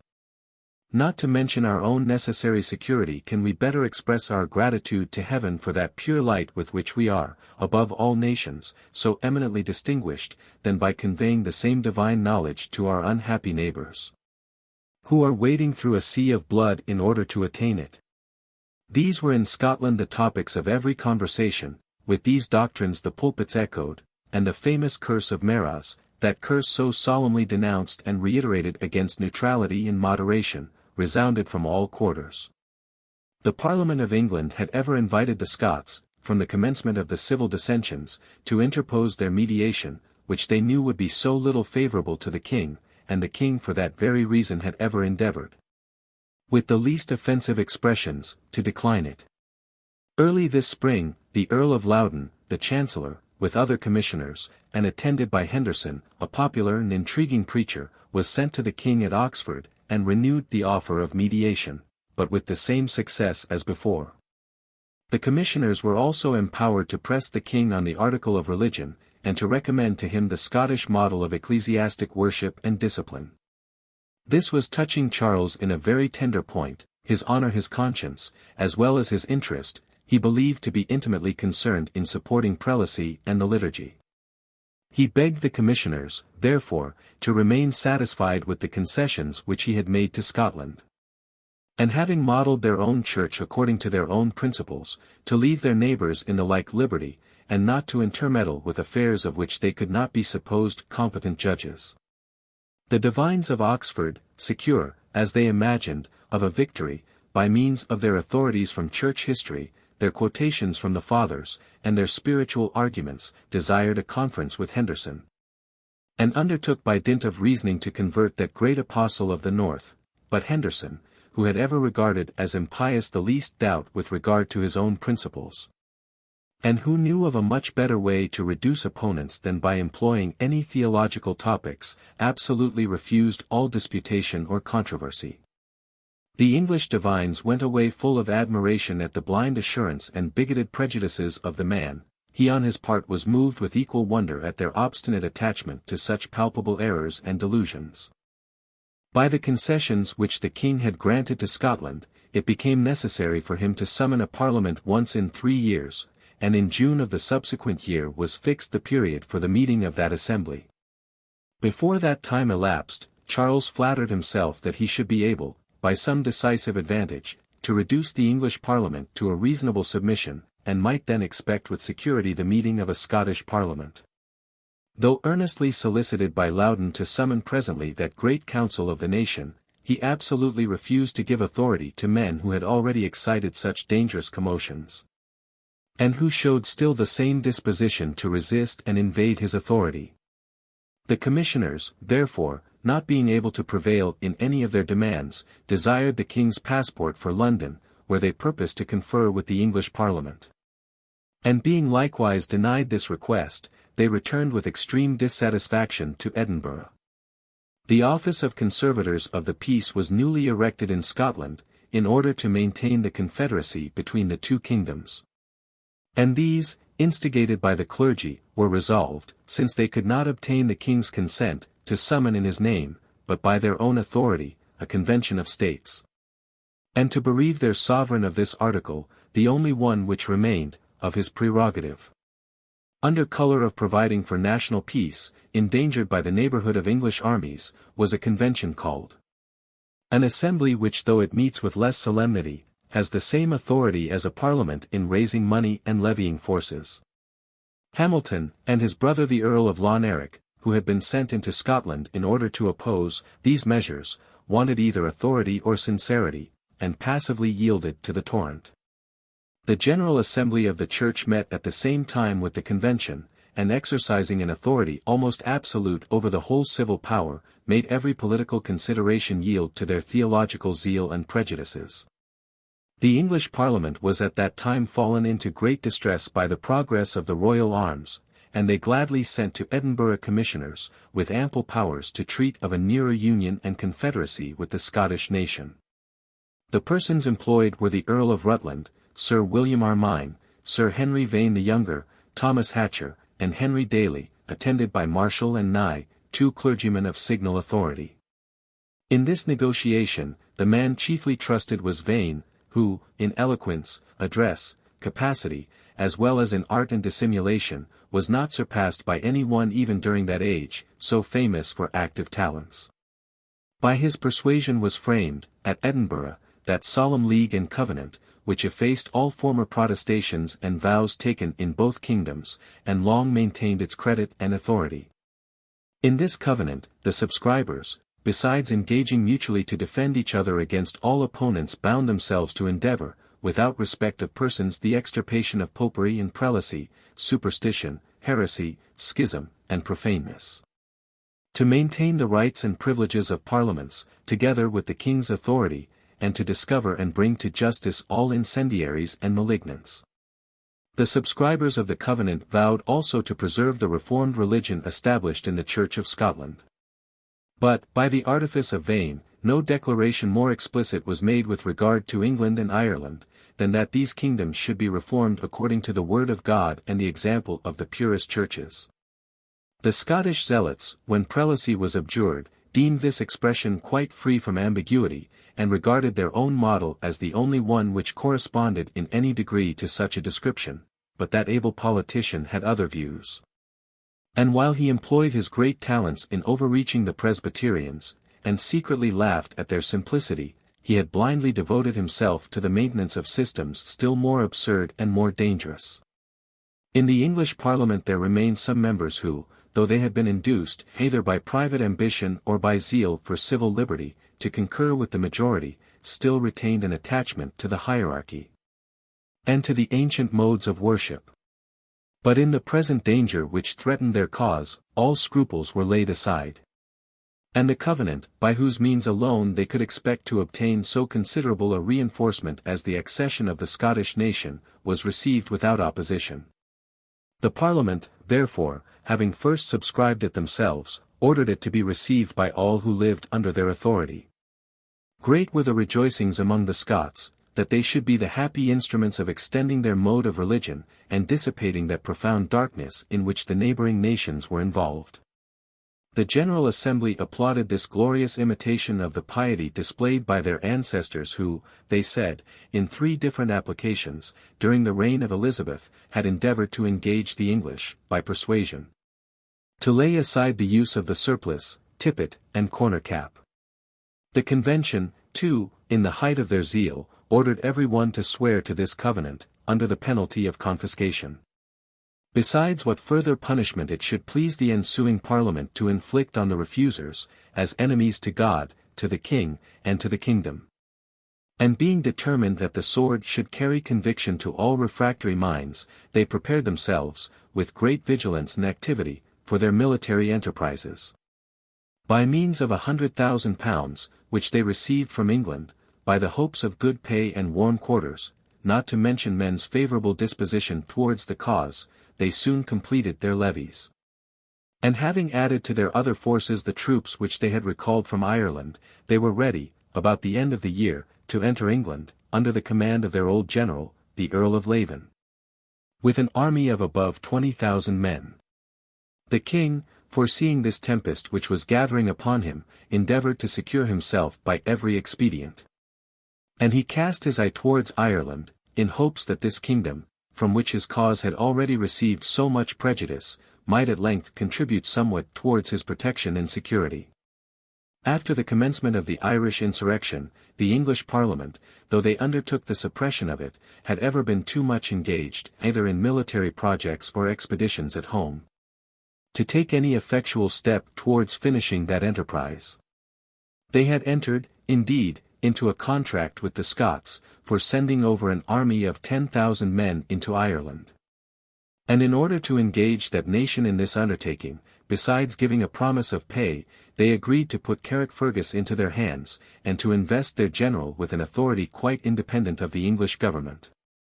These troops, so long as they were allowed to remain, were useful, by diverting the force of the Irish rebels, and protecting in the north the small remnants of the British planters. But except this contract with the Scottish nation, all the other measures of the Parliament either were hitherto absolutely insignificant, or tended rather to the prejudice of the Protestant cause in Ireland.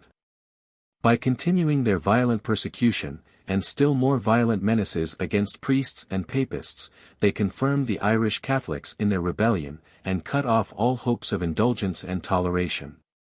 By disposing beforehand of all the Irish forfeitures to subscribers or adventurers, they rendered all men of property desperate, and seemed to threaten a total extirpation of the natives. And while they thus infused zeal and animosity into the enemy, no measure was pursued which could tend to support or encourage the Protestants, now reduced to the last extremities. So great is the ascendant which, from a long course of successes, the English has acquired over the Irish nation, that though the latter, when they receive military discipline among foreigners, are not surpassed by any troops, they have never, in their own country, been able to make any vigorous effort for the defence or recovery of their liberties. In many rencounters, the English, under Lord Moore, Sir William Street Ledger, Sir Frederick Hamilton, and others, had, though under great disadvantages of situation and numbers, put the Irish to rout, and returned in triumph to Dublin. The rebels raised the siege of Tredah, after an obstinate defence made by the garrison. Ormond had obtained 2 complete victories at Kilrush and Ross, and had brought relief to all the forts which were besieged or blockaded in different parts of the kingdom. But notwithstanding these successes, even the most common necessaries of life were wanting to the victorious armies. The Irish, in their wild rage against the British planters, had laid waste the whole kingdom, and were themselves totally unfit, from their habitual sloth and ignorance, to raise any convenience of human life. During the course of 6 months, no supplies had come from England, except the fourth part of one small vessel's lading. Dublin, to save itself from starving, had been obliged to send the greater part of its inhabitants to England. The army had little ammunition, scarcely exceeding 40 barrels of gunpowder, not even shoes or clothes, and for want of food, the soldiers had been obliged to eat their own horses. And though the distress of the Irish was not much inferior, besides that they were more hardened against such extremities, it was but a melancholy reflection, that the two nations, while they continued their furious animosities, should make desolate that fertile island, which might serve to the subsistence and happiness of both. The Justices and Council of Ireland had been engaged, chiefly by the interest and authority of Ormond, to fall into an entire dependence on the king. Parsons, Temple, Loftus, and Meredith, who favoured the opposite party, had been removed.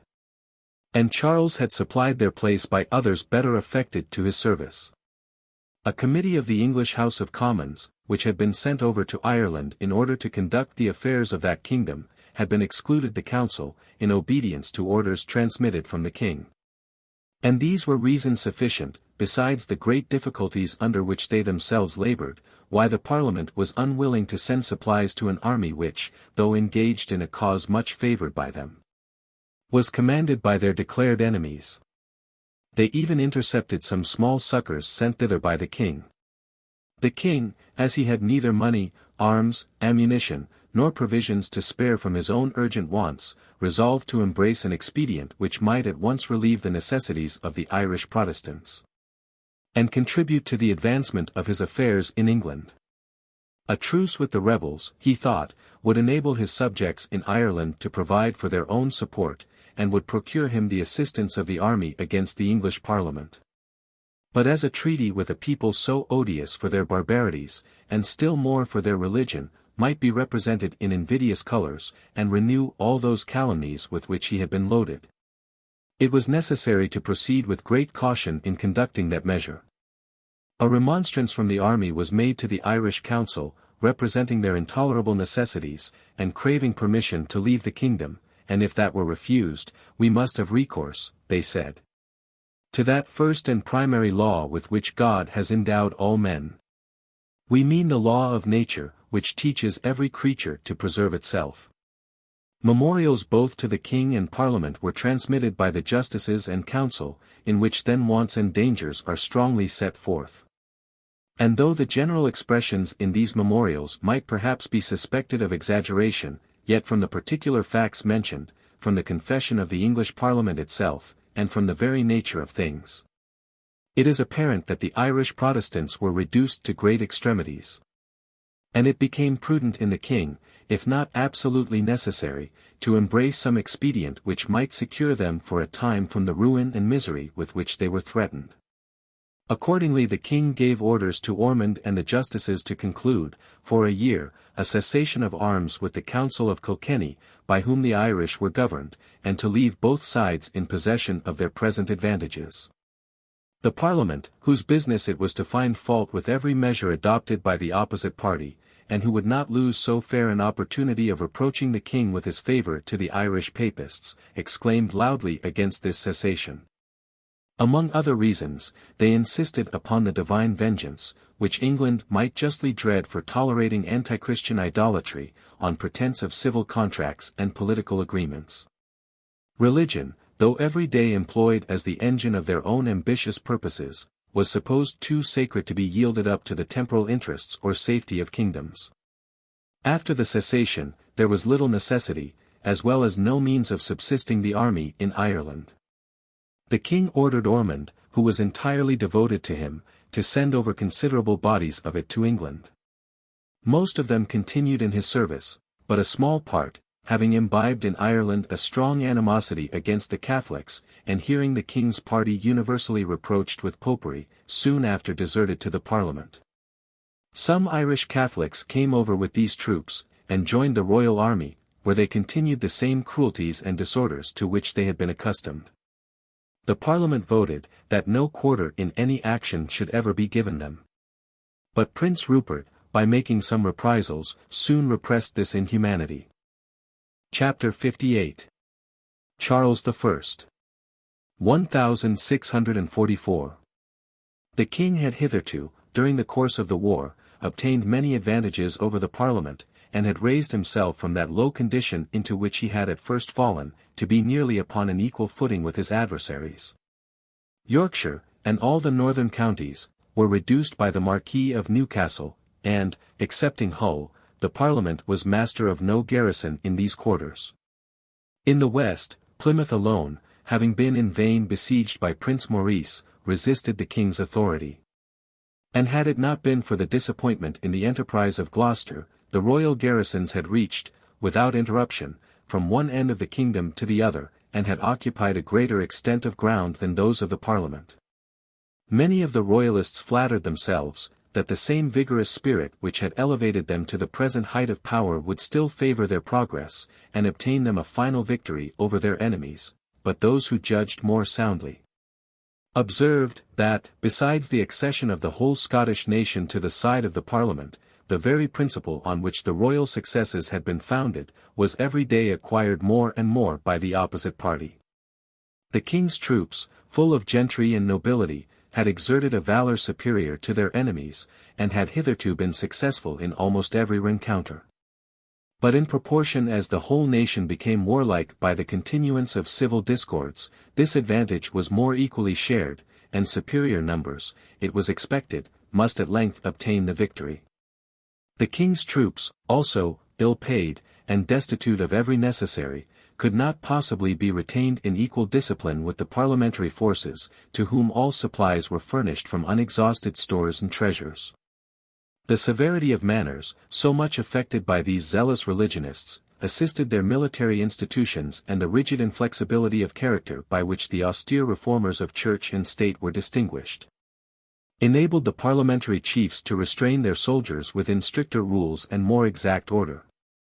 And while the king's officers indulged themselves even in greater licenses than those to which during times of peace they had been accustomed, they were apt both to neglect their military duty, and to set a pernicious example of disorder to the soldiers under their command.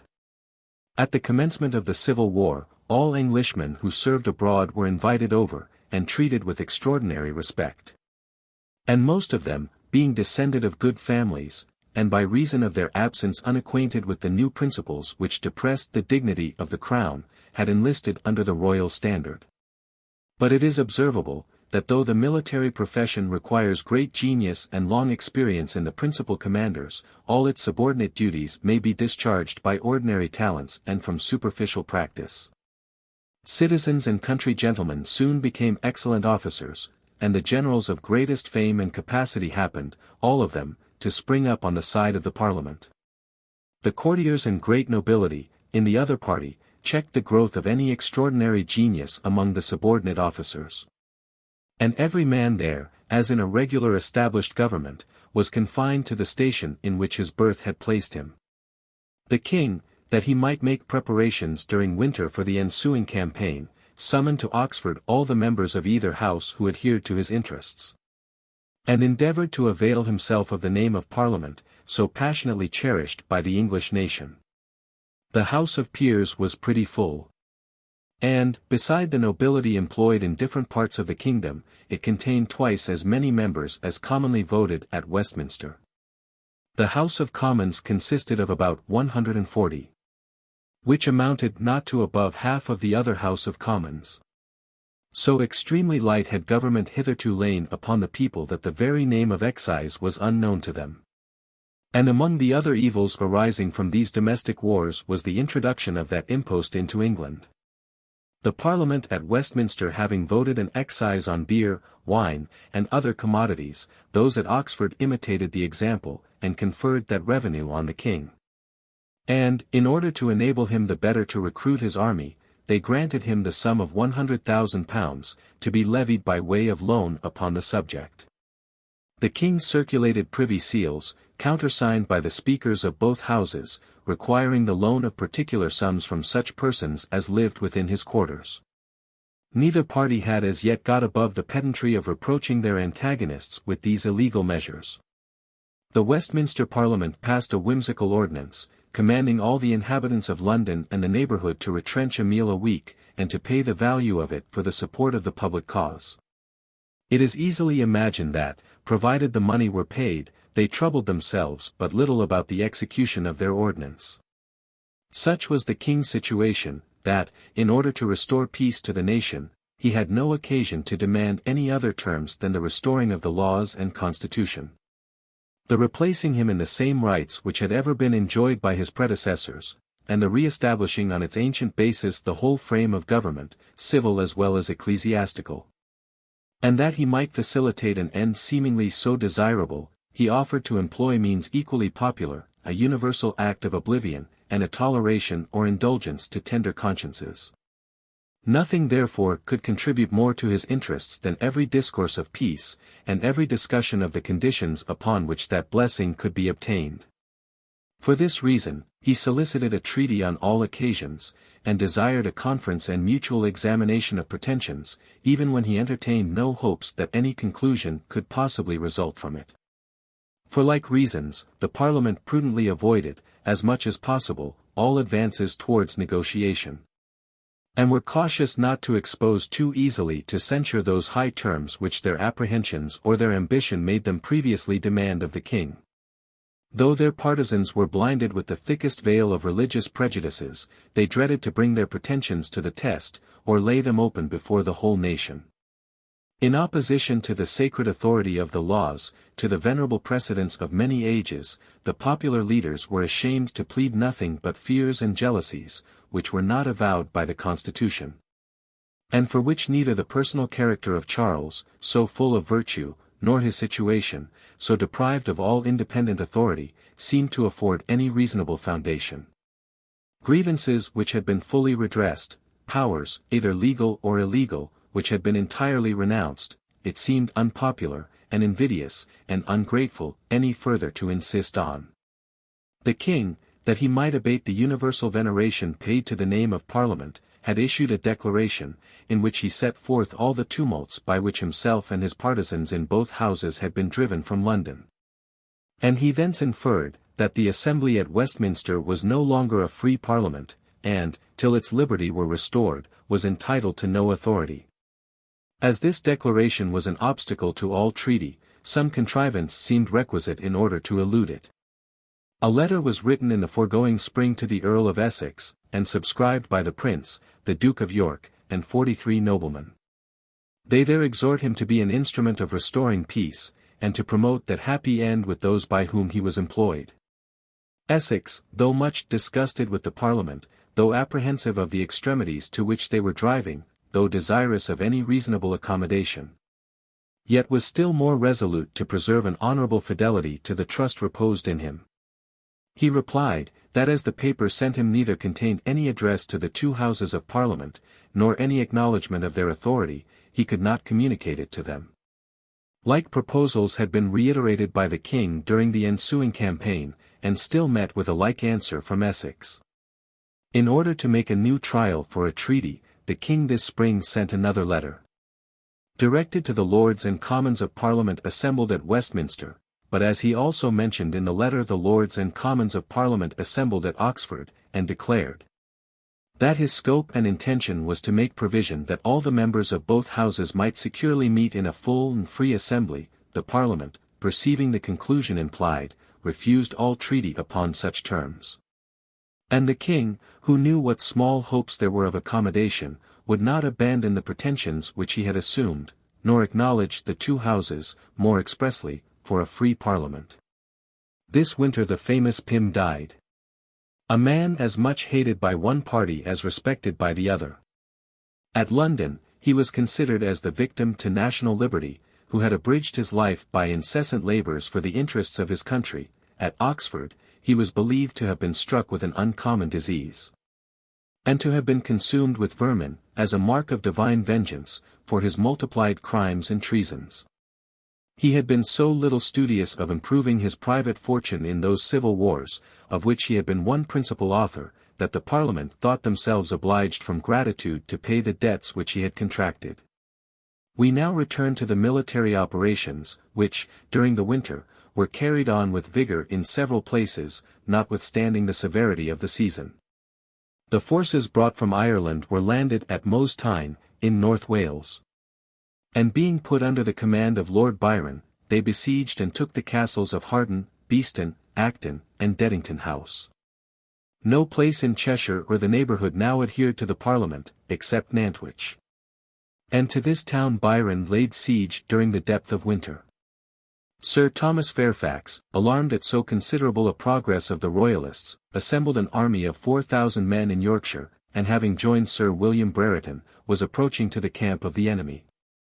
Byron and his soldiers, elated with successes obtained in Ireland, had entertained the most profound contempt for the parliamentary forces, a disposition which, if confined to the army, may be regarded as a good presage of victory.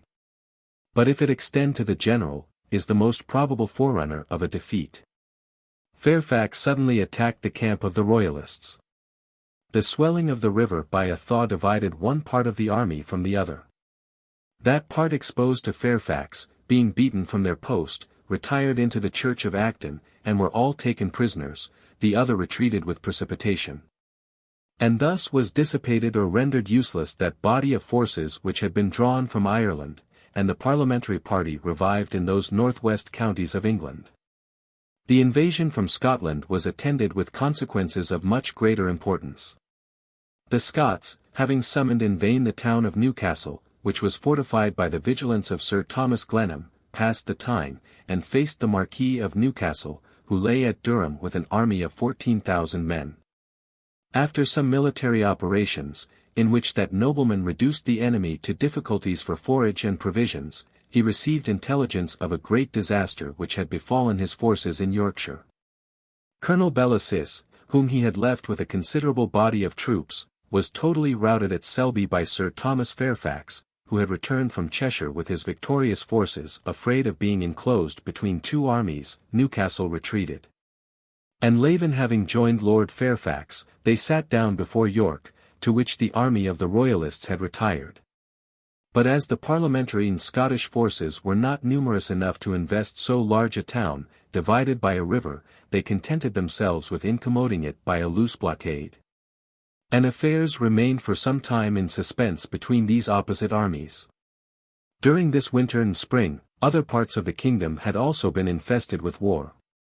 Hopton, having assembled an army of 14,000 men, endeavoured to break into Sussex, Kent, and the Southern Association, which seemed well disposed to receive him. Waller fell upon him at Sherrington, and gave him a defeat of considerable importance. In another quarter, siege being laid to Newark by the parliamentary forces, Prince Rupert prepared himself for relieving a town of such consequence, which alone preserved the communication open between the king's southern and northern quarters. With a small force, but that animated by his active courage, he broke through the enemy, relieved the town, and totally dissipated that army of the Parliament. But though fortune seemed to have divided her favours between the parties, the king found himself, in the main, a considerable loser by this winter campaign, and he prognosticated a still worse event from the ensuing summer. The preparations of the Parliament were great, and much exceeded the slender resources of which he was possessed. In the Eastern Association they levied 14,000 men, under the Earl of Manchester, seconded by Cromwell. An army of 10,000 men, under Essex, another of nearly the same force, under Waller, were assembled in the neighbourhood of London. The former was destined to oppose the king, the latter was appointed to march into the west, where Prince Maurice, with a small army which went continually to decay, was spending his time in vain before Lyme, an inconsiderable town upon the sea-coast. The utmost efforts of the king could not raise above 10,000 men at Oxford, and on their sword chiefly, during the campaign, were these to depend for subsistence. The Queen, terrified with the dangers which every way environed her, and afraid of being enclosed in Oxford, in the middle of the kingdom, fled to Exeter, where she hoped to be delivered unmolested of the child with which she was now pregnant. And whence she had the means of an easy escape into France, if pressed by the forces of the enemy. She knew the implacable hatred which the Parliament, on account of her religion and her credit with the king, had all along borne her. Last summer, the Commons had sent up to the Peers an impeachment of high treason against her. Because, in his utmost distresses, she had assisted her husband with arms and ammunition which she had bought in Holland. And had she fallen into their hands, neither her sex, she knew, nor high station, could protect her against insults at least, if not danger, from those haughty republicans, who so little affected to conduct themselves by the maxims of gallantry and politeness. From the beginning of these dissensions, the Parliament, it is remarkable, had in all things assumed an extreme ascendant over their sovereign, and had displayed a violence, and arrogated an authority, which, on his side, would not have been compatible either with his temper or his situation. While he spoke perpetually of pardoning all rebels, they talked of nothing but the punishment of delinquents and malignants, while he offered a toleration and indulgence to tender consciences. They threatened the utter extirpation of prelacy, to his professions of lenity they opposed declarations of rigor. And the more the ancient tenor of the laws inculcated a respectful subordination to the crown, the more careful were they, by their lofty pretensions, to cover that defect under which they labored. Their great advantages in the north seemed to second their ambition, and finally to promise them success in their unwarrantable enterprises. Manchester, having taken Lincoln, had united his army to that of Lavin and Fairfax. And York was now closely besieged by their combined forces. That town, though vigorously defended by Newcastle, was reduced to extremity. And the parliamentary generals, after enduring great losses and fatigues, flattered themselves that all their labors would at last be crowned by this important conquest. On a sudden, they were alarmed by the approach of Prince Rupert. This gallant commander, having vigorously exerted himself in Lancashire and Cheshire, had collected a considerable army. And joining Sir Charles Lucas, who commanded Newcastle's horse, hastened to the relief of York with an army of 20,000 men. The Scottish and parliamentary generals raised the siege, and drawing up on Marston Moor, purposed to give battle to the royalists. Prince Rupert approached the town by another quarter, and, interposing the river Ouse between him and the enemy, safely joined his forces to those of Newcastle. The Marquis endeavoured to persuade him, that, having so successfully effected his purpose, he ought to be content with the present advantages, and leave the enemy, now much diminished by their losses, and discouraged by their ill success, to dissolve by those mutual dissensions which had begun to take place among them. The prince, whose martial disposition was not sufficiently tempered with prudence, nor softened by complaisance, pretending positive orders from the king, without deigning to consult with Newcastle, whose merits and services deserved better treatment, immediately issued orders for battle, and led out the army to Marston Moor. This action was obstinately disputed between the most numerous armies that were engaged during the course of these wars, nor were the forces on each side much different in number. 50,000 British troops were led to mutual slaughter. And the victory seemed long undecided between them.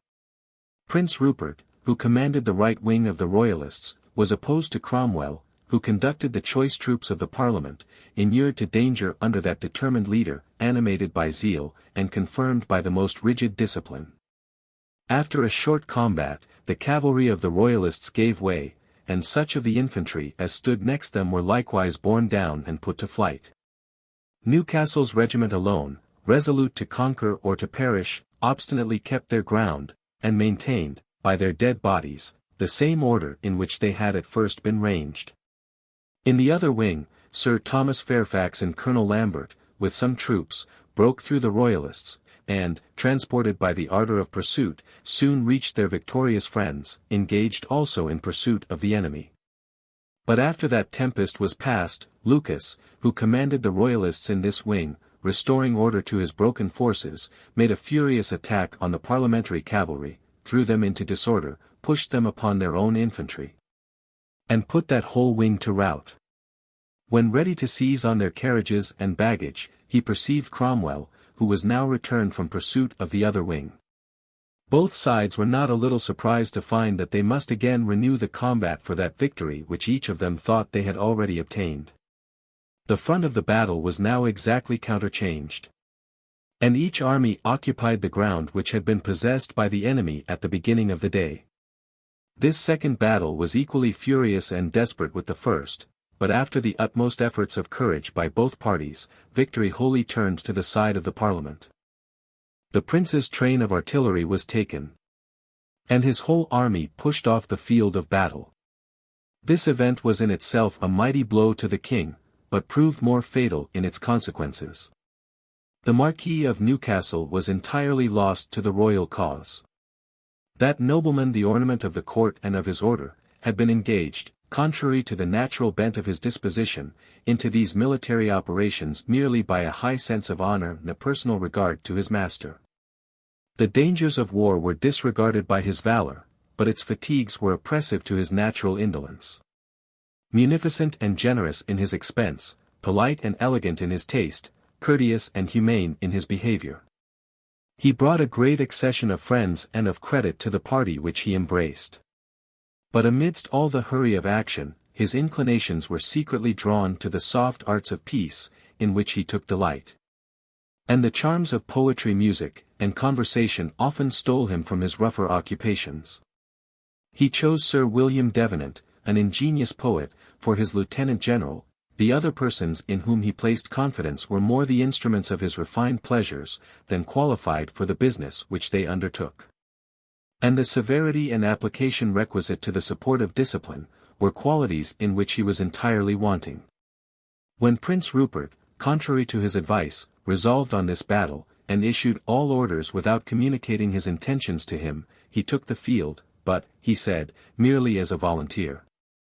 And, except by his personal courage, which shone out with luster, he had no share in the action. Enraged to find that all his successful labors were rendered abortive by one act of fatal temerity, terrified with the prospect of renewing his pains and fatigue, he resolved no longer to maintain the few resources which remained to a desperate cause, and thought, that the same regard to honor which had at first called him to arms, now required him to abandon a party where he met with such unworthy treatment. Next morning early, he sent word to the prince, that he was instantly to leave the kingdom, and without delay, he went to Scarborough, where he found a vessel, which carried him beyond sea. During the ensuing years, till the Restoration, he lived abroad in great necessity, and saw with indifference his opulent fortune sequestered by those who assumed the government of England. He disdained, by submission or composition, to show obeisance to their usurped authority. And the least favorable censors of his merit allowed, that the fidelity and services of a whole life had sufficiently atoned for one rash action, into which his passion had betrayed him. Prince Rupert, with equal precipitation, drew off the remains of his army, and retired into Lancashire. Glenham, in a few days, was obliged to surrender York, and he marched out his garrison with all the honours of war.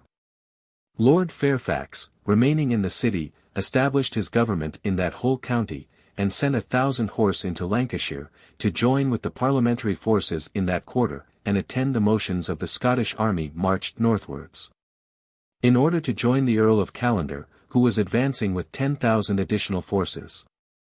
And to reduce the town of Newcastle, which they took by storm, the Earl of Manchester, with Cromwell, to whom the fame of this great victory was chiefly ascribed, and who was wounded in the action, returned to the Eastern Association, in order to recruit his army. While these events passed in the north, the king's affairs in the south were conducted with more success and greater abilities. Ruthven, a Scotchman, who had been created Earl of Brentford, acted under the king as general. The Parliament soon completed their two armies commanded by Essex and Waller. The great zeal of the city facilitated this undertaking. Many speeches were made to the citizens by the parliamentary leaders, in order to excite their ardor. Hollis, in particular, exhorted them not to spare, on this important occasion, either their purses, their persons, or their prayers, and, in general, it must be confessed, they were sufficiently liberal in all these contributions. The two generals had orders to march with their combined armies towards Oxford, and, if the king retired into that city, to lay siege to it, and by one enterprise put a period to the war. The king, leaving a numerous garrison in Oxford, passed with dexterity between the two armies, which had taken Abingdon, and had enclosed him on both sides. He marched towards Worcester. And Waller received orders from Essex to follow him and watch his motions, while he himself marched into the west, in quest of Prince Maurice. Waller had approached within 2 miles of the royal camp, and was only separated from it by the Severn, when he received intelligence that the king was advanced to Bewdley, and had directed his course towards Shrewsbury. In order to prevent him, Waller presently dislodged, and hastened by quick marches to that town while the king, suddenly returning upon his own footsteps, reached Oxford. And having reinforced his army from that garrison, now in his turn marched out in quest of Waller. The two armies faced each other at Cropredy Bridge, near Banbury, but the Cherwell ran between them. Next day, the king decamped, and marched towards Daventry. Waller ordered a considerable detachment to pass the bridge, with an intention of falling on the rear of the royalists. He was repulsed, routed, and pursued with considerable loss. Stunned and disheartened with this blow, his army decayed and melted away by desertion, and the king thought he might safely leave it, and march westward against Essex. That general, having obliged Prince Maurice to raise the siege of Lyme, having taken Weymouth and Taunton, advanced still in his conquests, and met with no equal opposition. The king followed him, and having reinforced his army from all quarters, appeared in the field with an army superior to the enemy. Essex, retreating into Cornwall, informed the Parliament of his danger, and desired them to send an army which might fall on the king's rear. General Middleton received a commission to execute that service, but came too late. Essex's army, cooped up in a narrow corner at Lestithiel, deprived of all forage and provisions, and seeing no prospect of succor, was reduced to the last extremity. The king pressed them on one side, Prince Maurice on another, Sir Richard Granville on a third. Essex, Robarts, and some of the principal officers escaped in a boat to Plymouth. Balfour with his horse passed the king's outposts in a thick mist, and got safely to the garrisons of his own party. The foot under Skippon were obliged to surrender their arms, artillery, baggage, and ammunition, and being conducted to the Parliament's quarters, were dismissed. By this advantage, which was much boasted of, the king, besides the honour of the enterprise, obtained what he stood extremely in need of. The Parliament, having preserved the men, lost what they could easily repair. No sooner did this intelligence reach London, than the Committee of the Two Kingdoms voted thanks to Essex for his fidelity, courage, and conduct. And this method of proceeding, no less politic than magnanimous, was preserved by the Parliament throughout the whole course of the war. Equally indulgent to their friends and rigorous to their enemies, they employed with success these two powerful engines of reward and punishment, in confirmation of their authority. That the king might have less reason to exult in the advantages which he had obtained in the West, the Parliament opposed to him very numerous forces. Having armed anew Essex's subdued but not disheartened troops, they ordered Manchester and Cromwell to march with their recruited forces from the Eastern Association. And, joining their armies to those of Waller and Middleton, as well as of Essex, offer battle to the king. Charles chose his post at Newbury, where the parliamentary armies, under the Earl of Manchester, attacked him with great vigour. And that town was a second time the scene of the bloody animosities of the English. Essex's soldiers, exhorting one another to repair their broken honour, and revenge the disgrace of Lestithiel, made an impetuous assault on the royalists. And having recovered some of their cannon lost in Cornwall, could not forbear embracing them with tears of joy. Though the king's troops defended themselves with valour, they were overpowered by numbers. And the night came very seasonably to their relief, and prevented a total overthrow. Charles, leaving his baggage and cannon in Dennington Castle, near Newbury, forthwith retreated to Wallingford, and thence to Oxford. There Prince Rupert and the Earl of Northampton joined him, with considerable bodies of cavalry. Strengthened by this reinforcement, he ventured to advance towards the enemy, now employed before Dennington Castle. Essex, detained by sickness, had not joined the army since his misfortune in Cornwall. Manchester, who commanded, though his forces were much superior to those of the king, declined an engagement, and rejected Cromwell's advice, who earnestly pressed him not to neglect so favourable an opportunity of finishing the war. The king's army, by bringing off their cannon from Dennington Castle in the face of the enemy, seemed to have sufficiently repaired the honour which they had lost at Newbury. And Charles, having the satisfaction to excite between Manchester and Cromwell equal animosities with those which formerly took place between Essex and Waller, distributed his army into winter quarters. Those contests among the parliamentary generals, which had disturbed their military operations, were renewed in London during the winter season. And each being supported by his own faction, their mutual reproaches and accusations agitated the whole city and Parliament. There had long prevailed in that party a secret distinction, which, though the dread of the king's power had hitherto suppressed it, yet, in proportion as the hopes of success became nearer and more immediate, began to discover itself with high contest and animosity. The Independents, who had at first taken shelter and concealed themselves under the wings of the Presbyterians, now evidently appeared a distinct party, and betrayed very different views and pretensions. We must here endeavor to explain the genius of this party, and of its leaders, who henceforth occupy the scene of action. During those times, when the enthusiastic spirit met with such honor and encouragement, and was the immediate means of distinction and preferment, it was impossible to set bounds to these holy fervors, or confine within any natural limits what was directed towards an infinite and a supernatural object. Every man, as prompted by the warmth of his temper, excited by emulation, or supported by his habits of hypocrisy, endeavored to distinguish himself beyond his fellows, and to arrive at a higher pitch of saintship and perfection. In proportion to its degree of fanaticism, each sect became dangerous and destructive, and as the Independents went a note higher than the Presbyterians, they could less be restrained within any bounds of temper and moderation. From this distinction, as from a first principle, were derived, by a necessary consequence, all the other differences of these two sects. The Independents rejected all ecclesiastical establishments, and would admit of no spiritual courts, no government among pastors, no interposition of the magistrate in religious concerns, no fixed encouragement annexed to any system of doctrines or opinions. According to their principles, each congregation, united voluntarily and by spiritual ties, composed within itself a separate church, and exercised a jurisdiction, but one destitute of temporal sanctions, over its own pastor and its own members. The election alone of the congregation was sufficient to bestow the sacerdotal character. And as all essential distinction was denied between the laity and the clergy, no ceremony, no institution, no vocation, no imposition of hands was, as in all other churches, supposed requisite to convey a right to holy orders.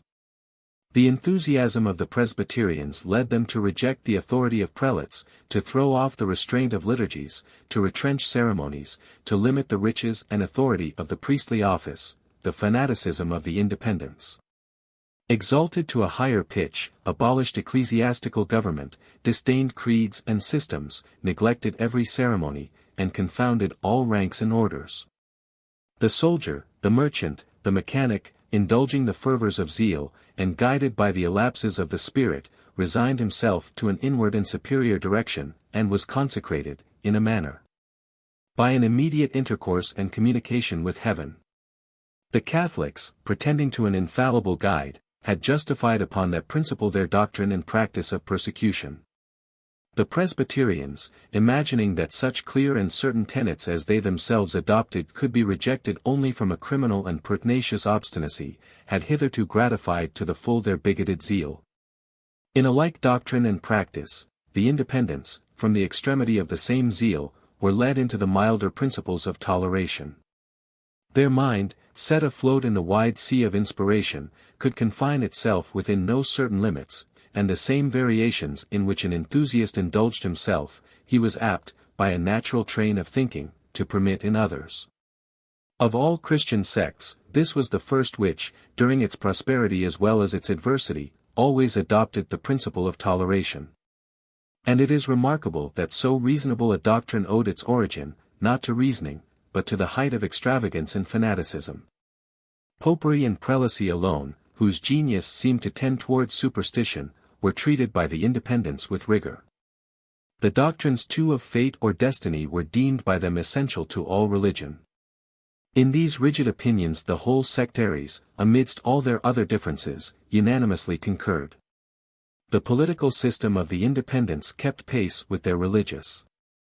Not content with confining to very narrow limits the power of the crown, and reducing the king to the rank of first magistrate, which was the project of the Presbyterians, this sect, more ardent in the pursuit of liberty, aspired to a total abolition of the monarchy, and even of the aristocracy, and projected an entire equality of rank and order, in a republic, quite free and independent. In consequence of this scheme, they were declared enemies to all proposals of peace, except on such terms as they knew it was impossible to obtain. And they adhered to that maxim, which is in the main prudent and political, that whoever draws the sword against his sovereign, should throw away the scabbard. By terrifying others with the fear of vengeance from the offended prince, they had engaged greater numbers into the opposition against peace, than had adopted their other principles with regard to government and religion. And the great success which had already attended the arms of the Parliament, and the greater which was soon expected, confirmed them still further in this obstinacy. Sir Henry Vane, Oliver Cromwell, Nathaniel Fiennes, and Oliver St. John, the Solicitor General, were regarded as the leaders of the independents. The Earl of Essex, disgusted with a war of which he began to foresee the pernicious consequences, adhered to the Presbyterians, and promoted every reasonable plan of accommodation. The Earl of Northumberland, fond of his rank and dignity, regarded with horror a scheme which, if it took place, would confound him and his family with the lowest in the kingdom.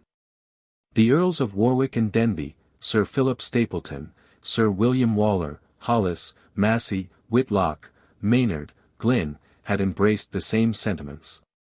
In the Parliament, a considerable majority, and a much greater in the nation, were attached to the Presbyterian party.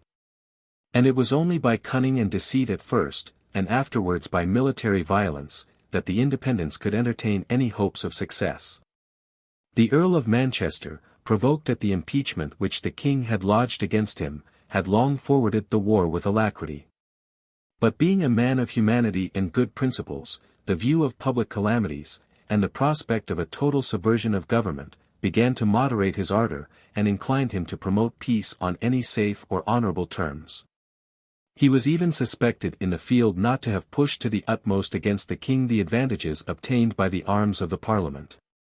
And Cromwell in the public debates revived the accusation, that this nobleman had wilfully neglected at Dennington Castle a favourable opportunity of finishing the war by a total defeat of the Royalists.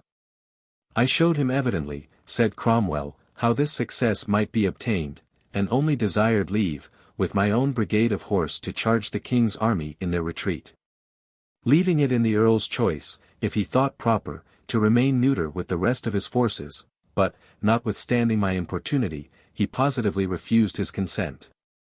And gave no other reason but that, if we met with a defeat, there was an end of our pretensions we should all be rebels and traitors, and be executed and forfeited by law. Manchester, by way of recrimination, informed the Parliament, that, at another time, Cromwell having proposed some scheme to which it seemed improbable the Parliament would agree, he insisted, and said, My lord, if you will stick firm to honest men, ye shall find yourself at the head of an army which shall give law both to king and Parliament. This discourse, continued Manchester, made the greater impression on me, because I knew the Lieutenant General to be a man of very deep designs, and he has even ventured to tell me, that it never would be well with England till I were Mr. Montague, and there were ne'er a lord or peer in the kingdom. So full was Cromwell of these republican projects, that, notwithstanding his habits of profound dissimulation, he could not so carefully guard his expressions, but that sometimes his favourite notions would escape him. These violent dissensions brought matters to extremity, and pushed the independents to the execution of their designs.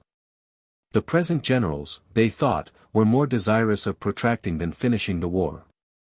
And having entertained a scheme for preserving still some balance in the constitution, they were afraid of entirely subduing the king, and reducing him to a condition where he should not be entitled to ask any concessions. A new model alone of the army could bring complete victory to the Parliament, and free the nation from those calamities under which it laboured. But how to effect this project was the difficulty. The authority, as well as merits, of Essex was very great with the Parliament. Not only he had served them all along with the most exact and scrupulous honour, it was in some measure owing to his popularity that they had ever been enabled to levy an army, or make head against the royal cause. Manchester, Warwick, and the other commanders, had likewise great credit with the public. Nor were there any hopes of prevailing over them, but by laying the plan of an oblique and artificial attack, which would conceal the real purposes of their antagonists. The Scots and the Scottish commissioners, jealous of the progress of the independents, were a new obstacle, which, without the utmost art and subtlety, it would be difficult to surmount.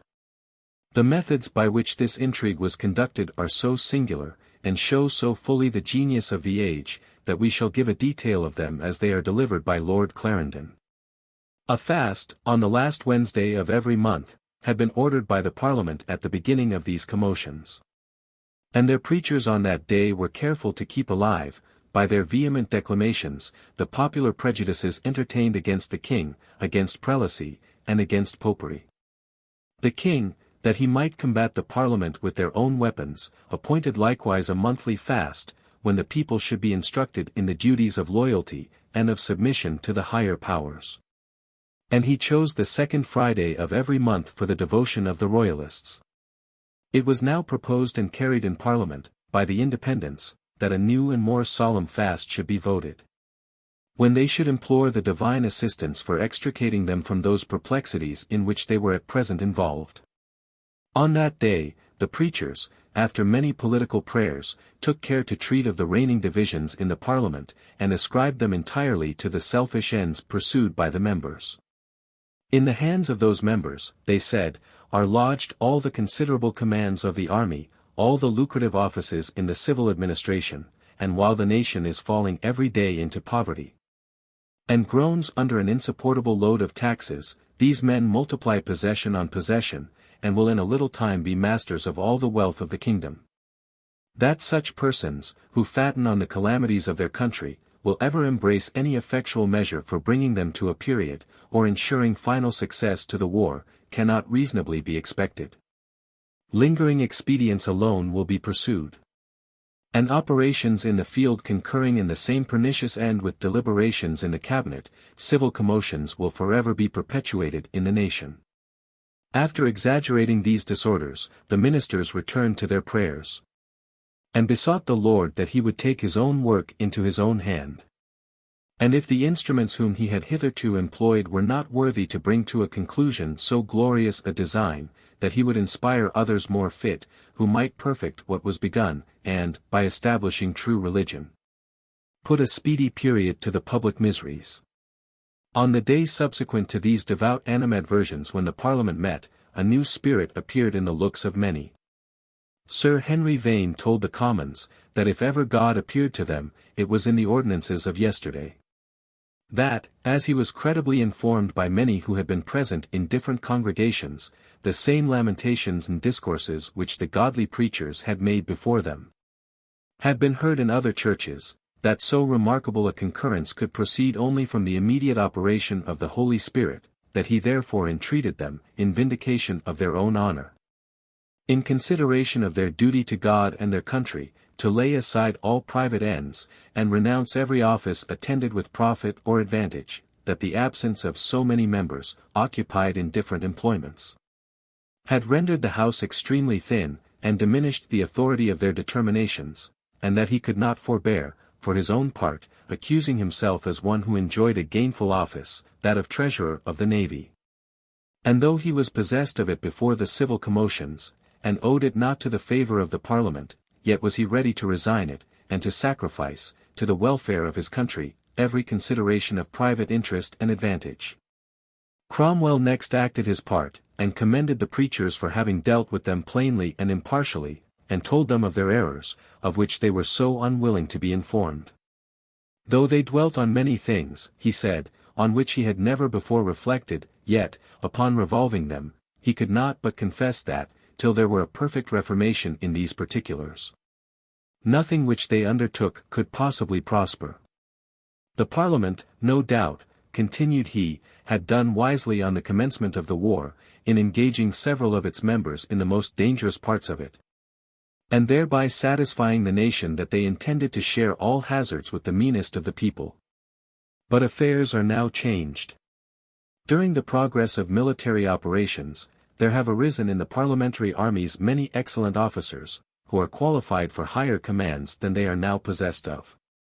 And though it becomes not men engaged in such a cause to put trust in the arm of flesh, yet he could assure them, that their troops contain generals fit to command in any enterprise in Christendom. The army, indeed, he was sorry to say it, did not correspond by its discipline to the merit of the officers. Nor were there any hopes, till the present vices and disorders which prevail among the soldiers were repressed by a new model, that their forces would ever be attended with signal success in any undertaking. In opposition to this reasoning of the Independents, many of the Presbyterians showed the inconvenience and danger of the projected alteration.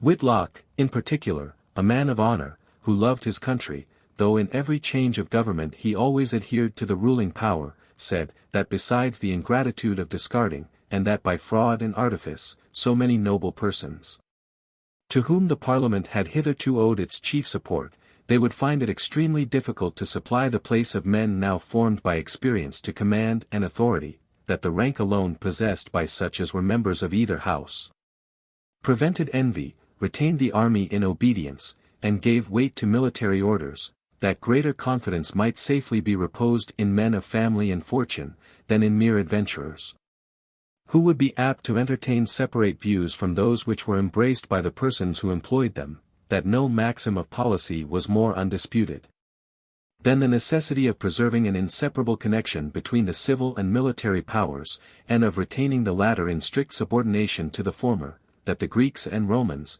the wisest and most passionate lovers of liberty, had ever entrusted to their senators the command of armies, and had maintained an unconquerable jealousy of all mercenary forces, and that such men alone, whose interests were involved in those of the public, and who possessed a vote in the civil deliberations, would sufficiently respect the authority of Parliament, and never could be tempted to turn the sword against those by whom it was committed to them. Notwithstanding these reasonings, a committee was chosen to frame what was called the self-denying ordinance, by which the members of both houses were excluded from all civil and military employments, except a few offices which were specified. This ordinance was the subject of great debate, and for a long time rent the Parliament and city into factions. But at last, by the prevalence of envy with some, with others, of false modesty, with a great many, of the Republican and Independent views, it passed the House of Commons, and was sent to the Upper House. The peers, though the scheme was in part levelled against their order, though all of them were at bottom extremely averse to it, though they even ventured once to reject it, yet possessed so little authority, that they durst not persevere in opposing the resolution of the Commons. And they thought it better policy, by an unlimited compliance, to ward off that ruin which they saw approaching.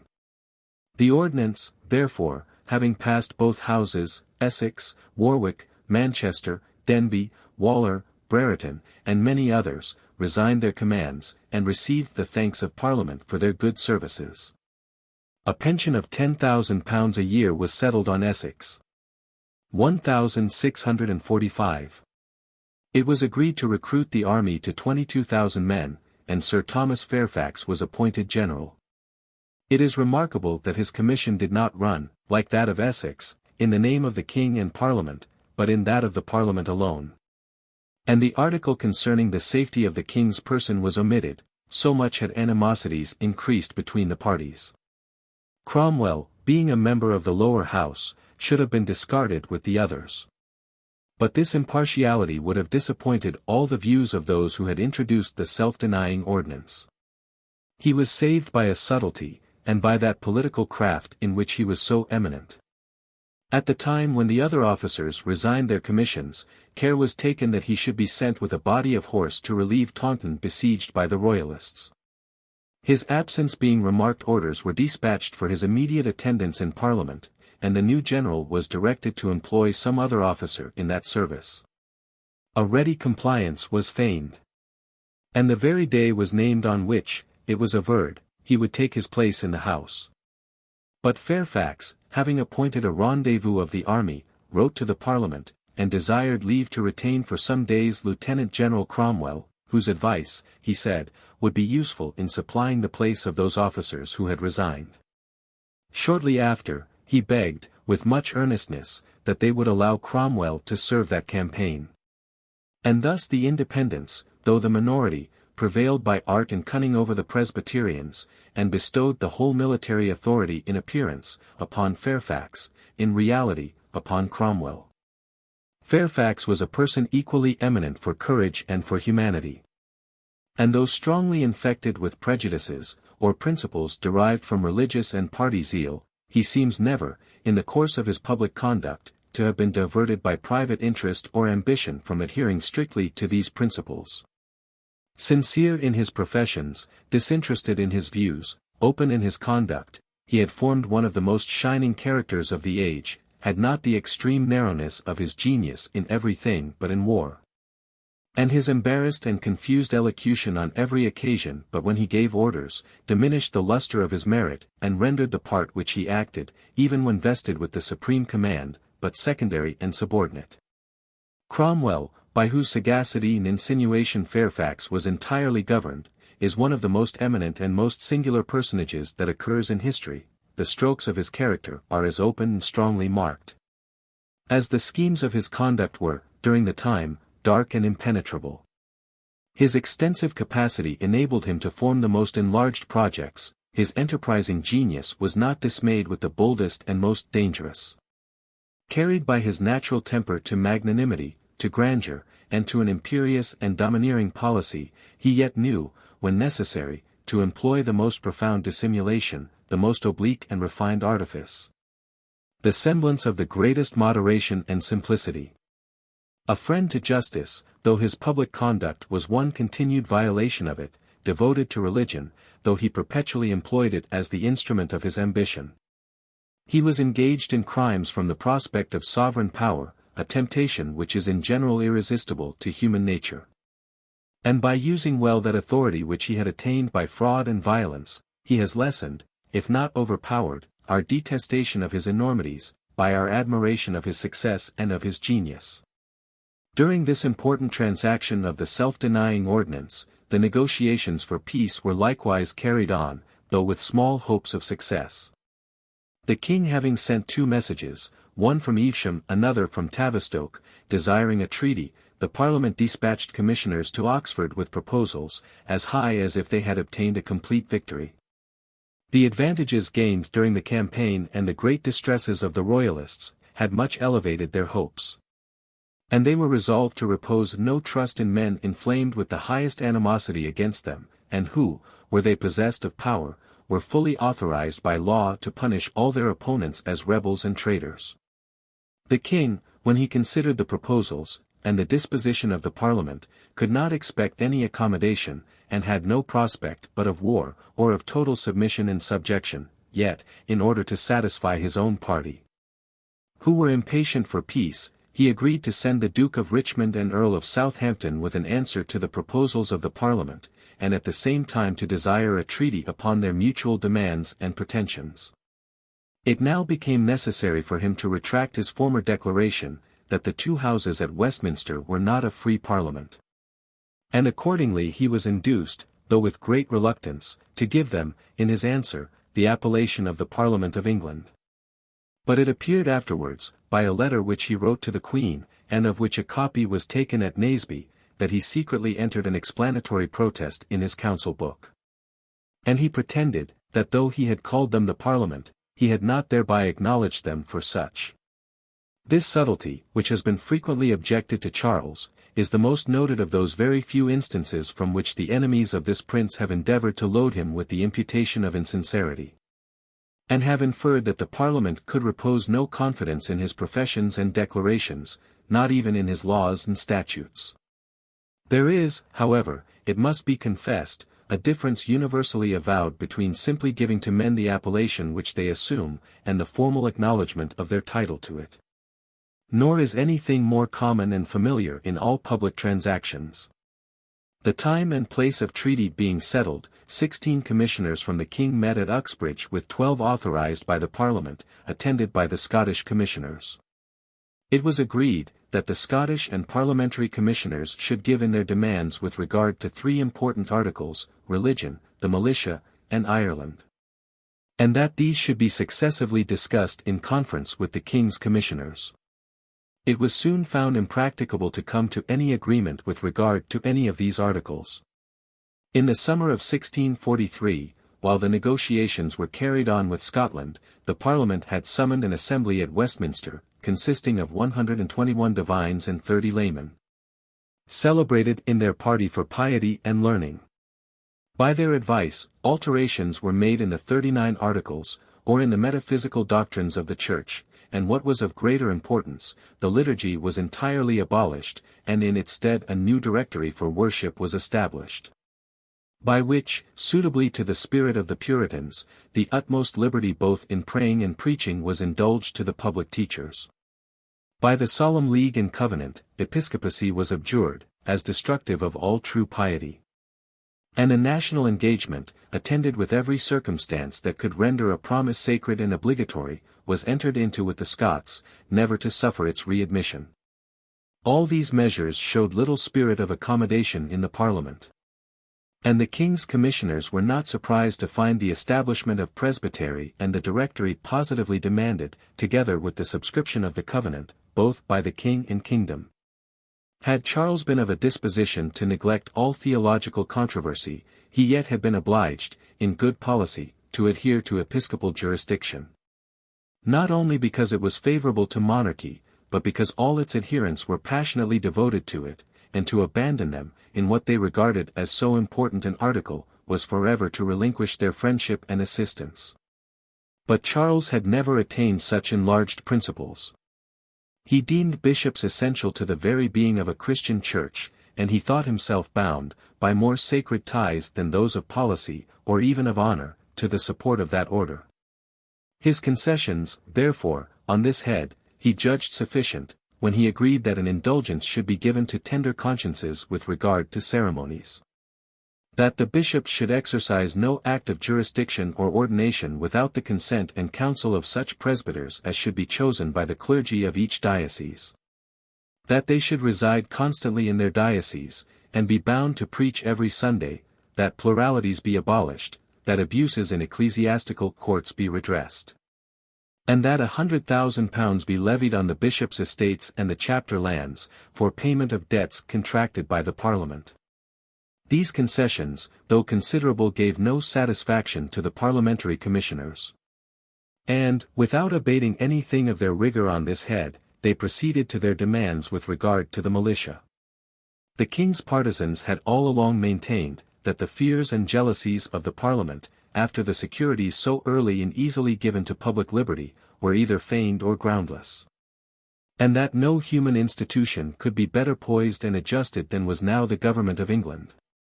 By the abolition of the Star Chamber and Court of High Commission, the prerogative, they said, has lost all that coercive power by which it had formerly suppressed or endangered liberty, by the establishment of triennial parliaments. It can have no leisure to acquire new powers, or guard itself, during any time, from the inspection of that vigilant assembly, by the slender revenue of the crown. No king can ever attain such influence as to procure a repeal of these salutary statutes. And while the prince commands no military force, he will in vain by violence attempt an infringement of laws so clearly defined by means of late disputes, and so passionately cherished by all his subjects. In this situation, surely the nation, governed by so virtuous a monarch, may for the present remain in tranquillity, and try whether it be not possible, by peaceful arts, to elude that danger with which it is pretended its liberties are still threatened. But though the Royalists insisted on these plausible topics before the commencement of war, they were obliged to own, that the progress of civil commotions had somewhat abetted the force and evidence of this reasoning. If the power of the militia, said the opposite party, be entrusted to the king, it would not now be difficult for him to abuse that authority. By the rage of intestine discord, his partisans are inflamed into an extreme hatred against their antagonists, and have contracted, no doubt, some prejudices against popular privileges, which, in their apprehension, have been the source of so much disorder. Were the arms of the state, therefore, put entirely into such hands, what public security, it may be demanded, can be given to liberty, or what private security to those who, in opposition to the letter of the law, have so generously ventured their lives in its defense? In compliance with this apprehension, Charles offered that the arms of the state should be entrusted, during 3 years, to 20 commissioners, who should be named either by common agreement between him and the Parliament, or one half by him, the other by the Parliament. And after the expiration of that term, he insisted that his constitutional authority over the militia should again return to him. The parliamentary commissioners at first demanded, that the power of the sword should forever be entrusted to such persons as the Parliament alone should appoint, but afterwards they relaxed so far as to require that authority only for 7 years. After which it was not to return to the king but to be settled by bill, or by common agreement between him and his Parliament. The king's commissioners asked, whether jealousies and fears were all on one side, and whether the prince, from such violent attempts and pretensions as he had experienced, had not at least as great reason to entertain apprehensions for his authority, as they for their liberty? Whether there were any equity in securing only one party, and leaving the other, during the space of 7 years, entirely at the mercy of their enemies? Whether, if unlimited power were entrusted to the Parliament during so long a period, it would not be easy for them to frame the subsequent bill in the manner most agreeable to themselves, and keep forever possession of the sword, as well as of every article of civil power and jurisdiction. The truth is, after the commencement of war, it was very difficult, if not impossible, to find security for both parties, especially for that of the Parliament. Amidst such violent animosities, power alone could ensure safety. And the power of one side was necessarily attended with danger to the other. Few or no instances occur in history of an equal, peaceful, and durable accommodation that has been concluded between two factions which had been inflamed into civil war. With regard to Ireland, there were no greater hopes of agreement between the parties. The Parliament demanded, that the truce with the rebels should be declared null, that the management of the war should be given over entirely to the Parliament, and that, after the conquest of Ireland, the nomination of the Lord Lieutenant and of the judges, or in other words the sovereignty of that kingdom, should likewise remain in their hands. What rendered an accommodation more desperate was, that the demands on these 3 heads, however exorbitant, were acknowledged, by the parliamentary commissioners, to be nothing but preliminaries. After all these were granted, it would be necessary to proceed to the discussion of those other demands, still more exorbitant, which a little before had been transmitted to the king at Oxford. Such ignominious terms were there insisted on, that worse could scarcely be demanded, were Charles totally vanquished, a prisoner, and in chains. The king was required to attaint and accept from a general pardon 40 of the most considerable of his English subjects, and 19 of his Scottish, together with all popish recusants in both kingdoms who had borne arms for him. It was insisted that 48 more, with all the members who had sitten in either house at Oxford, all lawyers and divines who had embraced the king's party, should be rendered incapable of any office, be forbidden the exercise of their profession, be prohibited from coming within the verge of the court, and forfeit the 1/3 of their estates to the Parliament. It was required that whoever had borne arms for the king, should forfeit the 10th of their estates, or, if that did not suffice, the 6th, for the payment of public debts. As if royal authority were not sufficiently annihilated by such terms, it was demanded that the Court of Wards should be abolished, that all the considerable officers of the Crown, and all the judges, should be appointed by Parliament, and that the right of peace and war should not be exercised without the consent of that assembly. The Presbyterians, it must be confessed, after insisting on such conditions, differed only in words from the Independents, who required the establishment of a pure republic. When the debates had been carried on to no purpose during 20 days among the commissioners, they separated, and returned, those of the king to Oxford, those of the Parliament to London.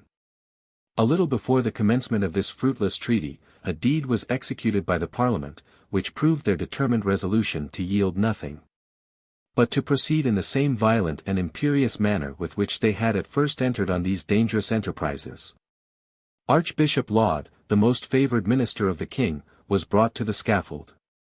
And in this instance the public might see, that popular assemblies, as, by their very number, they are in a great measure exempt from the restraint of shame, so when they also overleap the bounds of law, naturally break out into acts of the greatest tyranny and injustice. From the time that Laud had been committed, the House of Commons, engaged in enterprises of greater moment, had found no leisure to finish his impeachment, and he had patiently endured so long an imprisonment, without being brought to any trial. After the union with Scotland, the bigoted prejudices of that nation revived the like spirit in England. And the sectaries resolved to gratify their vengeance in the punishment of this prelate, who had so long, by his authority, and by the execution of penal laws, kept their zealous spirit under confinement. He was accused of high treason, in endeavoring to subvert the fundamental laws, and of other high crimes and misdemeanors. The same illegality of an accumulative crime and a constructive evidence which appeared in the case of Strafford, the same violence and iniquity in conducting the trial, are conspicuous throughout the whole course of this prosecution. The groundless charge of popery, though belied by his whole life and conduct, was continually urged against the prisoner, and every error rendered unpardonable by this imputation, which was supposed to imply the height of all enormities. "This man, my lords," said Sergeant Wilde, concluding his long speech against him, "is like Naaman the Syrian, a great man, but a leper." We shall not enter into a detail of this matter, which at present seems to admit of little controversy. It suffices to say, that after a long trial, and the examination of above 150 witnesses, the Commons found so little likelihood of obtaining a judicial sentence against Laud, that they were obliged to have recourse to their legislative authority, and to pass an ordinance for taking away the life of this aged prelate. Notwithstanding the low condition into which the House of Peers was fallen, there appeared some intention of rejecting this ordinance. And the popular leaders were again obliged to apply to the multitude, and to extinguish, by threats of new tumults, the small remains of liberty possessed by the upper house. 7 peers alone voted in this important question.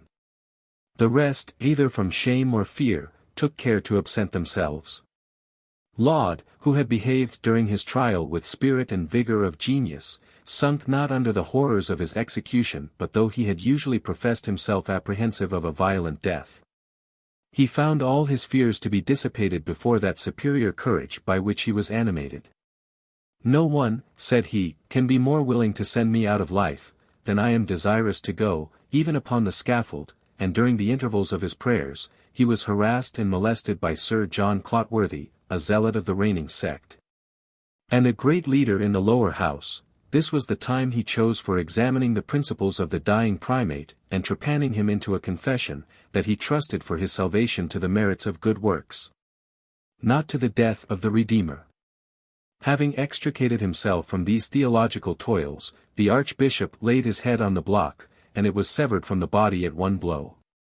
Those religious opinions for which he suffered, contributed, no doubt, to the courage and constancy of his end. Sincere he undoubtedly was, and, however misguided, actuated by pious motives in all his pursuits. And it is to be regretted that a man of such spirit, who conducted his enterprises with so much warmth and industry, had not entertained more enlarged views, and embraced principles more favorable to the general happiness of society. The great and important advantage which the party gained by Strafford's death, may in some degree palliate the iniquity of the sentence pronounced against him, but the execution of this old, infirm prelate, who had so long remained an inoffensive prisoner, can be ascribed to nothing but vengeance and bigotry in those severe religionists by whom the Parliament was entirely governed. That he deserved a better fate was not questioned by any reasonable man, the degree of his merit in other respects was disputed. Some accused him of recommending slavish doctrines, of promoting persecution, and of encouraging superstition, while others thought that his conduct in these 3 particulars would admit of apology and extenuation. That the letter of the law, as much as the most flaming court sermon, inculcates passive obedience, is apparent. And though the spirit of a limited government seems to require, in extraordinary cases, some mitigation of so rigorous a doctrine, it must be confessed that the presiding genius of the English Constitution had rendered a mistake in this particular very natural and excusable. To inflict death, at least, on those who depart from the exact line of truth in these nice questions, so far from being favorable to national liberty, savors strongly of the spirit of tyranny in proscription. Toleration had hitherto been so little the principle of any Christian sect, that even the Catholics, the remnant of the religion professed by their forefathers, could not obtain from the English the least indulgence. This very House of Commons, in their famous remonstrance, took care to justify themselves, as from the highest imputation, from any intention to relax the golden reins of discipline, as they called them, or to grant any toleration. And the enemies of the Church were so fair from the beginning, as not to lay claim to liberty of conscience, which they called a toleration for soul murder. They openly challenged the superiority, and even menaced the established Church with that persecution which they afterwards exercised against her with such severity. And if the question be considered in the view of policy, though a sect, already formed and advanced, may, with good reason, demand a toleration, what title had the Puritans to this indulgence? Who were just on the point of separation from the Church, and whom, it might be hoped, some wholesome and legal severities would still retain in obedience. Whatever ridicule, to a philosophical mind, may be thrown on pious ceremonies, it must be confessed that, during a very religious age, no institutions can be more advantageous to the rude multitude, and tend more to mollify that fierce and gloomy spirit of devotion to which they are subject. Even the English Church, though it had retained a share of popish ceremonies, may justly be thought too naked and unadorned, and still to approach too near the abstract and spiritual religion of the Puritans. Laud and his associates, by reviving a few primitive institutions of this nature, corrected the error of the first reformers, and presented to the affrighted and astonished mind some sensible, exterior observances, which might occupy it during its religious exercises, and abate the violence of its disappointed efforts. The thought, no longer bent on that divine and mysterious essence, so superior to the narrow capacities of mankind, was able, by means of the new model of devotion, to relax itself in the contemplation of pictures, postures, vestments, buildings, and all the fine arts which minister to religion, thereby received additional encouragement. The primate, it is true, conducted this scheme, not with the enlarged sentiments and cool reflection of a legislator, but with the intemperate zeal of a sectary. And by overlooking the circumstances of the times, served rather to inflame that religious fury which he meant to repress. But this blemish is more to be regarded as a general imputation on the whole age, than any particular failing of Laud's. And it is sufficient for his vindication to observe, that his errors were the most excusable of all those which prevailed during that zealous period. Chapter 59. Charles I. 1645. While the king's affairs declined in England, some events happened in Scotland which seemed to promise him a more prosperous issue of the quarrel. Before the commencement of these civil disorders, the Earl of Montrose, a young nobleman of a distinguished family, returning from his travels, had been introduced to the king, and had made an offer of his services. But by the insinuations of the Marquis, afterwards Duke of Hamilton, who possessed much of Charles's confidence, he had not been received with that distinction to which he thought himself justly entitled. Disgusted with this treatment, he had forwarded all the violence of the Covenanters. And, agreeably to the natural ardor of his genius, he had employed himself, during the first Scottish insurrection, with great zeal, as well as success, in levying and conducting their armies. Being commissioned by the Tables to wait upon the king while the royal army lay at Berwick, he was so gained by the civilities and caresses of that monarch, that he thenceforth devoted himself entirely, though secretly, to his service, and entered into a close correspondence with him. In the second insurrection, a great military command was entrusted to him by the Covenanters, and he was the first that passed the Tweed, at the head of their troops, in the invasion of England. He found means, however, soon after to convey a letter to the king, and by the infidelity of some about that prince, Hamilton as was suspected, a copy of this letter was sent to Laven, the Scottish general. Being accused of treachery, and a correspondence with the enemy, Montrose openly avowed the letter, and asked the generals if they dared to call their sovereign an enemy. And by this bold and magnanimous behavior he escaped the danger of an immediate prosecution. As he was now fully known to be of the royal party, he no longer concealed his principles. And he endeavored to draw those who had entertained like sentiments into a bond of association for his master's service. Though thrown into prison for this enterprise, and detained some time, he was not discouraged. But still continued, by his countenance and protection, to infuse spirit into the distressed royalists. Among other persons of distinction who united themselves to him was Lord Napier of Merchiston, son of the famous inventor of the logarithms, the person to whom the title of a great man is more justly due than to any other whom his country ever produced. There was in Scotland another party, who, professing equal attachment to the king's service, pretended only to differ with Montrose about the means of attaining the same end, and of that party Duke Hamilton was the leader. This nobleman had cause to be extremely devoted to the king, not only by reason of the connection of blood which united him to the royal family, but on account of the great confidence and favour with which he had ever been honoured by his master. Being accused by Lord Ray, not without some appearance of probability, of a conspiracy against the king, Charles was so far from harbouring suspicion against him, that, the very first time Hamilton came to court, he received him into his bedchamber, and passed alone the night with him. But such was the Duke's unhappy fate or conduct, that he escaped not the imputation of treachery to his friend and sovereign. And though he at last sacrificed his life in the king's service, his integrity and sincerity have not been thought by historians entirely free from blemish.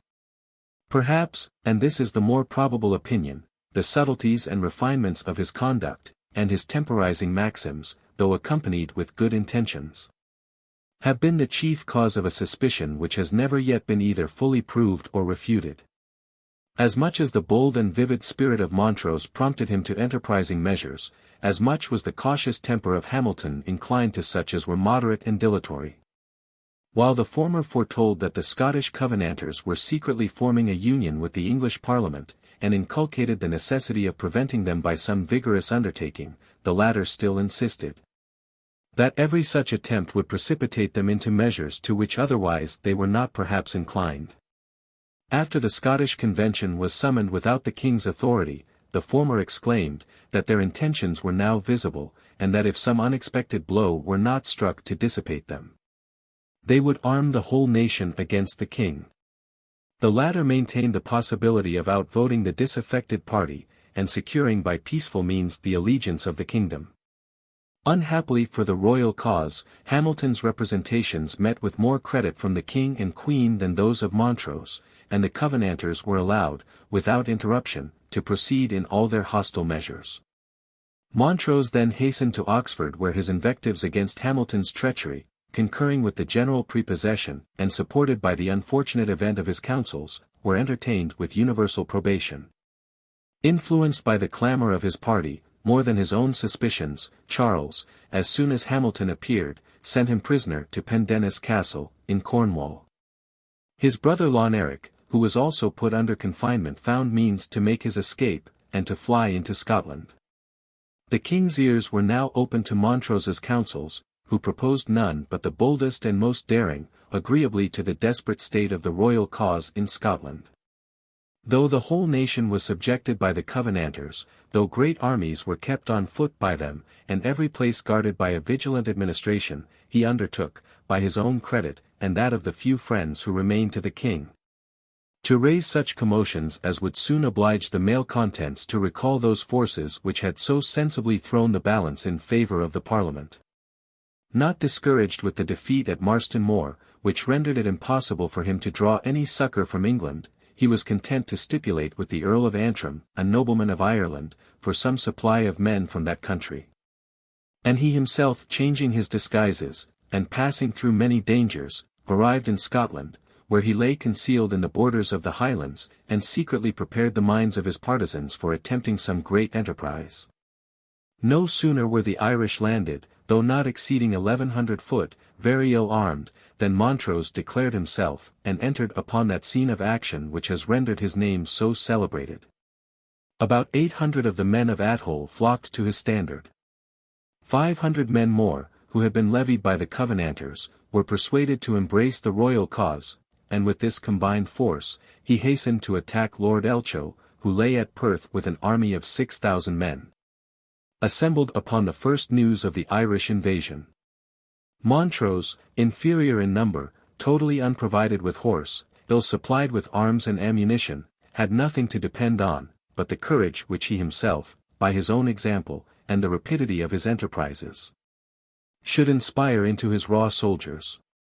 Having received the fire of the enemy, which was answered chiefly by a volley of stones, he rushed amidst them with his sword drawn, threw them into confusion, pushed his advantage, and obtained a complete victory, with the slaughter of 2,000 of the Covenanters. This victory, though it augmented the renown of Montrose, increased not his power or numbers. The far greater part of the kingdom was extremely attached to the Covenant, and such as bore an affection to the royal cause, were terrified by the established authority of the opposite party. Dreading the superior power of Argyle, who, having joined his vassals to a force levied by the public, was approaching with a considerable army, Montrose hastened northwards, in order to rouse again the Marquis of Huntly in the Gordons, who, having before hastily taken arms, had been instantly suppressed by the Covenanters.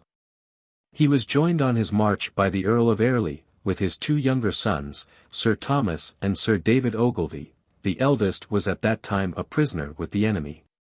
He attacked at Aberdeen the Lord Burleigh, who commanded a force of 2,500 men. After a sharp combat, by his undaunted courage, which in his situation was true policy, and was also not unaccompanied with military skill, he put the enemy to flight, and in the pursuit did great execution upon them. But by this second advantage he obtained not the end which he expected. The envious nature of Huntly, jealous of Montrose's glory, rendered him averse to join an army where he himself must be so much eclipsed by the superior merit of the general. Argyle, reinforced by the Earl of Lothian, was behind him with a great army. The militia of the northern counties, Murray, Ross, Caithness, to the number of 5,000 men, opposed him in front, and guarded the banks of the Spey, a deep and rapid river. In order to elude these numerous armies, he turned aside into the hills, and saved his weak but active troops in Badenoch. After some marches and countermarches, Argyle came up with him at Favy Castle. This nobleman's character, though celebrated for political courage and conduct, was very low for military prowess, and after some skirmishes, in which he was worsted, he here allowed Montrose to escape him. By quick marches through these inaccessible mountains, that general freed himself from the superior forces of the Covenanters. Such was the situation of Montrose, that very good or very ill fortune was equally destructive to him, and diminished his army. After every victory, his soldiers, greedy of spoil, but deeming the smallest acquisition to be unexhausted riches, deserted in great numbers, and went home to secure the treasures which they had acquired. Tired too, and spent with hasty and long marches in the depth of winter, through snowy mountains, unprovided with every necessary, they fell off, and left their general almost alone with the Irish, who, having no place to which they could retire, still adhered to him in every fortune. With these, and some reinforcements of the Athelmen and Macdonalds whom he had recalled, Montrose fell suddenly upon Argyle's country, and let loose upon it all the rage of war, carrying off the cattle, burning the houses, and putting the inhabitants to the sword.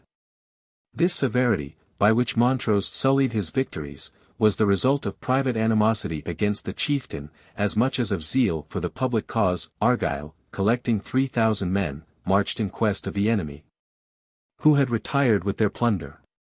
And he lay at Innerleach, supposing himself still at a considerable distance from them. The Earl of Seaforth, at the head of the garrison of Inverness, who were veteran soldiers, joined to 5,000 new levied troops of the northern counties, pressed the royalists on the other side, and threatened them with inevitable destruction. By a quick and unexpected march, Montrose hastened to Innerleach, and presented himself in order of battle before the surprised but not affrighted Covenanters. Argyle alone, seized with a panic, deserted his army, who still maintained their ground, and gave battle to the royalists. After a vigorous resistance, they were defeated, and pursued with great slaughter. And the power of the Campbells, that is Argyle's name, being thus broken, the Highlanders, who were in general well affected to the royal cause, began to join Montrose's camp in great numbers. Seaforth's army dispersed of itself, at the very terror of his name. And Lord Gordon, eldest son of Huntly, having escaped from his uncle Argyle, who had hitherto detained him, now joined Montrose, with no contemptible number of his followers, attended by his brother, the Earl of Aboyne. The council at Edinburgh, alarmed at Montrose's progress, began to think of a more regular plan of defence against an enemy whose repeated victories had rendered him extremely formidable. They sent for Bailey, an officer of reputation, from England, and joining him in command with Uri, who had again enlisted himself among the king's enemies, they sent them to the field with a considerable army against the royalists. Montrose, with a detachment of 800 men, had attacked Dundee, a town extremely zealous for the Covenant, and having carried it by assault, had delivered it up to be plundered by his soldiers. When Bailey and Uri, with their whole force, were unexpectedly upon him. His conduct and presence of mind in this emergence appeared conspicuous. Instantly he called off his soldiers from plunder, put them in order, secured his retreat by the most skilful measures.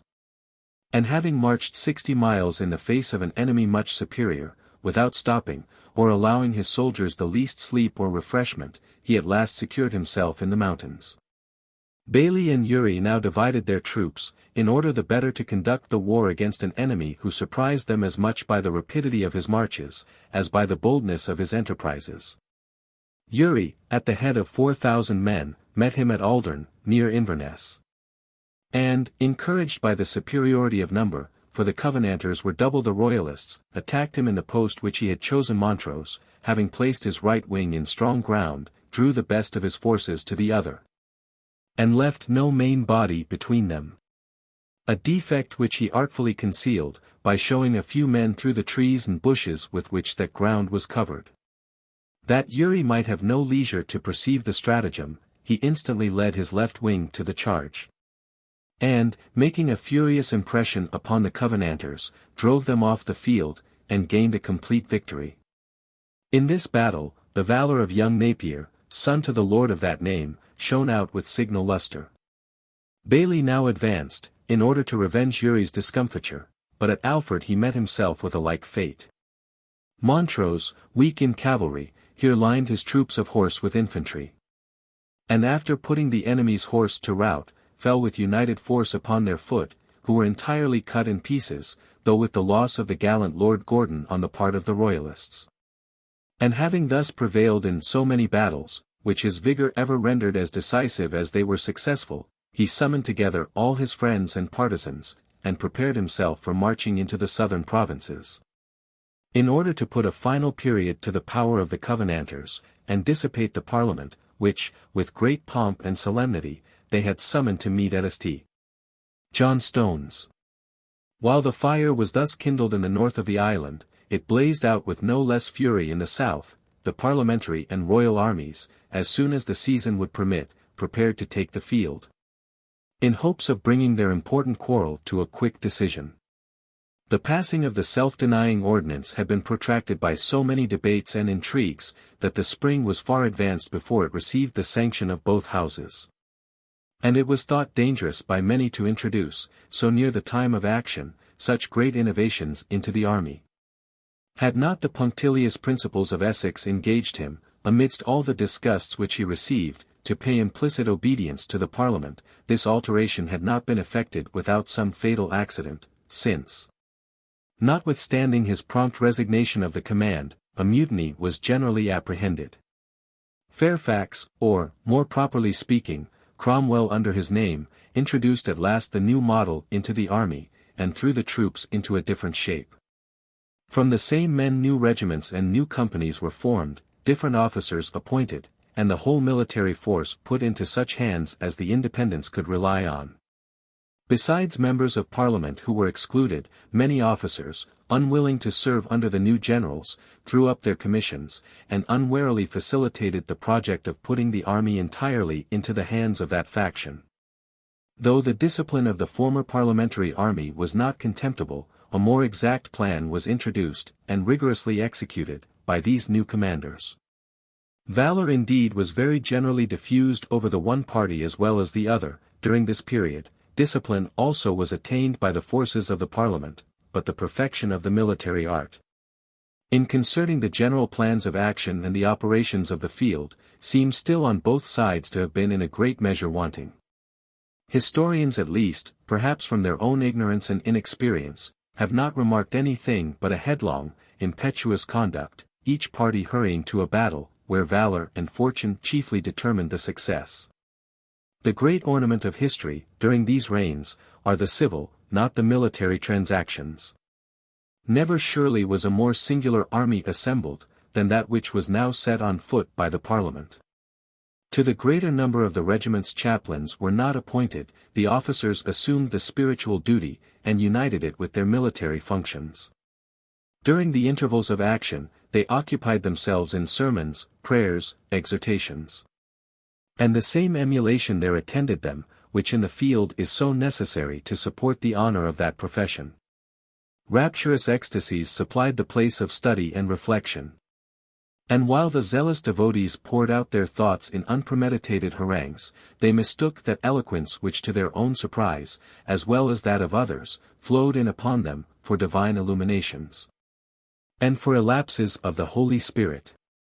Wherever they were quartered, they excluded the minister from his pulpit. And, usurping his place, conveyed their sentiments to the audience, with all the authority which followed their power, their valor, and their military exploits, united to their appearing zeal and fervor. The private soldiers, seized with the same spirit, employed their vacant hours in prayer, in perusing the Holy Scriptures, in ghostly conferences where they compared the progress of their grace, and mutually stimulated each other to further advances in the great work of their salvation. When they were marching to battle, the whole field resounded, as well with psalms and spiritual songs adapted to the occasion, as with the instruments of military music, and every man endeavored to drown the sense of present danger in the prospect of that crown of glory which was set before him. In so holy a cause, wounds were esteemed meritorious, death, martyrdom, and the hurry and dangers of action, instead of banishing their pious visions, rather served to impress their minds more strongly with them. The Royalists were desirous of throwing a ridicule on this fanaticism of the parliamentary armies, without being sensible how much reason they had to apprehend its dangerous consequences. The forces assembled by the king at Oxford, in the west, and in other places, were equal, if not superior in number to their adversaries, but actuated by a very different spirit. That license which had been introduced by want of pay, had risen to a great height among them, and rendered them more formidable to their friends than to their enemies. Prince Rupert, negligent of the people, fond of the soldiery, had indulged the troops in unwarrantable liberties. Wilmot, a man of dissolute manners, had promoted the same spirit of disorder, and the licentious Goring, Gerard, Sir Richard Granville, now carried it to a great pitch of enormity.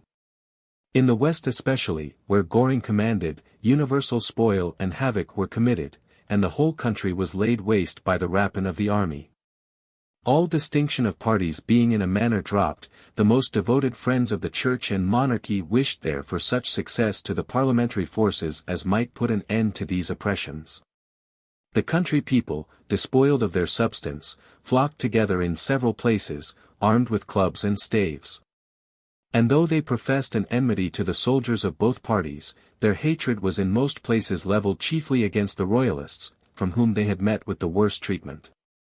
Many thousands of these tumultuary peasants were assembled in different parts of England, who destroyed all such straggling soldiers as they met with, and much infested the armies. The disposition of the forces on both sides was as follows: part of the Scottish army was employed in taking Pomfret and other towns in Yorkshire, part of it besieged Carlisle valiantly defended by Sir Thomas Glenham. Chester, where Byron commanded, had long been blockaded by Sir William Brereton, and was reduced to great difficulties. The king, being joined by the princes Rupert and Maurice, lay at Oxford with a considerable army, about 15,000 men. Fairfax and Cromwell were posted at Windsor, with the new-modelled army, about 22,000 men. Taunton, in the county of Somerset, defended by Blake, suffered a long siege from Sir Richard Granville, who commanded an army of about 8,000 men. And though the defence had been obstinate, the garrison was now reduced to the last extremity. Goring commanded in the west an army of nearly the same number. On opening the campaign, the king formed the project of relieving Chester. Fairfax, that of relieving Taunton. The king was first in motion. When he advanced to Drayton, in Shropshire, Byron met him, and brought intelligence that his approach had raised the siege, and that the parliamentary army had withdrawn.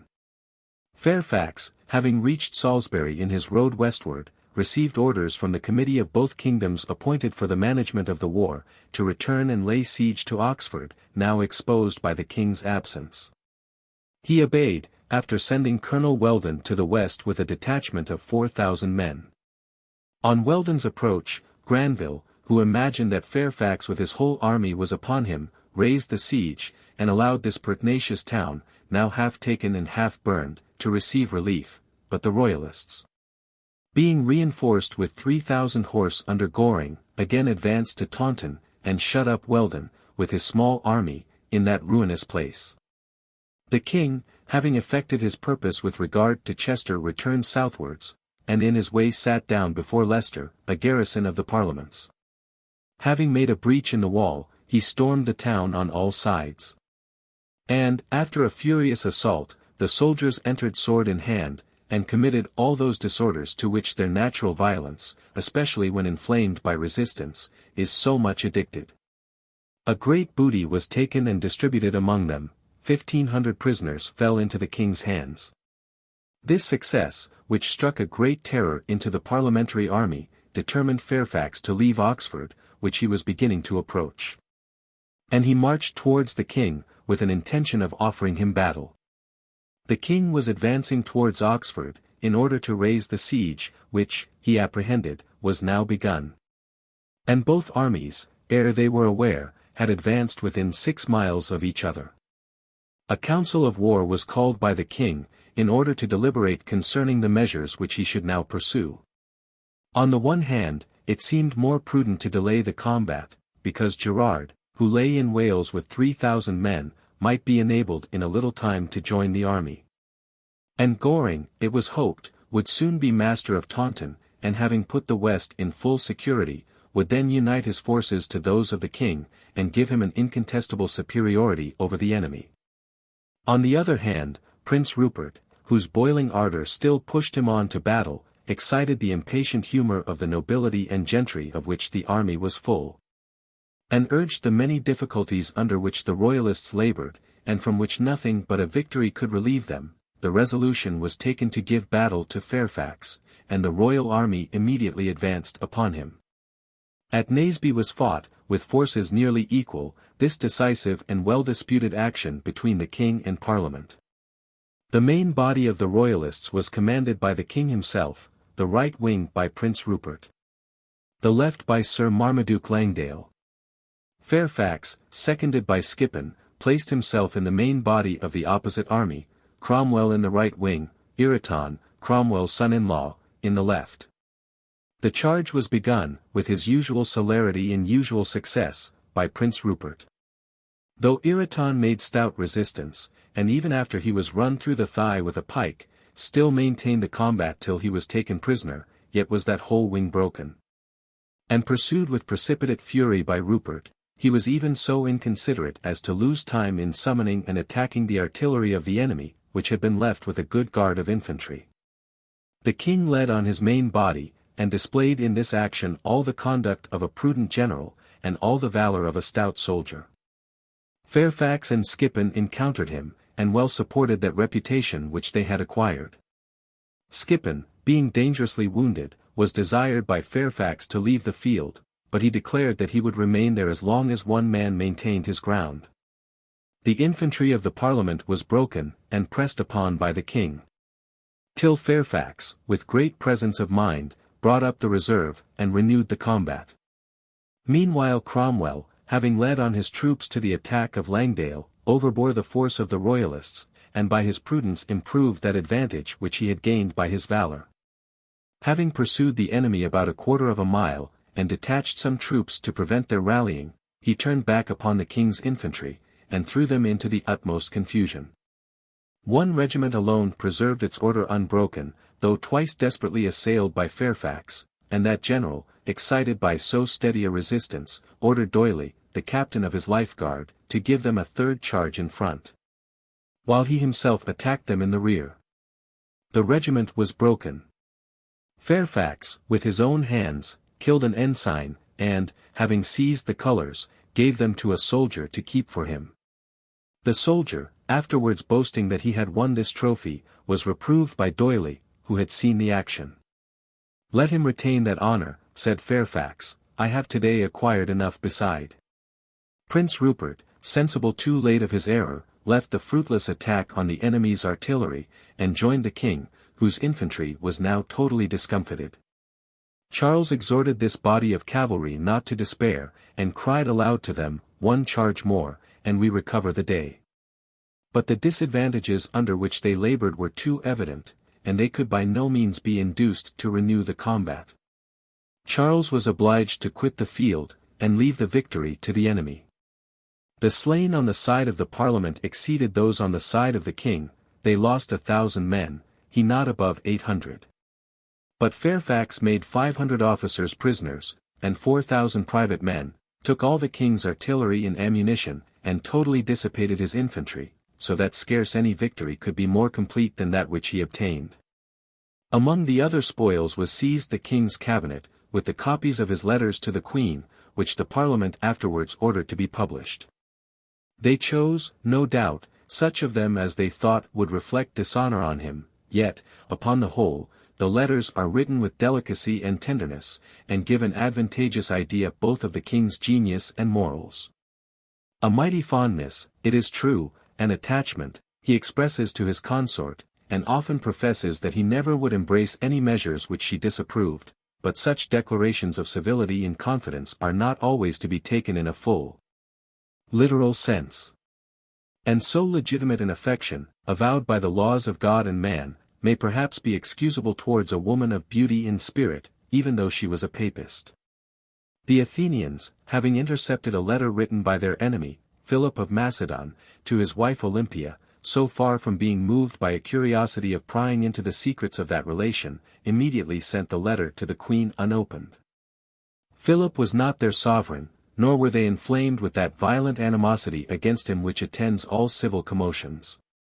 After the battle, the king retreated with that body of horse which remained entire, first to Hereford, then to Abergavenny, and remained some time in Wales, from the vain hope of raising a body of infantry in those harassed and exhausted quarters. Fairfax, having first retaken Leicester, which was surrendered upon articles, began to deliberate concerning his future enterprises. A letter was brought him, written by Goring to the king, and unfortunately entrusted to a spy of Fairfax's.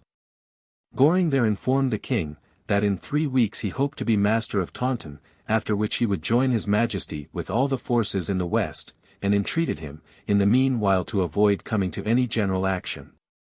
This letter, which, had it been safely delivered, had probably prevented the battle of Naseby, served now to direct the operations of Fairfax. After leaving a body of 3,000 men to Points and Rossiter, with orders to attend the king's motions, he marched immediately to the west, with a view of saving Taunton, and suppressing the only considerable force which now remained to the royalists.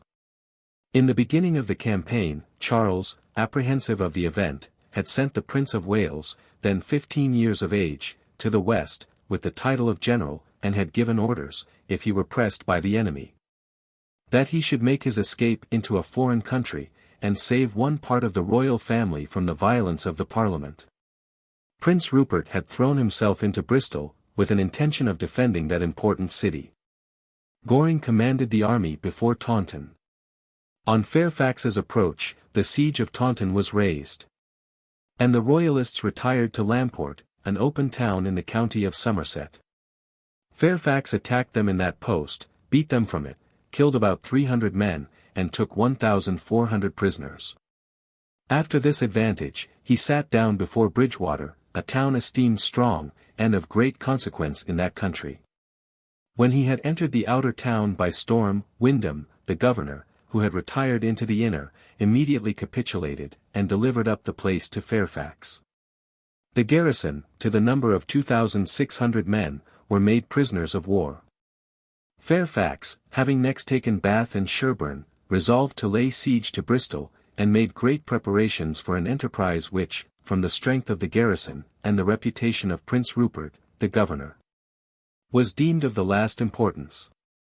But, so precarious in most men is this quality of military courage, a poorer defense was not made by any town during the whole war, and the general expectations were here extremely disappointed.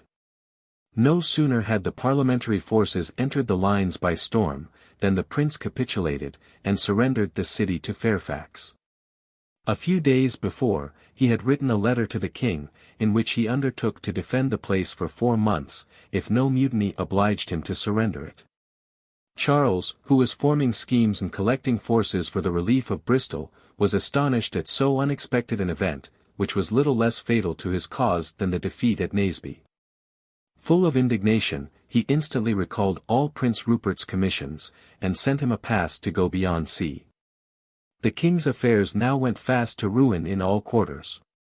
The Scots, having made themselves masters of Carlisle, after an obstinate siege, marched southwards, and laid siege to Hereford, but were obliged to raise it on the king's approach, and this was the last glimpse of success which attended his arms. Having marched to the relief of Chester, which was anew besieged by the parliamentary forces under Colonel Jones, Poyntz attacked his rear, and forced him to give battle.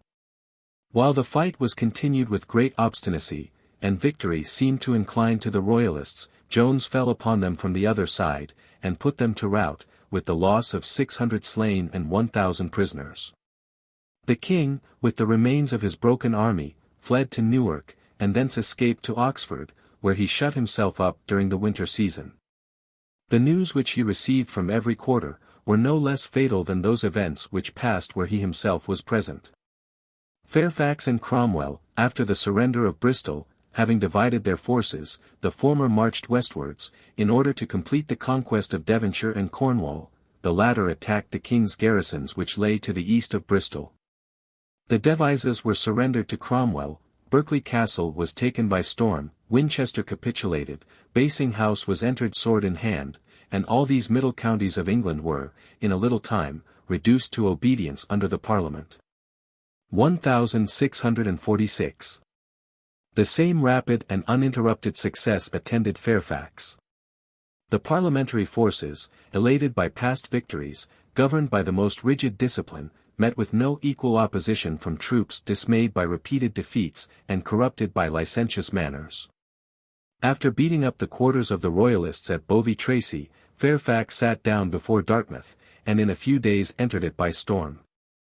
Pudrum Castle being taken by him, and Exeter blockaded on all sides, Hopton, a man of merit, who now commanded the Royalists, having advanced to the relief of that town with an army of 8,000 men, met with the parliamentary army at Torrington, where he was defeated, all his foot dispersed, and he himself with his horse obliged to retire into Cornwall. Fairfax followed him, and vigorously pursued the victory. Having enclosed the Royalists at Truro, he forced the whole army, consisting of 5,000 men, chiefly cavalry, to surrender upon terms. The soldiers, delivering up their horses and arms, were allowed to disband, and received 20 shillings apiece, to carry them to their respective abodes. Such of the officers as desired it had passes to retire beyond sea, the others, having promised never more to bear arms, paid compositions to the Parliament, and procured their pardon. And thus Fairfax, after taking Exeter, which completed the conquest of the West, marched with his victorious army to the centre of the kingdom, and fixed his camp at Newbury. The Prince of Wales, in pursuance of the king's orders, retired to Scilly, thence to Jersey. Whence he went to Paris, where he joined the Queen, who had fled thither from Exeter, at the time the Earl of Essex conducted the parliamentary army to the west. In the other parts of England, Hereford was taken by surprise, Chester surrendered, Lord Digby, who had attempted with 1,200 horse to break into Scotland and join Montrose, was defeated at Sherborne, in Yorkshire, by Colonel Copley. His whole force was dispersed, and he himself was obliged to fly, first to the Isle of Man, thence to Ireland. News, too, arrived that Montrose himself, after some more successes, was at last routed. And this only remaining hope of the royal party finally extinguished. When Montrose descended into the southern counties, the Covenanters, assembling their whole force, met him with a numerous army, and gave him battle, but without success, at Kilsyth. This was the most complete victory that Montrose ever obtained. The Royalists put to sword 6,000 of their enemies, and left the Covenanters no remains of any army in Scotland. The whole kingdom was shaken with these repeated successes of Montrose. And many noblemen, who secretly favoured the royal cause, now declared openly for it when they saw a force able to support them. The Marquis of Douglas, the Earls of Annandale and Hartfield, the Lords Fleming, Seaton, Materty, Carnegie, with many others, flocked to the royal standard. Edinburgh opened its gates, and gave liberty to all the prisoners there detained by the Covenanters. Among the rest was Lord Ogilvy, son of Airlie, whose family had contributed extremely to the victory gained at Kilsyth. David Leslie was detached from the army in England, and marched to the relief of his distressed party in Scotland. Montrose advanced still farther to the south, allured by vain hopes, both of rousing to arms the Earls of Hume, Traquair, and Roxburgh, who had promised to join him, and of obtaining from England some supply of cavalry, in which he was deficient. By the negligence of his scouts, Leslie, at Philipbaugh in the forest, surprised his army, much diminished in numbers, from the desertion of the Highlanders, who had retired to the hills, according to custom, in order to secure their plunder. After a sharp conflict, where Montrose exerted great valour, his forces were routed by Leslie's cavalry, and he himself was obliged to fly with his broken forces into the mountains, where he again prepared himself for new battles and new enterprises. The Covenanters used the victory with rigour. Their prisoners, Sir Robert Spottiswoode, Secretary of State, and son to the late Primate, Sir Philip Nisbet, Sir William Hollow, Colonel Nathaniel Gordon, Andrew Guthrie, son of the Bishop of Murray, William Murray, son of the Earl of Tullibardine, were condemned and executed. The sole crime imputed to the Secretary was his delivering to Montrose the King's commission to be Captain General of Scotland. Lord Ogilvy, who was again taken prisoner, would have undergone the same fate, had not his sister found means to procure his escape by changing clothes with him. For this instance of courage and dexterity, she met with harsh usage. The clergy solicited the Parliament that more Royalists might be executed, but could not obtain their request. After all these repeated disasters, which everywhere befell the royal party, there remained only one body of troops on which fortune could exercise her rigour. Lord Astley, with a small army of 3,000 men, chiefly cavalry, marching to Oxford in order to join the king, was met at Stowe by Colonel Morgan, and entirely defeated, himself being taken prisoner. "You have done your work," said Astley to the parliamentary officers, "and may now go to play, unless you choose to fall out among yourselves." The condition of the king during this whole winter was to the last degree disastrous and melancholy. As the dread of ills is commonly more oppressive than their real presence, perhaps in no period of his life was he more justly the object of compassion. His vigour of mind, which, though it sometimes failed him in acting, never deserted him in his sufferings, was what alone supported him, and he was determined, as he wrote to Lord Digby, if he could not live as a king, to die like a gentleman. Nor should any of his friends, he said, ever have reason to blush for the prince whom they had so unfortunately served. The murmurs of discontented officers, on the one hand, harassed their unhappy sovereign, while they overrated those services and sufferings which they now saw must forever go unrewarded.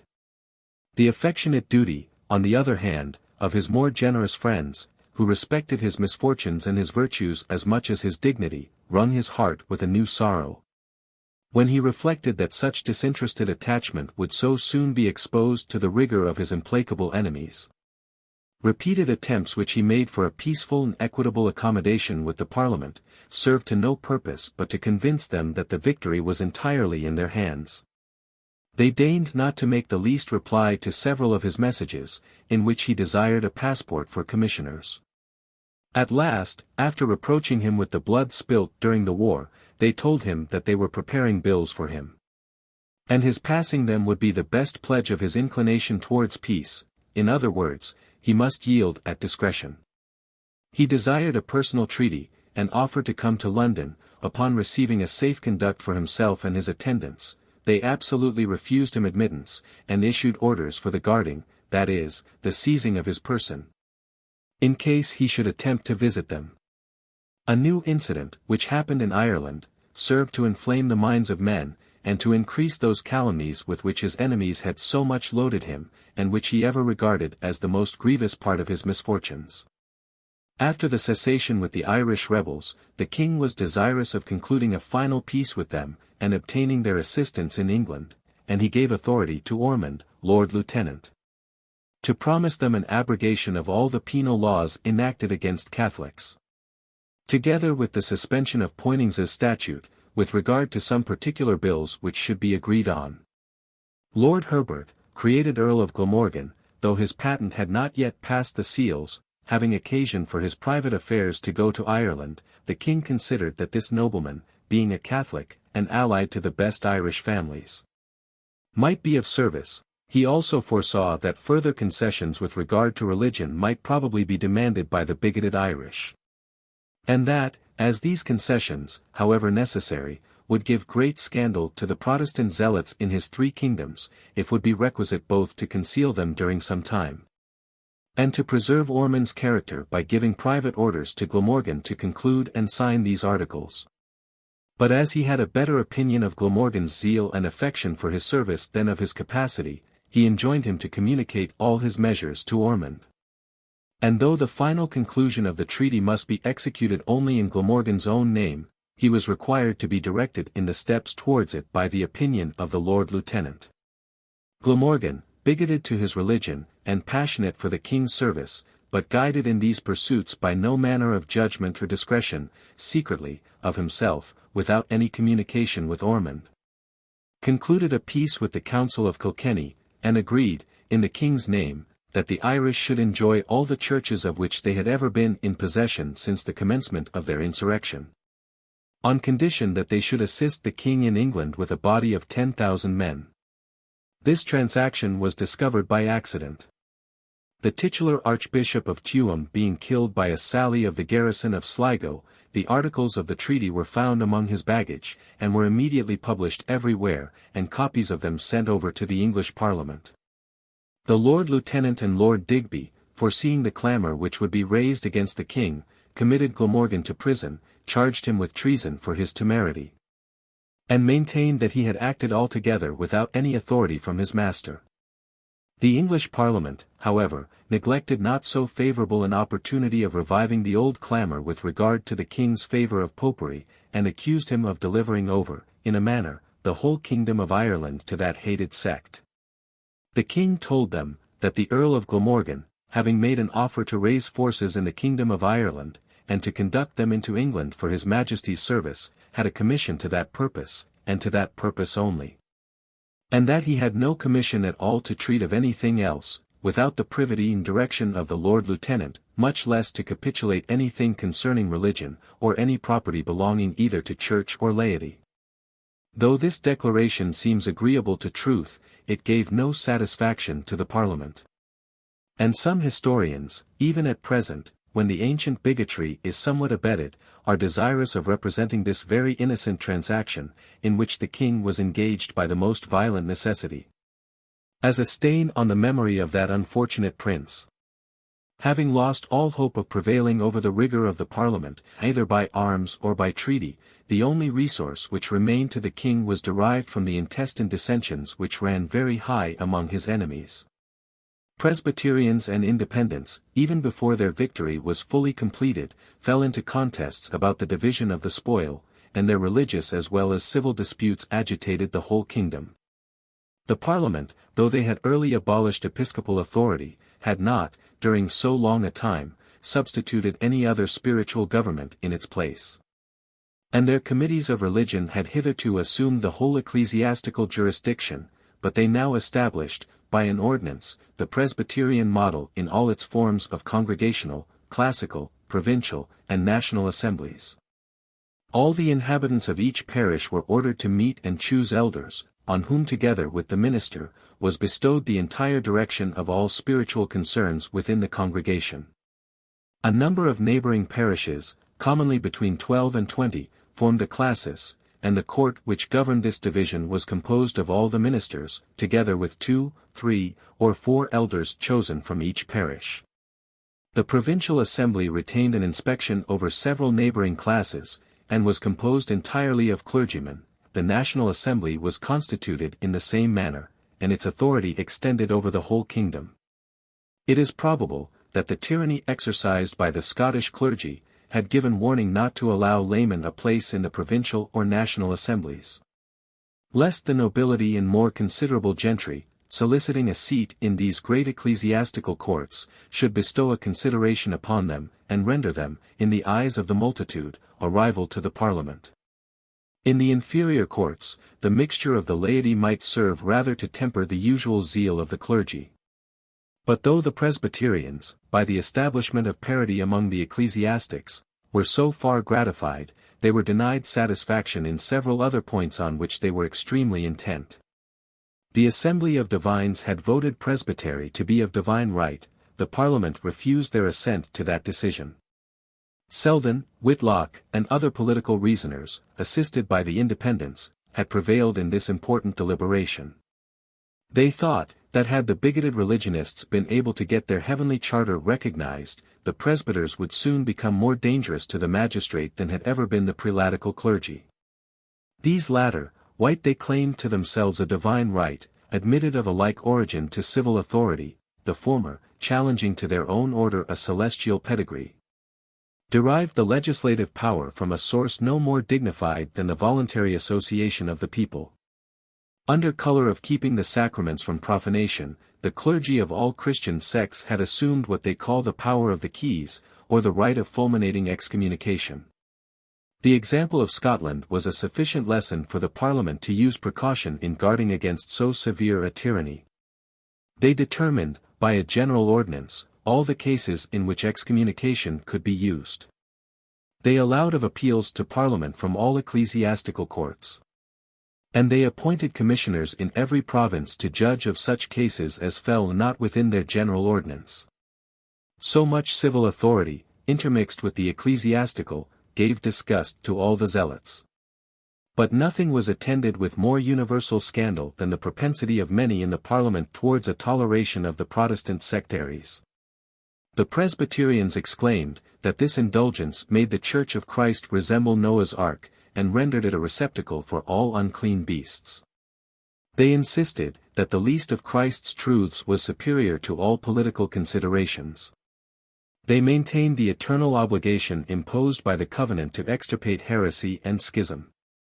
And they menaced all their opponents with the same rigid persecution under which they themselves had groaned, when held in subjection by the hierarchy. So great prudence and reserve, in such material points, does great honor to the Parliament. And proves that, notwithstanding the prevalency of bigotry and fanaticism, there were many members who had more enlarged views, and paid regard to the civil interests of society. These men, uniting themselves to the enthusiasts, whose genius is naturally averse to clerical usurpations, exercised so jealous an authority over the Assembly of Divines, that they allowed them nothing but the liberty of tendering advice, and would not entrust them even with the power of electing their own chairman or his substitute, or of supplying the vacancies of their own members. While these disputes were canvassed by theologians, who engaged in their spiritual contests every order of the state, the king, though he entertained hopes of reaping advantage from those divisions, was much at a loss which side it would be most for his interest to comply with. The Presbyterians were, by their principles, the least averse to regal authority but were rigidly bent on the extirpation of prelacy. The Independents were resolute to lay the foundation of a republican government. But as they pretended not to erect themselves into a national church, it might be hoped that, if gratified with toleration, they would admit the re-establishment of the hierarchy. So great attachment had the king to episcopal jurisdiction, that he was ever inclined to put it in balance even with his own power and kingly office. But whatever advantage he might hope to reap from the divisions in the parliamentary party, he was apprehensive lest it should come too late to save him from the destruction with which he was instantly threatened. Fairfax was approaching with a powerful and victorious army, and was taking the proper measures for laying siege to Oxford, which must infallibly fall into his hands.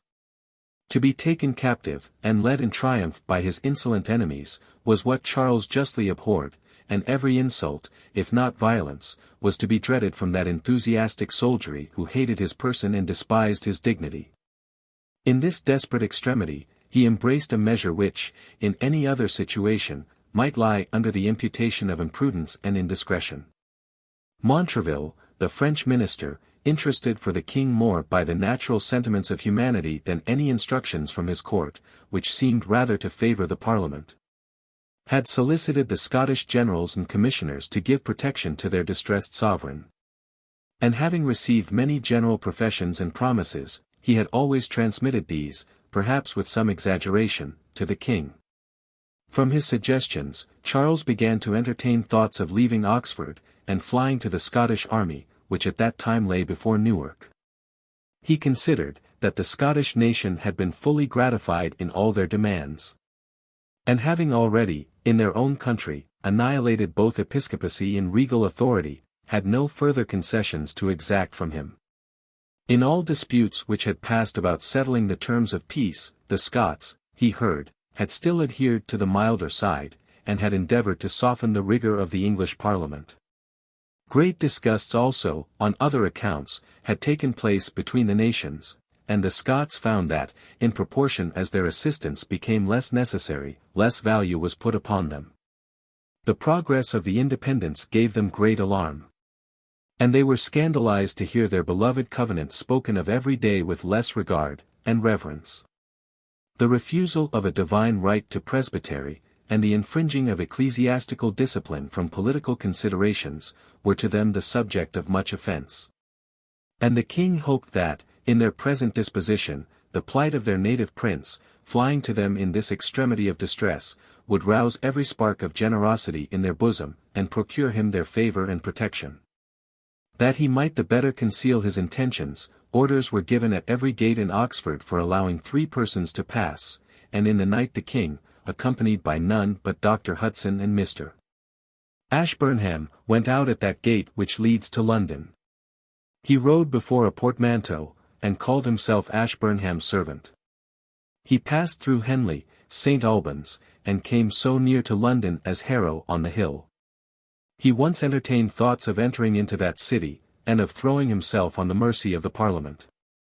But at last, after passing through many cross roads, he arrived at the Scottish camp before Newark. The Parliament, hearing of his escape from Oxford, issued rigorous orders, and threatened with instant death whoever should harbour or conceal him. The Scottish generals and commissioners affected great surprise on the appearance of the king. And though they paid him all the exterior respect due to his dignity, they instantly set a guard upon him, under colour of protection, and made him in reality a prisoner. They informed the English Parliament of this unexpected incident, and assured them that they had entered into no private treaty with the king. They applied to him for orders to Bellasis, governor of Newark, to surrender that town, now reduced to extremity, and the orders were instantly obeyed. And hearing that the Parliament laid claim to the entire disposal of the king's person, and that the English army was making some motion towards them, they thought proper to retire northwards, and to fix their camp at Newcastle. This measure was very grateful to the king, and he began to entertain hopes of protection from the Scots. He was particularly attentive to the behaviour of their preachers, on whom all depended. It was the mode of that age to make the pulpit the scene of news, and on every great event, the whole Scripture was ransacked by the clergy for passages applicable to the present occasion. The first minister who preached before the king chose these words for his text, and behold all the men of Israel came to the king, and said unto him, Why have our brethren, the men of Judah, stolen thee away? And have brought the king and his household, and all David's men with him, over Jordan? And all the men of Judah answered the men of Israel, Because the king is near of kin to us, wherefore then be ye angry for this matter? Have we eaten at all of the king's cost? Or hath he given us any gift? And the men of Israel answered the men of Judah and said, We have 10 parts in the king, and we have also more right in David than ye. Why then did ye despise us, that our advice should not be first had in bringing back our king? And the words of the men of Judah were fiercer than the words of the men of Israel. But the king soon found, that the happiness chiefly of the illusion had tempted the preacher to employ this text, and that the covenanting zealots were nowise pacified towards him.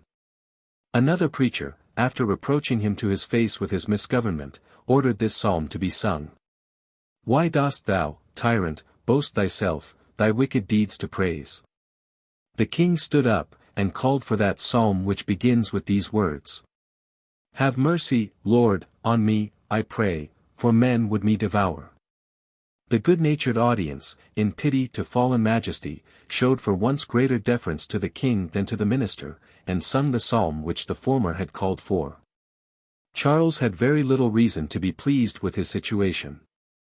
He not only found himself a prisoner, very strictly guarded, all his friends were kept at a distance. And no intercourse, either by letters or conversation, was allowed him with any one on whom he could depend, or who was suspected of any attachment towards him. The Scottish generals would enter into no confidence with him, and still treated him with distant ceremony and feigned respect. And every proposal which they made him tended further to his abasement and to his ruin. They required him to issue orders to Oxford and to all his other garrisons, commanding their surrender to the Parliament, and the king, sensible that their resistance was to very little purpose, willingly complied. The terms given to most of them were honourable, and Fairfax, as far as it lay in his power, was very exact in observing them. Far from allowing violence, he would not even permit insults or triumph over the unfortunate royalists.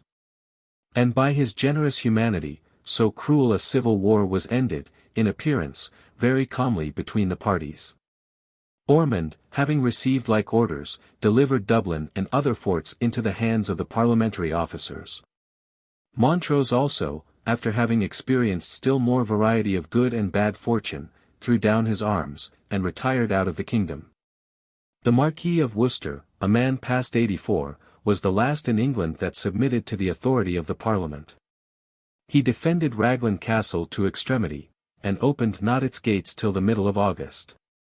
For years, a few days excepted, were now elapsed since the king first erected his standard at Nottingham, so long had the British nations, by civil and religious quarrels, been occupied in shedding their own blood, and laying waste their native country. The Parliament and the Scots laid their proposals before the king.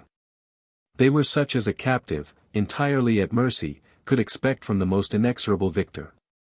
Yet were they little worse than what were insisted on before the Battle of Naseby. The power of the sword, instead of 10, which the king now offered, was demanded for 20 years, together with a right to levy whatever money the Parliament should think proper for the support of their armies.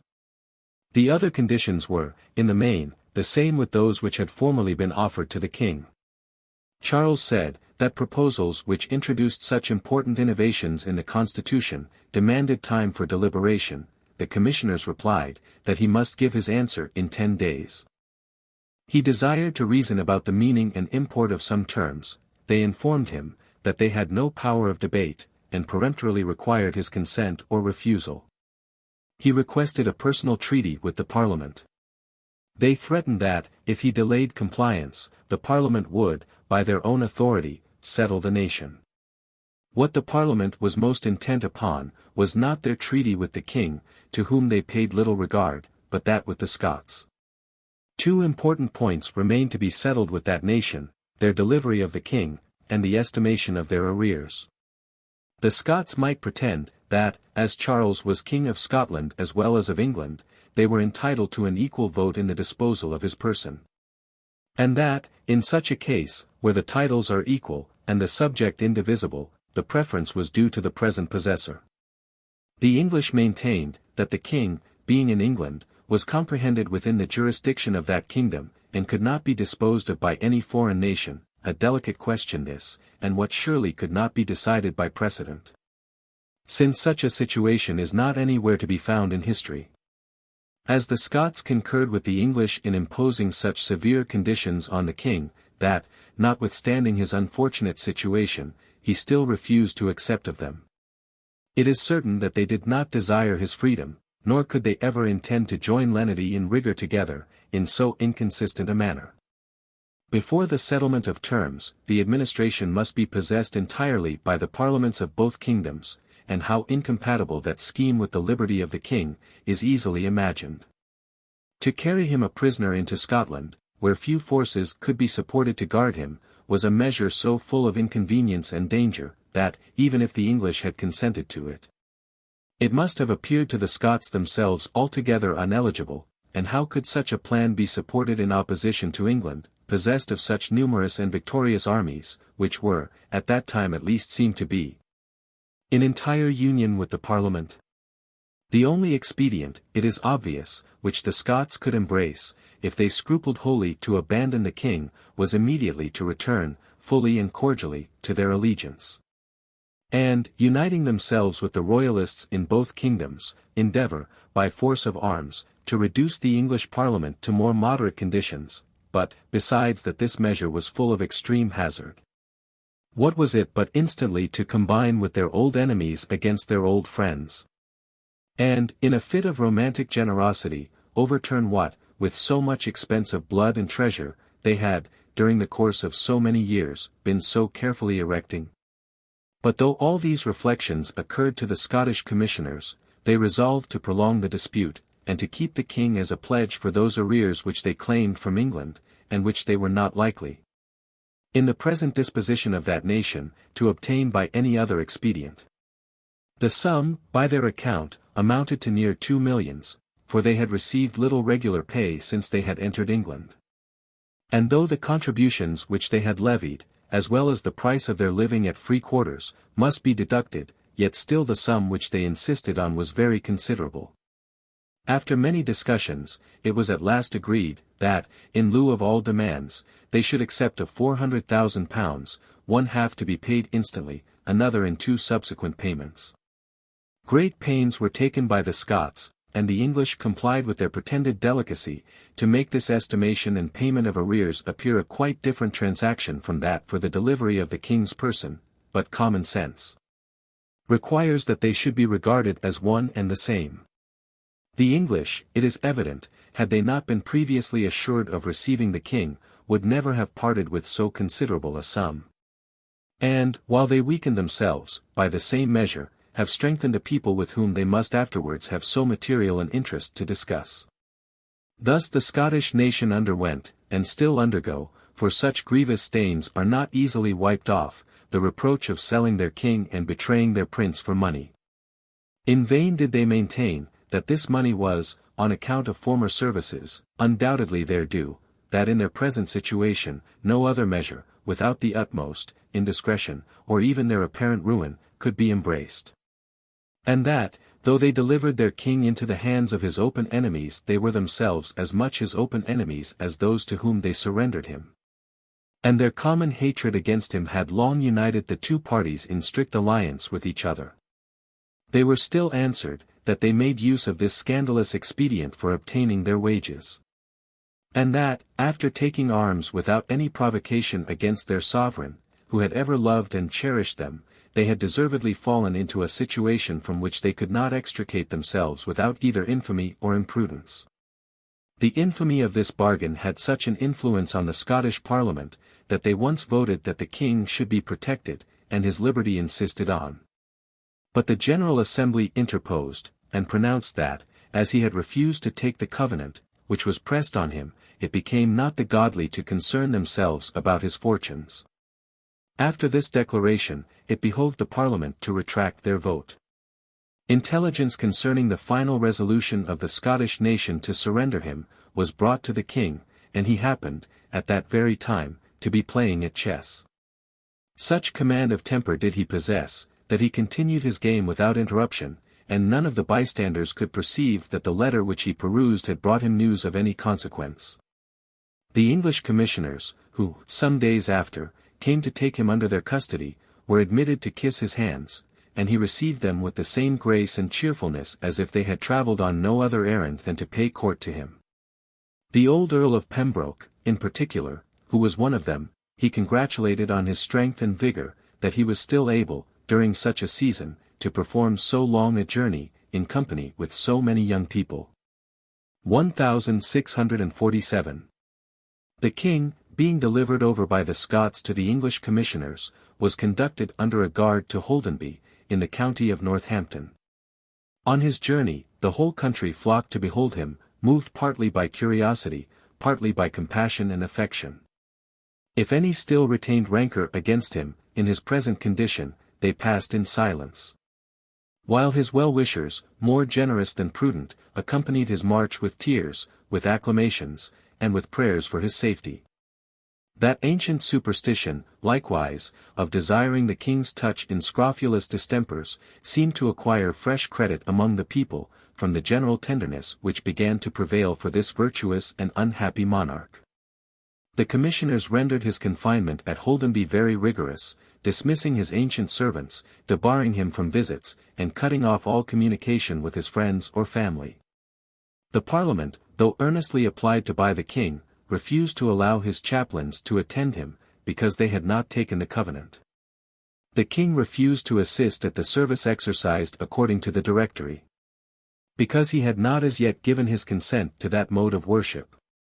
Such religious zeal prevailed on both sides, and such was the unhappy and distracted condition to which it had reduced king and people.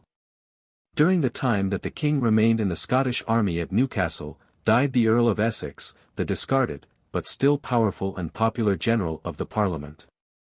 His death, in this conjuncture, was a public misfortune. Fully sensible of the excesses to which affairs had been carried, and of the worse consequences which were still to be apprehended, he had resolved to conciliate a peace, and to remedy, as far as possible, all those ills to which, from mistake rather than any bad intentions, he had himself so much contributed. The Presbyterian, or the moderate party among the Commons, found themselves considerably weakened by his death, and the small remains of authority, which still adhered to the House of Peers, were in a manner wholly extinguished.